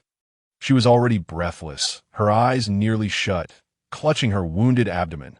Please, Beelzebub bowed his head and dashed forth. Upon witnessing the filthy bishop retracting his chained sword, shrouded in black smoke, baring his teeth in a furious roar, he felt a wave of nausea wash over him, utterly repulsed. The chain blade whirled like a tempest, spinning outwards, twisting and turning, resembling a giant python preparing to strike, an utterly useless father incapable of providing for his family. Beelzebub pressed the lance against his shoulder, deflecting the incoming blade 20 meters. The opponent was also retreating, but their speed could not match his frantic pace. That a vile mother who abuses her children to gain power. The deflected blade struck the ground, ricocheting and cutting into his calf. The chain blade nearly encircled him, creating a tumultuous struggle as the lance thrust left and right, causing the blades to clash, carving out a path drenched in sweat and blood. He could not afford to slow down.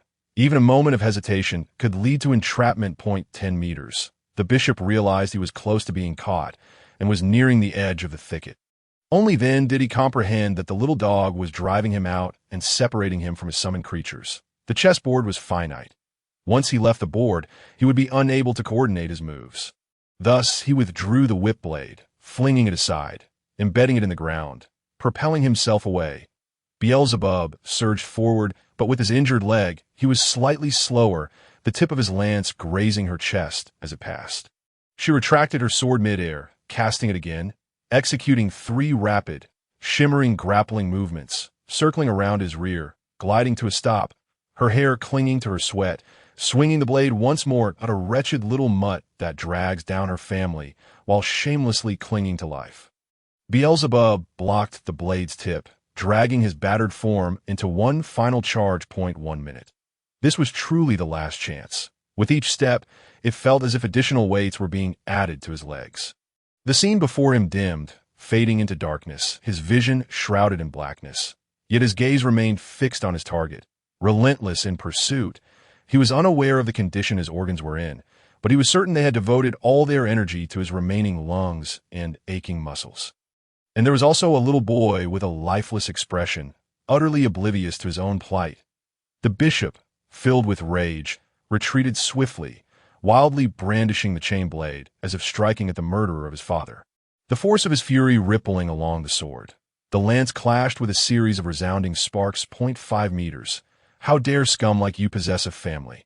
She roared, unleashing her unspoken past, that I will not yield. I despise you. Thus, she sought to annihilate his family, to make him experience her suffering and subsequently crumble, becoming her plaything, reclaiming the happiness she had lost. I loathe you as well. Beelzebub squinted, as if questioning, even if you have endured hardship, does it justify transferring this hatred, exchanging another's anguish for your own pleasure? Joshua had also reached her limit. The knights she had just felled were repeatedly reconstituting, eternally beyond the grasp of death. A fleeting glance revealed the bishop retreating, prompting her to abandon the knights and charge towards him. The sound of rustling grass came from behind. The bishop, sharp of perception, sensed the stirrings behind him, retracting the chain sword and striking the ground beside him, sending a shower of earth and stone flying, the recoil from the chain blade propelling him sideways. Meanwhile, the siblings closed in from both sides. Beelzebub positioned his lance before his chest, lowering his stance. Joshua emitted rippling waves from her claws, her tail swelling to an unprecedented size as she leaped high to eliminate this toxic mother. Two naive children barely grasping the sin tablet technique. The chain blade retracted, forming a long sword, its black and white edges glinting ominously. The bishop gripped his sword with both hands, exhaling thick, ink-like black smoke, unleashing a strike that shook the very ground. What right do you have to defeat me? Thunder rumbled overhead.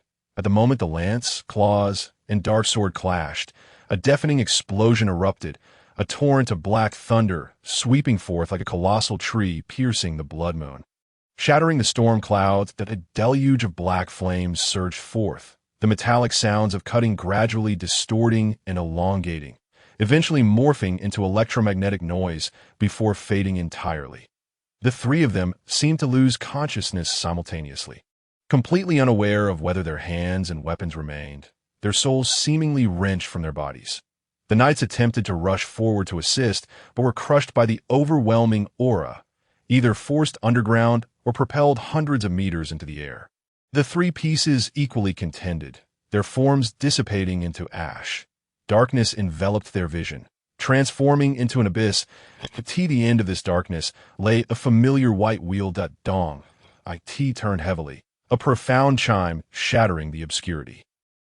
Following a heart-wrenching roar, victory and defeat were decided. Ash and soot rained down from the heavens like fallen snow. The chainsword was cleaved into three, two blades flying off several meters, leaving only a hilt with a single inch of blade remaining. The bishop clutched his bloodied right arm with his left hand, his hair disheveled, half of his clothing singed. Yet he held his head high, blood dripping from the corner of his eye. My hatred, however, is exceedingly potent on the ground. Joshua bore a gaping, bloody gash across her chest, slipping into unconsciousness, her tail gradually extinguishing. Beelzebub knelt on one knee, his lance shattered, reduced to a mere hilt, and some fragments still drifting away. Soon, the pain relief would wear off, and an overwhelming agony would engulf him. You can no longer mount an attack. The bishop released the hilt, retrieving the collar once more, pleading, please, do not be foolish. Your mind cannot withstand the flood of impact. Beelzebub closed his eyes, his breath steady, mouthing something silently. What are you saying? The bishop stepped forward, suddenly stepping on something. Looking down, he saw his severed limb, submerged in a pool of blood. He had gone through such lengths to force her back here. even utilizing his own severed arm. How I wish Beelzebub lowered his head, his vision blurred. You truly are our family. In the next instant, black flames erupted, engulfing her. Wah wah. Enveloped in fire, she cried out in agony. Rolling back and forth, unable to extinguish the flames. Don't burn me. I was wrong. I was wrong. Her hands flailed helplessly, unsure of where to direct them, as the abuses of the past flashed before her eyes. Those soldering irons, those candles, those sinister smirks have returned, now in a more menacing guise. Cast it aside, murmured Beelzebub's voice, urging her to relinquish her hatred, for only then would the flames be extinguished. Yet she could not heed his words. Rolling towards him in a frenzy, extending her hand. I will kill you. I will kill you. Upon reaching him, she was barely clinging to life. Beelzebub secured the lance's handle with his elbow and reached out. At the moment he grasped her hand, the black flames diminished significantly. The bishop too ceased his struggles, his pupils dilating, though not from hatred. She was scalded all over, beyond salvation, her lips quivering incessantly. The agony. A heart-wrenching torment consumed her hatred. Those black smokes burned away along with her fury. Her hatred must be extinguished. The headless horseman was propelled by the hatred of those 6 ruffians. Similarly, what if she were to return in some form? Even in death, she would be forcibly dragged back, unable to find peace. What a profound suffering! Yet on the other hand, Beelzebub could not deny his desire to spare her from such a tragic fate. She wept. Why? What have I done wrong? Why, from the moment of my birth until now, have I been either laboring or enduring torment? Was I born solely to suffer? A chill crept up her spine. Her fingers frozen. I am sorry. He bent down, calm and composed, adding, and thank you. He merely hoped that the flames of hatred could grant her a gentler departure. The blood moon was shrouded by dark clouds. The earth shrouded in gloom. The corners of Catalina's mouth trembled, her blood-choked throat bubbling, mouthing the words, "Thank what? You fed me and Joshua biscuits." Beelzebub linked his fingers with hers, saying, "If you do not harm Mother, we can form a new family." A tremor coursed through her fingertips. She suddenly realized that this child was not as the sovereign had predicted, yet it was too late now. It hurts. She saw the burn scars on Beelzebub's bare arms. Matching her own, a perfect match. It seemed their mothers both favored using cigarette, but to punish disobedient children. Is there anything I can do for you? Initially, he had assumed the bishop sought to dispose of him. Hence his preemptive assassination attempt, which had regrettably failed. Catalina replicated what the sovereign had done to her upon their mother, hoping it would compel her to obey. In truth, had they shared an earnest conversation, so much strife could have been avoided. In reality, she wished to say come, but her mouth ached too much. I am here. He leaned down, straining to listen. Catalina struggled for an eternity, her throat gurgling with blood bubbles, and after a long while, managed to produce the faintest of sounds. Call me. She wished to cough but lacked the strength, her breaths fluctuating as if she could suffocate at any moment. Sister. Beelzebub froze, touched by the sincerity she had never before revealed, his brow relaxing as he grasped the reason. Sister. Upon hearing this, Catalina excitedly lifted her gaze slightly, large tears spilling from her eyes, plop, plop, splattering onto the ground. But soon she collapsed back, utterly drained. It hurt so much. Being stuffed into a blender might be less painful. She closed her eyes, her heart in turmoil. I am sorry. Sister, I am afraid of death. I am a bad sister. Lacking the courage to stand up, I also... Her voice trembled as she recalled the fragments of letters salvaged from the flames, adorned with crooked hearts and declarations of love. In front her, Beelzebub and the visage of her family slowly merged. She reclaimed her genuine smile, squinting her eyes, her lips no longer twitching, forgetting the pain. She felt elated. She finally had the courage to speak. She hoped he could hear her. Beelzebub silently released her hand, extracting a pistol from his torn pant leg, aiming it. Bang. She flinched, her features devoid of hatred, basking in blissful laughter. In the final moments of her life, she was frozen in what should have been ephemeral happiness. After a lengthy pause, Beelzebub lowered the gun, leaning on the lance, inching towards his gravely injured sister. It is over. It was not far at all. The scene before him swayed, his head grew heavy again, his ears ringing, and he could still hear his own labored heartbeat. They needed to sleep together quickly. Blood dripped down. Suddenly, footsteps approached from behind. Banged it, a shot rang out, and Beelzebub toppled forward, his mind blank. Indeed, he still knew how to deliver a finishing blow. The black-gold liaison, who had been lurking in the shadows, strolled forth, gun in one hand. Alas, you forgot that there was still one person here who wished to kill you. The chessboard gradually descended, aligning with him. The pieces above either toppled or burned away, yet one remained steadfast, the Black King. Just like you, he grasped the chessboard, flinging the pieces into the air, a single flap of the board closing, reclaiming all the pieces. I too enjoy rooting out the weeds. Cough. Beelzebub leaned forward, his arm convulsing, struggling to breathe, but choking on congealed blood. Joshua's gaze fixed upon his sister as he desperately crawled forward. He reached out his bloodied hand, nearly grazing hers, only to have his arm pinned down. Look, everyone is dead. You cannot fight anymore. The liaison ejected the magazine, replacing it with a full one, to prevent either of them from unexpectedly unleashing some mysterious power. Yet it was already impossible. No one would come. Crack. His arm broke in the opposite direction.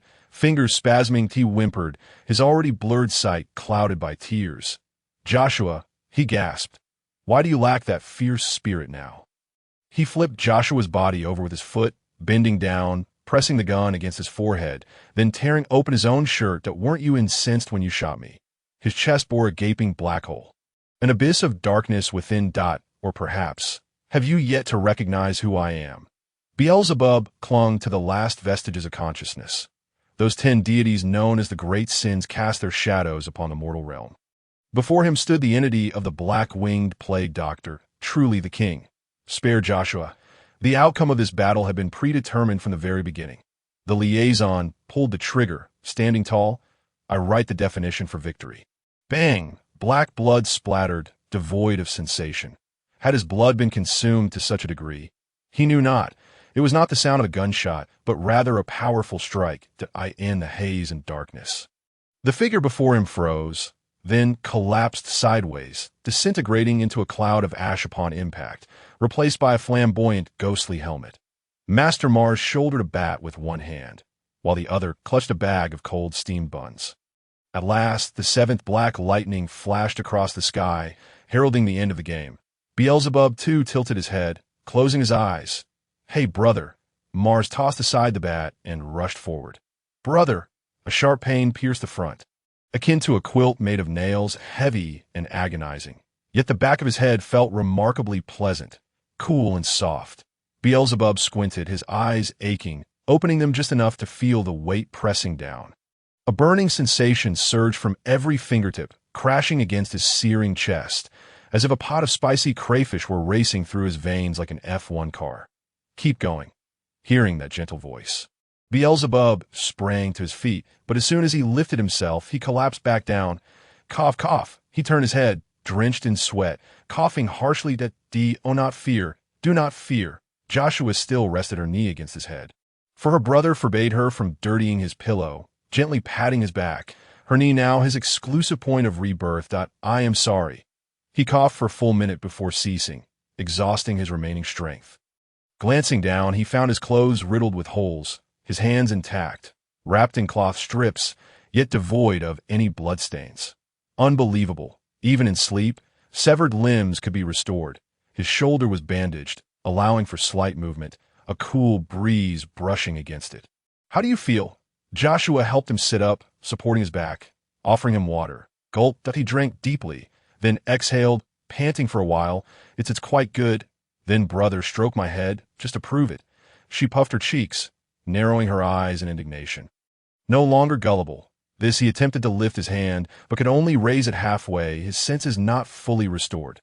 "See, you are lying again." She pinched his face, tugging at it. "Is this the deceptive mouth? It hurts." "I'm sorry," he choked on his words. Given her brother's recent recovery, she crossed her arms, choosing not to push the matter, but still turned her head away, sulking. "What time is it?" Beelzebub glanced out the window. The sun was high in the sky. "I do not know." She pursed her lips in annoyance. "What on earth is happening today?" Is everyone at odds? Just as Beelzebub was about to speak, the creaking sound of a door interrupted him. Sigh, how long will this state of unconsciousness last? Thomas, carrying a small bucket, stepped in but froze after just one step. He then retracted his leg and closed the door, only to burst it open again, causing the bucket to crash to the floor with a loud thud. My heavens. Thank you, boss. No, this isn't about gratitude. He rushed forward, hastily checking the forehead, taking the pulse, and measuring the heartbeat, pacing back and forth in the room. It's outrageous. Had it been anyone else, they would have been dead 5 times over by now. Yet here you are, seemingly unscathed. It's truly unbelievable. The younger sister, shy and timid, quietly retreated to his side, grasping his hand, avoiding eye contact with the strange uncle. Yet curiously, she did not exhibit any signs of distress this time. Do not be afraid. He observed his sister's small hand, devoid of sharp claws. Pale and soft, he was not a villain. I feel as if my brain has shrunk to the size of a pea. Leaning against the wall, Beelzebub supported his forehead, drenched in sweat. Utterly absurd, he turned his hand over, intertwining his fingers with Joshua. I'm sorry. The boy blinked, conveying a message. You must always express discomfort in the future. The sister mirrored his blinking, pouting her lips. Tiska, you didn't come to find me yesterday. And I suspected something was bound to happen. He picked up the cold bun from the table and tossed it onto his lap, feeling rather dizzy. Then he heard a series of bangs and crashes, explosions and thunder, and came over to take a look, only to find that a single blow had taken out D Company's people. Black Gold International will have my head. However, the two of them seemed completely oblivious to his plight, and the boss awkwardly scratched his head. Sigh.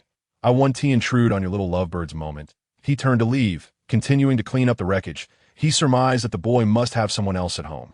Otherwise, it wouldn't be such a chaotic scene, so it was no surprise to see his sister. Lovebirds was just a casual remark. Don't take it to heart. No, you must take it to heart. An unfamiliar voice emerged. The sister looked around in panic, her gaze finally landing on her brother's pocket. Oh, I almost forgot about it. Beelzebub pinched the small piece of paper with the only 2 fingers he could move, placing it in his palm. What's wrong? Go on, share a kiss, a hug. I love watching it appeared unremarkable, with nothing written on it. The only distinctive feature was that it could speak. The sister blushed deeply, hiding behind her brother, peeking out from behind his shoulder, both shy and fearful. All right, introduce yourself, little shapeshifter. Hey, don't call us that 3-word phrase. That's a derogatory term for humans, extremely rude. Fine, what should I call you? Call me Little Paper. I am a spirit. IT explained that spirits wield the power of sin, but do not belong to humanity. Classified into 4 levels, B, C, and D, representing aggression, akin to apostles. However, they're not bestowed powers by great sins, but created by the devil as consciousness. Violet, as humor, also a spirit.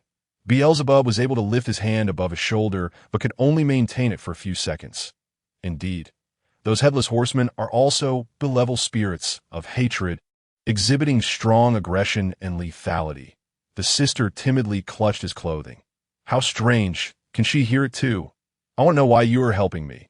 Beelzebub finally managed to raise his other hand and placed it on her head, but he lacked the strength to pat it. I need to ascertain your motives. Little Paper pondered for a moment, spinning around in the gentle breeze. You remember how many napkins you've used? He shook his head, having never touched such a luxury, always using tattered cloth. Exactly, I emerge from your desire for napkins, but it's merely a small card cut from A4 paper, not that soft. Though it sounds absurd, we spirits are truly fantastical beings. Humor chatted with me last night. It even said it used to be a coal ball in a boiler. Spirits are full of wonders.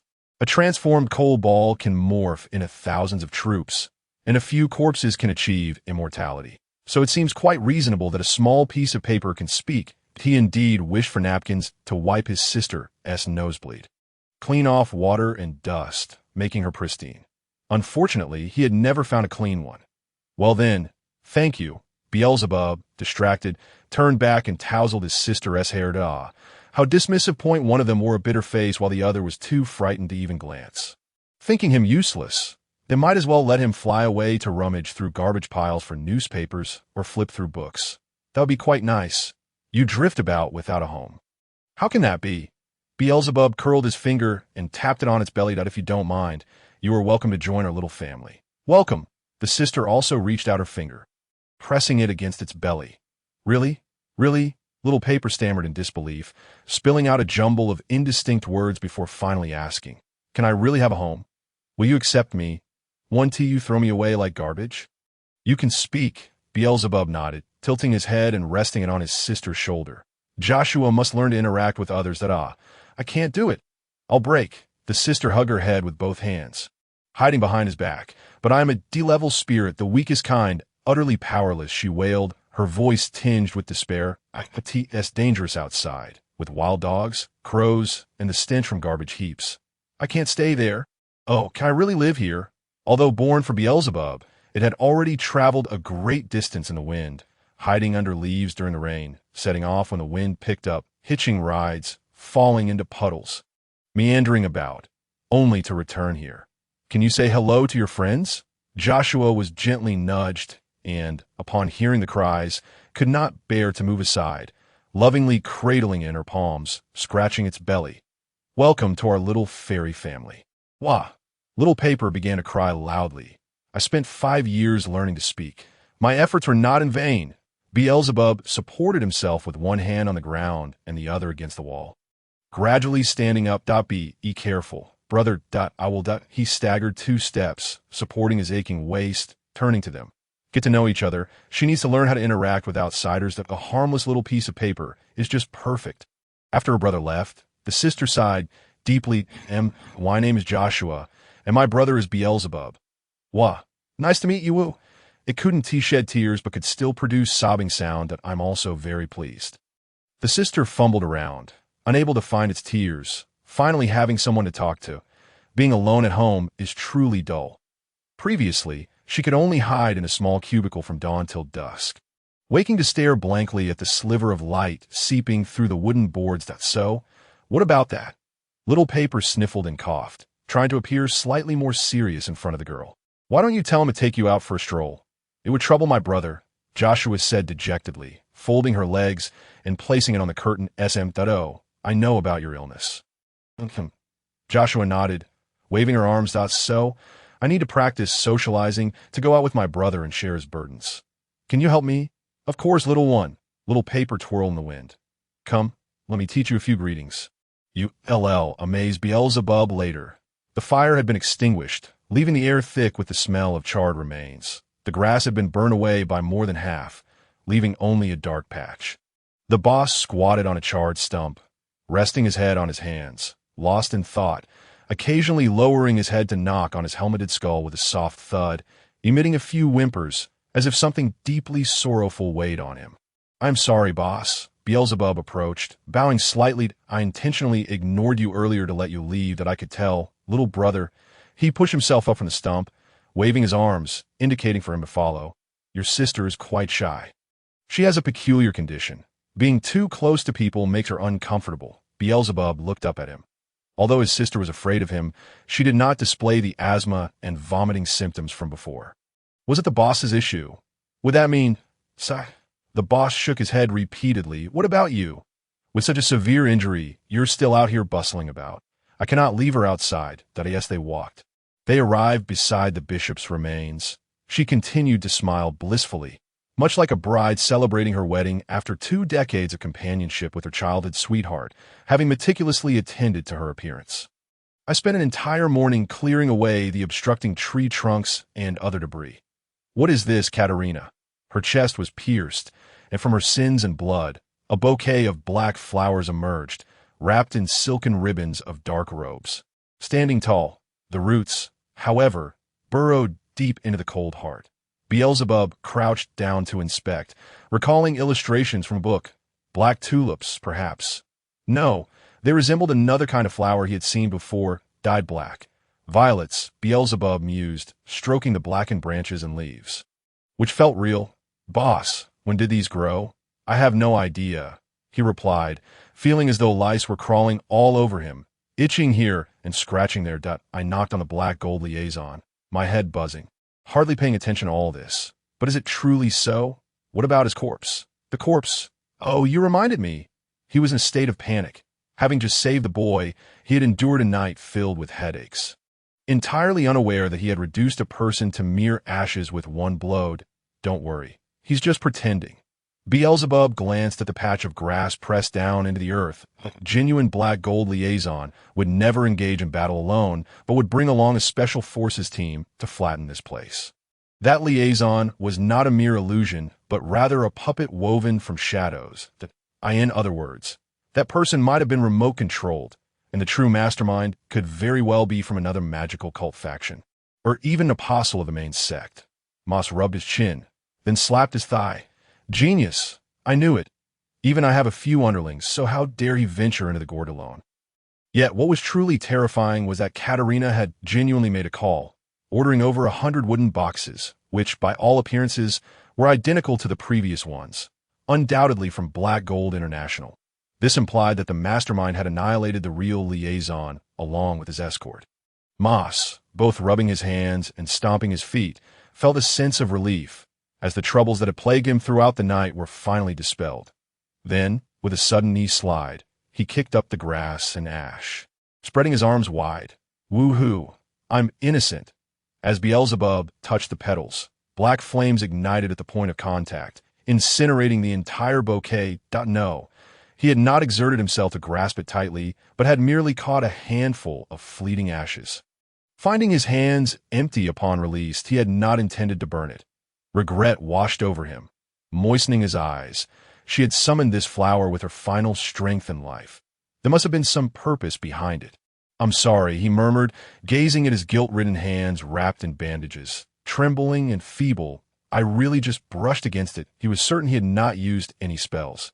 At that moment, he felt devoid of any emotion. Incapable of conjuring it was as if the flower was evading him. Hey, kid, Moss said, dragging himself along the ground. After a few steps, he sprang to his feet. You can't bid farewell like this if you have something to say. Now's the time, before her soul drifts too far away. Let me dig a hole for you. Feel free to speak. That he enthusiastically carried a shovel, but fell silent and calm once he started working. Occasionally reaching into his helmet to wipe something away, Beelzebub's gaze shifted towards her face. Once the sweat dried, black ash clung to her skin, her lips darkened, her hair a tangled mess. Speaking of which, when she first removed her hood, she had seemingly worn makeup, aiming to leave a good impression. Let me wash your face, he offered, fetching a bucket of water, cleansing the strips of cloth from his hands before washing her face. Should he harbor hatred towards her? Certainly. She had poisoned the meat skewers, nearly causing his sister's death, and had indirectly driven their mother to suicide. Yet Beelzebub felt nothing towards her anymore. Looking at her was akin to observing a stray animal crushed under the wheels of a carriage. Such is the price of transforming hatred into power. After its use, nothing remains in pursuit of further utilization. Many choose to instigate conflict, committing acts of arson and robbery, nurturing their self-hatred through the vengeance they provoke. He combed her hair, brushing away the ash, rendering her beautiful once more. As dusk fell, Katerina lay in the pit. However, his expression bore no relief. Instead, it was laced with confusion. What's wrong? Moss patted his shoulder, casting a meaningful glance that aren't you happy to be burying your enemy? I was just thinking, if I were her. He bit his lower lip mid-sentence that if his sister had departed due to illness, and he had grown up alone, after enduring many hardships, suddenly turning around to see a little girl resembling Joshua, just as innocent and lovely, standing before him with a gentle smile. What would he feel? Moss saw through his thoughts, recalling his own childhood fantasies, chuckling. You see, even without a coffin, burying her will leave her face dirty. What purpose does washing her face serve? None. That you're quite the clever one. Knowing it's a futile effort. Why proceed? Beelzebub's eyes widened, momentarily choking on his thoughts. Her departing smile seemed to multiply into countless meanings in an instant. Haha, you're quite the blockhead. Moss crossed his arms defiantly across his chest. Because you want to do it. Many things are known to be wrong or futile, yet we still desire to undertake them. That's human nature. Should I proceed? Beelzebub gazed up at the older man. Should or shouldn't he? I don't know. Moss shrugged. I only know that if pursuing what I love is a sin, then I willingly embrace being a sinner. Yet he soon shook his head, sighing repeatedly. pounding his chest as if something within him had been stirred by his own words. Beelzebub blinked, half understanding that to be human, one must be at peace with oneself, that I want to buy a motorcycle. So I become a reaper. I've committed my share of heinous acts as well. The older man pressed a hand to his chest. I faced retribution, like running through 2 districts for 9 hours straight to evade assassins at S. Oh, why not just do it? Beelzebub nodded, feeling a bit relieved, picking up a shovel and offering him one as well. Lend me a hand, boss. All right.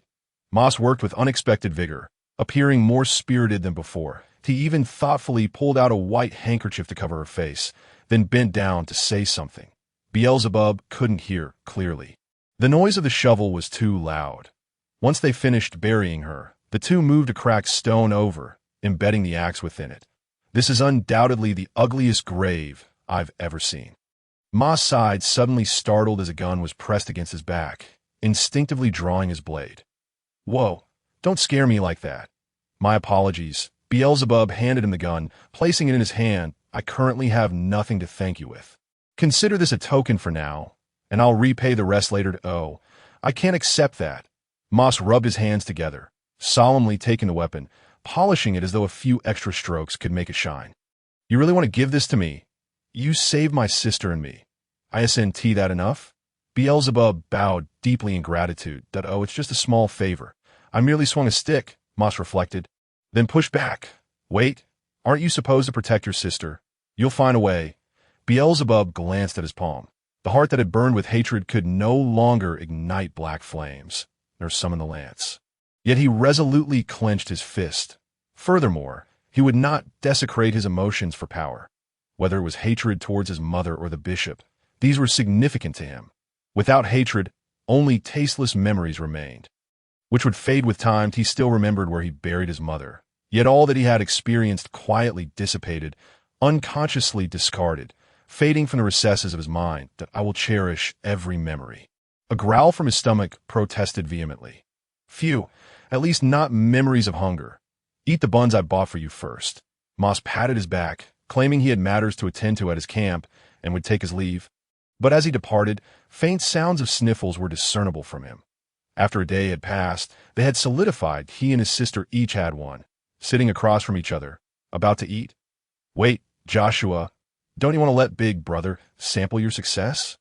The little paper slipped excitedly towards the fire. Beelzebub, you should lend me your ears as well. Of course, I will always remember my sister's progress. All right, cheer up. Don't be afraid. Joshua murmured a few encouraging words to herself, then smiled as she gazed in his eyes. Oni-chan, do you want to eat dinner first? Or should I? She draped the fabric. Eat me first? Beelzebub froze, his heart seemingly frozen in place. Wow. Ha ha ha. A small scrap of paper revealed the sinister grin of a schemer.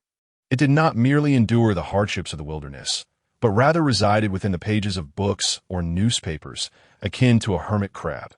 Inevitably, there were some youthful cartoons among them. Ha, you've led my sister astray, said Beelzebub, coldly forcing a morbid smile as he slowly grabbed it, declaring, I shall tear you apart. Hey no. Help, brother. What followed was a wailing akin to that of slaughtered pig and an ensuing chase between the two. Missa, save us. Early in the morning, 3 devotees of the smiling masks gathered at the door, hands clasped in prayer, earnestly knocking. Beelzebub rubbed his sleepy eyes, splashed water on his face, and descended to open the door. Hello, he scanned them hastily. How did you find this place? We saw the map on the wall of the bishop's small dark room, indicating a heart symbol at this location. They explained, the bishop must be here. We are so worried about him. They were required to attend service daily and lament to the bishop. Yesterday, he had relayed to Thomas that he would take a day off. Well, Beelzebub lowered his head. If he said he went on a trip, no one would believe it, for they are steadfast in their belief that he would never abandon them, even to the point of sacrificing their own lives. What has happened to him? Is he ill? We shall curse those viruses. They pressed closer, growing increasingly agitated. Without the bishop to alleviate their pent-up resentment, their discomfort grew day by day, leaving them restless and anxious. The immediate priority was to find someone to substitute for the bishop. The bishop is quite healthy. He was merely summoned last night and received a new blessing. Mrs. straightened her back, pushing them away. Devoted followers, Please gather, everyone. I shall soon reveal the answer. Oh, that it. They exclaimed, and no wonder there is talk of dark thunder. They nodded in relief and hurried back. Beelzebub watched them vanish at the edge of the settlement. Sighing, he had contemplated assuming the bishop's role, yet knew his bitter demeanor would surely discomfort them, especially as they were acquainted with him. Where on earth do I find an apostle to take his place? He pondered, sitting at the door, grasping his hair in frustration. Rumble, rumble upstairs, his sister had also risen early, playing with a small scrap of paper, causing the floor to thud beneath her. She lifted her head, blowing the scrap to make it flutter. Scampering after it. Woohoo, let us take off. The scrap was elated. Take me downstairs. Aye, sir. As footsteps approached, the boy's furrowed brow began to relax, and he suddenly turned around. Joshua, brother. His sister halted, having thought she had been too noisy, awkwardly scratching her head with one hand. Would you like to play a little witch game? Which? Yay! She lunged at him, nuzzling his face and squealing. Turn around, whoosh! The scrap collided with the wall and plummeted, indignantly turning its head to witness their closeness. Oh, how you favor romance over friendship. The neighbors had turned to ash, and his sister was finally free to venture outside. She was both frightened and exhilarated, wrapping her arms around her brothers, cautiously stepping to the edge of the grass surrounding their small home, already breathless despite not being unwell. They finally reached the boundary between the lawn and the gravel path. In the past, this was where she would falter, as if beyond lay an unfathomable abyss. Go on out and take a look, Joshua, Beelzebub urged, gently pushing her hand away, stepping forward first to the other side of the gravel path. With a backdrop of wasteland and dilapidated houses facing away from her, this is your beginning. Joshua's face flushed with anxiety, her hands clenching the curtain as if raising her skirt. She cautiously approached the edge of the lawn, lifting her leg, inching closer to the gravel path, only to suddenly retract a step at last. Her foot touched the ground. She stomped repeatedly, ensuring the ground would not collapse before daring to continue. I'm out, she cried, stepping outside her home, tears streaming down her cheeks, pooling at her chin, falling in large droplets to moisten the dust-laden earth, leaving dark imprints. She resembled a child just learning to walk. Let us go. Step out of the coffin. Beelzebub clapped his hands, opening his arms wide.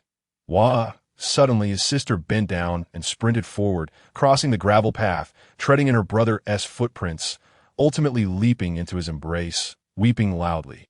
Joshua can go find Mom and Dad now. I am no longer a burden. Beelzebub remained silent, closing his eyes, his outstretched hand stiffening, merely patting her back without uttering another word. After a lengthy pause, Joshua managed to calm her racing heart, though her pulse remained swift. Only the initial minutes had felt constraining, afterward transforming into an unexpected lightness. I adore the fresh air, the little flowers, the grass. She gazed around, examining the world outside, pointing at familiar sights. Hello, I'm Joshua. This is my brother. First impressions are of utmost importance. Furthermore, the book she had collected depicted flowers with eyes and mouths, capable of speech. They know me. Beelzebub held her small hand, leading her along the path he had traversed daily. For we meet every day. Will I be able to go out every day too? His sister twirled incessantly, fearful of missing something, even stopping to observe a tiny ladybug. Perhaps she understood her brother had important matters to discuss. Thus, waving goodbye to them, Beelzebub stealthily led her into the bishop's wooden cabin, draping a black robe over her. The wicked witch, she exclaimed, raising her arms high, spinning around, only to be adorned with a mask, wobbling unsteadily onto a chair. She had heard her brother speak of this suffix, and was now applying it with enthusiasm. Upon hearing a girl's voice, a throng of devotees gathered anxiously, chattering behind the screen. What has happened? Has the bishop undergone a sex change? Foolishness, the bishop must have married. The devotees exchanged a flurry of speculations, generating over 20 theories within mere seconds. Ahem, welcome. Pious followers. Missa parted the screen, extending her hand in introduction. As you can see, before you stands our esteemed bishop. Zundu Jadu. The crowd gasped in disbelief, crowding forward only to be shoved back by Missa. Before them stood a demure masked girl, her long hair cascading from beneath the black robe, her calves partially exposed. Huh, Joshua propped herself on the chair, shaking her head awkwardly, already wishing to flee, trembling with unease. You all recall the night before last, when the dark thunder rumbled? Of course. That was the bishop undergoing tribulations, enduring countless trials, finally encountering his Majesty Laplace and returning youthful. Beelzebub himself found the logic lacking, furrowing his brow and sighing inwardly. The crowd glanced around, scratching their heads, until someone exclaimed with sudden clarity, "Oh," and was followed by a chorus of "oh" from the rest. So that's it. Congratulations to the Grand Bishop. Let us begin quickly. We've been waiting all day. They believed wholeheartedly, giving thumbs up and quickly forming a long queue. I go first. The first devotee jumped forward, shaking a wolf's fang in hand, then began to ramble. I want to accuse a flock of crows who stole my sandwich. Just yesterday noon, I was napping outside this little house. His sister listened fearfully, her small hands waving in circles until she finally grabbed her brother's clothing, clutching tightly. Then I picked up a stick and battled them for 300 rounds. And they went caw, caw, caw. His performance was so vivid that it seemed he would bite off Joshua's head, frightening her to withdraw her legs and inch backward, yearning to escape. I'm sorry. Did I force you? Beelzebub bent down, covering his mouth, quietly inquiring. No, I can do it, she affirmed, nodding, though her body trembled. This was her first time assisting her brother outside, and if she failed, perhaps he would never take her out again. After concluding his tale, the devotee sighed in relief, looking as if they had just spun in a washing machine. May His Majesty Laplace grant that flock of crows a fiery demise. Clap, clap, clap. The devotees erupted in thunderous applause. Beelzebub had slipped outside at some point to gather them. The esteemed bishop has just completed his training. You must be quiet. Understood. They collectively mimicked the hum of mosquitoes, yet soon began to relish this novel form of entertainment. Furthermore, he urged them to keep their distance. He suggested that a group sit on the distant stumps to await the arrival of His Highness Laplace, mentioning that she preferred one-on-one interactions. Understood, they replied eagerly, then hurried off to engage in a game of bottle tossing, filling half a bottle with water, tossing it, and successfully passing it to the next person would elicit soft gasps of surprise. Beelzebub discreetly slipped away, crouching beside his sister's seat. "Are you truly all right, Mr. Mass?" she inquired, her hands pressed together in a sacred gesture, already embodying the demeanor of a bishop, requesting him to fulfill his duties.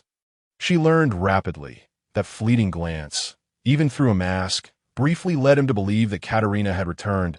"If anything arises, be sure to call for me." Beelzebub stealthily exited once more, transporting the ashes in several batches to the warehouse. After a few days of absence, he found an unexpected accumulation of broken boxes and sleeping bags, items he had never seen before. He moved aside a box, preparing to place the urn, when he noticed a small hidden box in a corner. Beelzebub, it was inscribed on the surface, evidently left for him, as only he and the bishop possessed keys to this location. You have anything to express?" he muttered to himself, opening it to find his own black robe, neatly folded yet adorned with an additional embroidery and some shimmering black glitter, covered by a tattered little notebook. Upon flipping it open, he discovered a plethora of numbers, resembling an account ledger, written in blood instead of ink. It detailed the earnings from selling ashes to the Black Gold International, income from selling wolf teeth, funds for purchasing flour for biscuits, and various material costs, all meticulously documented. Typically, deliveries were made once a month, yielding over 1,000 coins. The bishop had never embezzled a single coin. Otherwise, it would be impossible to sustain so many people. This, perhaps, is why everyone trusted her. Beelzebub patted his chest, feeling a touch of warmth. She had not lied. She genuinely did not wish to stand idly by while the starving poor suffered. Having experienced hardship and hunger herself, she sought to effect change through her own efforts. "What sentiment should I harbor towards you?" After tidying up, Beelzebub noticed a pile of letters written on sheepskin parchment on the table, all addressed to Katerina. Was this her true name? It seemed the sender was well acquainted with the true face beneath her hood. Perhaps an old acquaintance? Oh dear, love in absence. Hesitating before the first letter filled with an array of unfamiliar lengthy words, incomprehensible at first glance. Judging by the tone, it appeared to be a love letter.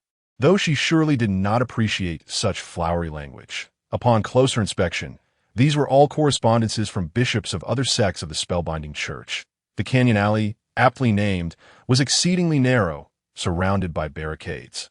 Resembling a canyon. For various reasons, it had been spontaneously divided into 23 segments, numbered sequentially from left to right. The spellbinding church was scattered throughout these segments, and they presently resided in Sector 7. The other letters either contained nostalgic musings from elders or greetings from newcomers, with content largely similar, yet attitudes vastly different.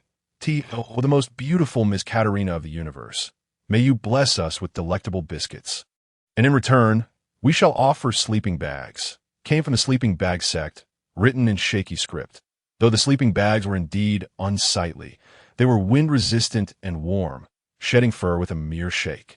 Katerina, you have not graced us with your presence for quite some time, wrote the storm sect, the strokes vigorous and powerful, as if wielding a sharp blade against the parchment, unmistakably penned by a person of stature. I presumed you had forgotten the price of freedom, not forget who removed your shackles and restored your body. Without a means to meet, do not allow mere longing to persist. Esteemed Archbishop, I am overwhelmed with duties and truly cannot extricate myself.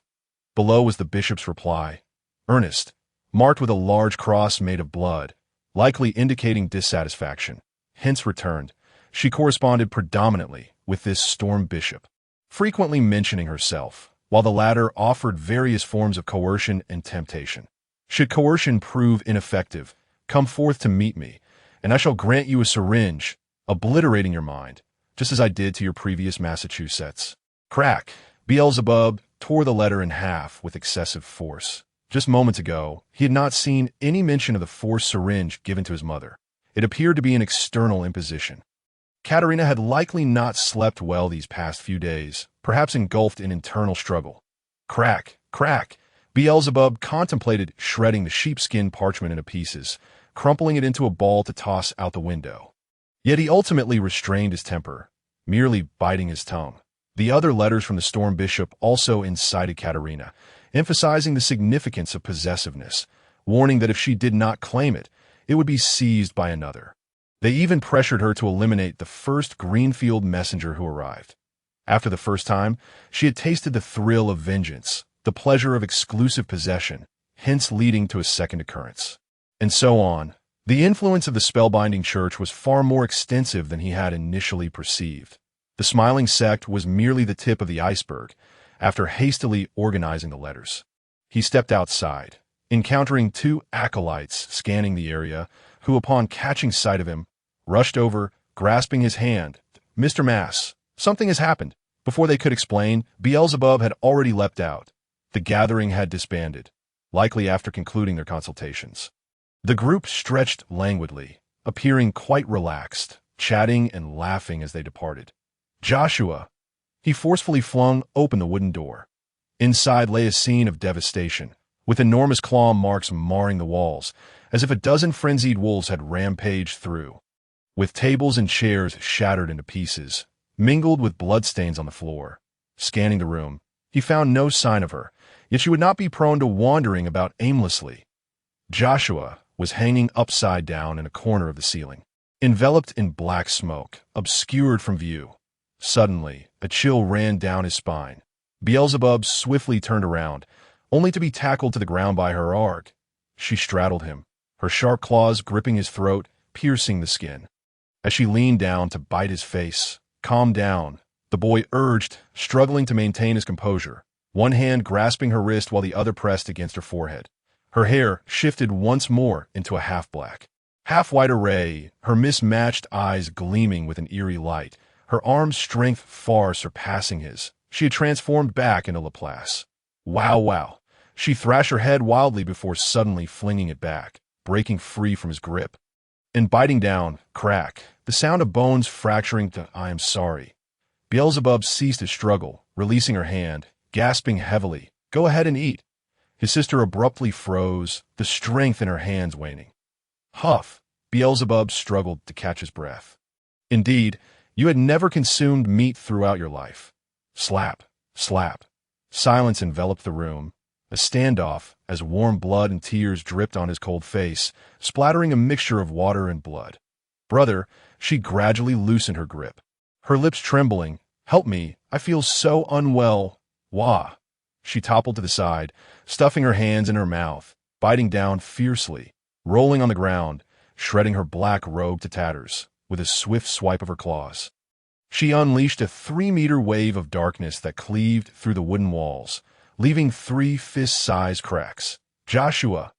Beelzebub rushed forward, embracing her from behind, preventing her from self-harming against the wall, gritting his teeth. Think quickly.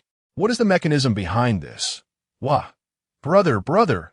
It hurts, she cried out incoherently, weeping. The equilibrium of sin shifted. The acolytes felt a sense of relief, their hatred redirected towards her. The bishop had employed a similar tactic, summoning laughter through hatred, but I cannot summon. That was the bishop's power as an apostle. It had no bearing on me. Boom! Joshua kicked out, propelling the two of them apart, before colliding with the wall.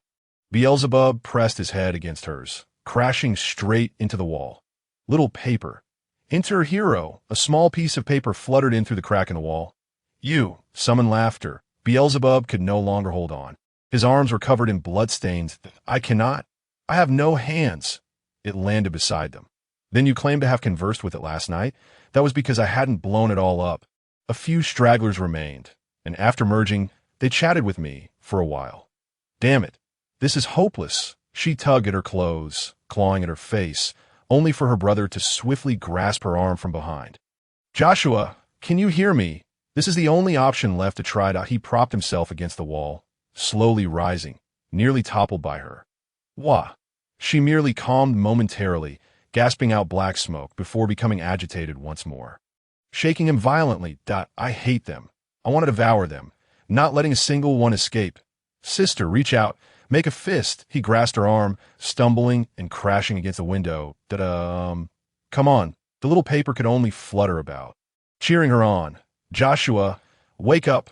The younger sister regained a flicker of consciousness, listening to his words, clenching her fist, tears streaming down her cheeks. Now, gathering all her strength in her hand, she gazed at the distant large cabinet.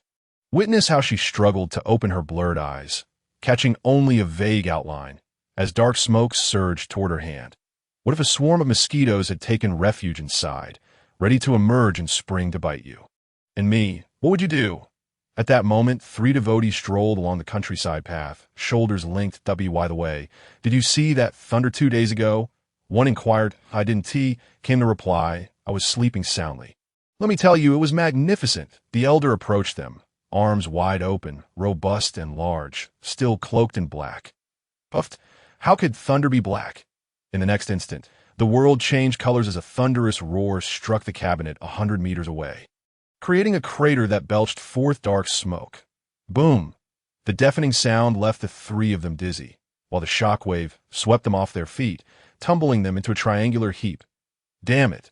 They exclaimed, dumbfounded. People within a few kilometers of Zone 7 heard the colossal sound, and the cabinet itself seemed to move slightly. Phew! Beelzebub and the sister collapsed, leaning against the windowsill, supporting one another, after pouring forth all her hatred in a spell. Joshua gasped for breath, his complexion pale, as his hair and hands gradually returned to normal. The wolf ears nestled quietly amidst his strands. I'm sorry, Beelzebub said, guilt-ridden, wiping the sweat and tears from her face. I shouldn't have. Can I help? She forced a smile, only to cough out a plume of black smoke, her head bowed low. There is help, but it's too dangerous. Don't worry, brother, it's fine. Their fingers intertwined. She pressed close to him, their ragged breaths mingling on their damp hands. I'm so glad to be of assistance. Hey, wait. A small paper slipped between their palms. Had Joshua just had an episode? Yes. Normally, seeing one person would suffice to trigger it. But today, Beelzebub felt an urge to slap himself for concocting such a foolish idea. Yet, keeping her cooped up at home was unbearable. She had already been confined for 11 years. In 3 months. She would be freed at the very least. She should see her home properly before then. That I'm really fine, she insisted, desperately trying to prove her point, only to collapse again, caught by her brother. That's the crux of the matter. The small paper exclaimed. Her condition, after unleashing a bolt of lightning, has vanished. This is a cure. Beelzebub stared at her, astonished, and then quietly steadied her shoulders. Is this truly real? He shook his head in disbelief. Realizing that one of the culprits who had shattered this family might finally find a way to escape, Joshua caressed his face, suddenly aware that she wouldn't have to remain shut in at home anymore. Overcome with excitement, she leapt into his arms, burying her face in his chest and weeping uncontrollably. Brother, Joshua, Beelzebub supported her back, his bloodied right hand pressing against her forehead, at a loss for words, as a single tear welled in his left eye. Unable to escape its confines. You don't have to hide at home anymore. No more hiding that I'm sorry, I'm so sorry. Joshua sobbed, her tears mingling with sweat, each sound breaking Beelzebub's heart. Father, mother, my sister is no longer ill. She is not a burden anymore. Sobs and sniffles accompanied her deeper cries, her brother's warm body failing to shield her from her anguish. Come back. Father, mother, I miss you. I am sorry for everything. Unfortunately, in Zone 9, there were others who witnessed that bolt of lightning. Those who should never have seen it. Your Majesty, this is Katarina's domain that I understand. The Storm Cult's High Priest. Wade lounged atop the 7th floor of a dilapidated building, perched on a long leather sofa, legs crossed, hands resting on the armrest. I could see appear that the Phantom Cult had failed to eliminate those 2 children. He was not particularly young, beardless, clad in an oversized black robe adorned with silver threads woven into patterns of whirlpools and flowing clouds, the collar lined with thick fur. This building had once served as a transit base for Company D's Black Gold International, attempting to circumvent Company R's blockade over the northern and southern districts to smuggle goods. But it had been razed by the Storm Cult before completion. Katarina had not sent word, coupled with whispers of the wind he had heard. She was likely dead. That bolt of black lightning signified that a new apostle was leading the smiling cult.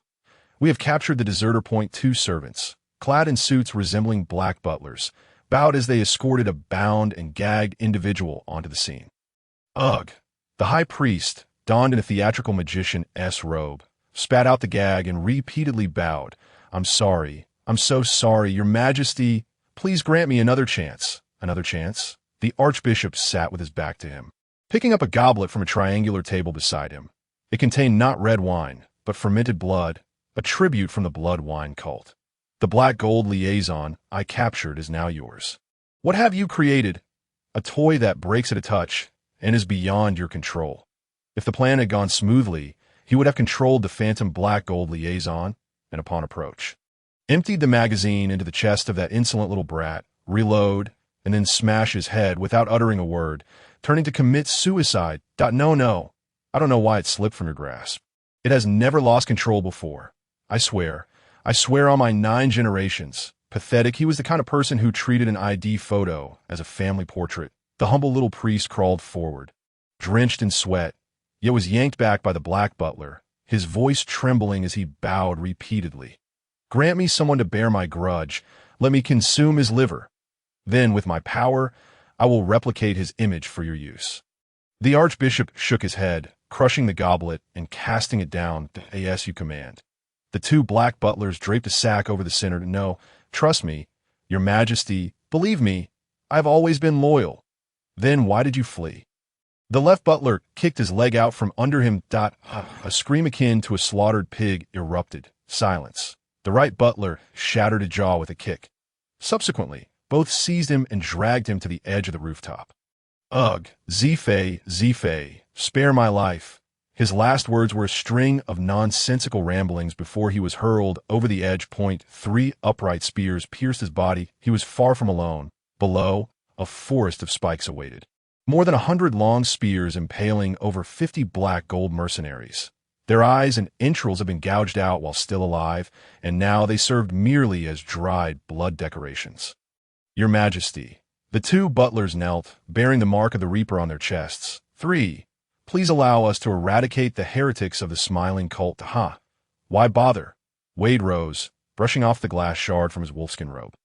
A true leader does not sweat the small stuff. That I shall not disrupt my course with the misdeeds of 2 children. That he walked past the sofa, accompanied by his 2 subordinates, descending from the rooftop. Inside the building, Torches blazed. Large tables were pushed together, spread with sheepskin parchment, adorned with swirling spells, painted in magnetic powder and blood. And on either side of the tables, storm cult followers clad in black tarpaulin robes were bound with various strips of magnets around their necks. Some rectangular, some block-shaped, and others horseshoe-shaped, their eyes sewn shut, resembling a group of dark and sunny dolls. "Your Majesty," someone called out, and over 100 individuals turned in unison, bowing a perfect 45 degrees and no need for formality. Wade, unshaven, stood before 3 elongated maps hanging on the blackboard. The central gray area represented the 23 districts of Canyon Lane.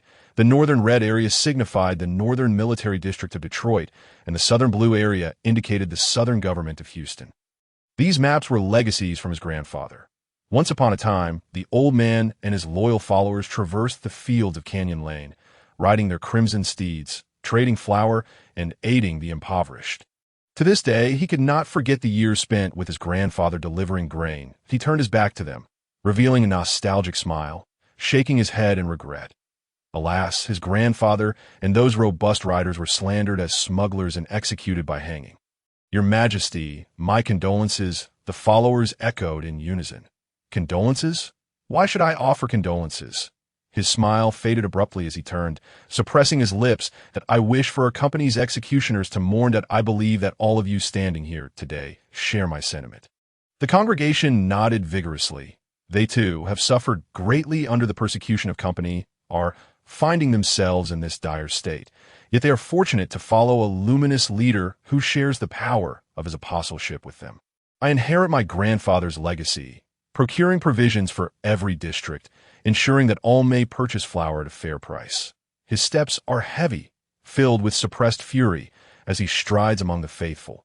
This is not solely my achievement, but a result of the bloodshed endured by both you and your forebears, who forcefully shattered the shackles and established communication with the border farms. That a moment of silence envelopes him and the crowd, the only sound being the echo of footsteps. That a mere phrase cannot encapsulate the grandeur of countless martyrs, galloping through gunfire, strapped with explosives, traversing pools of their comrades' blood to breach the barricades. Just last month, I heard that Company R has seized those farms. He reaches the end of the hall, gazing out at the somber earth beneath overcast skies. Contracts and agreements are regarded as less than worthless in their eyes. They are indignant that they cannot alter market prices, and thus, with a sweeping stroke, they demand 100-fold increase in tariffs. The faithful sway slightly, their legs growing weak. That you comprehend what 100-fold implies. If we were to continue procuring as before, with an unheard of 18 additional taxes, a bag of flour would cost 300 car shields. The monthly expenditure on our flatbreads would not even fill an armored truck. He speaks with fervor, spitting words, hands clasped behind his back, veins bulging on his forehead. The nameless monuments of our forebears line the border hills, weathered by wind and sun, countless in number over the past year. Yet Company R not only fails to learn from past mistakes, but drops hundreds of thousands of bombs, transforming the land into deep craters, using it as a landfill. The faithful are stirred. Fists clenched, their bodies trembling with his words. Black smoke rises from each individual eye in their minds. The suffering they have endured plays on repeat, from displacement to the fracturing of families. The elders have tried reasoning with them, yet they have not been met with an ounce of respect. Wade steps to the forefront, hands intertwined, gathering a tempest that sends objects on the table scattering in disarray. For a gambler without stakes cannot play at the table, and a gun without bullets cannot intimidate. He raises his hand, unleashing a tempest that shatters the wall before him, each brick flying out only to be ground into dust by the fierce winds. Dust swirls, revealing boundless plains and an endless army clad in black upon the scorched earth. The day wanes, tinged with a dim yellow hue. Soldiers in black robes turn to salute, bearing arms, flanked by a dozen jeeps. In 2 months, Company R will dispatch a grand engineering battalion of 1,000 to the second largest city in Texas, Kepler, to reconstruct the sewage system. But he pockets his hands, surveying the multitude, his face weathered, with piercing eyes set deep within their sockets. Of course, their ulterior motive is not merely reconstruction. It is to curry favor with Texas for future collaboration. How prosperous it seems, but I shall not allow it. I declare it unacceptable that Wade's lips curl into a contemptuous smirk, recalling a time when we were unarmed. Yet now, we are different. The stakes lie firmly in our grasp, and against a coalition army, we are no longer powerless. He spreads his arms wide, the black winds racing beside him, surging skyward. Shadows engulf the earth as the sunset dims. Our tempest shall shatter their elevated bridges when they embark on their grand expedition, crushing their convoys, showing the world the dilapidation of Company R's infrastructure, bringing disgrace upon those faux capitalists. The masses raise their arms in unison, shouting, "Revenge!" They unleash the pent-up hatred accumulated over time, their long robes billowing in the wind, and though the sun has yet to set, the specters of vengeance roam. Moreover, the impending storm shall compel them to dismantle the detestable barriers, granting freedom to all the afflicted in the valleys and alleys. The black winds swirl and coalesce into a staff, held firmly by the Dark Emperor and his retinue. For every no uttered by the executives of Company R, I shall shatter one of their elevated bridges. Should they fill their mouths with lies, I shall twist their highways and railroads into knots, hurling them into the heavens.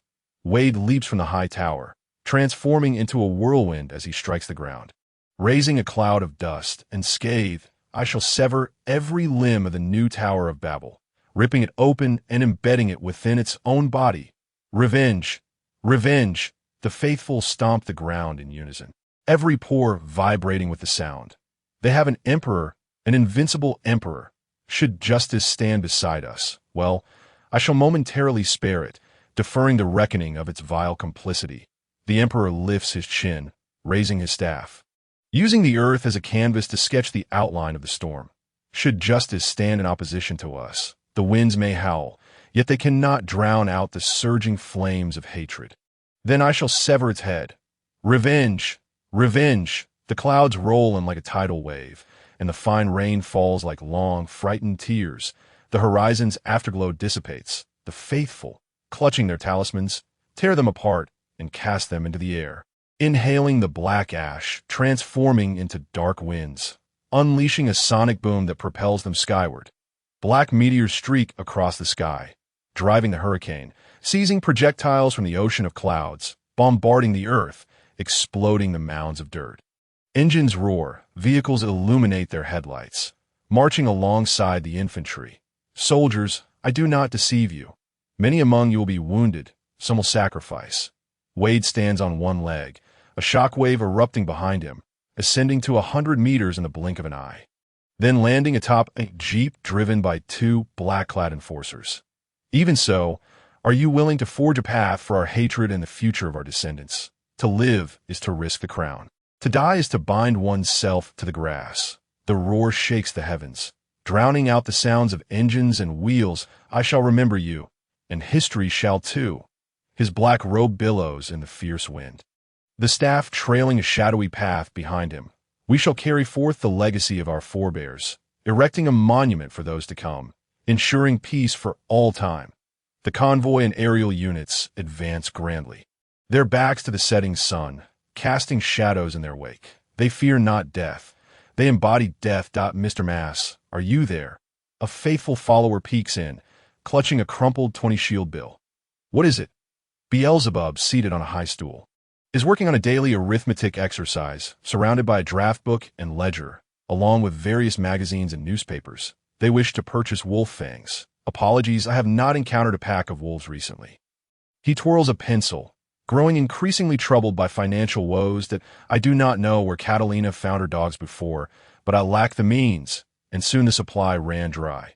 There is also heather-scented perfume, likely brought from other regions, reputed to be good for one's health, as for indulgences like indulgence certificates, which are both costly and useless.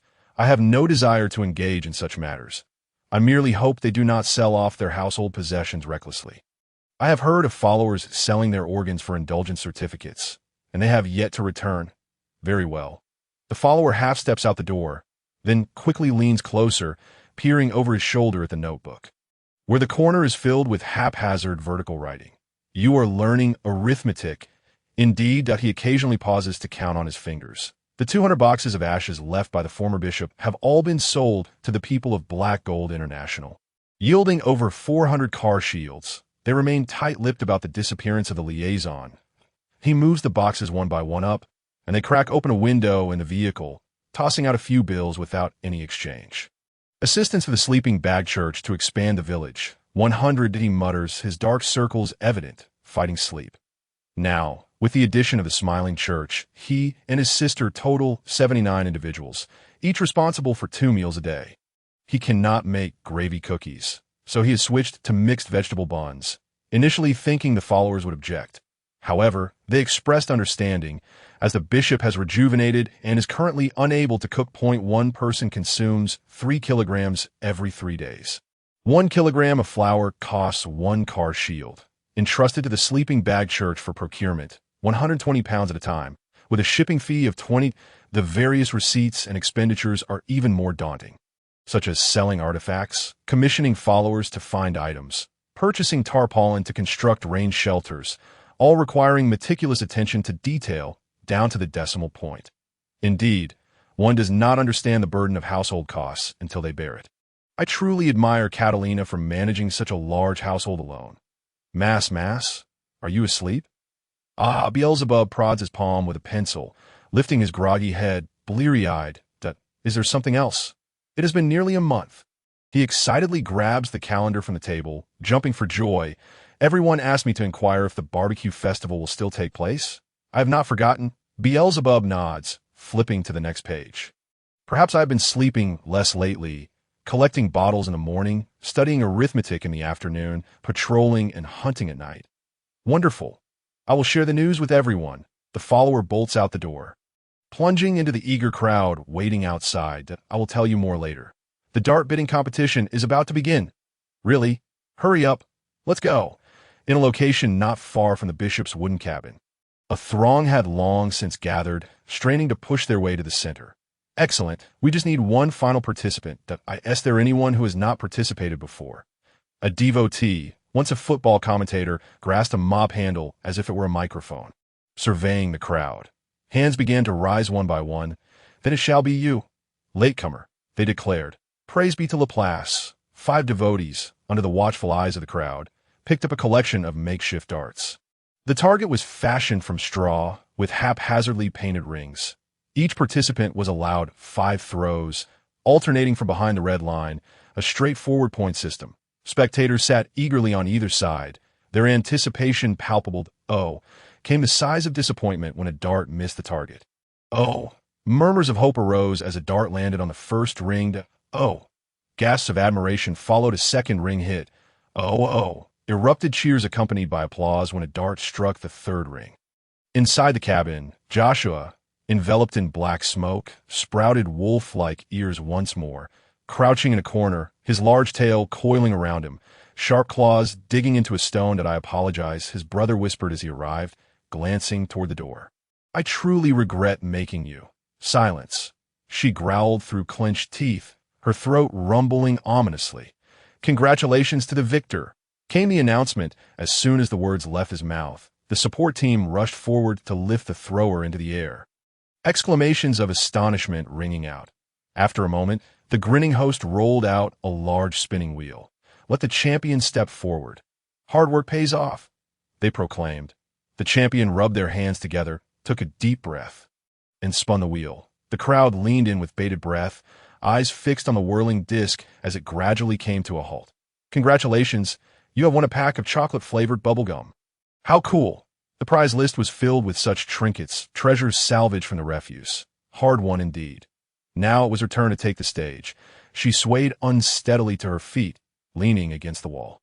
You look unwell. Beelzebub quietly stepped forward, extending his hands, wishing to support her, to ease her discomfort. I can do it, she shouted defiantly, tears spilling from her eyes, but quickly deflating, gently bumping against his shoulder. I do not wish to hurt you again. Then came the call for the great bishop to present a salute to the champion. The host and the crowd were equally fervent. Not force it, they urged, glancing back with concern. Simultaneously, Joshua stepped out, leaning against the wall, raising her right hand. Electric energy surging forth. Boom! A colossal thunderclap struck the earth, obliterating everything in its path. Debris turning to ash, The devotees raised their hands to shield themselves from the oncoming gale and rushed with burlap sacks, their feet scorched as if stepping on hot iron plates, hastily gathering ashes into their bags. That Joshua's body weakened, leaning sideways, only to be caught by her brother, both of them settling against the wall. "Huff, huff," she gasped, her tail flicking a few times before extinguishing, drenched in sweat. "I am sorry for burdening you with such troublesome matters." Beelzebub retrieved a black and white striped handkerchief from his sleeve, torn from a found shirt, and waved it before gently wiping the sweat from her brow. "Mr. Mass," she said, struggling to open her eyes, merely managing to raise her eyebrows as she gasped. "We are not done for the day, are we?" Beelzebub sighed in resignation, draping the handkerchief over his arm, rising to one knee in a knightly gesture. "You have worked hard, my Lord Bishop." "Indeed," she coughed and chuckled, "do not always apologize. Praise Joshua more." And she will be overjoyed. Suddenly, an ominous shadow obscured the setting sun. Enveloping the two, looking up, they saw the devotees had formed a circle, donning masks and blowing bubble gum, eagerly watching the ongoing spectacle. "Ha ha ha," it was said long ago. The bishop and the mass were quite the pair, beneath the smiling masks. Faces must have been grinning broadly. How delightful. "Huh." Joshua swiftly turned, burying her head in her brother's embrace, bursting into tears. The bishop had regained his youth, yet his courage had diminished. Let us conclude for today. Beelzebub still felt a heavy guilt as he stroked her hair. "But on your way home, remember to gather more biomass, like fur and rotten fruits."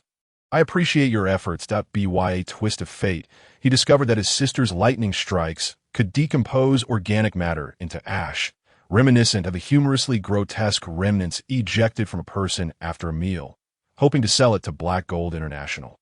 "Understood," they replied. "Take care of yourself, my Lord Bishop." The devotees chuckled, waving goodbye as they walked towards their respective settlements beneath the setting sun. As they only had to manage their breakfast, they had time to repair their humble abodes. "Wah, I am so frightened." She peeked a few times, ensuring they had left her line of sight before releasing his embrace. Sighing, "Brother, we may have to part ways." "What?" Beelzebub had just been contemplating whether to use entrails or minced meat for a mousetrap, considering which patrol route to take that evening, and only then did he come to his senses. For the sister was the bishop of malevolent forces, while the brother was but a follower. What malevolence? Beelzebub leaned in, thinking he had misheard, causing her to retreat hastily, flailing her arms to steady herself, nearly toppling over. "Because you will perish before I do." She raised her voice, attempting to mask her fear, then covered her face. Beelzebub's mind, however, swirled with myriad thoughts. He felt as if he had experienced the Cambrian Ice Age, witnessed the Tsar's army march southward to the equator, glimpsed the division of plant cells, recalled where a half-eaten bun had fallen a week prior, and beheld an asteroid colliding with the Earth, igniting the land. "Brother, brother," his sister waved incessantly before him. That moment, Beelzebub's brain was seared, leaving only an empty void, akin to a desolate universe. "Have you lost your mind?" "Aye." After being poked in the face by his sister, he finally reacted, solemnly steadying her shoulders. "Who told you such a thing?" Joshua blinked, her finger poking around.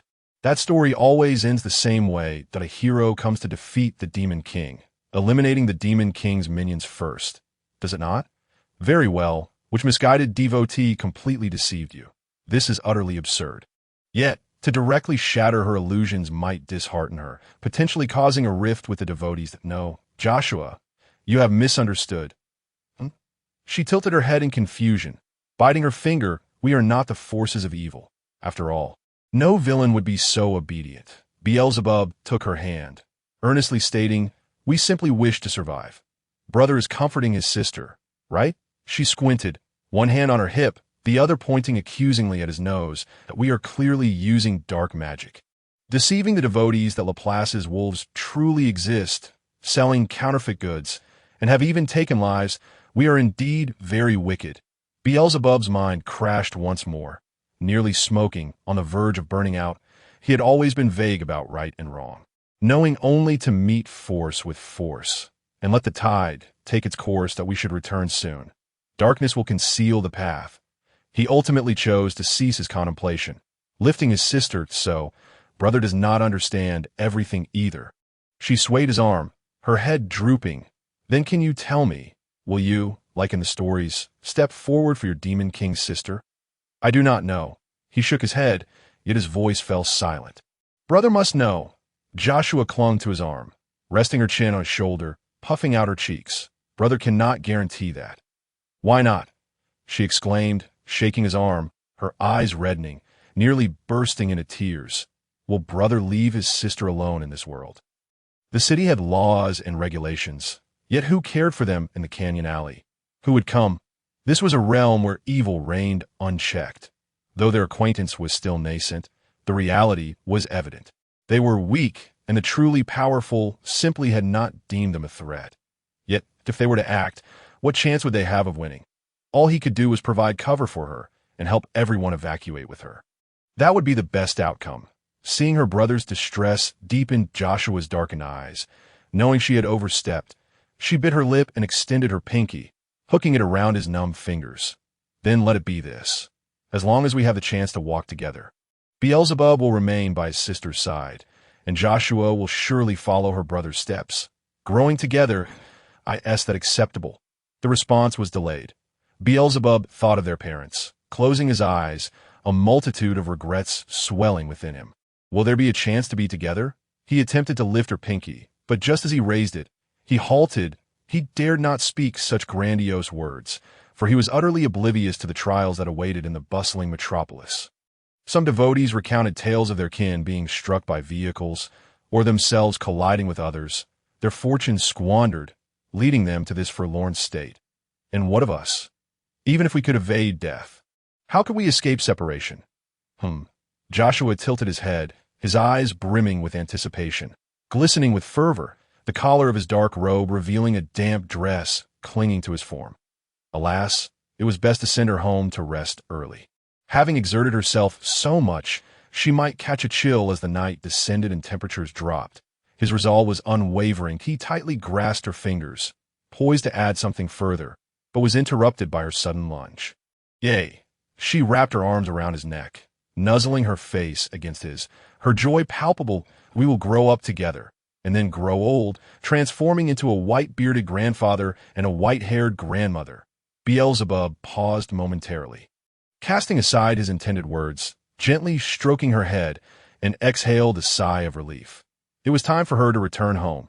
Beneath the fading light of the setting sun, the two small figures nestled against each other, embarking upon the golden countryside path, one chattering excitedly about vacation plans, while the other simply echoed, A chill began to creep in, shadows gnawing at the earth. A dark wind fluttered onto the wooden rooftop. Taking human form, clad in a black robe, kneeling on one knee, raising a cloth-wrapped lens tube as a telescope, a pair of siblings, grotesque in appearance. She bared her teeth in disgust, her canines sharp, her voice youthful. After untying the cord around her neck, she flung open her black robe, revealing short, light green hair, from which two furry ears perked up. One eye was blue, the other red, heterochromatic, with hands wrapped in filthy bandages, still stained with blood, and a small tail protruding from beneath the robe, secured with a weight to prevent it from moving about, typically concealed within. Sisters from the Greenfield Messenger Agency, the youngest has come to take vengeance on your behalf. She straightened up, retracting the telescope, lowered her hood, and transformed into a dark wind, leaping away. We're home. Joshua twirled into the room, plopping down onto the table, gazing at the seeds nestled within the cardboard box. Some had just begun to sprout, while others had grown quite tall. Having gathered an abundance of seeds, she decided to plant them all, transferring them to a larger box. Scattered across the floor were small watering cans made from plastic bottle caps, alongside some spare soil. You truly enjoy planting. Beelzebub washed his face, attempting to cool his foggy mind, then seized an axe from the table and squatted down beside the whetstone, sharpening it with vigor. For this way, we shall have fresh vegetables to eat. Prior to this, if they desired vegetables, they could only rely on the scant remnants mixed within their biscuits or resort to foraging, ensuring they maintained a balanced diet. Upon closer inspection, the little radishes in the soil had grown as large as a thumb, and he found himself increasingly fond of them. Once matured, they could be chopped, and mixed into the dough, creating truly delightful mixed vegetable buns that the devotees would surely relish. Brother, can we plant more? We cannot waste the seeds. Let us first ascertain whether these can be consumed, having learned from the unfortunate experience of poisoning from wild fruits. He specifically instructed the little paper to consult the planting manual, only to discover that the soil in Canyon Alley was heavily contaminated with heavy metals due to extensive dumping and filling, rendering it highly acidic. Should they yield inedible produce, it would break her heart. Very well. She gently lifted a small bucket, unwrapping the plastic bag to reveal a few pieces of dough, just enough to boil, and retreated to the inner room to ignite a fire for cooking. After Beelzebub finished sharpening the axe, he began tidying the house, sweeping the floor, and wiping the windows. Once they had both completed their tasks, the outside world had plunged into darkness, with only the faint glow of fires at the horizon's edge. Here, the stars were rarely visible. On the rare occasion they appeared, only one or two could be seen. It appeared somewhat burnt. His sister brought forth a uniquely golden pancake, steaming with heat. Though some parts had charred, perhaps it would be wise to inquire further with Uncle Manta. He had once been a baker who, seizing the opportunity presented by the popularity of short video platforms, had squandered his fortune to establish a trendy chain, only to personally encounter the market lag, described by the operations officer. Subsequently forced to retreat to the back alleys to evade creditors. Upon hearing that the reputation here was commendable, offering food and shelter, he had come to assist in steaming buns, as it was all baking. After all, the steamers were cobbled together from various sources. There was a certain charm to the aroma of grilling. After swiftly devouring one, Beelzebub donned his black robe, ignited a torch, and slung the axe over his shoulder, heading for the door. Wait, she, still chewing, rushed forward with a bag in hand, holding out a pancake while flailing her arms, momentarily forgetting to speak. Thank you. The brother accepted it, discovering within some dough smeared with blood and dirt, and pushed the door open, waving goodbye. Please take care of the house. Rest assured. She smiled back, waving, then seated herself on the steps, watching as the firelight gradually faded into the distance. Suddenly, the torch began to sway ominously, urging her to hurry inside. With no other option, she returned to finish her meal alone, washed the dishes, and then leaned against the window, utilizing the remnants of the dying firelight to mend the torn garments of the devotees. In 2 months, they would set off for Keplis. Accidentally pricking her finger, she sucked on it anxiously, peering out the window with a furrowed brow. Brother, be cautious. The night path was tranquil, wild grasses withered. Autumn had already begun to take hold. She was also grateful that her sister had taken the initiative to reinforce this black robe, preventing drafts and ensuring that her footsteps would not produce the crinkling sound of plastic bags, making it suitable for nocturnal stealth. Hey, brother. The evening breeze rustled as the little paper fluttered back, diving into his pocket. Regarding the matter you asked me to look into, I have made some progress. Thank you for your efforts. He approached a dead tree marked with a warning sign, inspecting the mouse traps beneath it and the nearby animal snares, finding no catches, and covered them again with grass. The terminology in that book was exceedingly technical, so I consulted a multitude of dictionaries before comprehending it. The conclusion is that Joshua does not suffer from an affliction, but possesses a unique ability. Really, upon reaching the slope, he gripped the torch tightly, navigating the steep decline, taking a shortcut down, and leaping as he neared the ground. In summary, her ability is to automatically absorb emotions, akin to a vacuum pump, amplifying them significantly, even allowing her to manifest the spells of the Demon King. However, according to some notion of sin conservation, her physical constitution deteriorates, leading to various ailments. During the battle with the Headless Horseman, she had dominated the conflict, unleashing a barrage of dark, malevolent strikes that devoured the very earth, akin to a cannon firing at mosquitoes. Alas, I can only wish for her health. Is there any remedy? This is simple. Eliminate all those who harbor emotions close to her. Boom, shakalaka. Coming back to reality, he found himself drawn close to the torch. Be serious. Beelzebub remained alert, his expression unyielding. Very well. The conclusion is there is no cure. Although she can currently alleviate it by releasing spells of hatred, should she later absorb other emotions, such as greed or gluttony, she shall endure further suffering. unless she could transform into another apostle. That would be a fanciful notion.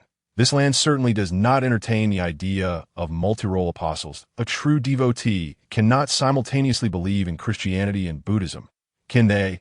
As he halted his steps in the metropolis, he lowered his gaze to his shadow, tucking it into his pocket. In Keplis, she would inevitably encounter a myriad of individuals, each with differing beliefs and sins, the vibrant atmosphere potentially subjecting her to a plethora of ailments: asthma, meningitis, stomach cancer, amyotrophic lateral sclerosis, leukemia, and every conceivable disease. Indeed, this matter warrants further contemplation. Perhaps you could remain here until adulthood and marry. That wouldn't be entirely impossible, would it? Come out, his voice echoed. This was a valley, flanked by heaps of refuse, with a steep slope behind him, the torch illuminating only a small area of the ground. Weren't you the one who stuffed me in here? I don't have legs. I meant the apostle of the storm cult. Beelzebub extended the torch aside, casting a sidelong glance at the corner of the black robe that peeked out from behind the trash heap. The little paper appeared bewildered, failing to notice, just as sharp as the rumor suggested. The figure emerged from concealment, garbed in a gloomy, doll-like attire, a black robe complemented by a magnetic collar, hands empty, a scroll of parchment tucked to the waist. Upon reaching Zone 7, she did not hastily engage in negotiations, but instead disguised herself as a refugee, inquiring among the smiling cultists, making repeated attempts to confirm her suspicions. However, your trap was rather rudimentary.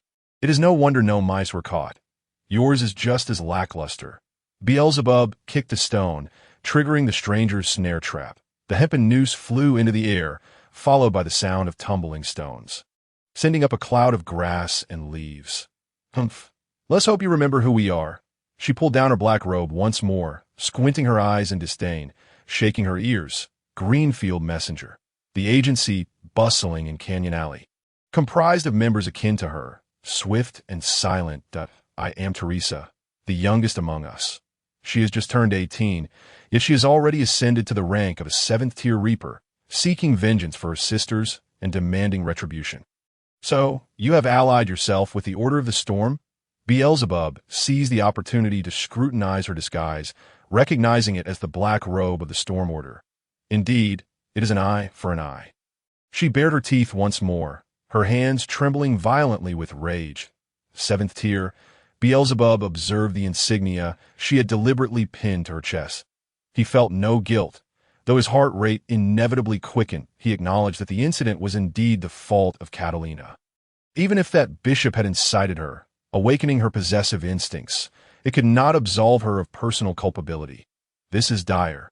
She is on par with the boss moss, yet we are nearly unarmed. The little scrap of paper muttered anxiously, Do not underestimate my rank compared to my sister's. I am no longer the same. She pulled back her collar, revealing a tightly fastened red collar adorned with a metal tag inscribed with her name and number. I have sold myself to the Order of the Storm for their power, of course. She understood the torment that awaited her upon her return, a fate from which she would never escape. But it mattered not, as long as she could exact her revenge. Teresa was enveloped in black smoke as she unfurled a parchment, inscribed with the bishop's handwriting. His Majesty is aware that your sister serves as the current bishop of the Smiling Order, and therefore she is obliged to fulfill her duties and present herself before His Majesty for his pleasure. I cannot comply. Beelzebub remained motionless, his expression devoid of emotion. It seems you are unaware of the origins of the Smiling Order. She shook her head, rolling up the scroll. The old chancellor, in his benevolence, took in a girl wandering the wilderness, Catalina, and provided her with food and shelter, treating her kindly. You call that hospitality? Eating from a dog bowl, sharing with underlings, and being perpetually exposed. Beelzebub deciphered her past through the lines of those letters. They resorted to repeated beatings for contraception, leading to her uterus's demise and rendering her incapable of bearing children. Those bishops and their loyal followers all sullied themselves with her. Whether to perish in the streets or to survive by any means necessary, she chose the latter. She deserves to die. Teresa stomped defiantly. Furthermore, do not mistake His Majesty's grace for the trivialities of the common folk. In the Order of the Storm, Everyone has their roles, and rewards are distributed according to labor, since she has enjoyed sustenance. She must pay a commensurate price. Teresa seethed, for this boy did not even grasp the fundamental truth of labor creating value. Yet she soon quelled her fury, for His Majesty would not blame such ignorance, especially in a child. Beelzebub pondered whether it was time to relocate the mousetraps. These words were evidently falling on deaf ears. Surrender your sister, and His Majesty will bestow wealth upon you. His Majesty is currently on a campaign and does not wish to see his grand plans thwarted by your momentary negligence. But that does not grant you the liberty to act as you please.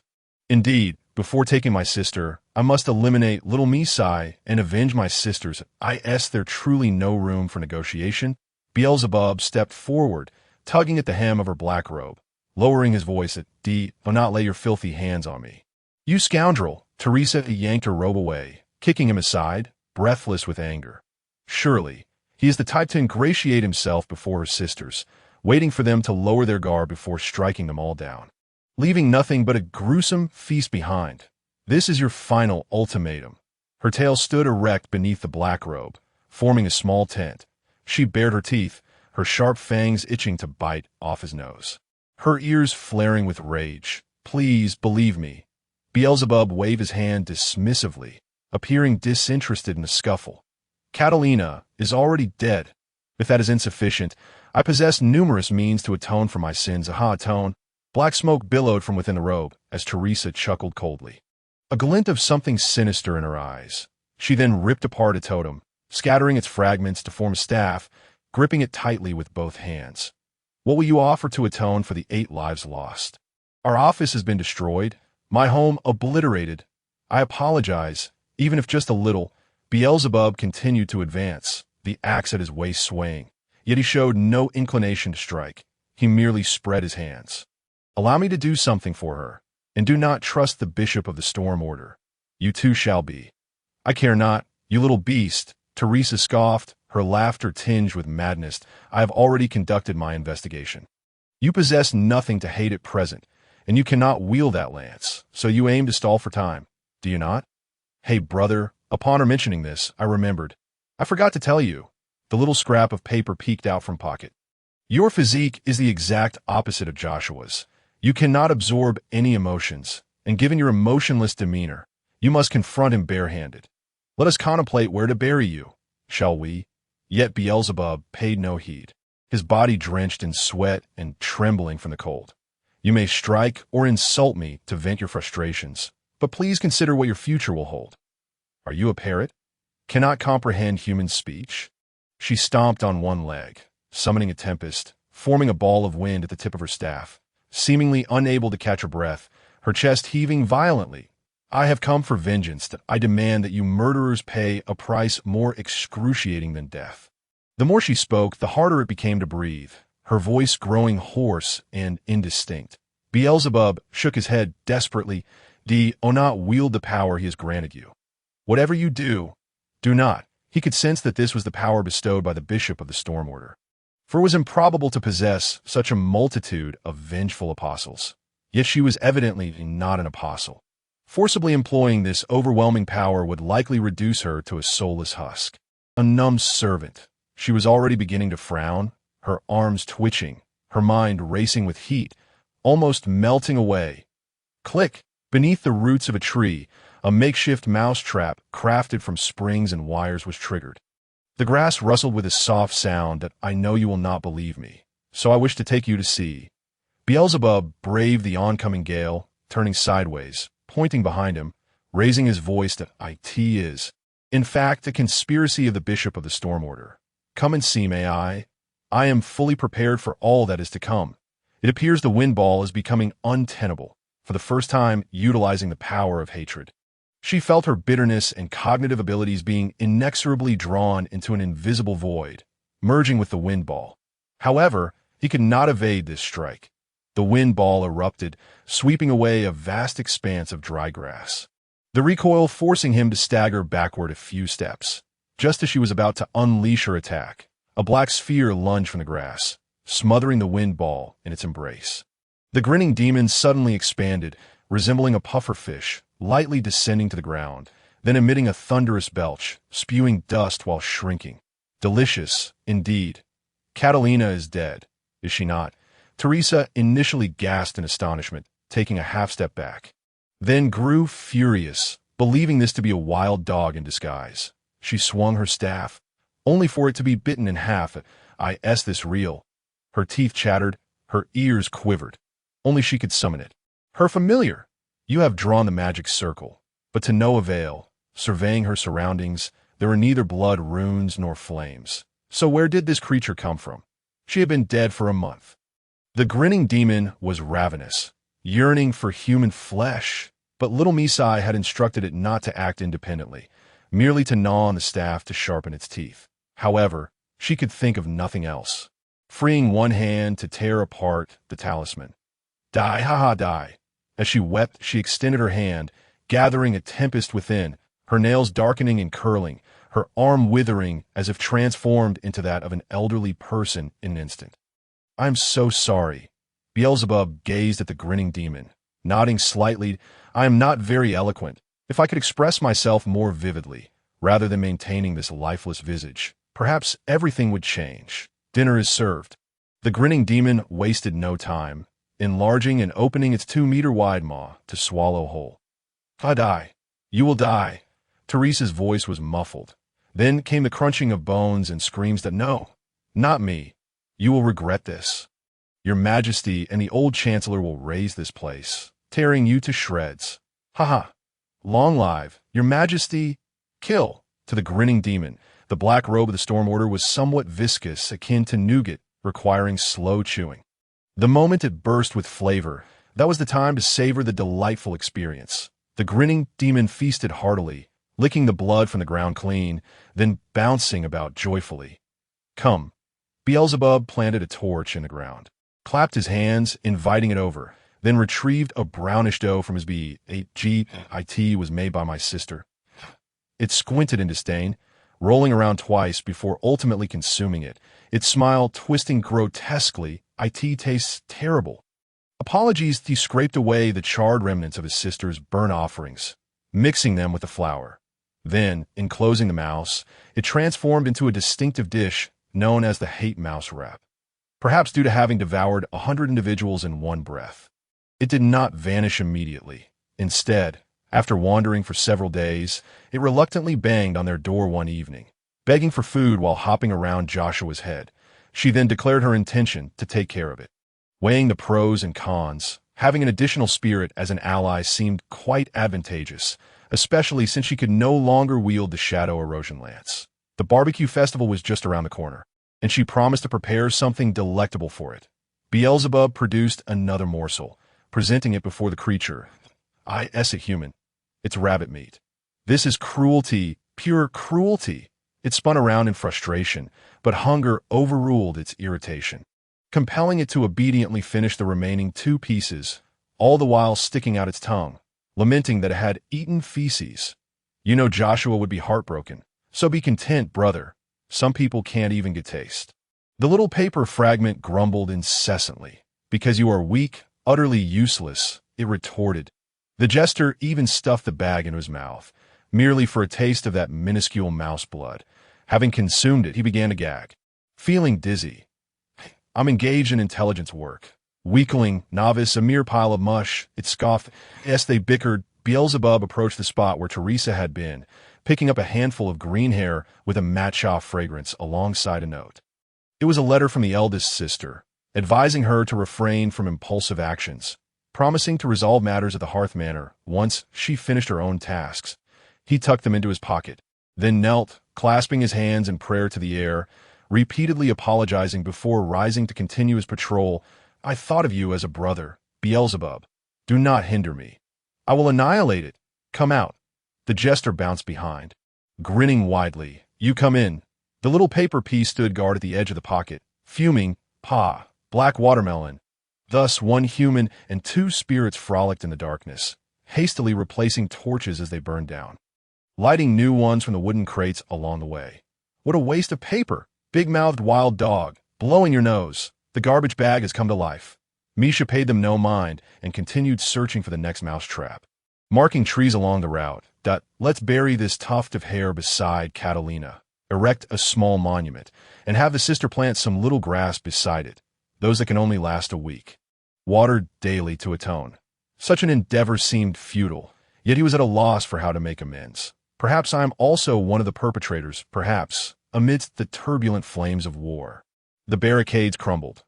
Mounds of earth and stone piled up, intertwined with bloodied rebar. The iron hooves of war horses and the severed hands of soldiers soaked in a pool of blood, in the midst of a profound silence. A cement slab was pushed aside bit by bit, crashing heavily to the ground, from which crawled a blood-soaked child. He bore only minor abrasions, yet this could hardly be deemed fortunate. "Grandfather," he splashed through the blood, extracting a shovel from the rubble, leaning on it, stumbling forward. Raising the shovel, he was uncertain where to begin searching. Is anyone there? Noticing blood seeping from the nearby ruins, he began to dig little by little, clearing rubble, and using his hands to scrape. "Who can help me?" He toiled ceaselessly all day, his throat parched, quenching his thirst with filthy water. He dragged out 23 corpses, their faces unrecognizable, alongside numerous severed limbs. Lifting their sleeves, blood cascaded down like rain that he surveyed them, ultimately locking his gaze onto a wrinkled palm. Grandfather had but a single hand left. Wordlessly, he unwrapped the cloth that had been used to bundle belongings, covering the fallen soldiers with it. Weeping would render him weak, but should he laugh? Should he express anger? Rage would cloud his judgment. Treading in place? What then of his grandfather and the 48 valiant heroes who perished? Clop, clop, in the stillness, the sound of heavy footsteps resonated beside him. Humanity always zealously embraces meaningless sacrifices. With a bird-beaked mask, a blacktop hat, a cane, and glasses, he was a plague doctor. You have no right to defame the heroes of Canyon Alley. In his hand was a filthy cloth, containing tokens salvaged from the ruins, from pocket watches to metal cigarette cases. Using a piece of clothing as a belt, he turned and departed. "I will share the news of victory with every villager. We have not lost such walls. If our company desires to build them for thousands of meters, they shall do so. If they wish to stretch them for tens of thousands of miles, so be it." The plague doctor could not help but chuckle. You can only pray they discover this breach later and transport more flour. Then let them build. He half turned his head, baring his teeth and exhaling. A 1,000-mile dike will eventually collapse due to an anthole.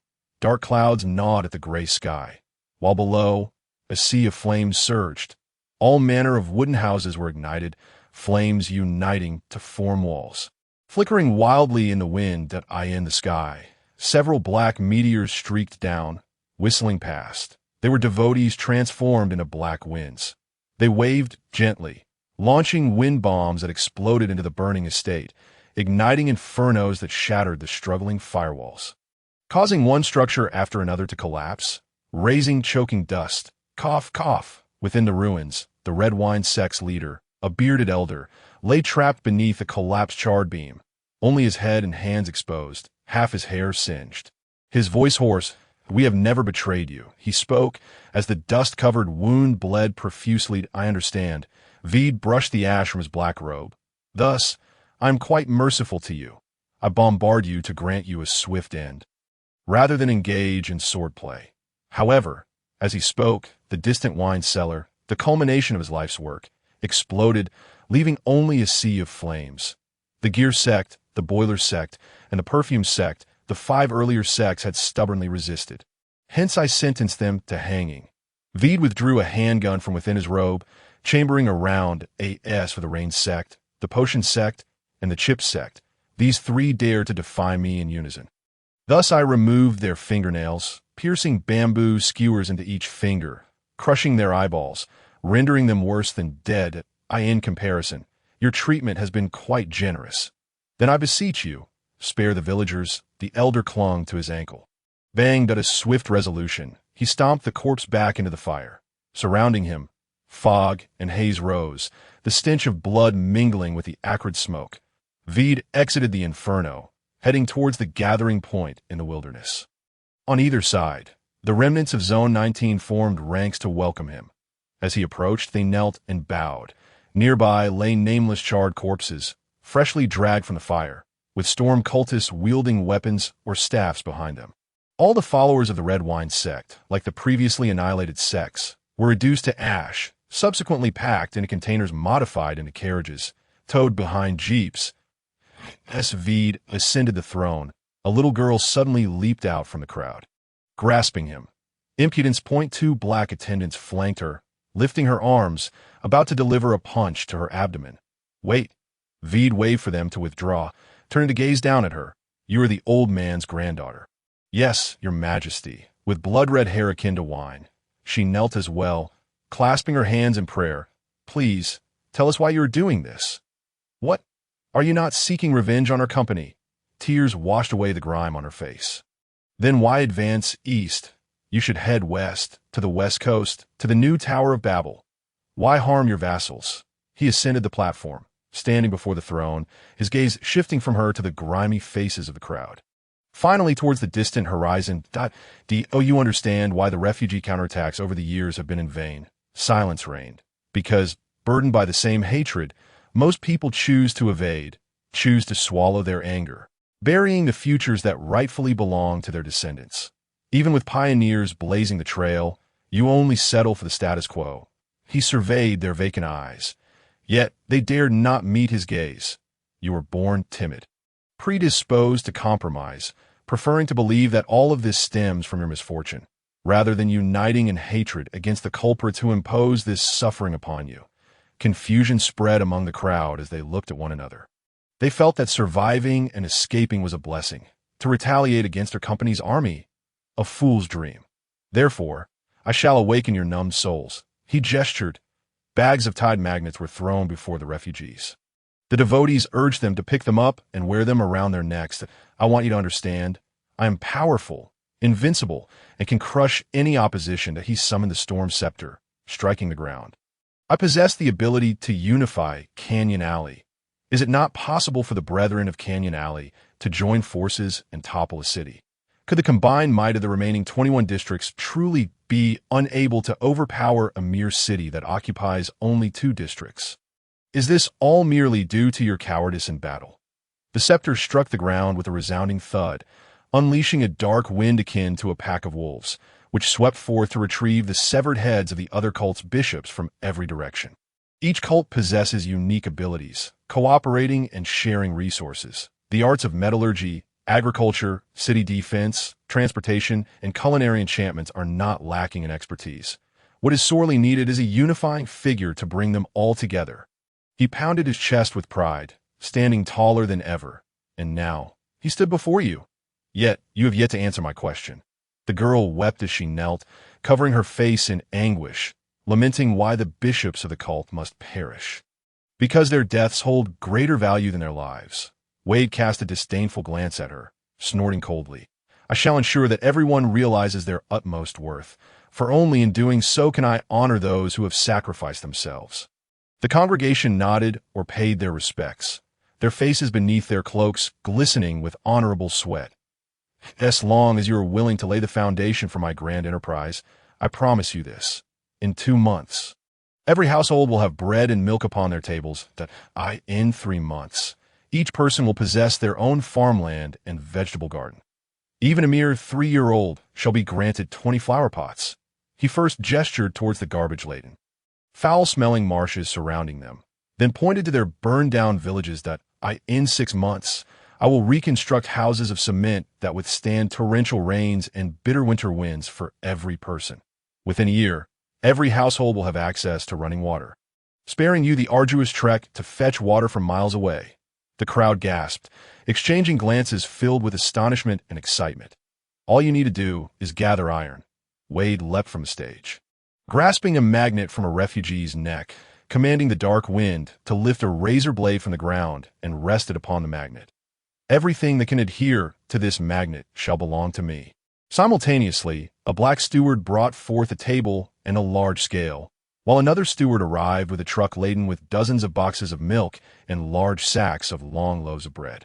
From this moment forth, he instructed, guiding the bewildered refugee to stand on one side of the scale, then snapped his fingers, ordering a steward to toss a large sack of iron on the other side.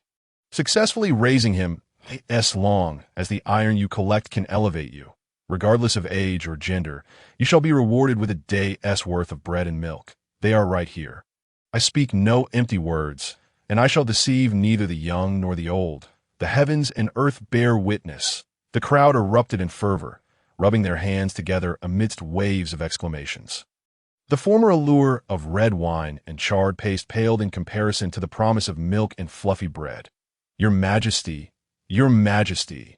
After their astonishment, they collectively knelt, paying homage to the Dark Emperor. I require no such formalities. Wade waved his arm, stirring a tempest that lifted the crowd. I need you all to work now.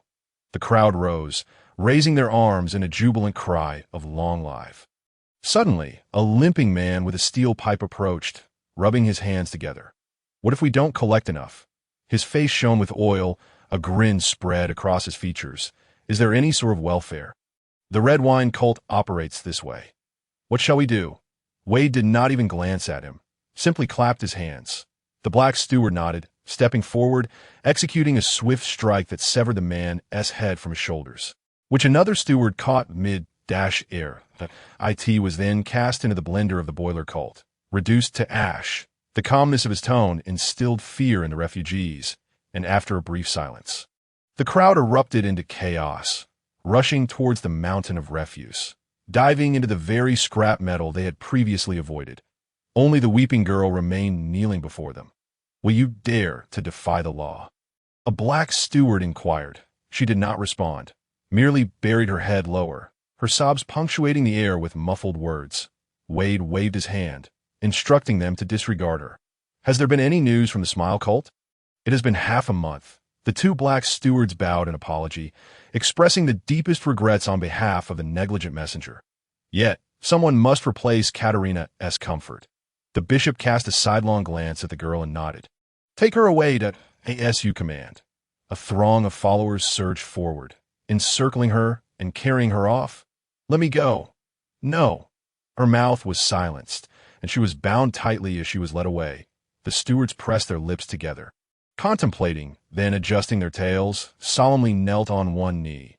Once more, please allow us to extinguish the heretics. First, eliminate those bishops who have fled, then we shall discuss secondary variables.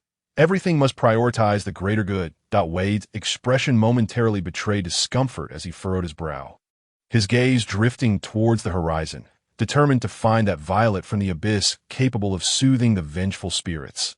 The stewards rose and departed, their forms melting into darkness as they sped away.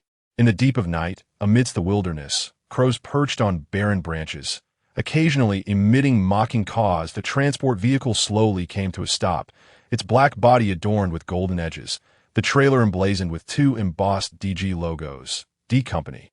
Black Gold International. Beelzebub had awaited for a long time, balancing a wooden box atop his head, coming to a halt, bringing forth a chair to stand upon, straining to engage the driver in conversation. Greetings. Inside the vehicle sat 6 employees clad in black uniforms with golden patterns. The last 2 had already succumbed to slumber, while the 2 in the middle opened the door to step out for a smoke. The passenger, resting his head in his hand with headphones on, listened to music, while the driver rolled down the window, extending his hand. The goods. This Beelzebub opened the box for them to see. The other party produced a device resembling a temperature gun. Scanning the contents inside, leaning closer to examine the parameters, we can negotiate that he stretched, elbowing the girl beside him, who huffed and turned away. Fine, I'll handle it. The driver disembarked and counted the boxes arrayed on the ground. 62 in total. The packaging ranging from cereal boxes to cookie boxes of vibrant assortment. After inspecting a few, he exhaled a sigh of relief. This batch was far superior to the samples from half a month ago. He clapped his hands, lifting one box, only for Beelzebub to snatch up 2 and dash past him, stuffing them into the trailer. Beelzebub had not previously considered the purity issue. The ash was still mixed with dirt and plastic particles, rendering it unacceptable to that moment. They had heard the alarm of the measuring device and fled with a heavy foot on the accelerator. We attempted to filter it with a sieve, but the results were unsatisfactory. The boy chatted as he worked, later discovering that when these ashes were moistened and then heated, they sublimed easily, and after drying, they could be purified. ITS, quite similar to the methods used in our factory. He too lit a cigarette, rummaging for a lighter, only to realize he had left it in the vehicle. Just as he was lamenting this, the boy lowered his stance. Here, he removed a match from his ear, striking it to ignite and offering it to him. "Thoughtful of you." The driver grunted, casually moving about. After a while, Beelzebub pointed towards the more refined and neatly stacked black boxes inside the trailer. Resembling a wall, but a question, he recognized the swirling storm emblem on the boxes. Are these from the storm cult? Indeed, he inhaled deeply, pinching his cigarette and exhaling a plume of hot smoke. Our primary dealings are with them. You are merely a secondary concern. As we too grow weary from long journeys to it appeared their quality was superior. The boxes were secured with locks and bound with paracord to prevent tipping over. Moreover, the quantity was significant. They had nearly 2,000 boxes this month that we've made 3 trips. He continued to puff smoke. That translates to nearly 2,000 lives. Ashes derived from living beings are naturally of a higher quality than those produced from flawed. Lightning struck fruits. After finishing the loading, the driver brushed off the ash from his hands and turned around to see the other 2 still smoking, leisurely wandering through the fields, examining various handmade devices. Only the glowing ends of their cigarettes visible in the darkness. What are those barrels? He discarded his cigarette, but extinguishing it by grinding it underfoot. The plastic ones are rainwater collectors, Beelzebub pointed out. The wooden ones are compost bins. Now we can grow thumb-sized radishes. They will be ready to eat in half a month, though they are bitter. Quite impressive. The driver turned his head, nodding towards the bonfire and reveling black-robed followers gathered before the wooden cabin in the distance. And what about over there? A barbecue festival held once a month. Last month this event was poorly executed, leaving everyone unsatisfied, so this time we've prepared some roasted sparrows. There's also a dart competition. This time, the champion will receive a leg of lamb, so large it's hard to believe, generously donated by a former hunter among the faithful. The driver spotted a petite figure serving water and tea to the crowd and glanced at the boy beside him, who was equally captivated. Let me confirm, is the smile cult now under your leadership? No, Beelzebub shook his head. I wish to hear from the bishop. Yes, the rumors suggest they're all minors, though they seem indifferent to the idle chatter of those from other sectors. There are always voices urging them to visit Block 7, where the environment is pleasant and the people are kind-hearted. What do you typically eat? The devotees consume vegetable buns those mixed with grass and leaves. How do you manage to swallow that? The driver scoffed, extracting another cigarette, only to suddenly pause. Oh, what do you eat? Bun. No, you've misunderstood my question. He tucked the cigarette behind his ear. Not what you had for lunch today, but what do you eat on a daily basis? Bun. Yesterday? Tomorrow? Beelzebub pondered for a moment. Bun? The devotees will surely leave some skewers for us, but they ought to be reserved for my sister. She absorbs an overwhelming amount of hatred daily, leaving her emaciated. How the hell have you survived this long? He sighed heavily, grinding the cigarette but into the ground, ultimately concluding, this fellow is likely lying or is simply an aimless fly, which when tossing fruit peels in the corner, would inexplicably bounce out. Purchase lime powder to improve the soil and then cultivate it. He even thought this was a question. Clap. The 2 straying individuals had finished their second cigarette, clapping to signal the driver to get in the car. Just as he was about to board, he was captivated by the distant bonfire. At least you spent the money wisely. He shook his head, withdrew several bills, and stuffed them into the driver's hand before hastily boarding the vehicle. Meaning the storm taught them? Beelzebub followed behind, and I do not comment. The driver slid into the driver's seat, fastening his seatbelt, adjusting his glasses. You know in your heart that IT seems they did not use the funds for sustainable development or the like. The 2 in the back also entered the car, lingeringly gazing at the lively scene in the distance. May I ask you a question? The engine roared to life, and Beelzebub climbed up again, tapping on the window to inquire. Asked, he unscrewed his thermos, gesturing for him to speak. Where did you leave Canyon Alley? He felt there should be some contingency measures, even if he missed the company's convoy to Kepler's. There should be an alternative plan. Violating company regulations, I cannot disclose that he exhaled a puff of warm breath, tightened the bottle cap, and pulled out a long, narrow map from behind. I can only tell you this, if you seek intelligence. Go here, a Hearthstone Manor, where we refuel. Naturally, information there is not free. So, near the border of Block 11, it seems to be under the jurisdiction of the Boiler Sect. D Company and her company have always had a poor relationship. So the owner of that manor is likely connected to the black gold scene. Beelzebub pressed against the glass, wiping it clean as he examined the relative positions with a pen, nodding. Thank you. Take care.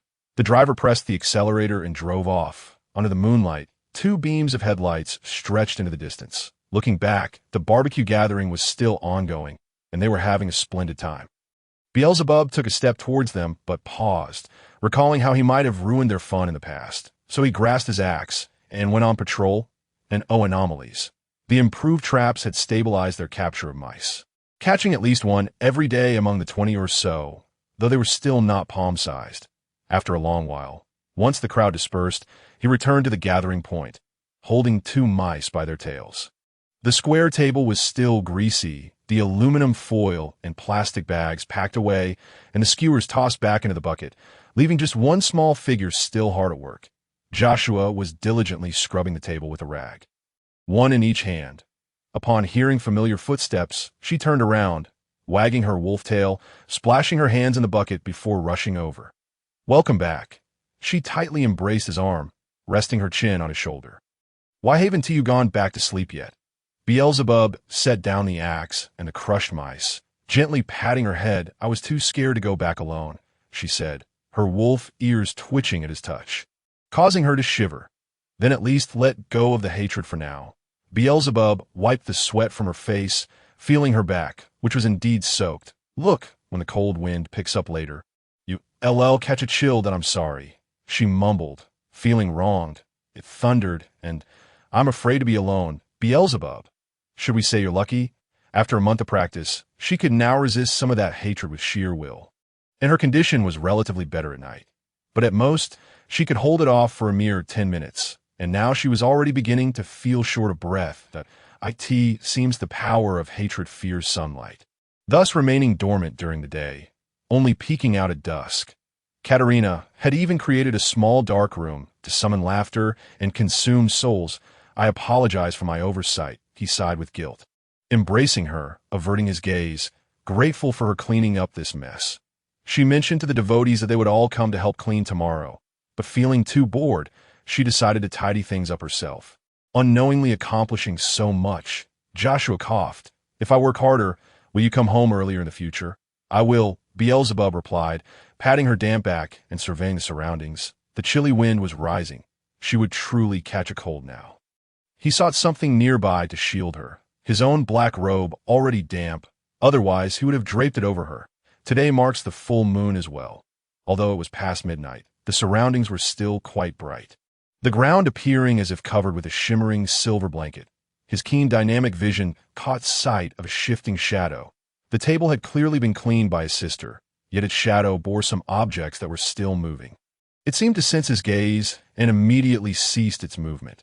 Little did it know that this very act had completely revealed its identity.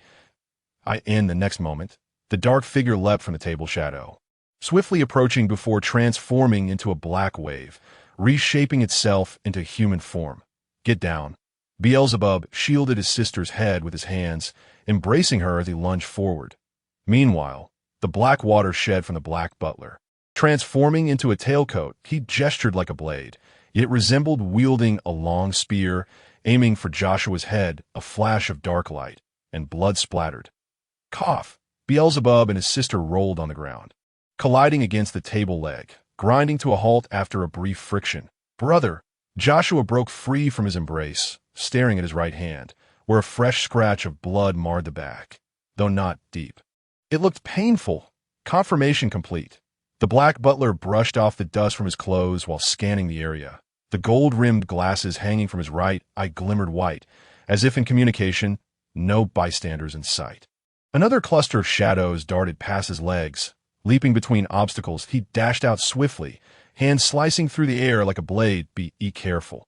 Beelzebub rose from the chair, pushing Joshua aside, seizing the axe from the table, assessing the opponent's stride and pace, waiting for the opportune moment to swing the axe. The blade met the hand knife head on. Clang. The sharp sound resonated, even sparking at the point of impact. Beelzebub realized this person must be concealing a metal piece beneath their white gloves. The black butler squinted in disdain, stepping forward, charging directly towards his forehead. Beelzebub retreated, lifting the chair to catch the axe, bracing himself to block the blow. The hand knife surged like a tidal wave, embedding halfway. Then, with a flick, the entire chair splintered apart. Amidst the flying with shavings, Beelzebub swung the axe again. Clang, another clash, sparks flying. Unable to match the speed of the hand knife, he withdrew while simultaneously blocking 2 strikes with both hands on the handle. It seems you lack Singrave armor.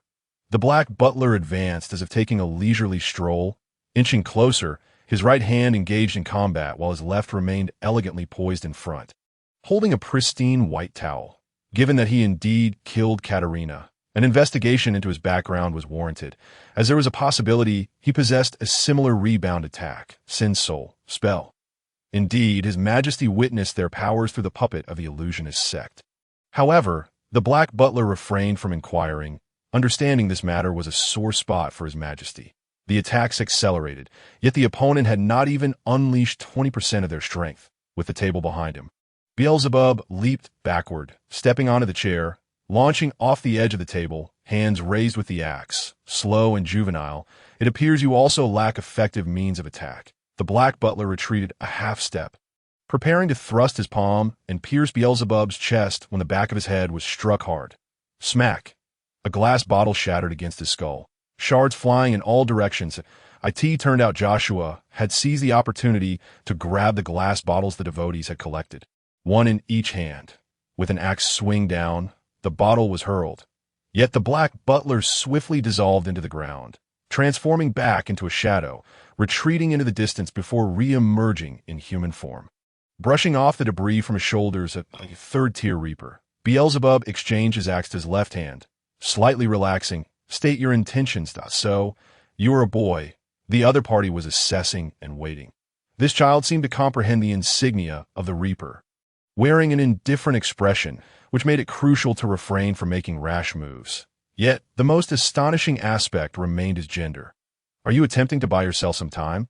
Beelzebub glanced at the blood on his pant legs and cuffs, as well as the scratches on his gloves. You appear to have just endured a long journey and pursued someone. Very perceptive that he nodded, rubbing his silver pocket watch in his pocket to check the time. That group of bishops might be inept, yet they possessed an astonishing talent for fleeing and hiding. Beside him, his sister clutched a bottle, nervously watching him while feigning a fierce demeanor, baring her teeth. Beelzebub had only heard of the black butler in Katerina's letters. He sought to probe into his background, but suddenly felt a dissonance between this individual and the descriptions provided, an inexplicable chill creeping over him. The monocle, the white cloth, was incorrect. Katerina's letters had mentioned the black butler. However, an inept writer who only depicted in plain terms claimed he wore glasses on his left eye and draped a towel over his right hand, which was precisely the opposite of this person. Is it possible that there is more than one black butler, and they have different dominant hands? He abruptly turned his head, his gaze swiftly scanning, indeed capturing the shadow lurking at the edge of the table, creeping towards his sister, poised to strike. Joshua! Beelzebub leaped forth, attempting to stamp down on the shadow, only to be gracefully evaded. Target the weakest first.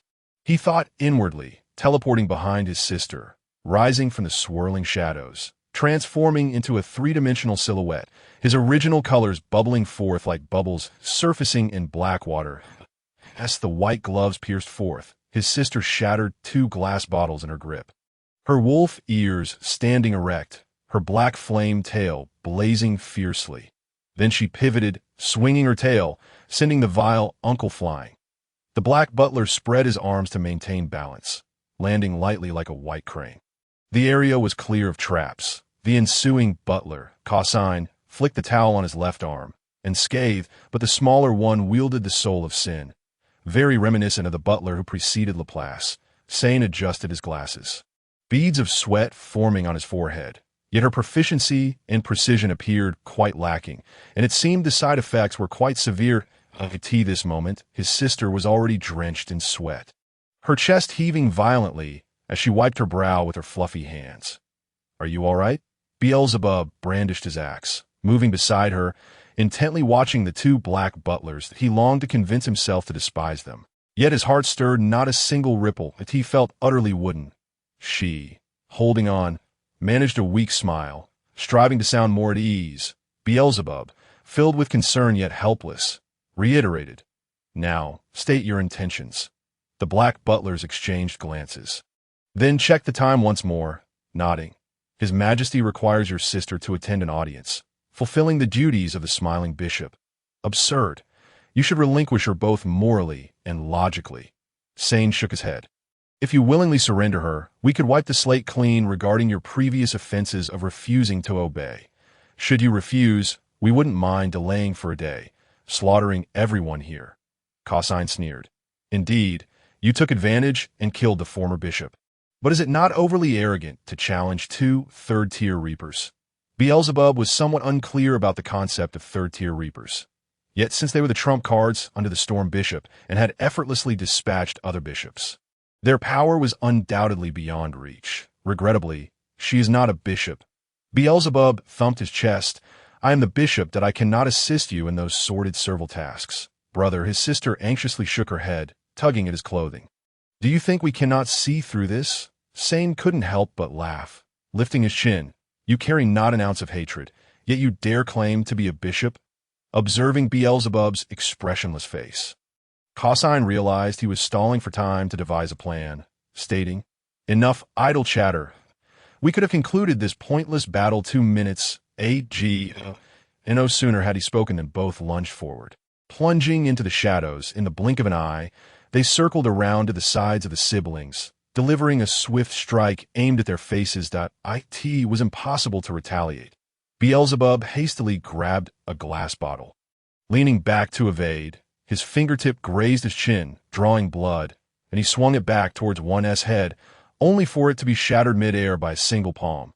The glass shards, along with the remaining oil within, splattered across his face. The oil was collected and filtered by the devotees. A true pity. Claws met hand blades, locked in a stalemate for a moment before he was pressed back to her neck with great force.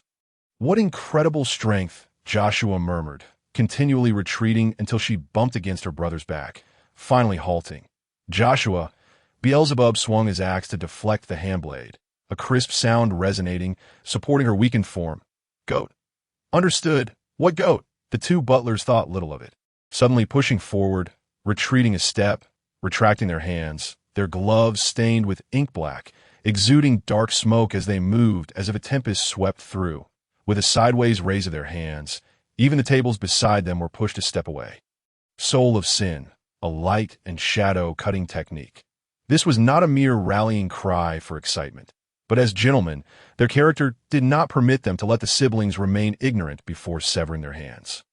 Both unleashed colossal slashes that could swallow even moonlight, sealing off every possible escape route. This strike left no room for evasion, yet Beelzebub squatted, bracing against his sister's legs, then pivoted to exert force. Simultaneously, his sister propelled herself upward, springing onto his back, supporting herself with both hands, launching herself into the air.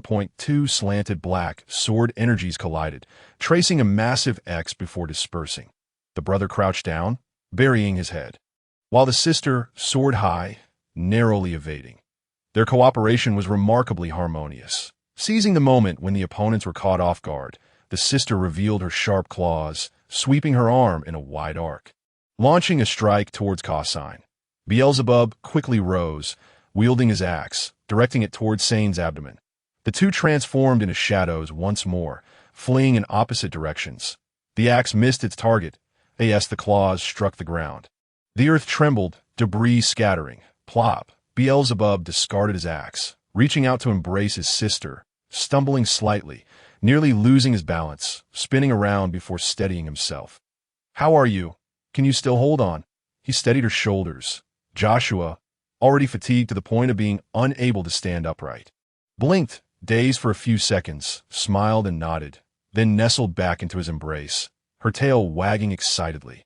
"Apologies, but this is not the time." He could not bring himself to push her away, gently touching her ear, hoping to ease her discomfort on either side. The two black butlers reemerged. Their power was overwhelming. Recklessness was ill-advised.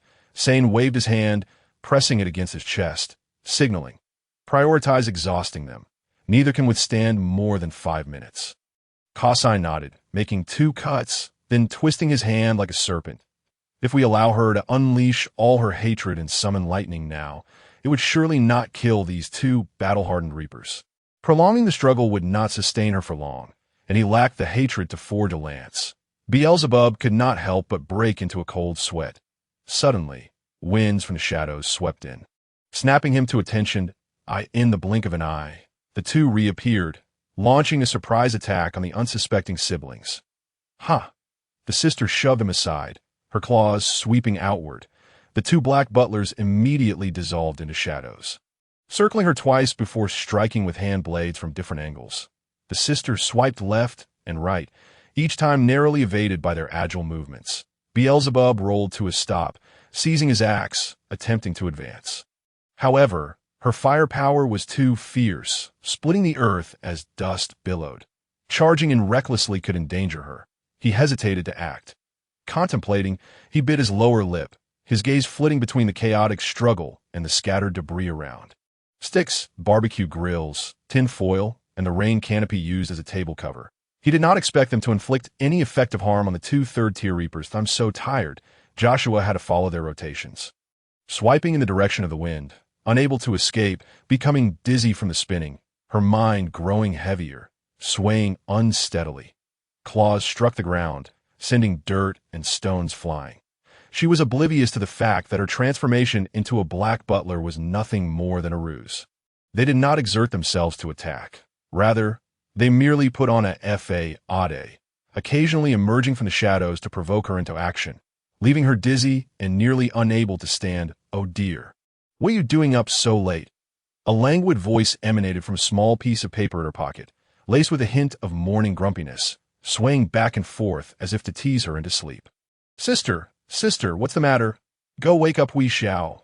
With a swift motion, he flung the small paper, allowing it to ride the wind. "Wait, I'll be right there." If it had hands, it would surely have offered a solemn salute. But alas, it was merely a small piece of paper drifting away.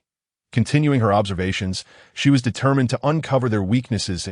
"So annoying," she muttered, swiping at her sides, only to receive a kick to her back. "So annoying." Turning to look behind her, they circled back to either side, their hands slicing through her dark cloak like blades, leaving 2 shallow gashes along her waist. "So annoying."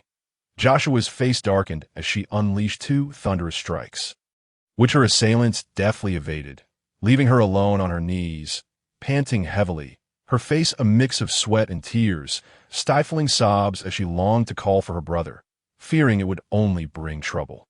"Are you in a hurry? It's done." The 2 elliptical shadows leaped to the sides, reverting to human form, sharing a knowing smile. They could capture her alive. However, Beelzebub discerned a subtle clue from the trajectory of their shadows. Firstly, it was evident that their magic did not render them invisible, but rather transformed them into shadows.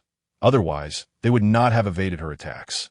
Earlier, when Sane's shadow retreated, it maneuvered around the scattered remnants of a chair. And as it passed through smaller shadows, it morphed like a lump of black dough. Moreover, his abdomen bore an unseemly wrinkle, as if it had been compressed. This gave him a glimmer of insight into their abilities. As Sane approached to grab his sister, a sudden roar halted his movements. "Don't touch my sister." "Ha!" The mock rage, delivered in an exaggeratedly melodramatic tone from his blank expression, felt even more forced. Turning to look, Beelzebub was dragging a black rain canopy with one hand while brandishing an axe with the other, resembling an agitated primitive man. "Now, this is urgent," Sane muttered, rolling his eyes. "Die. I hate you all." With all his might, he hurled the axe, only to stumble as his foot caught on the oil-soaked canopy, careening forward clumsily. After all, he was still just a child. Sane shook off the blood from his hands, turned and transformed back into a shadow to evade the axe. Unexpectedly, Beelzebub dashed forward, gripping the canopy tightly and swinging at the air. "Ha!" In the next moment, Sane's shadow was sent flying, quickly returning to human form. Rolling twice before kneeling on one knee, one hand gripping the ground, his eyes wide with shock, warmth trickled down his forehead. Blood. "What?" Sane hesitated, not daring to advance, looking to his teammate, initially thinking he was joking with the effeminate boy. It wasn't until he saw the bloodied hand raised that he realized this was no jest. Your peculiar movements have betrayed you. Beelzebub moved forward, extracting the axe embedded in the ground, and gently patted Joshua's back. "Are you all right?" he inquired softly. She was delirious, shaking her head, her hands pressed to the ground as beads of sweat dripped down. The shadow of the black butler moved freely across the moonlit earth, darting around his sister with remarkable speed. Yet when retreating, it avoided the shadows of obstacles. Just moments ago, after throwing the axe, Sane's shadow had instinctively dodged the axe's shadow. Thus, Beelzebub surmised that their shadows were soft, incapable of colliding with the hard shadows cast by actual objects. The immense shadow hurled by the rain canopy had struck him like a motorcycle, affirming this hypothesis that I cannot defeat you. Beelzebub rose, shielding his sister, but your shadows may not be without challenge. Puffed. Sane initially bent over, caught between shaking his head and nodding, before suddenly tilting his head back and erupting into hysterical laughter. "Aha! Aha!" Sane also chuckled as he stood, the pain in his head lingering, though he did not laugh as loudly. "No, little sister, puffed. I can hardly resist praising you now." Puffed. Sane laughed uncontrollably, attempting to cover his mouth to maintain some semblance of dignity. "Apologies, I find my humor rather juvenile." Puffed. "Don't pop the champagne just yet." Sane shot him a disapproving look, turning his gaze towards the young lad. "You performed admirably. You're the first to see through our abilities. Aside from His Majesty, this is undoubtedly our greatest amusement in these past 2 weeks." Puffed. Sane slapped himself, wiping away his grin to adopt an expression even colder than before. "Do not misunderstand. I merely wish to lighten the burden of our tedious journey." Sane sighed, eyes closed, reflecting on their travels. They had dragged individuals from every gutter, ignoring their wails, shattering skulls, chasing love, killing. This cycle repeated endlessly, and yet they had failed to find the black violet the king desired. It had grown increasingly tiresome. Only the 8th number had hidden their sleeping bag particularly well, and they worried about delaying their progress, hence coming here first to return later for a second sweep. "You are indeed somewhat intriguing, which is why I lost my composure earlier." Sane clapped his hands, adjusted his collar, and straightened his tie, thoroughly dismissing the earlier madness, before suddenly darkening his expression and gritting his teeth in a threatening manner. "Now, we must be serious." As soon as he finished speaking, both men stomped the ground simultaneously, unleashing an unprecedented aura that sent chills down Beelzebub's spine, reverberating through his entire being. "Prepare to die." In the next instant, they vanished again, each conjuring a 1-meter-long, wide-bladed black sword. The Sin Tablet, the Shadow Executioner point 2 dark strikes converged, as if intending to rend the boy into pieces, caught off guard by this sudden display. Beelzebub raised his axe, but was utterly unable to withstand the force. "Watch out!" Joshua lunged forward, colliding with her brother's shoulder. After pushing him aside, she clamped down on Sane's blade with her claws, desperately pushing back, the ground beneath her feet fracturing and embedding into the earth, leaving long marks. The clash of sharp claws against the blade produced a cacophonous screech, akin to containers scraping across a concrete surface. Those afflicted with a fear of friction might well faint on the spot. Beelzebub dashed to the other side, attempting to intercept Sane's black blade with his feeble axe, only for it to be cleaved in two. Even as he was sent tumbling away, a gash from his right shoulder to his left hip marred his chest, though it was not deep. Next, he lifted the blade overhead, gripping it with both hands, spun it twice, and swung it toward Joshua's back. Ow! Blood splattered as a gaping wound appeared on her back, one so severe it could almost be seen to the bone, had she not reinforced her body with wolfskin. She might have been severed in two, as her grip slackened. The black blade seized the opportunity to sweep towards her. Simultaneously, Beelzebub hurled his axe. "We cannot kill what the king desires." Sane deflected Joshua with the flat of his sword before flicking it away. Clink! Clang! Beelzebub narrowly avoided a downward strike by dodging beneath a glass bottle that had been flung at his head, then steadied himself as he caught his staggering sister, quickly retreating with her until they gently lowered her to the parched yellow grass. Around them, Tables and chairs have been thrown aside by various energies, scattered haphazardly, and the freshly cleaned debris lay strewn about. Use your head, little sister. Sane, wielding his sword, pointed his left index finger at his temple. Tauntingly scoffing, what are you two worth? You've only been apostles for a mere 2 months at most, right? Are you capable of displaying a stable sin tablet? We merely do not wish to use a sledgehammer to crack a nut. Sane glanced worriedly at the blood on the blade. Strangely, the white cloth that had always accompanied them, draped over their arms, was now absent. That was an indispensable symbol of the Black Butler Ta. Ha! His sister gasped violently, her hands spasming uncontrollably, her tail gradually extinguishing, punctuated by intermittent coughs, mingling her blood with her brother's as it dripped to the ground. That I'm sorry. Don't hold on any longer. Let go of your hatred. Beelzebub shook his head, unable to bear the sight of her wounds, unsure of how to alleviate her pain, watching helplessly as she writhed in agony. Did you think we would grant you time to exchange feelings? Sane felt a surge of disgust, gripping his great sword tightly and signaling to his teammate, I suspect there might be a hint of suicidal tendencies in Katerina's actions. Sane snorted coldly, shaking his head. The siblings possessed considerable strength and a remarkable synergy. They could read each other's intentions with just a glance. Yet, it is inevitable that one cannot rival that astute summoner Dionot, for she has grown too weak to cry out. Tears streaming incessantly, seeking assistance to vanquish the villains.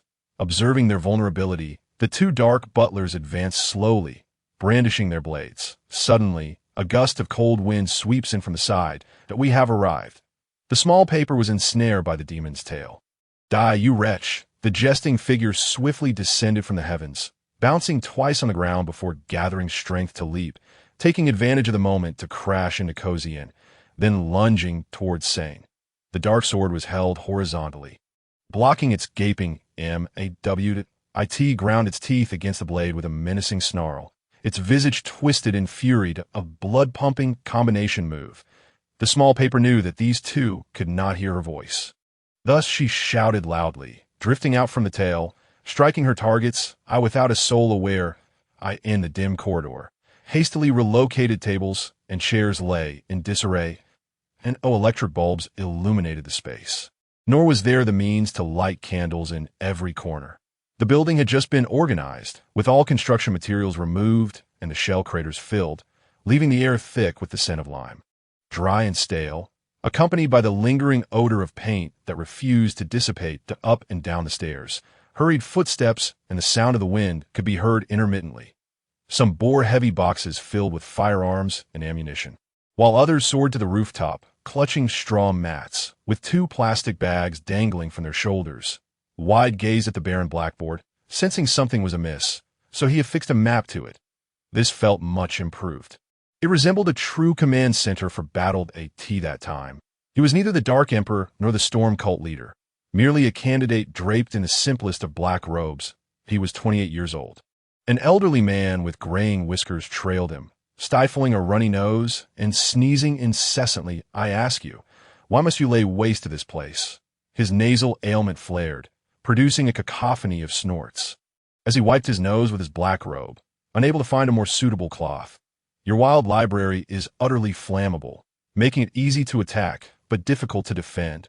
White ignored him, pulling out a red pen to draw a crimson cross on the map, marking the location and indicating the direction.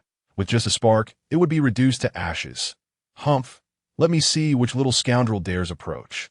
The old mage scoffed. I glance at him, and he shall explode on the spot. Having moved from Zone 13 to Zone 7, it was indeed a significant migration. Just as he spoke from the shadows, 2 youths suddenly dashed towards White. Die. They drew shards of glass from their waists, wielding them as swords, thrusting towards the Dark Emperor. Noisy. Wide marked the former Storm Cult stronghold's position and began sketching out the migration route. Just as the glass tips grazed his neck, an unexpected gust of wind arrested their blades, gripping them tightly, rendering them unable to stab further, no matter how they struggled. Cough. They wrestled, unable to penetrate or withdraw, their fingers seemingly nailed to the glass. It seems you still trust me, the old mage revealed a knowing smile, his wrinkles deepening. You need not intervene. Wide maintained a stern demeanor, swiftly connecting the lines before extending his hand. Gathering a tempest to reduce them to mere pulp. Then let us die together. In unison, they produced 2 paper tubes, wrapped with black tape and flashing with red lights. Damn it, dirt bombs, in an instant.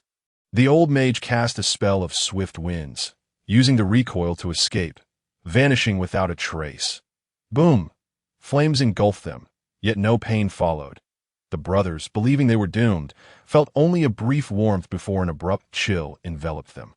A howling gale swept through, elongating all flames, straightening them, and drawing them into the black hole in Wide's palm, leaving no trace of brilliance behind, as effortlessly as a vacuum cleaner devours dust from the floor. In merely 2 seconds, all flames were consumed, vanishing entirely without a single remnant. The glass swords were also crushed by the wind pressure, disappearing without a trace. The wild wind that had enveloped them suddenly ceased. And Wide clenched his fist, dispelling the spell, then shook his hand, wiping it on the sleeve of his robe, continuing to draw his route. Whether to kill or maim, do as you please. They appeared no older than 15 or 16. Covered in grime, their hair unkempt, exuding a foul odor, their lips chapped. We fear not death, that I shall not kill you. The red pen clicked against the blackboard, for I do not wish to tarnish this place. Especially my map. The 2 youths exchanged glances, filled with indignation and astonishment. Tell me, why do you wish to kill me? Because you are on the commission list. One pointed angrily at him, raising his voice, while the other quietly retreated, feigning fear, yet secretly scraping a small screwdriver from the ground with his foot. Kill you, and we can become the finishers. And why become finishers? Because finishers are formidable. The one with the bravado placed his hands on his hips, thumping his chest. Moreover, our names will be recorded in L Company's files. The other boy finally seized the opportunity, kicking it up and expertly catching in his fist. We do not count ourselves as living in vain. Very well, I shall personally arrange this matter. Before his words faded, 2 contracts were flung at the faces of the youths. Though illiterate, they were struck dumb by the pristine and orderly documents, clearly the legendary application for collaboration. This just touching the unique texture of the paper left them bewildered. I am in need of personnel. Wide elegantly twirled the pen between his fingers, effortlessly stamping it and tossing it onto the table. Lowering his head with a faint smile, if you find yourselves hungry or thirsty, feel free to descend and partake of the bread on the table. No one will stop you. They were even more astonished. Eyes wide, staring at him, then at the map. Do you not think it is a free meal? Wide did not glance at them, pointing outside. After you have eaten, go unload the cargo. Finish before dark, and I will arrange everything for you. Find you a mentor, and gather equipment to make you high-ranking finishers. The 2 dazed youths were momentarily stunned by the abrupt shift, remaining in a stupor for quite some time. Only when cast a sidelong glance did they nudge each other and descend the stairs, one after the other. They were merely a bit lost. During moments of confusion, there is no better way to pass the time than to work. Once silence was restored, the 2 dark butlers descended. Senior Rosen, Senior Rosetta, Wide Misa. They bowed to each other in greeting. The 2 dark butlers were clad in traditional tailcoats, white towels draped over their arms, with short, sleek dog tails trailing behind them, and dog ears peeking from their silvery gray hair, exuding an air of solemnity merely by their presence. They were canine subhumans, born of loyalty, yet now in their 50s, the rigors of life had etched wrinkles at the corners of their eyes. Seniors, would you be willing to mentor these 2 youths? Wide placed a hand over his chest, showing them great respect. They exchanged glances, unable to suppress a bitter smile, bowing their heads. Mr. Wide, you are well aware of the current situation. The new Emperor faction and the Guardian faction, Wide and that old mage, are vying for the position of Storm Cult leader. No one can stand in between. Regardless of our words, we are still beholden to the old master. As newcomers, Wide's strength appeared somewhat weak, with fewer supporters, desperately in need of nurturing new talent. The dark butlers understood this all too well. Wide sighed, gazing into the shadows. However, if you can provide a reason that we cannot refuse. Wide beckoned them into the corner of the floor, the very spot from which the 2 dazed youths had just emerged. Here lay a small alcove, nestled between the stairs and the floorboards. with a sloped ground piled with several bloodied bones and a large barrel, exuding an unbearable stench. This building had been thoroughly searched for 3 days, with no signs of anyone entering or exiting. Wide knelt, unearthing 4 skulls from the pile of bones, implying that in their attempt to assassinate me, they had hidden here for 3 days and nights, gnawing on 4 rats to stave off hunger. They were not finishers, yet possessed the awareness and responsibility of one, willing to endure hardship without concern for reward. This was why he did not wish to kill them. The dark butlers fell silent, nodding in resignation. Out of our personal sentiments, and for the greater cause of the sorcery cult, we wish to pass on our cursed souls, like the flame of a torch. It will be arduous and tiresome. Few can withstand our devilish training. They shook their heads, filled with skepticism, yet also anticipation. They will, with a bow of gratitude, Vade lifted the corners of his mouth. The 2 elders were solely focused on teaching the art of combat, while I was here to impart upon them the essence of mission and responsibility, fueling their determination to brave the flames. They merely required a sense of hatred, and thus, I would provide it. What is this? Sane suddenly found himself at a loss. His sword deflected and crashing against him, sending him tumbling away. Do not bully my 2 younger sisters. Hui Xiao scoffed in indignation, deftly dodging the horizontal strike of a large sword. A slash to the left, another to the right, yet he could not land a blow. What manner of watermelon is Sane attempting to cleave? You are the watermelon. Hui Xiao leaped aside, narrowly avoiding a counterattack from Sane, who swung his sword back, only to be sent rolling across the ground. Be cautious of that thing. Sane pointed at the small paper fluttering above, revealing they had summoned 2 spirit entities that so. The Black Violet was among them? Sane's teeth ground in frustration. Katarina had never reported such a significant detail, clearly emboldened. Hui Xiao glanced at his gravely injured younger sister, a low growl emanating from his throat, followed by a fierce glare directed at the 2. You shall pay for this. In an instant, they were entangled in combat again. With no time to devour anyone, Hui Xiao could only collide with them, seeking an opportunity to gnaw at their swords. Now is the time to harbor hatred. Is it not? Beelzebub longed to summon that lance, even if it proved futile, just to engage for a few exchanges, yet he could not ignite that hatred within himself. Unlike his younger sister, he was utterly oblivious to sin or emotions. He simply was not cut out for it. Wait for an opportunity and strike them with lightning. Beelzebub touched her forehead, chilled to the touch, aware that kneeling here would be of no use. She charged forward with the rain canopy. Drink up. The small paper darted forward to strike the eyes, but was swatted away with a single palm. Hui Xiao evaded a slash and transformed into a bear-like figure, clamping down on the black sword, refusing to let go, engaging Sane in a tug-of-war. Cassian dashed from behind his teammate, dragging his sword with both hands. As he entered the fray, he slid across the ground, raising his massive sword. Simultaneously, Sane transformed into a shadow, allowing him to attack. Whoosh! The great blade swept past Hui Xiao, who immediately shrank to evade, the sword's edge brushing against him. Hot! Hot! Before Sane could fully materialize, the shadow of the rain canopy surged forward, sending him flying over 10 meters, leaping off the ground and swiftly retreating, his large sword plunging into the earth, shaking his sore hands that I was careless. Cassian found himself at a loss against the elusive little creature. He could not land a hit, and Hui Xiao had no chance to attack him directly. But now the situation had changed. The 2 had separated, no longer needing to worry about the other intervening. Time to feast. Hui Xiao leaped up, dodging a downward slash, then sat heavily on the sword's back, driving it into the ground, before lunging at Cassian's head. Time to eat. Sane yearned to assist, but the little boys stood guard nearby, and any misstep could result in a collision. Even so, he transformed into a shadow, advancing rapidly without taking a detour, charging directly. Timing his move perfectly, Beelzebub swung, but was nimbly evaded. It was a feint, yet inconsequential. The black cloth obscured his vision, but he was confident he could dodge the sluggish great sword, stepping back preemptively. Just as Hui Xiao was about to enjoy his meal, the sword had yet to be drawn. When Cassian arrogantly lifted his chin, in an instant, the black sword disintegrated, transforming into a white cloth draped over his hand. The Sin Tablet.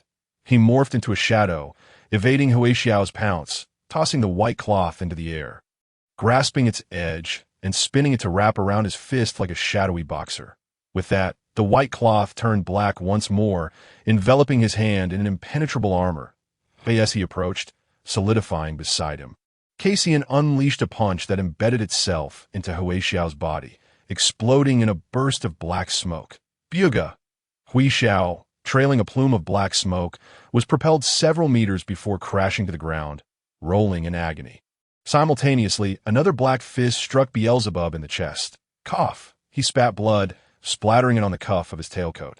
Get lost. Sane wore a professional smile. The explosion in his chest tore through his black robe, violently ripping open the wound, accompanied by a crisp crack sound. Beelzebub was hurled away, his body collapsing, the back of his neck striking the ground before rolling to a stop beside his sister.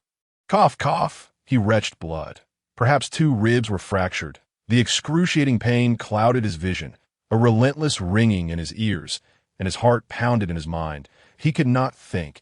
The compounded agony felt like flames scorching his front. While a chilling numbness began to grip his back, Cassian transformed into a shadow, poised to deliver a finishing blow, only to be sent flying by the small paper shadow, reverting back to human form upon colliding with his teammate. Could you not just run over? Cassian steadied himself, elbowing him away. Tiske, that thing is far too easy to overlook. Sane helplessly observed the small paper fluttering about, seemingly carefree, yet hurried that I must find a way to catch it. Catch it for what? Misa's death would end it all. Cassian shook his head in exasperation. You aren't seriously going to hold a grudge against a piece of paper, are you? No, that paper seems to possess a significant degree of self-awareness. Sane elbowed his teammate in return. Perhaps the monarch might have use for IT. IT cannot be allowed to escape. Cassian pondered for a moment, glancing at Beelzebub, who lay convulsing on the ground, and chuckled softly. Indeed, I may have overestimated him. IT would not do to let it fly away. He then positioned his hands like a ladder, allowing Sane to leap onto them, then retreated, raising his hand to assist with a double jump. Wow, that was close. A claw swiped past, but the wind it stirred aided in its escape. Hold on, Beelzebub. I refuse to believe it. The two resumed their alternating leaps to catch the small paper, having concluded that the 2 children had exhausted their trump cards. Beelzebub struggled to hold on, barely opening his left eye, searching for his sister. Joshua, hurry and escape. Only after uttering the words did he realize his sister lacked the strength even to stand, unable to outrun the 2 third-tier finishers. Suddenly, a cool hand grasped his burning hot one, imparting a sense of calm. Quelling his trembling, he forced his eyes open, the world before him a blur, only able to discern his sister's outline. Brother, her voice was faint, nearly drowned out by the pounding of his heart. Yet she summoned her final reserves of strength, inching closer to him, her left hand cradling his face. She extended her right hand to cover her mouth, expelling black smoke into her palm, coalescing into a dark orb, drifting with black ash, its shape resembling Huixiao's, her furrowed brow gradually unfurled, her demeanor lightening, her legs relaxing, her wolf-like ears trembling slightly. She brought the orb to her brother's stiff lips, inserting it, then pinching his chin, moving it up and down, manually assisting him in crushing it. A surge of energy coursed from his throat to his brain, expelling the dizziness that had clouded his mind. Beelzebub's eyes widened, never having anticipated such an occurrence. His body stiffened, momentarily breathless, as if he were a block of wood, unable to move. It delicious. She smiled weakly, her ears drooping, hidden among her hair, her tail, which had been weakly swaying, now shortened and extinguished, nearly suffocating, her grip loosening. Beelzebub's eyes bulged in panic and grief. He shook his head, urging himself to stay awake. Don't grab me. It's a waste of time. Cassian released Sane. The elusive ones are the best. Now it seemed they had no choice but to catch it. Sane had been pursuing the shadow of the small paper when he caught sight of a shocking scene on the ground in the distance. TSK, just as I said we should catch it. Now it's motionless. Where's the efficiency? Cassian adjusted his gold-rimmed glasses, leaning forward for a closer look, left speechless. What an opportunity! Huixiao rolled forward, just about to bite off a person's hand. When his mouth slowly closed, astonished, he jumped back. "Are they feeding each other?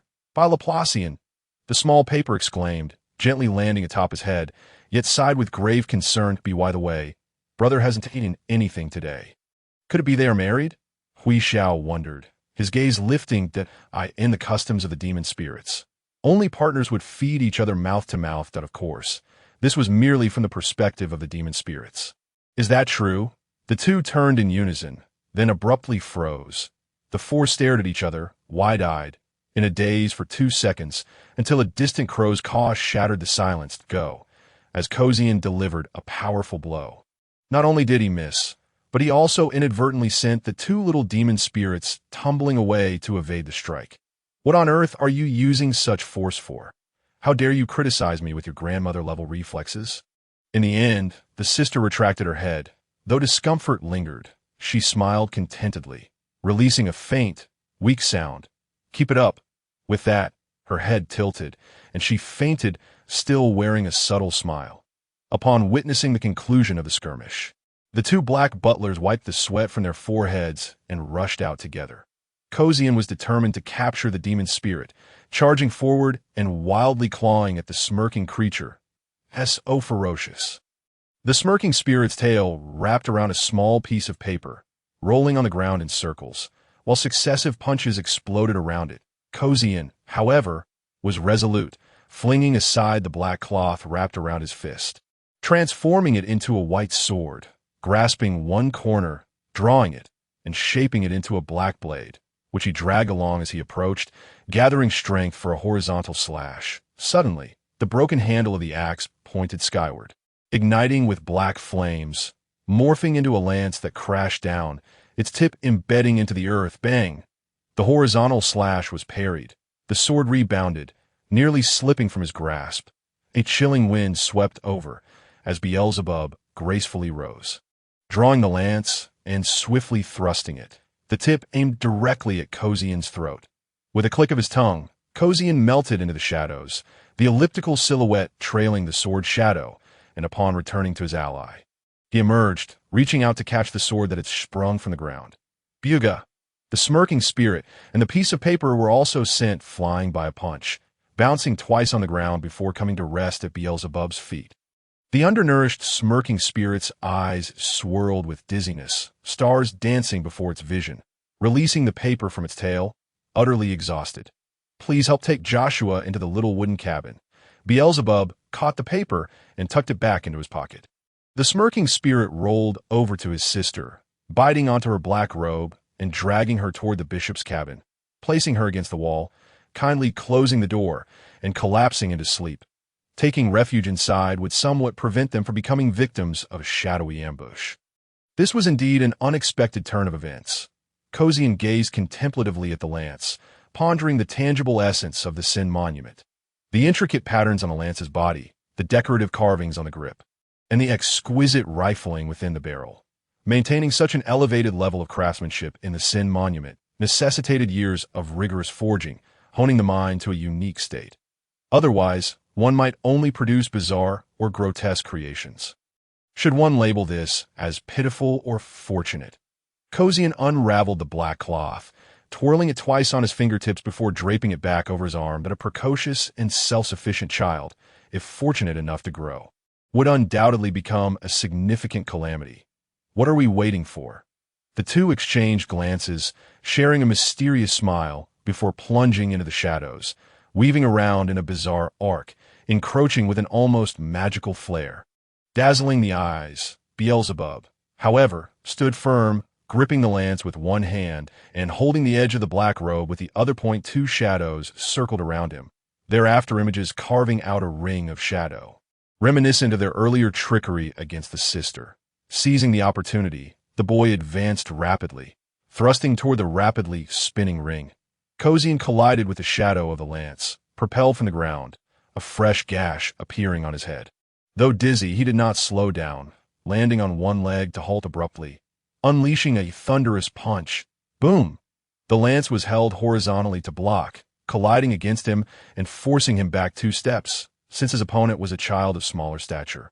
Their attacks required a downward angle, which they were still adjusting to, Another shadow instantaneously teleported behind him, but it was successfully anticipated. Beelzebub flicked his black cloak. Though it did not strike true, it effectively forced the shadow back. Retrieving the lance, he thrust it forward, the tip colliding with a fist, erupting in a burst of sparks. The black butler remained unmoved, while Beelzebub was sent flying, balancing himself in midair as he spread his arms. Lightly touching down, quickly decelerating to a steady stop. Simultaneously, the shadow reappeared to his left. Beelzebub's left hand grasped the edge of his garment, swinging it to the left, while the shadow darted back to the right. A feint, yet Beelzebub was not deceived, turning left and whipping out his cloak, sending the almost rising shadow soaring away. Indeed, to fall for the same trick twice would be the epitome of folly. Kosian leaned back and rolled, a fiery pain searing his chest, one rib fractured from the impact, hot sweat pouring down, yet the pain was overshadowed by delight. He relished the challenge of battling such an astute opponent. Kosian sprinted forward, smashing down against the ground, propelled by the recoil to charge forward, delivering a punch aimed directly at Beelzebub's forehead. Beelzebub bent low to dodge, countering with the lance, thrusting it sideways, only to be blocked by Kosian's fist. Not bad, indeed. Kosian swept aside the lance, unleashing 3 rapid punches with one hand, all of which were deflected by the lance's body. Thus, he pressed forward step by step, causing Beelzebub's hands to tingle and draining his stamina. Sin Monument. Kosian shook the dust off the white cloth, pinching one corner while pulling it taut with the other hand, creating a piercing shadow hand. The white cloth spun, narrowing and elongating, swiftly transforming into a spear as tall as a person. Aimed at the little sister who was struggling to fend off the oncoming punches. With a sweeping motion, he completed a wide arc, taking 2 steps for momentum, and with a buzz, he hurled it towards the ground. Dissolving into shadow, Beelzebub sensed the opponent controlling his pace, countering with a strike that propelled him backward. The ground where he had stood was shattered by the spear, leaving fissures reminiscent of drought-stricken earth. Even unleashing a black-gray shockwave that flattened the newly created cracks that moment. Kosian also sprang forth from the shadows, drawing his long spear, positioning it protectively in front of his comrade, thrusting it forward at high speed, executing 5 rapid jabs in a heartbeat, causing the lance to resonate with an incessant clamor to head. He parried. Kosian, satisfied, thrust the lance forward, retracting it to give way. Meanwhile, he returned his fist to his chest, targeting the long-prepared strike from Kosian, who burst forth like a grizzly bear, pouncing on prey, delivering a heavy blow to the lance, the shockwave shattering tables on either side. The lance collided against him, fracturing 2 of Beelzebub's ribs in the process. Beelzebub was sent flying backward, the fierce beating of his heart echoing in his mind. Before he could decelerate, the shadow flickered beside him, thrusting the long spear into his shoulder, then into his chest. Though the lance was deflected, it only exacerbated his wounds, blood trailing behind him. Kosian rushed back, gripping the spear with both hands and aiming for Beelzebub's heart, seeking a lethal strike. Yet Beelzebub did not evade.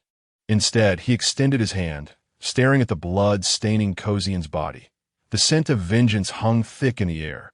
The black butler discarded his lance, leaping aside to evade the sweeping motion of Kosian's spear while unfastening his garments. Tearing them off and casting them aside, in the next moment, the discarded clothing ignited in black flames, leaving him unharmed. His acute instincts as a third-tier ender had saved his life. You are fighting against an expert. Kosian chuckled softly, bending down, allowing his teammate to leap onto his back before raising the lance to aim.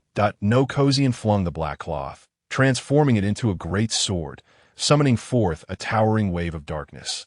The lens reflecting white light within the abyss, cleaving through the rushing tide like a flood.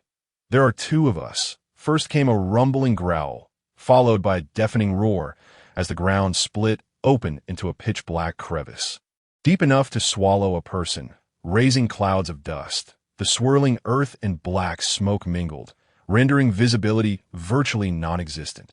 Beelzebub was blasted out from the fog, moving at such speed that forcibly halting would surely result in broken legs. Dazed, he relied on instinct to discern direction, lifting the lance to hurl backward, embedding it deep into the soil to slow down, before seizing the lance's grip in passing. Shoo! The spearhead sliced through the ground, ultimately coming to a stop. His palm first tingled, then burned with pain. Beelzebub withdrew the lance, wiping the blood from his chest on his spear's tip, realizing the strategy of the two black butlers. Kosian maintained his humanoid form, focusing on exploiting openings for fierce attacks, while Kosian flitted between shadow and corporeality, creating opportunities for assault, thus applying dual pressure from two dimensions.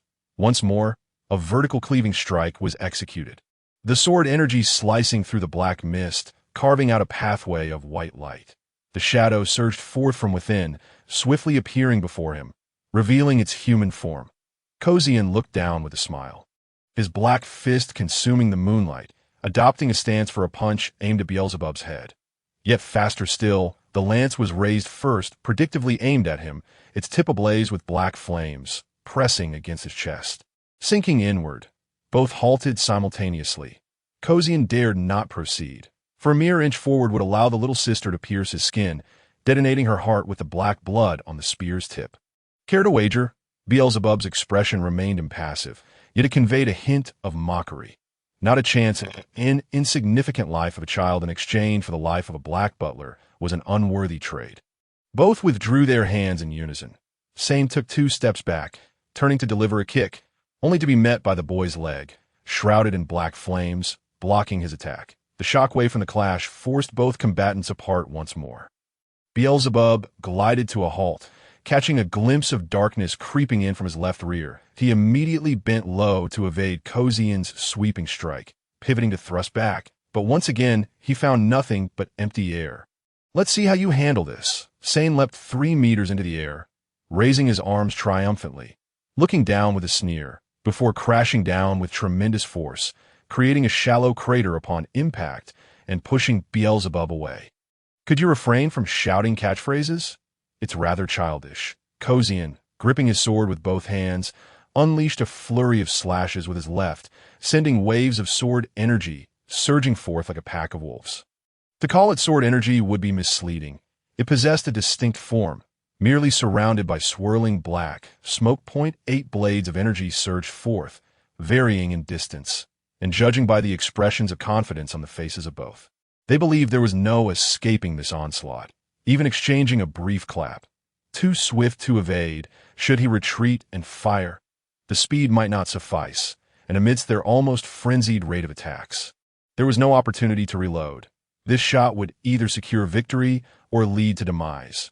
Brother, a long silent piece of paper in his pocket exclaimed, "Trust my instincts. The components of those sword energies are akin to the mocking teeth. Regardless of whether it had a nose or not, in other words, they would only prove effective against those harboring hatred. Otherwise, they would have been deployed long before he had even shaped his lance." Understood. Beelzebub plunged his lance into the earth, gripping its end with his right hand, fingers plucking rhythmically, while he shook his left hand, fixating on the whistling crescent blades of energy, muttering incantations as he kept time. Tap! His tongue flicked, and the black blades drew near. With a mere nonchalance, he parted them asunder. The 2 crescent blades continued their flight, leaving behind trails of darkness, the fissures expanding before erupting into a cloud of black smoke amidst a series of delicate shattering sounds. Tap! Tap! A gentle flick of his hand severed the horizontal slash, followed by a casual clap that shattered the vertical strike, forcibly dispelling the grave of sin would accumulate tons of agony, possibly leading to his collapse. Thus, he devised a more intricate yet challenging method. Tap! Tap! Effortlessly breaking through the assaults, shards of glass reflected the moonlight before dissolving into the air in less than 2 seconds that he was caught in a delay of nerves. His nervous system possessed some inherent issues, rendering him indifferent to many matters. He merely needed to release his right hand the moment the attacks approached, suppressing the hatred within, and with a fraction of a second, he could slice through with a hand strike. Counterattack, counterattack, counterattack. 3 swift slashes in succession, 6 severing strikes coursed through him, billowing his black cloak and stirring up clouds of ash, quickly dissipating in the moonlight. Finally, Beelzebub glanced at his hands, confirming he was unscathed, and once again drew forth his lance, initiating a charge. Had he merely switched on an emotional switch, Sane was utterly taken aback. Yet a switch required time to activate. The lad had just flickered a few times, and by the time he regained his senses, the attacks had unraveled. I'm beginning to suspect this fellow might be a synthetic being, Cozy mused, his mirth fading. He exhaled into his hands, swung his sword, and clashed with the lance, sending shock waves through the air. The weight of the sinner's transgressions exuded a certain pressure, enough to suffocate even the most nefarious individuals, such as demon lords. However, this was essentially a form of attrition, akin to the heat expelled by an internal combustion engine during operation. Yet this boy was the opposite. He radiated no excess hatred.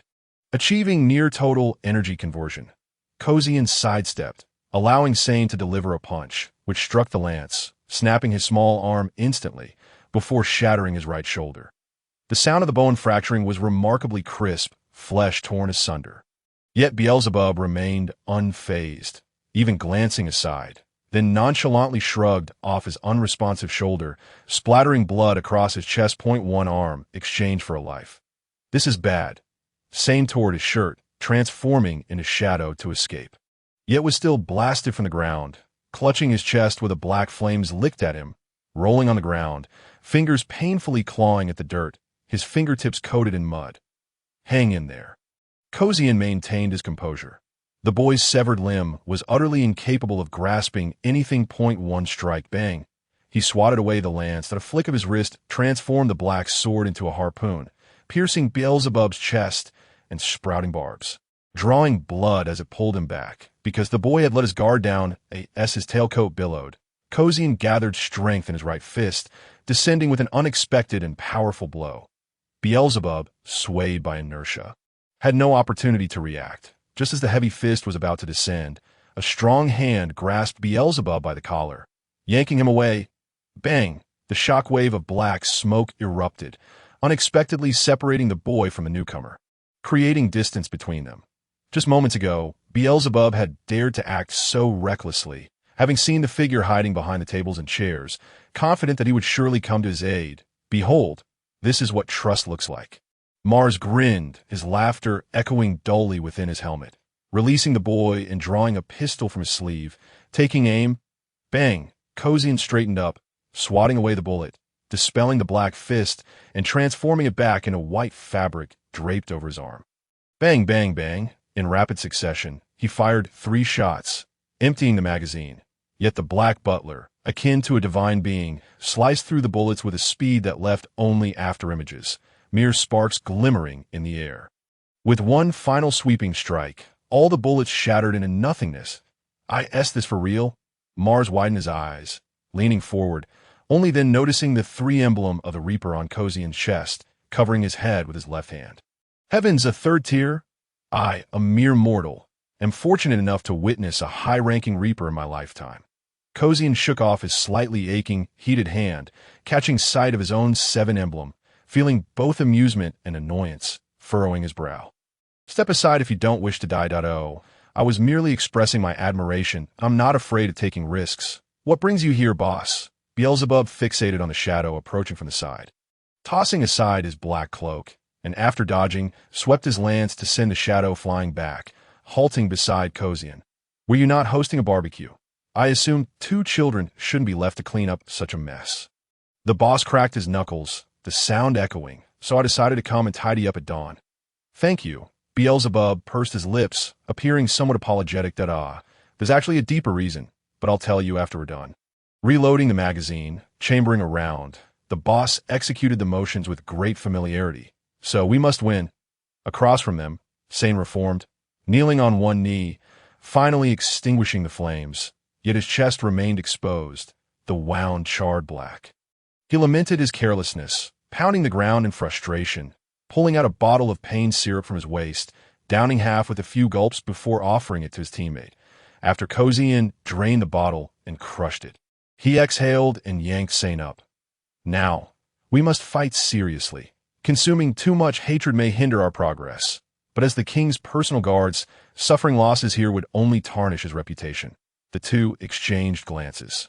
Resolute, adjusting their attire, bowing their heads, and lifting their legs, heavily stomping the ground, raising clouds of dust, their glasses reflecting the white light. Grave of sin. They extended their arms to the sides, black winds swirling around their feet, howling as they unfolded their domain.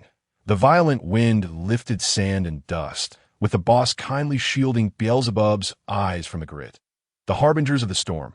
The black winds dispersed into countless tiny ripples, weaving into robes around them, double-breasted, with cuffs and collars adorned with thick, swaying velvet, the shawl appearing half-burned. Then came two gentlemen's hats, unwavering amidst the tempest, as if embedded atop their heads. Finally, they swung the white fabric, forging black swords that pointed skyward, intertwining in unity. "May the storm be with us?" As the words fell, the black cloaks danced wildly in the wind, illuminating with spiraling white runes of various sizes. The eye of the storm highlighting their silhouettes in a graceful arc, their faces and bodies melded into the darkness, leaving only the hollow shells of their garments, even the hats suspended in midair. "Wow, how cool! Why didn't TU show this sooner?" The boss mused, wishing to procure one for himself. That rune seemed familiar, yet every recollection brought him a headache. The naked eye, the grave of sin, serving as armor, consumed far more transgressions than the tombstone of sin, which served as a weapon. The small piece of paper muttered, though alas, the boss could not hear. "This is from the cult of sorcery. A heretical sect?" Well then, he seemed to recall some ominous past, sighing heavily, yet quickly turned to pat his younger brother on the shoulder. Except for your smiling cult." The black butler swung his sword, the gust nearly toppling them, and they staggered back a few steps before regaining their balance. Immediately, breathing became laborious. The wind ebbed and flowed, stripping away body heat. Yet, the black butler refrained from launching an attack, merely resting his sword aside while releasing erratic waves of energy. Were they squandering their animosity? Beelzebub sensed a hint of foreboding, searching for the discordant element, ultimately fixating on the swirling runes upon them. The hallmark of the cursed cult was the black robes, albeit differing in materials and craftsmanship depending on their respective branches and environments. This vortex rune undoubtedly bore its own unique significance. Suddenly, the eye of the storm at the center of the rune stirred, locking gazes with him as if it were a multitude of real eyes. "May the storm be with us." Beelzebub murmured their lines, his eyes widening in an instant. Surely, they weren't still indulging in youthful bravado. This was a genuine summons. Across from them, another figure observed, intent on delivering a surprise strike, in an instant, the boy and the leader were enveloped by a circular shadow. Unbeknownst to them, a dark cloud had formed above their heads. "Dodge!" Beelzebub kicked the leader away, propelling himself backward as he rolled to escape the shadow.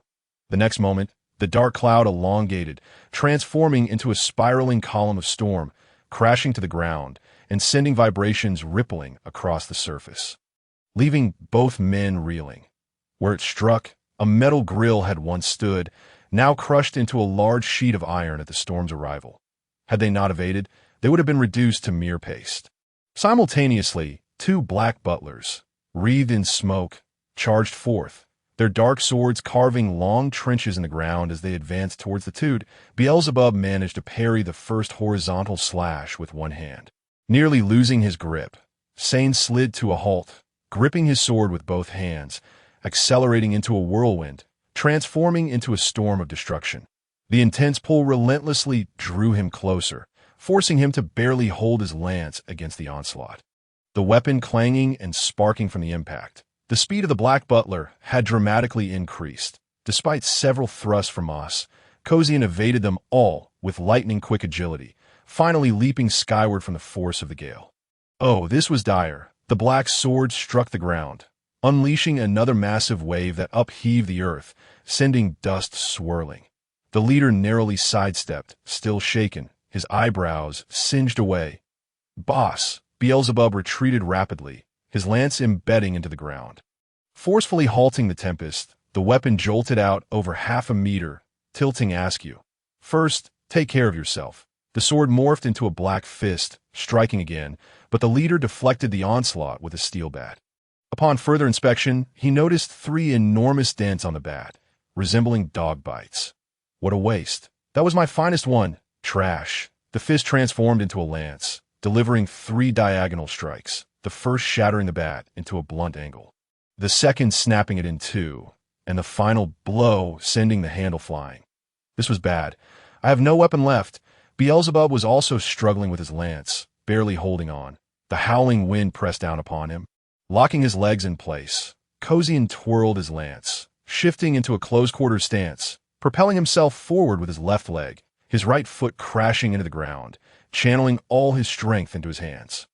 At the moment of thrust, the air seemed to ignite, the shockwave tearing Moss's leather coat asunder, shredding the fabric behind him into fragments that danced amidst the ash and dust, puffed, accompanied by the sound of cracking bones.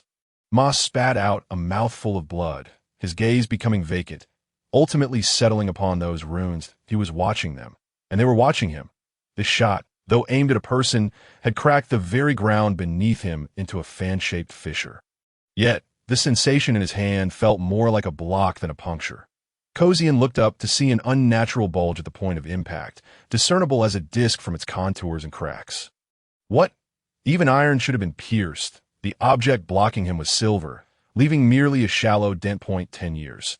Moss couldn't help but choke back tears, clenching his fists. Seizing the moment of Kosian's distraction, he swung a fist. But it was deftly evaded. Ipera, after 12 years, you saved my life once more. Did he reach for the amulet, a silver medal from a back alley culinary competition, which had once deflected a bullet meant for him. His arm trembling with excitement. You took my Ipera away, and now you aim to exterminate me, that I cannot contend with you. Thus, I fled, living in obscurity. But look, you have come knocking on my door.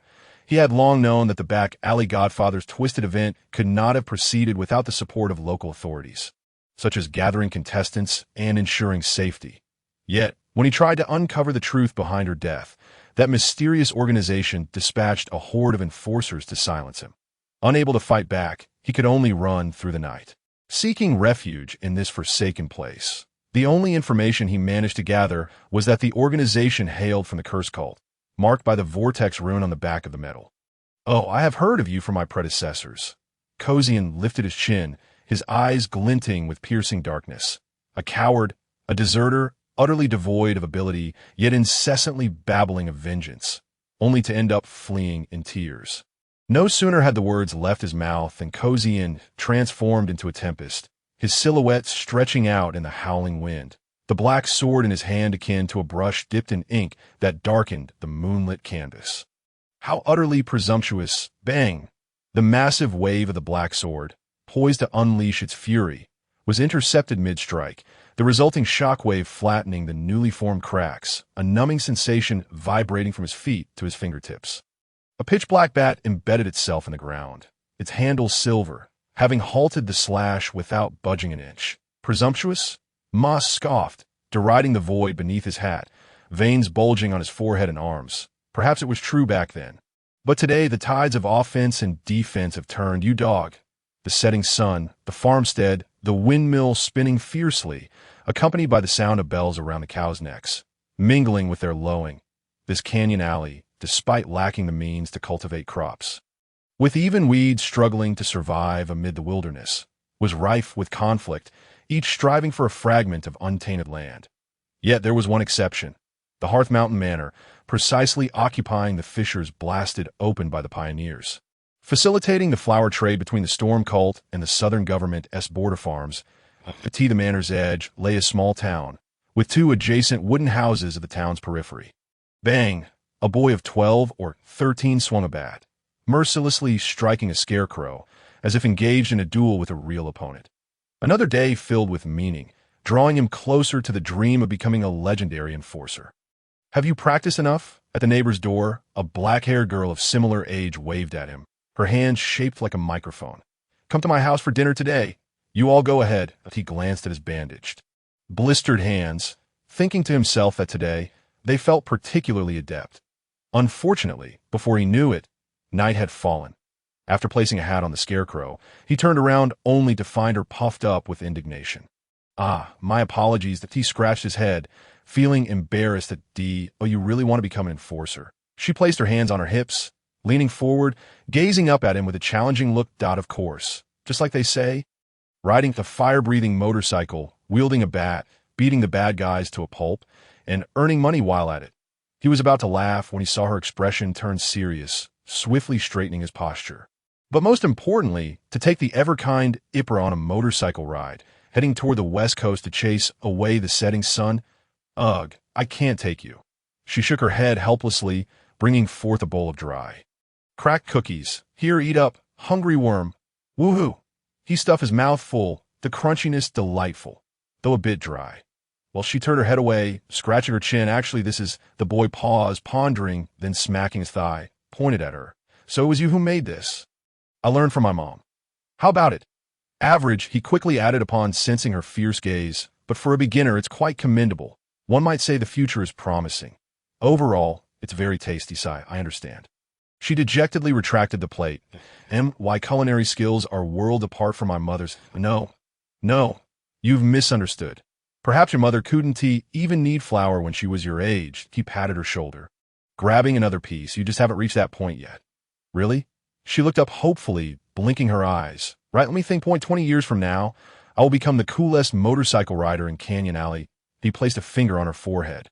And you'll be the best chef in Canyon Alley. Our dreams will come true.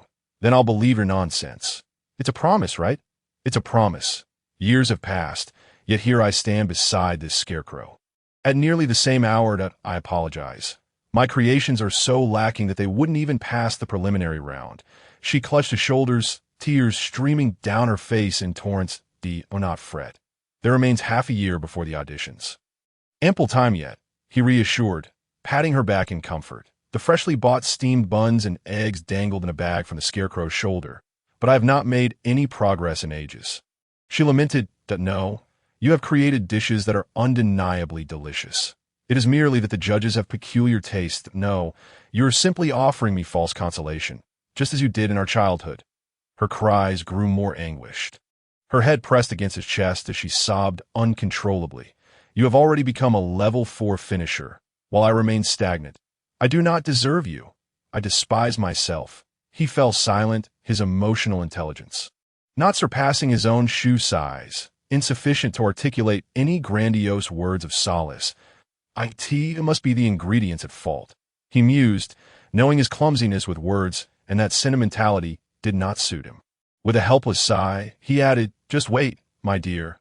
Once I finish the lucrative contract with Heiji International, I shall buy you luxurious items like blackberry butter. Really? Truly? Her eyes sparkled with the same hopeful glimmer as years gone by.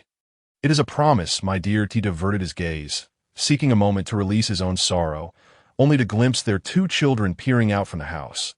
One tall, the other short. He was taken aback by their emaciated forms, their arms marred with bruises. Catalina and Carlo. What happened to them? Did they get beaten? They're just as mischievous as you were in your youth, always falling over themselves. She immediately averted her gaze, her expression darkening. I see, he said, attempting to approach them. Yet they recoiled in fear, retreating into the house, with Ippola blocking his path. Perhaps I should visit your home tonight and spend time with your parents. That might be a good idea. The following morning, he donned a helmet and mounted an aging motorcycle, hastily setting out. Approximately a month later, while he was in the wilderness, enjoying his steamed buns, a messenger clad in black robes delivered a letter from home. Upon seeing the familiar, albeit somewhat crooked yet distinct handwriting, he leaped from the wooden stool and read aloud by the fire. The letter began with fond reminiscences, followed by the plea. Dear, I have found the finest ingredients. If possible, could you send some money home? They are rather expensive. Oddly enough, the family had always been frugal. Surely they could spare some funds for ingredients. Yet he gave it little thought, understanding that even a single mackerel could command a high price in the market.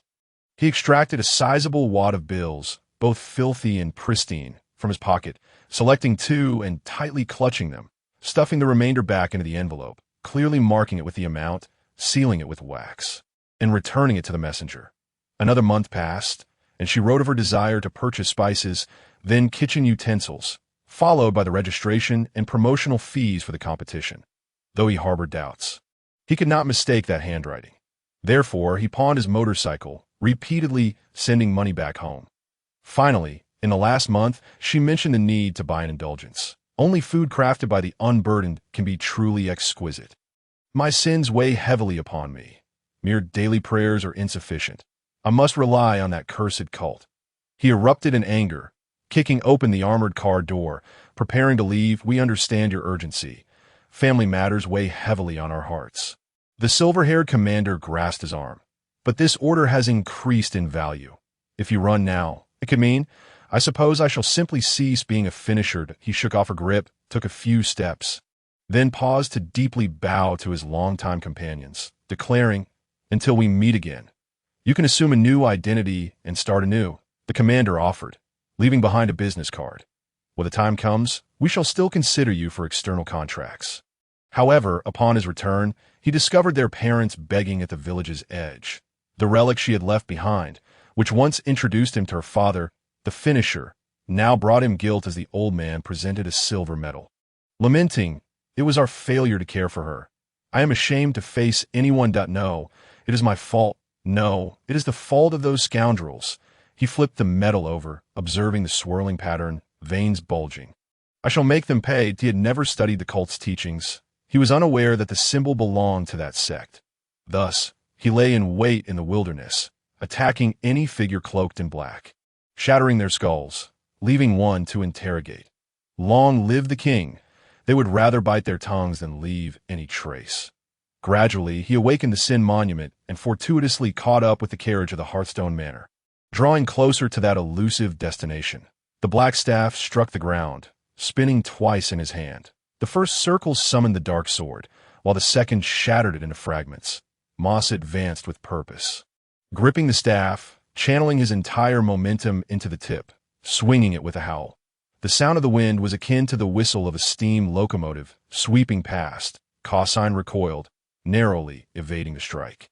He sensed that this man possessed extraordinary strength. Are you truly only a level 7 finisher? He questioned in disbelief, creating another dark sword. Yet at that moment, Moss charged forward, akin to wielding a bolt of black lightning, swallowing the moonlight, intent on reducing him to cinders. This is what it means to lay low. Young one, the dark sword clashed with the staff, the shockwave coursing through their bodies into the earth. Their arms strained against one another, trembling with effort. One day, I shall tear off the head of that wretched bishop behind you. Moss wielded the staff horizontally, exerting force to push him away, seizing the moment to land 2 strikes against the empty fabric of his clothing, yet without any sensation of impact. Immediately, the dark sword intercepted the staff once more, using the force to create distance. Cosine retreated while slashing left and right, repeatedly colliding with the staff, each clash threatening to disarm him. His arms straining against the pressure. Bang, bang. The resounding echoes reverberated through every pore of his body, each impact erupting like blades against the ground, carving deep gashes. Suddenly, Moss lunged forward, pushing aside the dark sword, executing a downward strike that cleaved the sword, then leaping high, spinning the staff before crashing down, only to be blocked by Cosine's dark fist. His feet dragged along the ground, carving 2 trenches with your strength. You should never have fled, he pondered, baffled as to why he had chosen to feign weakness. Had it been years ago, in the heat of hatred, he might have truly been able to match that monarch in a battle of strength. Back then, Cosine was merely an apprentice of the Black Butler, knowing little of this man, that if not for my concern for my 2 children. His face twisted within the helmet, a snarl escaping as his heart thundered like a drum. You murderers are little more than weeds upon my grave. The leader kicked aside the stunned butler, executing a low slide that narrowly evaded a counter, quickly retaliating with the staff against the ground, propelling himself upward, swinging to strike his forehead, yet failing to connect. That a left swing was blocked, a right swing was deflected, followed by 3 successive strikes that shattered the dark gauntlet, grasping the end of the black robe to pull him back. Yet that fabric slipped through his fingers like oil, a sweeping blow missing its mark. Cosine glanced at the shattered gauntlet and quickly retreated 2 steps.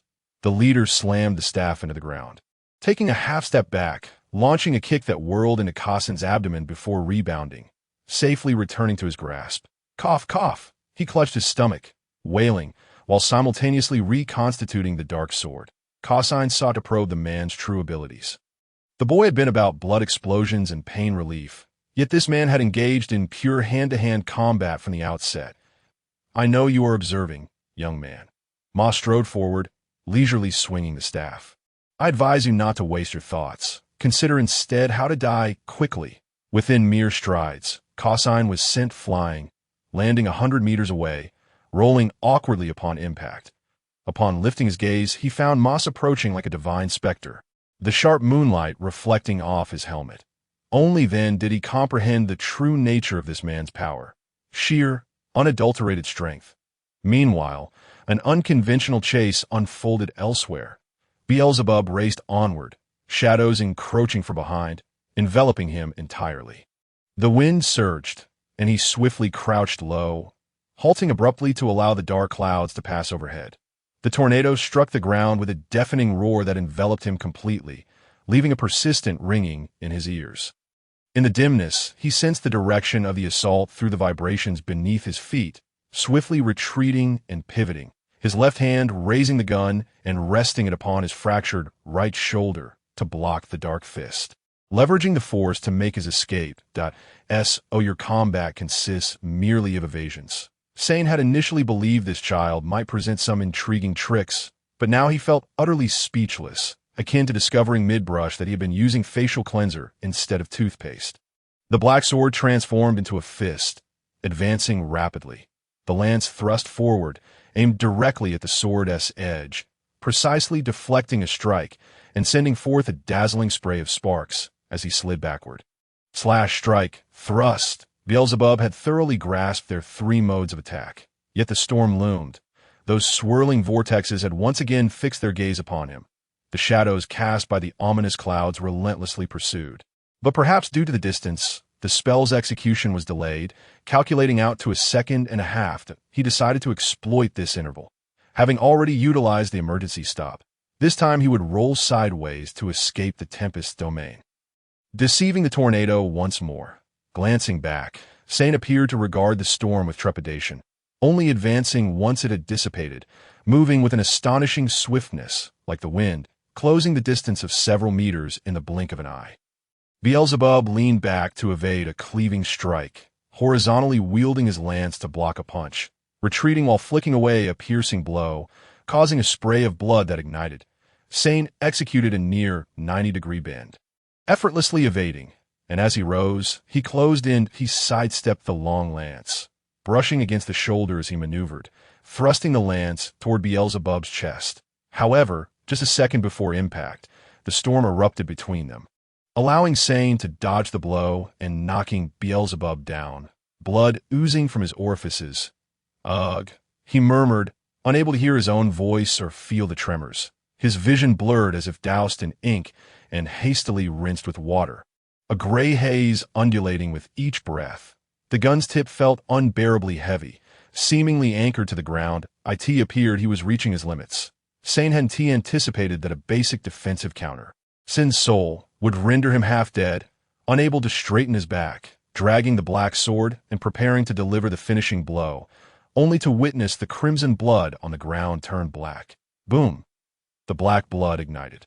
Though it did not explode, it was sufficient to push him back. Beelzebub could neither see nor hear clearly, relying solely on anticipating Sane's movements. Upon closer inspection, he noticed that the grass beneath him had been stained with a considerable amount of blood, cleverly spilled by the crafty boy as he fled. Interesting, he mused, circling around the boy, seeking a breakthrough. Hey brother, I can't hold on much longer. The voice of the little paper slipped through the cacophony of ringing ears. Perhaps because it did not require a mouth to speak. In the end, I discovered the guy seems to be feeling a bit down below, asleep. After leaving behind this cryptic statement, it fell into a deep slumber. Generally, the little paper's active time amounted to merely 2 hours throughout the day, as it neither ate nor drank, relying solely on the energy derived from its slumbering within the book. What does it mean to feel down below? As his vision gradually returned, the ringing persisted. Blood trickled from his lips, a tickling sensation. The darting shadow sought to approach, but Beelzebub fixed his gaze upon it, forcing it back with black flames. The shadow loomed. And instinctively, Beelzebub leapt out, but the disorientation from the ringing was overwhelming. As he walked, he stumbled, his right leg, moving slowly, was obliterated from the knee down, leaving not even a remnant of bone, the severed edge perfectly smooth. He had grown accustomed to such sensations.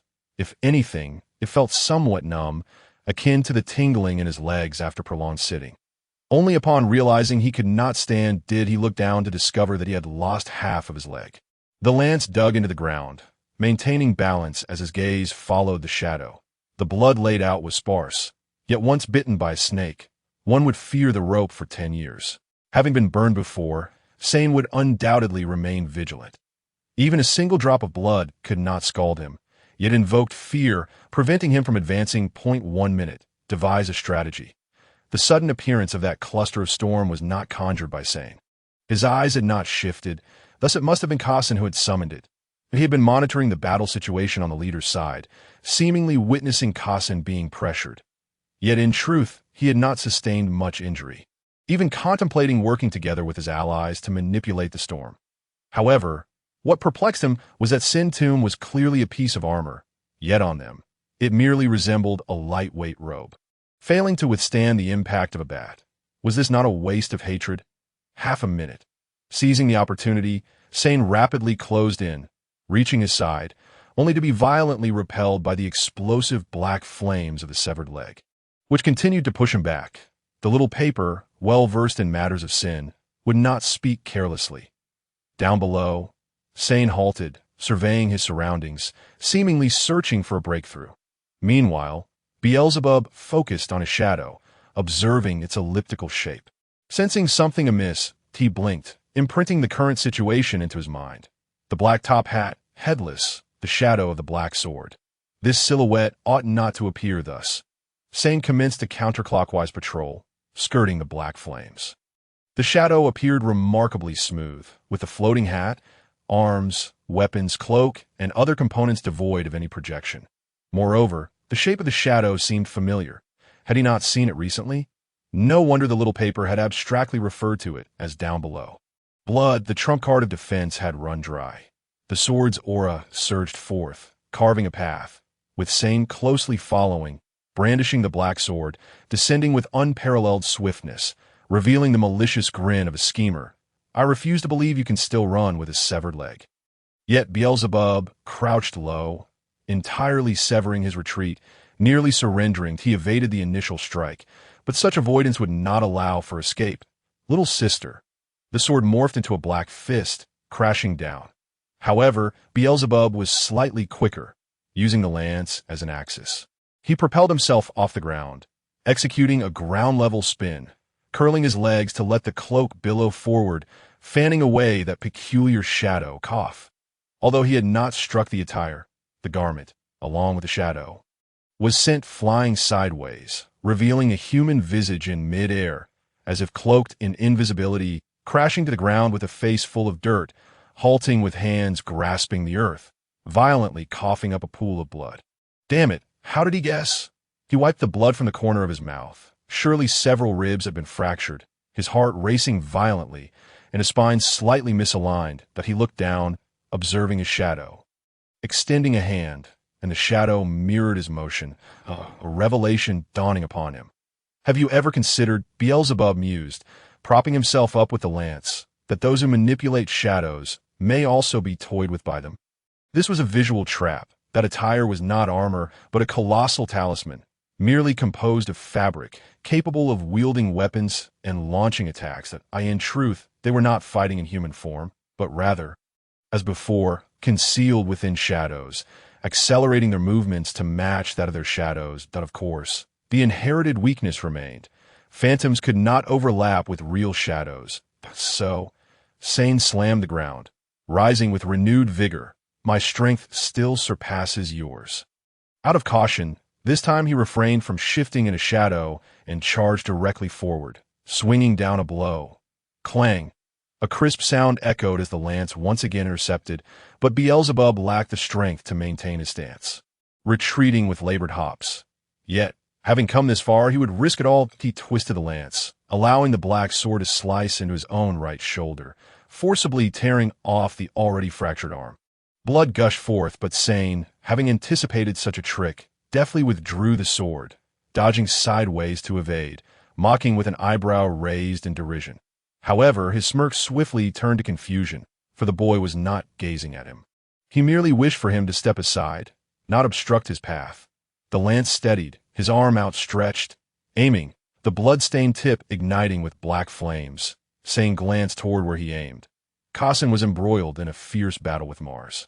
Bat and dark fists colliding with explosive force, each strike resonating with growing intensity, obliterating the path. No, Kassan, he shouted, though his voice was drowned out by the detonations, rushing forward to grasp the lance, only to be toppled alongside the little sister by the tremendous recoil.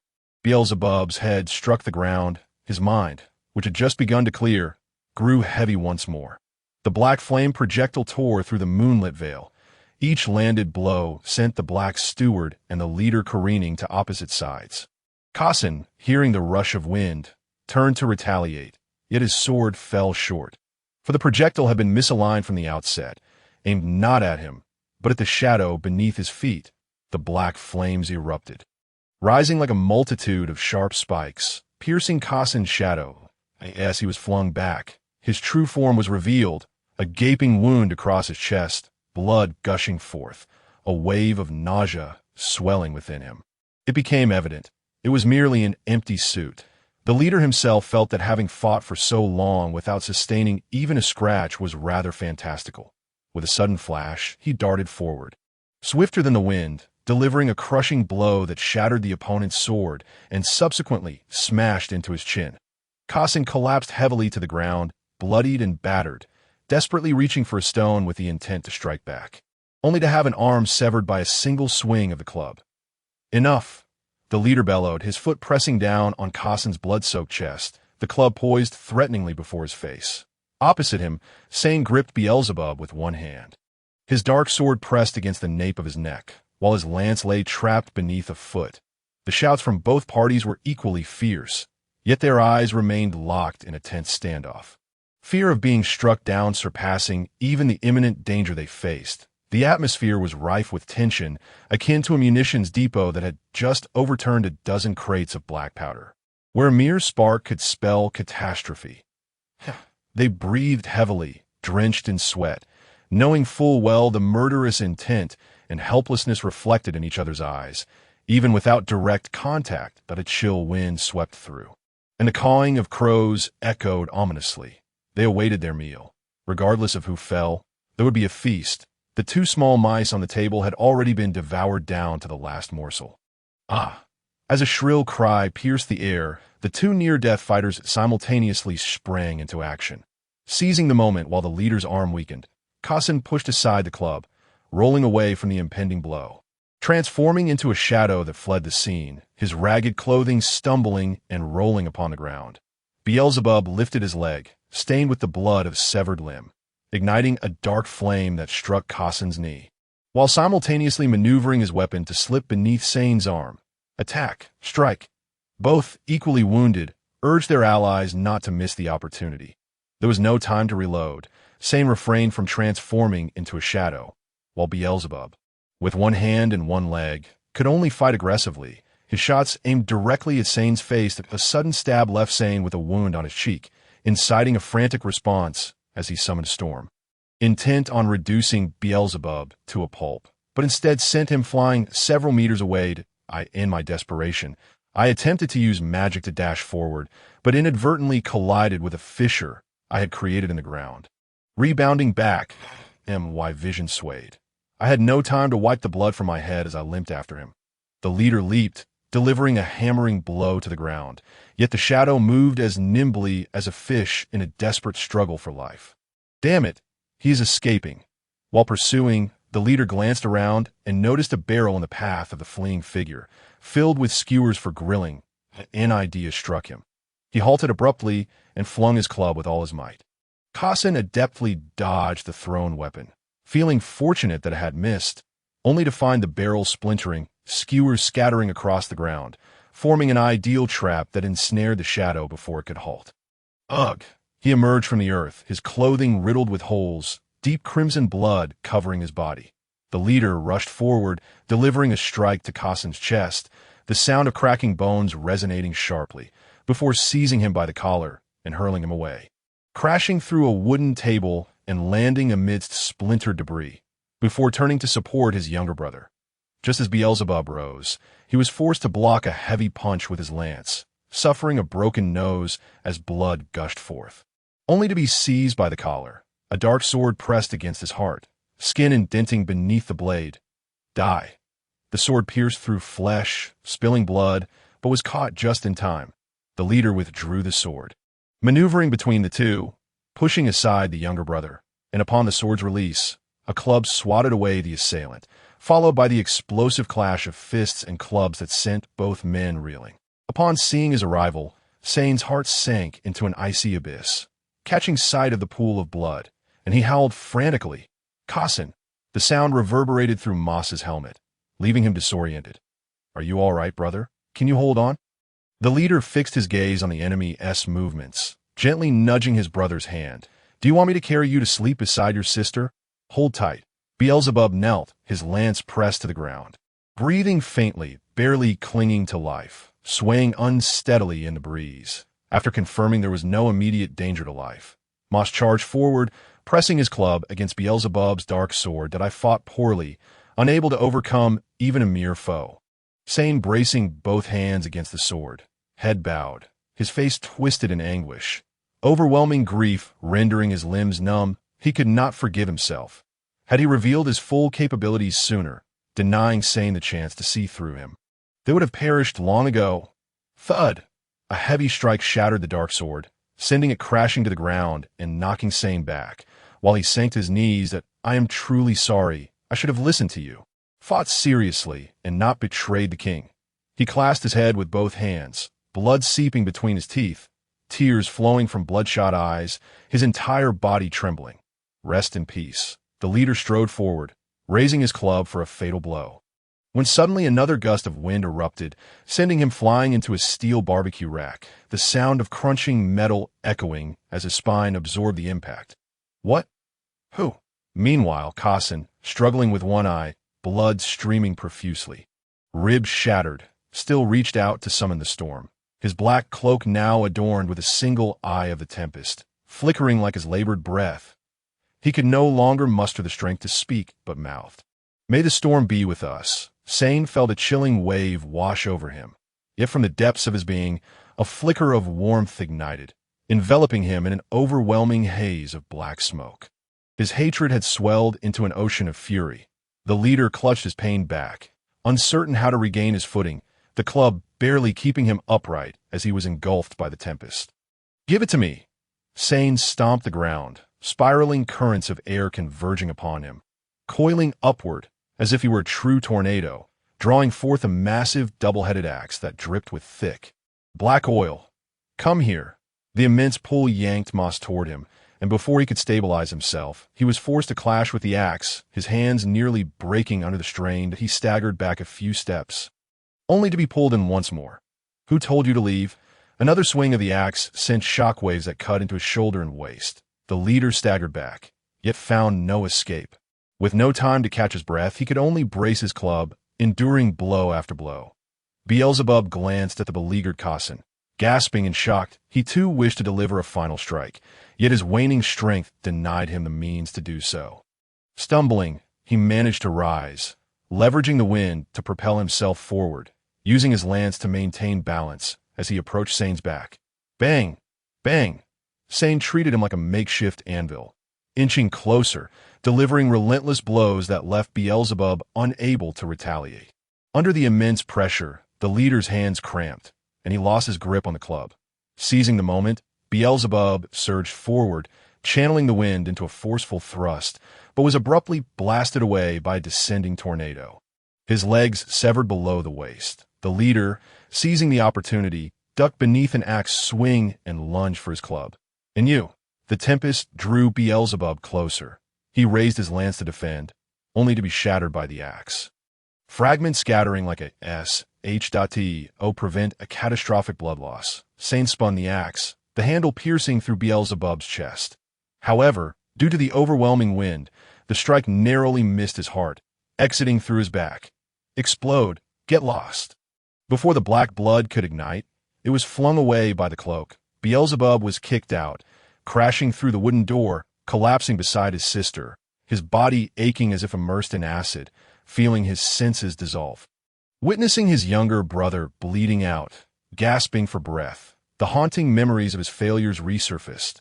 Those cursed creatures from the sorceress cult had treated Catalina like a dog, mocking him with photos of her despair, shooting them into his camp to taunt him.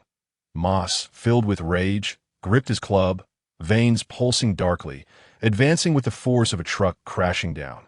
"You filthy beast, die!" The two clouds of black mist collided, battling fiercely. Each was consumed by their hatred, weapons gripped tightly, roaring as they clashed. The first impact cracked the ground, like parched earth splitting after a drought. The second collision reverberated across the wasteland, stunning the crows into silence, blood streaming from their orifices as they fell. The third quake created a channel over a meter wide, ablaze with black flames, separating the two. Finally, they raised their weapons at their sides, sprinting toward each other, swinging in a flurry before crashing down upon each other's weapons. That night, no soul found rest. The overwhelming, numbing sounds of their clashes echoed hauntingly. The shroud of black mist enveloped the area, gradually spreading across the plains with the wind. Illuminated by the moonlight, the sins of the two men dissipated entirely. Sane's face was crimson, coughing and gasping for breath, his talesman's attire tattered, and his gloves scorched, with the metal within reduced to ash. Moss, on the other hand, clutched a searing silver medal, supporting himself with one hand on his shoulder, his helmet shattered, and a dark gash marred his visor, shards of glass embedded in his face. "Do you think this is the end?" Sane, blood streaming from his nose, lifted his chin and limped closer. "Isn't this just the beginning?" Moss staggered forward as well, his voice muffled, ready to engage as they closed the distance. Sane took a couple of small hops, launching a fierce blow to Moss's helmet. Undeterred by the pain, a wave of dizziness engulfed his mind, his brain nearly rattling. The leader merely shook his head and moved forward, raising his fist and landing a punch squarely on Sane's face, sending blood flying over a meter away. The leader was aware of his firearm, and Sane noted this too. However, he was low on ammunition, having only purchased 2 magazines and expended them both. His pockets contained only scattered bullets, and he could hardly reload in front of him. Moreover, in this dizzying chaos, he struggled to maintain a grip on the magazine. "You worthless fool," Sane struck again. "You too," the leader retaliated. They engaged in this bloody, primal, turn-based game of violence. Suddenly, Sane yanked the gun from the leader's waist, pressing it against his temple and pulling the trigger, only to find it was devoid of bullets. The leader bent down, expending his last strength to hoist Sane up, crashing through the wooden window of the cabin, shattering his sister's consultation desk and chair, rolling on the ground, the gun flying away. "Damn it," the leader straddled him. But before he could land a punch, he was flipped over. Your mother, Sane, having consumed some painkillers, possessed more stamina. He seized a sharpening stone from the ground and struck the helmet, creating 2 deep dents. Before long, the leader lay still, unable to even lift his hand. Sane too could no longer raise the sharpening stone, leaning against the wall, gasping for breath. Click, the crisp sound of a gun being cocked. Turning his head, Beelzebub crouched on the ground, his elbow pinching the grip of the gun, his wrist pressing against the earth as he slightly raised the barrel. He had just used his mouth to pull back the chamber and loaded a bullet. Bang! A flash of fire lit the dark room. Sane was shot in the head, his lips twitching. He fell without uttering a word.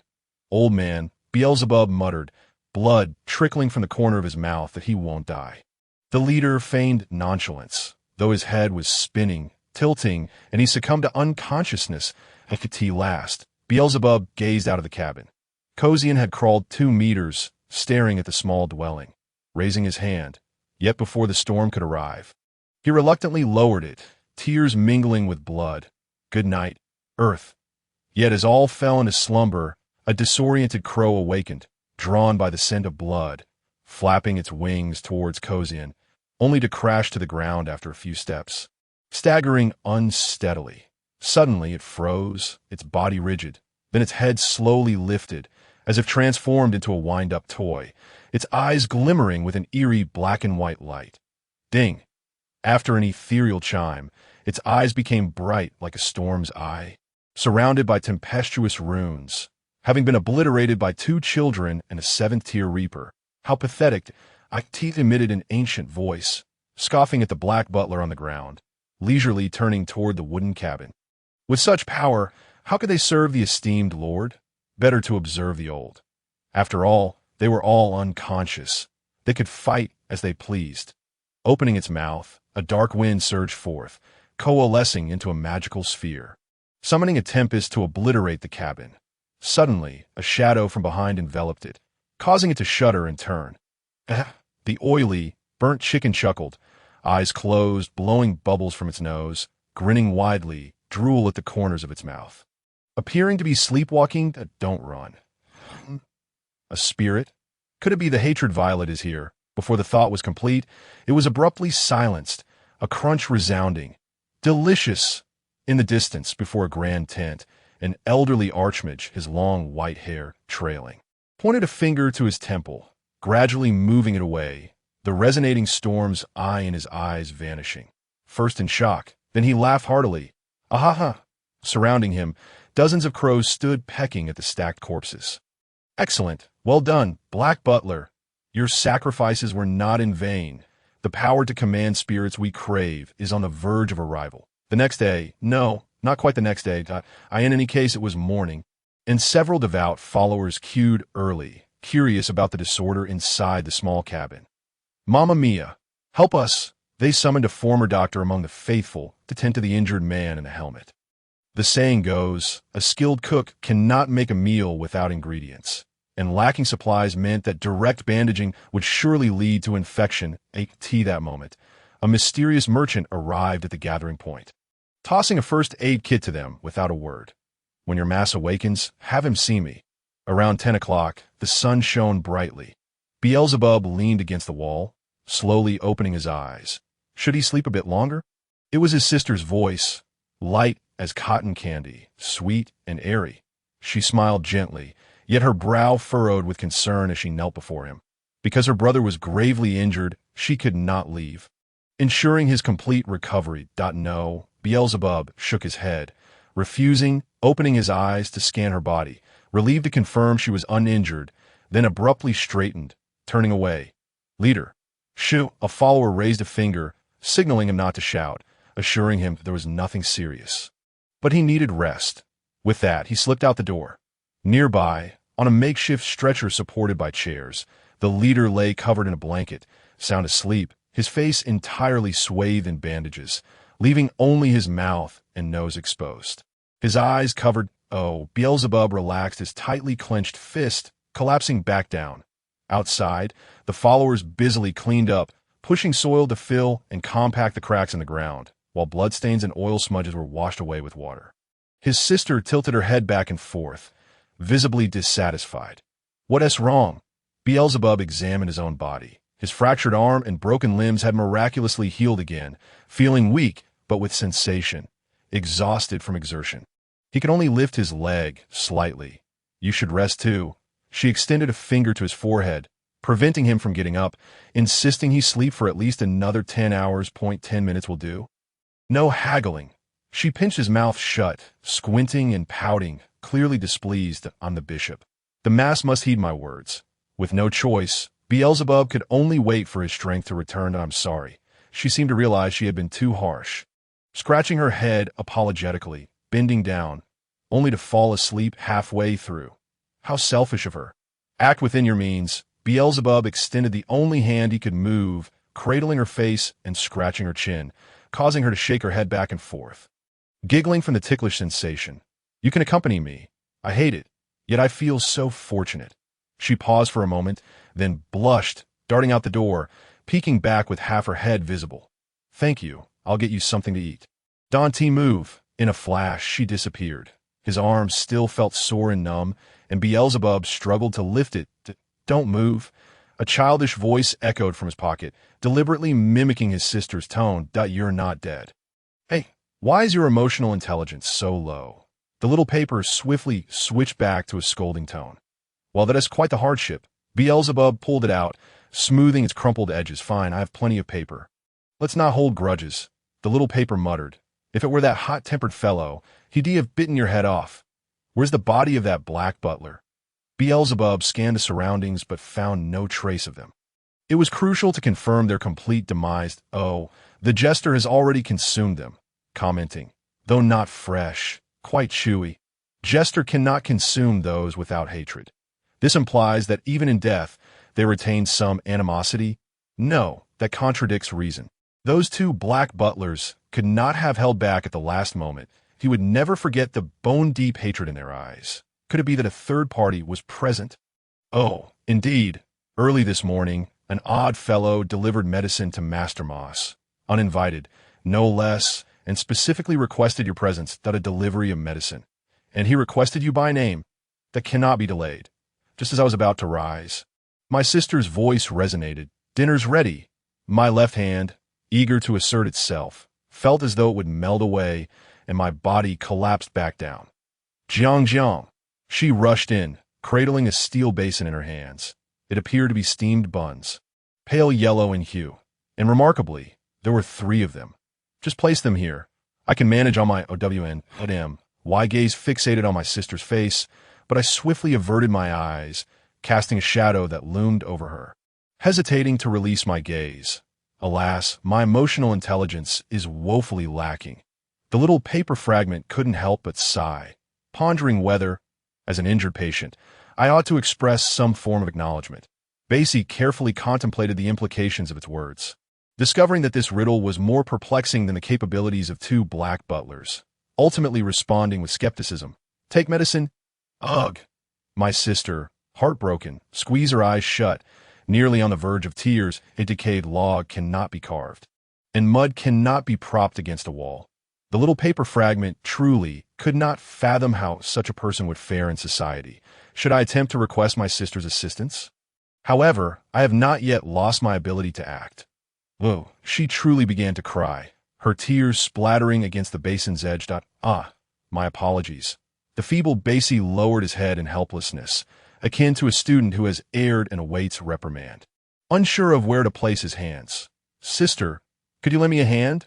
Of course, she replied, wiping her tears away, kneeling before him once more with a gentle smile, picking up a bun. Here, open wide. Basie complied, taking a large bite, only to discover it was slippery and warm, filled with stuffing. Lowering his gaze, he was startled to find meat within and hastily recoiled, colliding with a wall with a thud. Brother, she quickly cupped the back of his head. Brother, please don't harm yourself. No, I cannot consume such extravagance. After swallowing, Basie adamantly refused to eat again. Even when the bun was pressed against his face, he would settle for something more ordinary. Be good. Yet, my sister insisted on feeding him, placing the basin down, gripping his face with one hand while forcefully stuffing the bun into his mouth. Please, dear brother, listen to me, I implore you, Joshua. I beg you. As she spoke, she leaned down, weeping, her tears falling onto her brother's tattered black robe. She knew that if she did not feed him, he would rather starve than touch the food. Basie was taken aback. Unsure of how to respond, he wished to wipe her tears, yet felt constrained under her insistence. Sigh. Allow me to clarify that it was the little paper fragment that intervened, for my sister merely did not wish for him to worry. Thus, she requested secrecy, yet it felt that with Basie, one ought to be direct.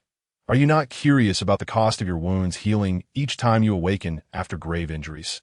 Does this not defy the principles of energy conservation? I have considered it, yet he cannot comprehend why, and can only tentatively accept this as a form of magic. While it may sound absurd, I believe you ought to place some faith in my intuition. The little paper fragment pondered deeply, sighing, is it possible that the cost lies in the functionality of core organs? Indeed, after so many severe injuries, both the brain and heart, the 2 most vital organs, have remained unscathed.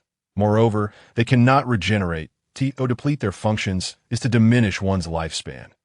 Ugh. Large tears fell heavily upon him. What shall my sister do if brother departs? I am sorry. Basie mustered a breath. Placing his hand, akin to a weighty anchor, upon his sister's shoulder, I shall not leave you, that I will go nowhere unless you accompany me. Thus, to prevent matters from worsening, I suggest you indulge in nourishing meals. At the very least, after the great battle, When your body can no longer withstand the strain, ensure you consume something healthful. This way, the burden on your body will not be too great, for I do not desire either of you to leave. Thank you, little paper fragment. As Spacey patted his sister, he spoke to the little spirit in his hand, his gaze filled with melancholy and confusion. You are making me dizzy, as he loosened his grip. The little paper fragment soared into the air, spinning in the refreshing breeze that wafted through the window. In essence, I must scout the vicinity to prevent the minions of the cursed cult from seizing the opportunity. Please refrain from arguing. All right? We won't. That is good. I shall see you soon. The little paper fragment zipped away. With his shoulder dampened, Basie quietly waited for his sister's sobs to subside before assisting her to sit upright. Using his collar to wipe her nose and tears, only upon regaining his senses did he realize his arms could now move up and down, albeit with a soreness akin to completing 10 pull-ups. I shall certainly be more cautious in the future. He caressed her face, ensuring her tears had dried, noting the warmth radiating from her skin to know in the future. Okay. His sister, rubbing her eyes, smiled and nodded, raising a small bun she had crafted with her own hands. Presenting it to him, I will manage. Basie accepted it, examining the contents, which appeared to have red and black swirls, taking a large bite, chewing, and even before fully swallowing, he took another bite, eager to convey how much he relished it. Slow down, slow down. It's all made by sister for brother. This time, it was the sister who patted her brother's head on a mix of ham, with a touch of sesame oil, ground into a paste and stuffed into dough. Steamed until soft and fluffy, like a delightful little bunny. Thank you. His mouth full of bun, he expressed his gratitude. Enjoying the buns crafted with care by his sister, Basie felt a surge of happiness. Observing her brother eat brought joy to Joshua as well. After finishing their meal, they tidied the room together, picking up the scattered wooden scraps that had yet to be cleared, which could still be used for firewood. She seemed to have something difficult to articulate, fidgeting with her hands, kneeling closely beside him, shoulder to shoulder. If my sister were to suddenly become fierce, would brother obey or find it bothersome? Well, Basie looked at her. Puzzled, could she truly become fierce? If she could, perhaps she would amuse him and cure his facial paralysis. Very well, I shall act as though she said nothing. She sighed deeply, satisfied, rising to her feet, brushing the dust from her hands. I shall go help with the chores now. Brother, be sure to wait until your health is restored before meeting that mysterious guest. As you wish, my sister. He placed a hand over his chest. Bowing respectfully, Your Grace, the bishop. They remained blissfully unaware that the bedridden master was struggling to suppress his laughter. I asked Joshua about to awaken a new attribute. One can already envision her feigning ferocity. Cheeks flushed, yet failing to intimidate anyone. Only eliciting Basie's reluctant cries of despair, ultimately resulting in an adorable scene of her stamping her foot and shedding tears. Thud! The dart struck firmly within the bull's eye, followed closely by another, embedding itself into the tail of the previous dart, swaying unsteadily before finally coming to rest. Hiss! The jubilant cheers of the followers abruptly ceased, collectively inhaling sharply. After a prolonged silence, the astonished commentator finally regained his composure and bellowed, "Let's congratulate this rather peculiar gentleman for setting a record with 10 consecutive bull's eyes." Woohoo! Thunderous applause erupted around them, sending shivers down their spines. The spectacle, surrounded by black-clad figures, was that peculiar fellow, continuously bowing in gratitude to the crowd. Incredible. Breaking the record on the very first attempt. Just a stroke of luck, haha. He was clad in a gray, fuzzy robe, the hem trailing along the ground, adorned with gleaming iron boots, his entire being enveloped tightly, not a sliver of skin visible. Most strikingly, he wore a gray trash bin atop his head, inscribed with non-recyclable waste. This served as a grand irony, for to a businessman who scavenged for gold amidst refuse, even a non-recyclable trash bin could be deemed worthy of repurposing. Outside the throng, Basie leaned upon 2 wooden sticks as makeshift crutches, inching closer yet unable to see what transpired within the crowd, which towered above him. Alas, our magnificent spinning wheel has been blown away by the wind and shattered. We cannot offer you a chance at prizes, lamented the host, scratching his head at the broken wheel. Prizes? This is simple. The mysterious man produced a bone pen from his pocket, inscribing Baglin was here on the wooden target behind him, then clapped his hands, declaring his work complete. Woo! The crowd erupted into cheers once more. Basie craned his neck, still unable to see, resorting to prodding the nearby followers with his stick until one bent down to relay a few words. Huh. Oh, cough, cough. Mr. Merchant, the mass you ordered has arrived. The congregation, upon hearing the sound, immediately split into two groups, clearing a pathway. They felt quite awkward, for typically, the morning hours were reserved for laborious tasks such as trash collection, while the afternoon was dedicated to confession and sifting through ashes. It was only during dusk and thereafter that games were permitted. The host could not help but break into a cold sweat as he rushed to Beelzebub's side. Bending down to plead, "Please, I beg of you, do not report this to the bishop." Fortunately, his sister was currently occupied with organizing items in the storeroom and had not noticed the commotion, as they were already in the midst of a thorough cleaning. Had she discovered that they were playing games without permission, she would not have been angry. Rather, she would have ignored them, treating them as if they were invisible, covering her ears during confession to avoid listening to their words. Refusing to personally hand them buns, and imposing a punishment of solitary cleaning during the ghostly howls of night. A true ordeal indeed. If it were his sister, how would she respond? What is emotional intelligence? And where can one acquire it? His mind raced, piecing together snippets of his sister's words. You are entertaining guests, ensuring they do not grow bored, and besides, after a morning of hard work, taking a break is quite reasonable. The mass shook his head. Even if the bishop were to learn of this, he would not chastise them. After all, having waited from sunrise to the zenith of noon, failing to properly host their guest would surely invite disdain.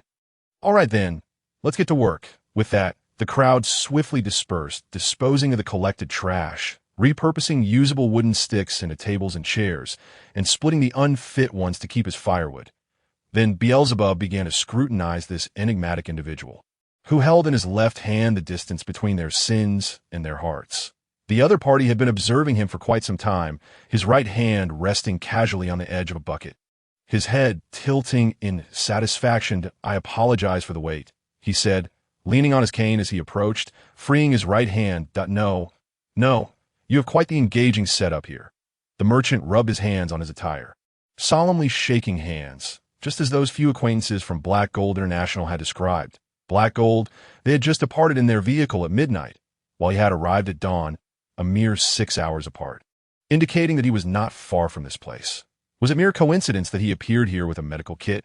Beelzebub felt the need to be cautious. They had simply crossed paths and exchanged a few words. The merchant released his grip, steadying himself, and began to walk slowly towards the outskirts of the settlement. Seemingly intending to whisk him away, he had often heard wanderers speak of how the Smile Church had undergone a remarkable transformation, likening it to an amusement park. Thus he had been led to their vicinity.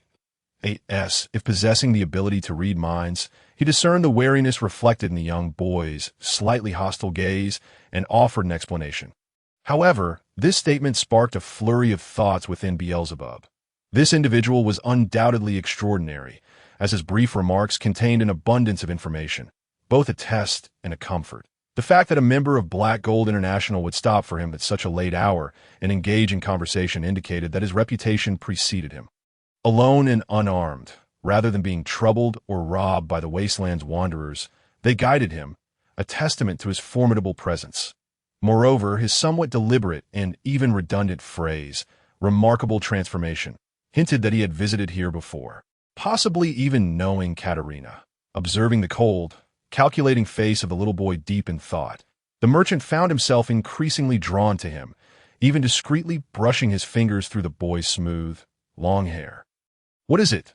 The boy cast a drowsy glance in his direction. The merchant, sharing a knowing smile, had indeed found the right person. Upon reaching his trailer, which spanned 3 meters and was filled to the brim with a vibrant array of shelves adorned with Christmas garlands and small figurines, he revealed an assortment of curious trinkets, ranging from a piece of amber housing an ant to a missile head at the front, for llamas were tethered, draped with 2 blue and 2 pink blankets. "Allow me to introduce myself. My name is Baglin." The mysterious individual turned, seated himself in his trailer, and gestured for him to join. "I am Beelzebub. Beelzebub obediently took a seat beside him, setting aside his cane, and thus became the mass of the Smile Church. The bishop is your sister, I presume. Baglan unfolded a book before him, perusing its pages. Indeed, she is quite charming. You two bear a striking resemblance.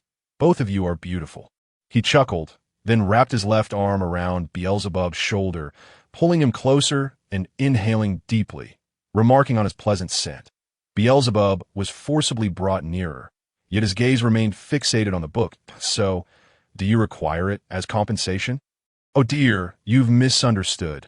I simply wish to borrow it after seeing your sister cleaning it this morning that I had no intention of keeping it. He delicately polished the book with his right hand, his movements gentle, as if fearing to crease a corner, for its texture was remarkably pleasant to the touch, akin to Beelzebub himself. As Beelzebub's shoulder was kneaded, the merchant began to pluck at it as if playing a piano, prompting Beelzebub to turn and meet his gaze, filled with suspicion. Additionally, aside from the visible two hands, it seemed Baglan possessed a third, which was rubbing against his back. Hey, go back! He closed the book and playfully swatted at the hand behind him, returning it to the young boy and bending down to whisper in his ear, Indeed, I am her mentor. What do you mean? Is this a demand for compensation or vengeance? Once while passing through here, I encountered a poor, helpless little girl. Baglan's voice shifted back to a deep, resonant tone as he chuckled and shook his head. As a merchant, I decided to invest in her, teaching her the art of deception, crafting a headpiece for her, and even providing her with a flower. Alas, that investment went awry. It seemed he had stirred up considerable trouble. Beelzebub shifted uneasily, attempting to distance himself, only to be pulled closer. Oh, my little darling, have you forgotten? You still owe me. A metallic hand pressed against his chin, forcibly turning his face towards him. Or do you simply dislike the friendly interaction I share with my little friend? I see that the other children quite enjoy it. How do I pay? Beelzebub's gaze became unfocused, paralyzed by the debt he owed, unable to look at anything. Did you not make quite a profit from Black Gold International last night?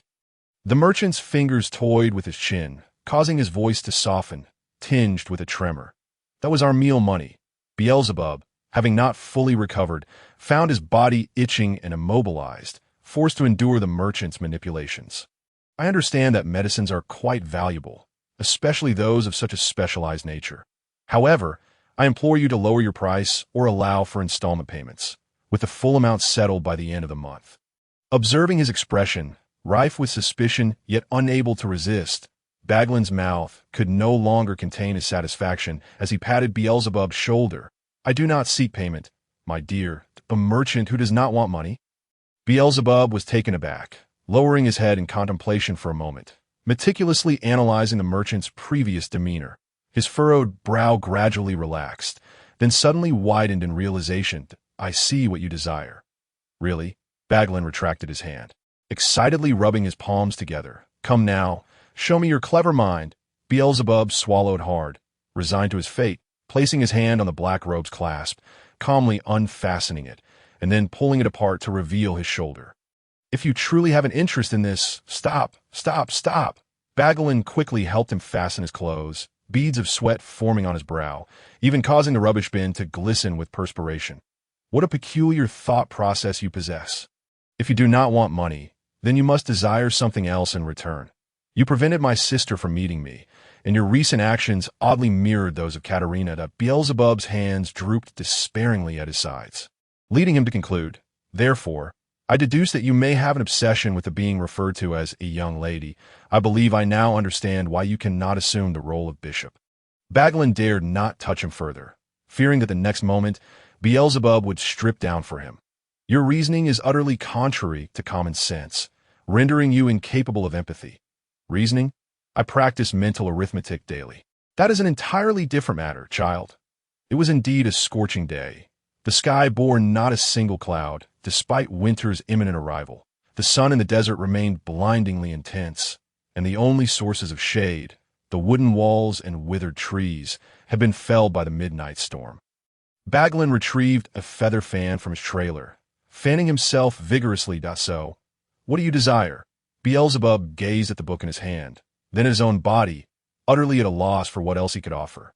Do not rush, my little one. Let us converse about something else to ease you that in truth, he too needed to cool down. His head felt overheated. Oh, you know why I dare to traverse this cannibalistic wasteland alone, dragging along a cart filled with rare treasures? Beelzebub pondered for a moment, his gaze ultimately fixating on the missile head. Oh no, child, that doesn't count. It's part of my private collection. He hastily turned his head away and opened a seemingly dilapidated wooden box. Inside lay an assortment of odds and ends: a musical bubble gun, a signed football, high-end caviar, shotgun shells, a partially scratched-off lottery ticket, condoms, and even a hamster frantically scurrying within a cage. Truly a treasure trove of curiosities. Though the contents were eclectic, the vehicle resembled a veritable trove of riches, one that could be quite profitable if seized.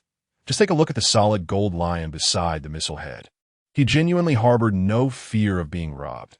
Beelzebub fell into deep contemplation, his gaze gradually shifting back to Baglin.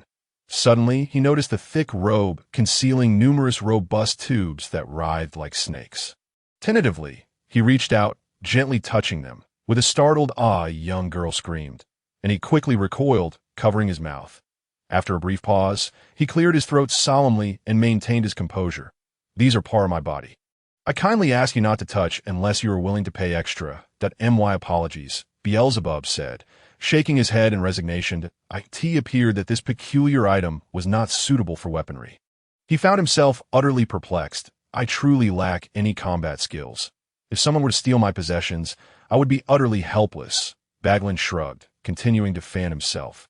"However, they must bear the consequences of stealing from me."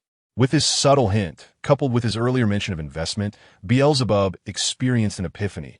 "Ah, because you're an investor, a stakeholder in every gang across this desolate wilderness. Well said, stakeholder." He even clapped his hands, retrieving a can of chilled soda from beneath the vehicle. With a satisfying psh, he took a hearty gulp, exclaiming, "I adore this term. Please continue. You will provide what each faction needs when they require assistance, regardless of their strength, and you will do so without demanding payment. Indeed, all I require is connections. Once I have those, I need not worry about orders or supplies." Baglin seemed to gulp down the soda directly. "No straw needed," and burped repeatedly. "Emotionally, your connections are far too extensive. The cost of crossing you would be incurring the wrath of many." Beelzebub spoke with admiration glimmering in his eyes. "Logically, if they delay your orders, even if they fail to rob you, your employer will surely take notice." "Well said, burp." Darling T crumpled the empty can and stuffed it back beneath the seat, then clasped Baglin's shoulder. "Now allow me to indulge in your fragrance." "Hey!" With delight, he inhaled deeply, exhaling with relief. Oh, indeed. It must be." Beelzebub swiftly tugged at his black robe. No, no, no. "We shall discuss this later," Baglin insisted, hastily adjusting his attire and waving his hands. After calming down with a few more fans of air, Baglin sighed deeply. "This is all merely experiential wisdom. Once, I attempted to hire 10 7th-tier reapers as bodyguards, each demanding 5 carriages worth of chrysanthemums a day that I must provide for their sustenance, or they might turn against me. I must also consider their feelings. What if they betray me? Losing a single 7th-tier contract merely results in a downgrade. If I lose this cargo, I lose my life. This is truly vexing. In summer, heatstroke incurs extra costs. In winter, frostbite demands more. In spring, insect bites require additional funds. And in autumn, rainy roads necessitate further payments. How can one make a profit like this? Furthermore, in serious trouble, even 7th-tier reapers are of no use. Are they? In short, it is wiser to invest this money. The risks are substantial, but reality proves unforgiving." Beelzebub fanned himself with his small hands, nodding in agreement, and pressed further. "So, how is your income?" "Modest gains sufficient for survival. And occasionally I manage to indulge in some fine spirits," Baglin replied nonchalantly, swinging his legs, revealing black stockings beneath his robe. "Primarily, I can partake in feasts wherever I go, and I even have the opportunity to stay in the guest rooms of the Hearthstone Manor. Now, that is truly grand."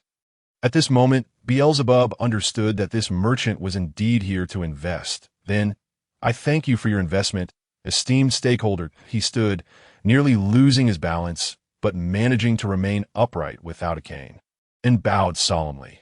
You are always welcome to visit us. We have just endured a calamity. Our situation is rather dire, but we shall prepare meat buns for you. Should you choose to stay, you are welcome to my sisters and my home. To sleep in our parents' room. And what else? He hastened his fanning motions, noticing the writhing bundle behind him. The great snake within his robe seemed on the verge of revealing itself. If anyone dares to bully you, we shall ensure they face severe retribution. With a flare reminiscent of night, Beelzebub placed a hand over his chest in salute. If the distance is not too great, I can escort you. Yet this was not the most crucial matter. Dear, he added, fanning Baglin playfully, shaking his head. Baglin contemplated for a moment. What had he previously said? We shall discuss this later. Oh, now he understood. It was time to unveil his astonishing wisdom. Thus, Beelzebub once more pulled at his black robe. Not child. He sprang to his feet and slid to the ground, catching the boy's eager hand just in time. All you need to do is take good care of my business from now on. All right? Purchase some trinkets to allow me to earn a little my apologies. I had forgotten your line of work is trade. Once Baglin's hands ceased trembling, his legs regained strength, and the commotion within his robe quieted. The two stood together, clasping hands firmly. We shall not treat you unfairly. Yet their expressions remained woefully unconvincing, dry as dust. Really now, is it too much to expect a blush when undressing? Time was drawing near. Baglin announced his intention to run errands, beginning to gather the reins while feeding hay to the llamas. Beelzebub likewise lifted 2 bundles, gingerly standing on his pained feet to feed the 2 llamas. Then inquired, "But how shall we notify you if we need supplies?" A wandering merchant who cannot sniff out opportunities cannot hope to earn a living.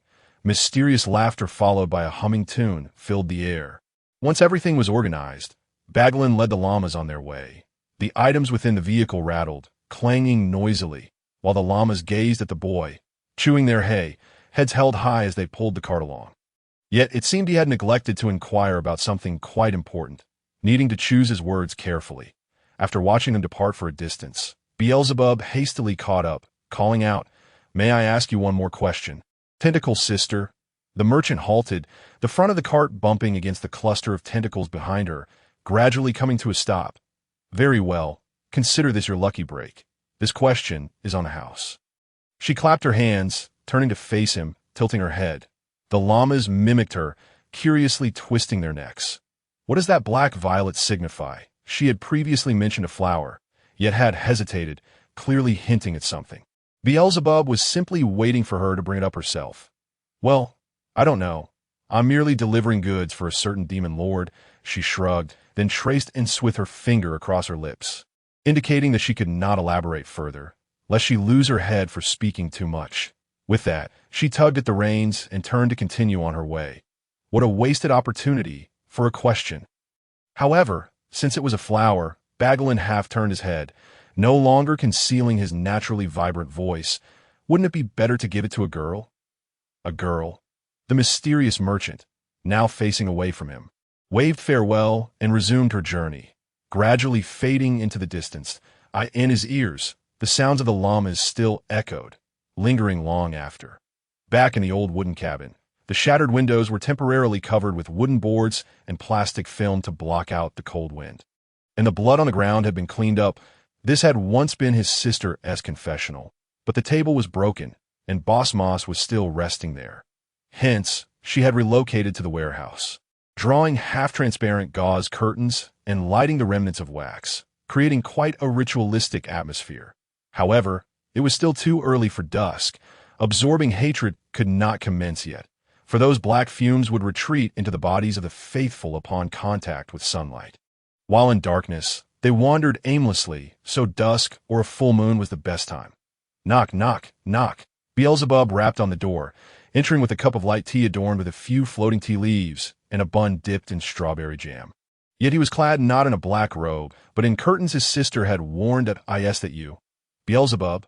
The boss was already able to sit up against the wall, gripping a whetstone to strengthen his arms. It is he kicked his small stool over, standing by the bed to present his offering. I brought food. Set it aside. The boss strained to lift it, veins bulging, and slowly lowered it, exhaling a long sigh.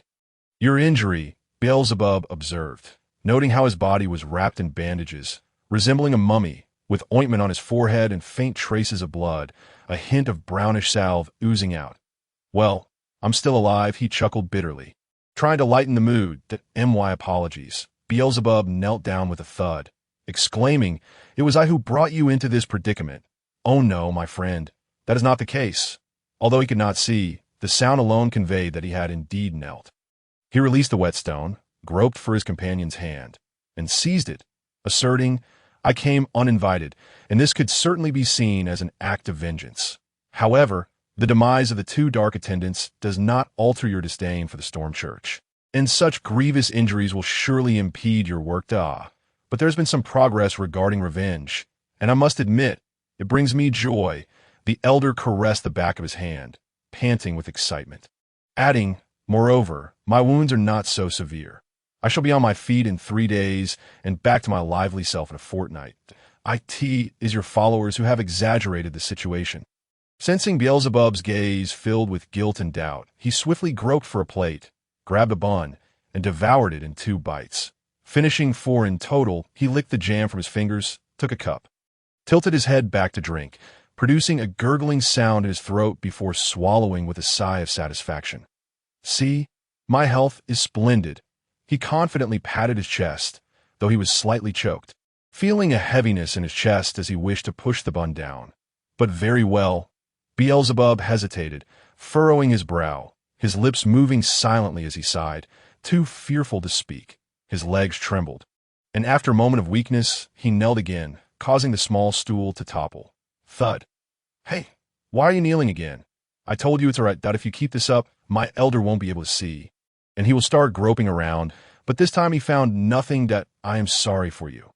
Beelzebub sincerely bowed his head, striking his forehead heavily against the ground. "I have slain your daughter. I am a sinner. Please punish me." The elder was more astonished than anything. Never expecting such directness, he gradually leaned back against the wall, letting his hands fall. "Aside from my sister, I would offer you everything. Do not rush," the elder said, somewhat agitated, his body growing warm against the chill of the outside wind, his head spinning, one hand pressed against his forehead while the other clenched into a fist, only to relax shortly thereafter. "How do you know? My sister said you were speaking in your sleep." Repeatedly calling 3 names came a wistful sigh. Men of a certain age often emit such sighs, laden with regret and helplessness. Typically in the solitude of the night when they are alone and awake. In truth, you have known all along, have you not?" Beelzebub's head remained pressed against the cold ground, afraid to move, as if any sound would be sacrilegious. Of course, a father cannot fail to recognize his own daughter. A deathly silence ensued, the icy wind seeping through the cracks of the window and wood, slicing against Beelzebub's sweat-drenched skin. After a long pause, the elder sighed, his body slackening. "Do you know, that night, I actually did not arrive so late to tea that moment." He had followed the sounds of battle, dashed past the charred logs, and pushed through the thick smoke, instantly recognizing the gravely injured Katerina lying on the ground. His thoughts felt as if they had been formatted, unable to comprehend the situation, as he hid behind a fallen tree trunk, witnessing her life being extinguished by a single gunshot. Confusion enveloped him. He could not fathom how things had escalated to this point, how a long-time acquaintance, whom he had come to despise, had donned the black robes of the cursed church and had taken his daughter's life with his own hands. He could not understand, repeatedly banging his head against the trunk, thinking it was all a dream, only to be left with a shattered heart. It would be impossible to say he did not hate Beelzebub. He could not tolerate betrayal that moment. Grief rendered him incapable of action, until the gunshot of that black gold liaison jolted him awake. No, it could not be that simple. Moments before the shot, his companion had been holding hands with her, exchanging secrets. Be frank, child, there was a moment when I truly considered standing by and watching you be gunned down." The elder lowered his head, unable to express the turmoil within him. "Yet you did not do so. That must be a man's intuition," he mused. "Regardless, I feel that I cannot allow my hatred to be so desecrated. The circumstances were suspicious, and he could not abide his daughter's death being so shrouded in mystery. Thus, he had rushed out before the execution, saving her. Upon reflection, it was clear that she must have initiated the attack. After all, one does not challenge a foe at their own doorstep. He realized that this child would not bring harm to his home, and the blood and severed limbs of so many dark-clad followers served as evidence that the battle had been instigated by Katerina. The bishop, Beelzebub's small hands remained pressed against the ground, as if listening to his judgment, his only hope being to receive a sentence and punishment commensurate with his crimes. Not remain silent. Child, I do not wish for our relationship to become so strained. Just last night, we fought side by side, did we not? The elder clapped his hands, shifted his body, and began to search for something. Finally finding his shoulder to pat, helping him to his feet. I will heed your words. Beelzebub placed his hands back at the bedside, still kneeling. You recall the deeper reason for my coming here before the fight? The elder stroked his head, feeling the texture as smooth as chocolate syrup. I came to collect her belongings in hopes of uncovering clues about the scoundrel who incited her. Wait a moment. Beelzebub crawled a few steps while still kneeling, bracing himself against the wall to rise, then dashed outside.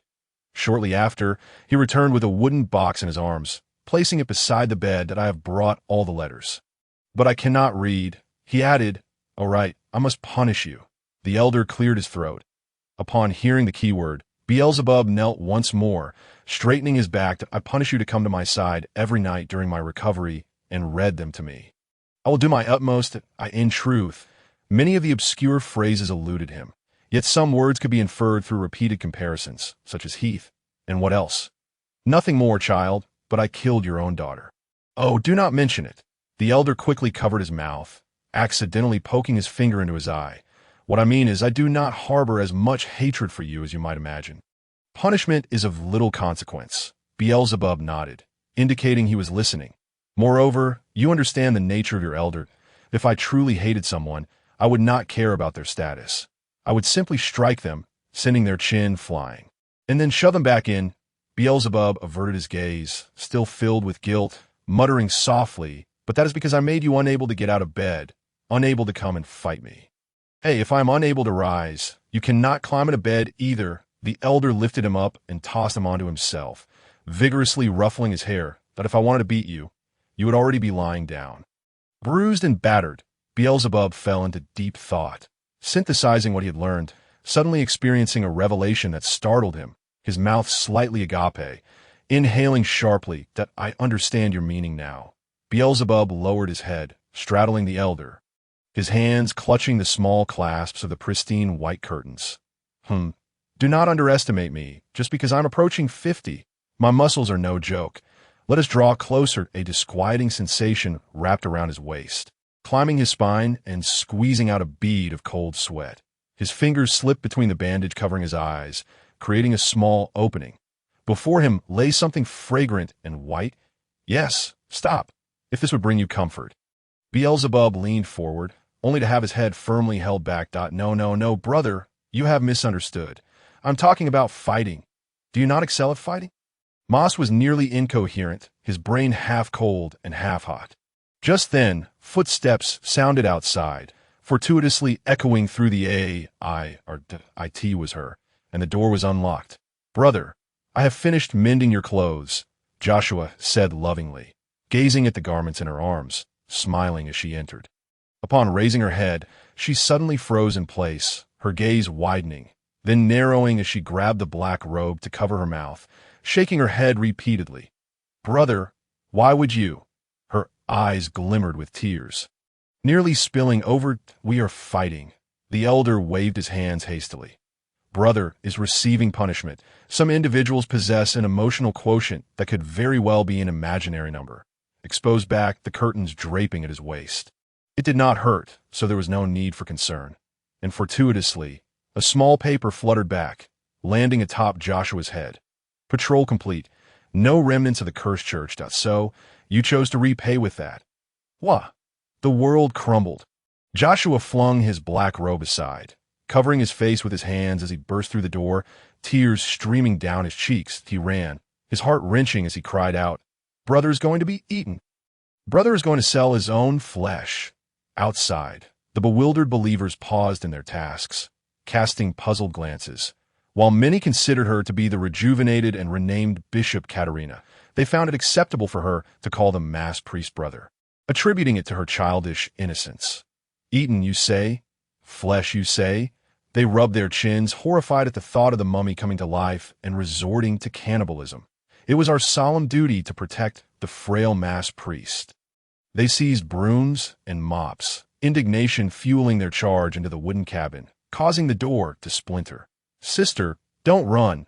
Beelzebub attempted to descend from the bed, but accidentally tripped over the eldest's leg. Almost tumbling headfirst to the ground, "Be careful." The eldest yanked him back, but in his fervor, he pulled too hard, and they both fell in a heap. The onlooking believers were stunned, jaws dropping, their bodies rigid as if an icy wall had formed, blocking the way for those behind. Unable to push through, they leapt to peer inside through the cracks of the wooden planks, some even climbing onto the roof. In that fleeting moment, the world fell silent, save for Beelzebub, who looked around in confusion.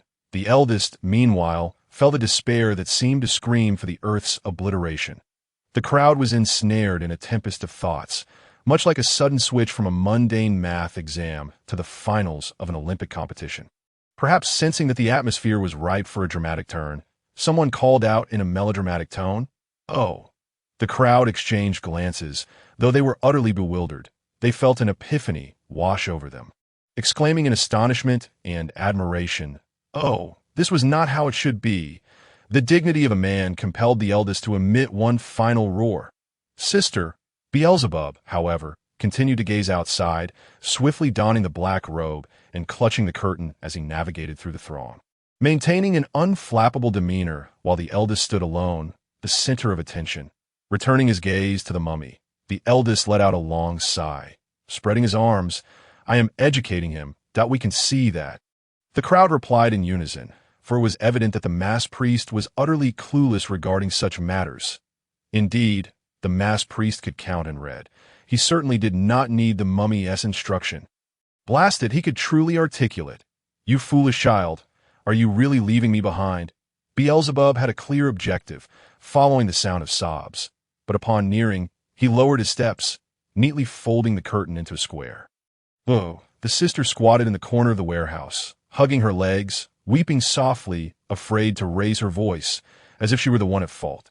Joshua, the brother, knelt before her, grasping her small hand, only to have it wrenched away. "You fool, go away." Her voice, hoarse with tears, shook her head vigorously. "I'm sorry. I shouldn't have touched you." Beelzebub stood, turning to leave. "Wait. Are you really going?" A paper slipped over his head. Whispering urgently, "You need to comfort her. This is a huge deal, and she wasn't prepared." Beelzebub halted and returned, crouching down to watch her cry, repeatedly attempting to speak, yet the words eluded him. The sister continued to sob, her cries growing fainter, her body trembling as she wiped tears on her knees, clutching her legs tighter, as if trying to merge with the wall, occasionally coughing. Outside, the clamor persisted, with disputes and gasps echoing. Each noise only made her bury her head lower, a torrent of sobs escaping her. "Sister, may I explain?" Beelzebub reached out, but she swatted his hand away before he could touch hers. "You idiot." Joshua lifted her head, her eyes glistening with tears, her cheeks flushed as she shouted and wept. "You've completely forgotten our promise." "I'm sorry, it was so long ago I forgot." Beelzebub lowered his head, only to be suddenly tackled to the ground by his sister, who straddled him.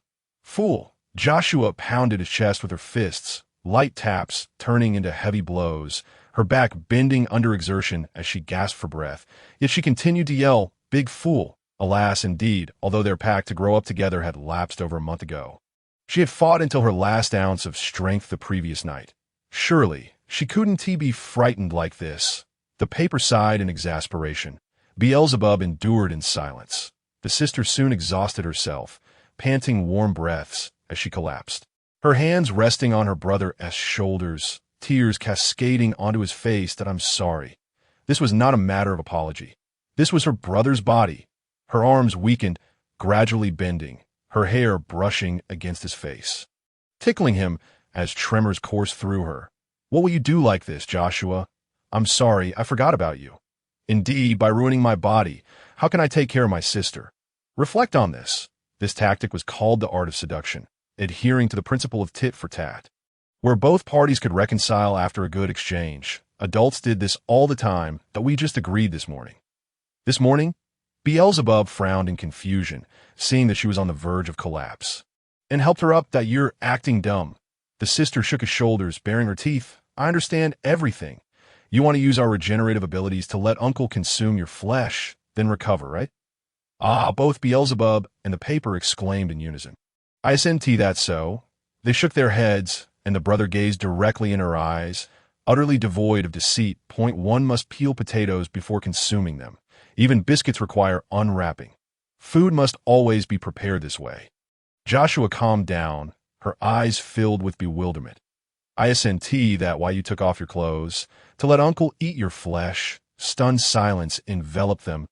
In another context, the paper would have laughed uproariously. But now, with the siblings' misunderstanding unresolved, it needed to choose its words carefully, acting as a lubricant for their discourse. That you've misunderstood, sister. Beelzebub shook his head earnestly. How could I forget this? You were crying. Brother wouldn't let you be sad. Then why did you take off your clothes? Joshua's nails dug in her brother's arm, and she suddenly realized she was on top of him. Hastily moving aside to help him up, both of them leaning against the wall, kneeling face to face. Hey, you shouldn't say that, the paper thought, wishing to intervene, but it couldn't rouse the tear-stricken sister from her emotional turmoil. Grown up, grown up, grown up. The brother was trying to warn the eldest. Beelzebub grasped her hand once more, their fingers intertwining to share warmth, proving he had not lied. The weather was growing colder, and he noticed that many people enjoyed using him as a hot water bottle, embracing him for warmth. That he worked more often, and this black robe was not particularly breathable, making it rather stifling. Thus holding him close brought warmth. Another gasp, but this time it was from the paper, and Joshua thought, I'm sorry. Beelzebub tightened his grip on her hand, touching his chest to feel the warmth within. 2 months ago, when we took cold baths together, we promised not to catch a cold.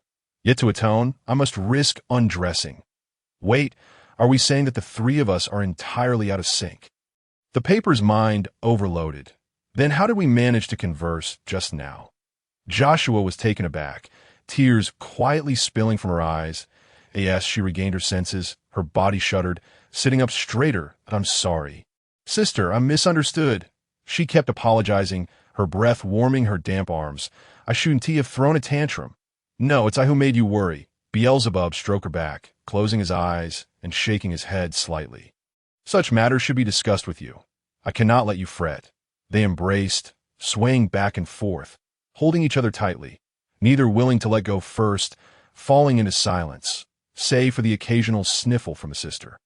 The sister pressed her lips tightly together, unwilling to speak. Beelzebub stood still, like a statue, his breathing growing heavier. They were sharing their hearts, needing no words, listening to each other's heartbeats, feeling the vibrations emanating from one another, assuring themselves of the genuine care they held for each other. One spoke of warmth, the other of flesh. What had I been contemplating, entangled in confusion? Was I unnecessary? Because I had been tainted by those impurities. I could not comprehend the distinct thought processes of these two children. So, why was I sitting here? I even forgot the plot. In the midst of them, the paper ceased to ponder. What a serene afternoon it was.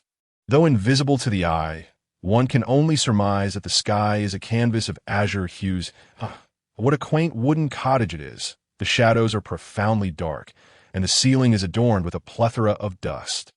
The atmosphere here is refreshingly temperate, neither too warm nor too cool. There is no biting autumn wind nor glaring sunlight. The gloom in the heart dissipates, leaving only a sense of ease. The overlooked scrap of paper feels, for the first time, as though it might radiate light. If there were light, it would surely be a golden hue, akin to a 1,000,000-watt light bulb illuminating the land. After a considerable pause, they relaxed. The younger sister extended her index finger, and Beelzebub naturally mirrored her, their fingers touching like two little ducklings greeting one another, bobbing back and forth, bursting the earlier unpleasantness like soap bubbles. Upon releasing their fingers, Joshua finally broke into a smile and withdrew his hand. Brother, Your clothes are soiled on the ground. She lifted the curtain, revealing it to be covered in dried grass and mud, in some places even turning gray. And her back was already soaked. If it dries, it won't wash well, Beelzebub observed, casting a worried glance downward. This curtain-made garment held significant meaning, its texture silky enough to serve as nightwear. Oh, I see, the sister mused, resting her chin on her hand, a spark of inspiration igniting her thoughts. How about I fetch water for you to bathe, brother? I also have some clothes to wash that I can manage on my own. Beelzebub replied, standing up and scanning the surroundings. Were my clothes? I'll wash swiftly. Huh. Well, actually, I wanted to help you bathe, since you seem somewhat incapacitated, Joshua murmured, lowering his gaze. That it's all right. Consider it rehabilitation, Beelzebub responded, picking up a bucket to collect rainwater. But you can't let brother do this alone, the sister insisted, bringing over a basin of clothes entrusted to her by the faithful, following in his footsteps. After brother has bathed, we shall wash the clothes together. And finally, the bishop shall inspect whether Mr. Mass has washed them properly. Sounds good. They agreed, walking side by side toward home, the sister chattering cheerfully while the brother nodded in agreement. Yet amidst their merriment, one fellow found himself in despair. Having completely forgotten his own existence, as if struck by a bolt from the blue, the little scrap of paper experienced an epiphany, realizing it had ascended, transforming into a joker, not merely one of the two aces in a deck of cards, but a true clown. The mind began to play a background melody, joyous water buffaloes and spring maggots writhing, leaving only the intoxicating east wind. After much discussion and countless excuses, the leader finally managed to deceive them. Among the most widely accepted excuses was that during a joint effort to catch cockroaches, one had inadvertently scurried into Beelzebub's clothing and got pulled off. After such a prolonged verbal duel, the leader, exhausted, fell into a deep slumber. Beelzebub and his sister continued their routine. One ventured out to catch mice and collect organic materials, while the other assisted in repairing furniture, taking moments to join in the prayers. As the sun dipped below the horizon, a black thunderclap struck the earth, signaling the end of the day's labor and awakening the leader. Beelzebub bid farewell to his sister and the others, returning to the wooden cottage with 2 vegetable buns, topped with a small packet of nearly expired peanut butter, kneeling beside the leader's bed. You even prepared a little seasoning for me, the leader remarked, slightly lifting the bandage covering his eyes, accepting the wooden plate with both hands and resting on his lap. That I scavenged it from a garbage pile, that IT has been washed, Beelzebub stated, his hands resting on his knees. Sitting upright. Will you find it dirty? What is there to fear about packaged goods? Although the combination of peanut butter and buns is somewhat peculiar, I am grateful for any condiment under these circumstances. The leader tore open the packaging, pouring it out and meticulously squeezing every last bit of sauce from the creases, even smearing the remnants onto the bun, licking his fingers afterward. Slurp, slurp.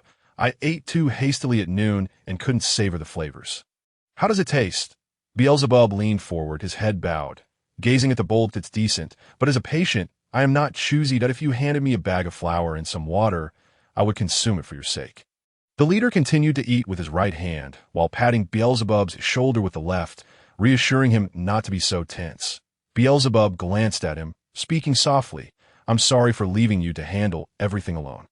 What's the matter? Between us, there's no need for apologies. And why are you kneeling? Rise, rise. The leader tugged at his collar, lifting him as if he were a small creature, sitting him beside him on the bed. A man must not kneel before heaven, earth, or parents, nor should he kneel for no reason. But isn't it permissible to kneel for my sister? He awkwardly shifted his thighs. Whenever they had serious matters to discuss, they would sit kneeling together. What I mean is, you must embody the spirit of a man and be a good example, understand? The leader stated, retrieving a letter from a wooden box beside the bed, handing it to him. Then, he reclined against the wall, leisurely crossing his legs. Go on. Read it to me. Beelzebub accepted it, opening the envelope dusted with grime. The first letter was an obscure love note that he read slowly, stumbling over words he could not comprehend, unsure of their meaning. The leader listened with his head tilted back, seemingly attentive, though his thoughts had already wandered. He wasn't particularly interested in the content, but he hoped that by having this troublesome child read more, it might alleviate some of his guilt. Once he finished, Beelzebub found himself unaware of what he had just read and turned to the leader. "I apologize for my limited literacy. It's of no consequence." The leader acknowledged, recognizing the child's guilt and the tremor in his hand as he held the letter, glistening with sweat in the fading sunlight. "Actually, on the day we buried her, I left early. Not due to any obligation, but to shed tears alone." The leader shifted his legs, propping himself up, sitting beside Beelzebub, his hands resting on his thighs. He understood that Beelzebub had acted to protect his sister. Yet he was uncertain about whom to harbor resentment. "I wonder, do I truly have the right to feel anger on her behalf?" A helpless sigh escaped me. "I am an irresponsible father, raising them like chicks, rarely engaging in play with them. The life of a collector is indeed such that to attain the rank of a fourth-tier collector, he must toil day and night, spending barely a month at home throughout the year. Apart from managing household chores, there is little time left to accompany them. This also explains why Beelzebub hesitates to become a collector. He cannot return home." Trying to put himself in his sister's shoes, he quickly grasped the leader's sentiments. "I brought them into this world, yet left them unattended. Even if they were taken away, I lack the ability to bring them back." Moss rested his arm across Beelzebub's shoulder, drawing closer. "If souls indeed exist, what face would I have to stand before them after death? This is not merely a matter of revenge. Even if I were to vanquish that group of demons, it would not alleviate their suffering." Beelzebub turned to look at him, tilting his head, and received several more letters. "Though it may be somewhat late, as their father, I still wish to know what my daughter has experienced." The leader patted his back. "Thus, when I swing my club in the future, it may offer some comfort to myself. Do you understand?" Beelzebub nodded. "In any case, I would be delighted if you could read it to me. Why do you burden yourself with guilt?" After saying this, the leader resumed his leisurely pose, resting his head, flicking his tongue, and lifting his chin, encouraging him to continue. "Thank you."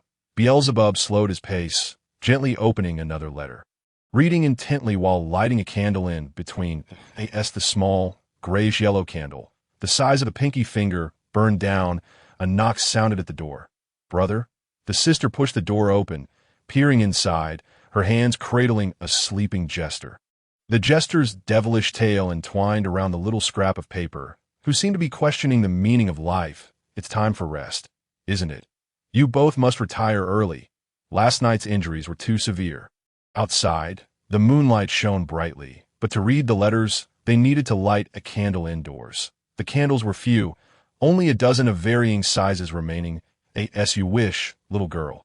The leader assisted Beelzebub in gathering the letters, placing them into the box, giving his little head a hearty rub, and reclining contentedly. "Indeed, my lord bishop." Beelzebub spread out a mat made of burlap sacks, using a plastic bag stuffed with leaves and dried grass as a pillow. Lying down, without a blanket, making do with a few black robes. "Wait, is this how you usually sleep?" The leader, initially thinking he was laying down a carpet, sprang up in surprise. "Our pillows and blankets have been given to our uncle." The younger sister pointed at him and added, "The pillows, blankets, and cushions are all stitched together, crafted from materials donated by the faithful. The cotton was gathered piecemeal, a handful from here and another from there, until a bag was filled." "Oh, I feel quite embarrassed about this," he replied. The elder brother suddenly felt the weight of his responsibilities. Having monopolized their belongings and forced them to sleep on the floor was a profound affront to his sense of manhood, akin to dousing it in gasoline and igniting a fire. "Once Uncle recovers, can he help us with work?" asked the younger sister, entering the room with her head tilted, her eyes blinking. On the way, I saw those meats, the organic juices and skins. I can't quite describe it, but we could just pick up some litter." She was still unaware of the situation regarding Catalina. "All right then," the elder brother sighed deeply, tilting his head towards the sky, his hands resting behind his head. "Yay!" The younger sister jumped slightly, twirling as she made her way to the door. "Where are you going at this late hour?" Beelzebub quickly halted her, tugging at her robe. "Don't worry, I'm just going to let the dough rise," she assured him, squatting down to take his hand, gently stroking the back of it, reassuring him that she wouldn't wander far. "What if a bad person comes? Mr. Jester will bite him." She shook the jester in her arms, mimicking a puppy's bark. "Woof, woof." The jester, whose snot bubble had popped, stirred awake, squinting and responding with a few sounds before falling back asleep. Smacking his lips, as if craving roasted chicken, it seemed rather unreliable. Yet if the acolytes of the cursed sect were to arrive, this fellow would undoubtedly become exceedingly excited and partake in the feast. All right then, let's go. The younger sister waved her hand and slipped out the door, gently closing it behind her. Her light footsteps gradually faded away, and Beelzebub returned to his slumber. However, he found himself tossing and turning, silently counting his heartbeat. 1, 2, 3. Moonlight seeped through the gaps in the wooden planks, resembling silver chopsticks embedded in the wall, accompanied by the faint whisper of the wind that I end this desolate expanse. It was either swelteringly hot, leaving one feeling faint, or bitterly cold, inducing numbness, a true torment. For the elder uncle, this hour was far too early for sleep. He could have pondered over some trivial matters. Yet the more he thought, the more chaotic his mind became. By the time the younger brother reached 500, he could no longer contain himself. Sigh. Younger brother, come chat with me. Mars sighed repeatedly, turning to beckon him.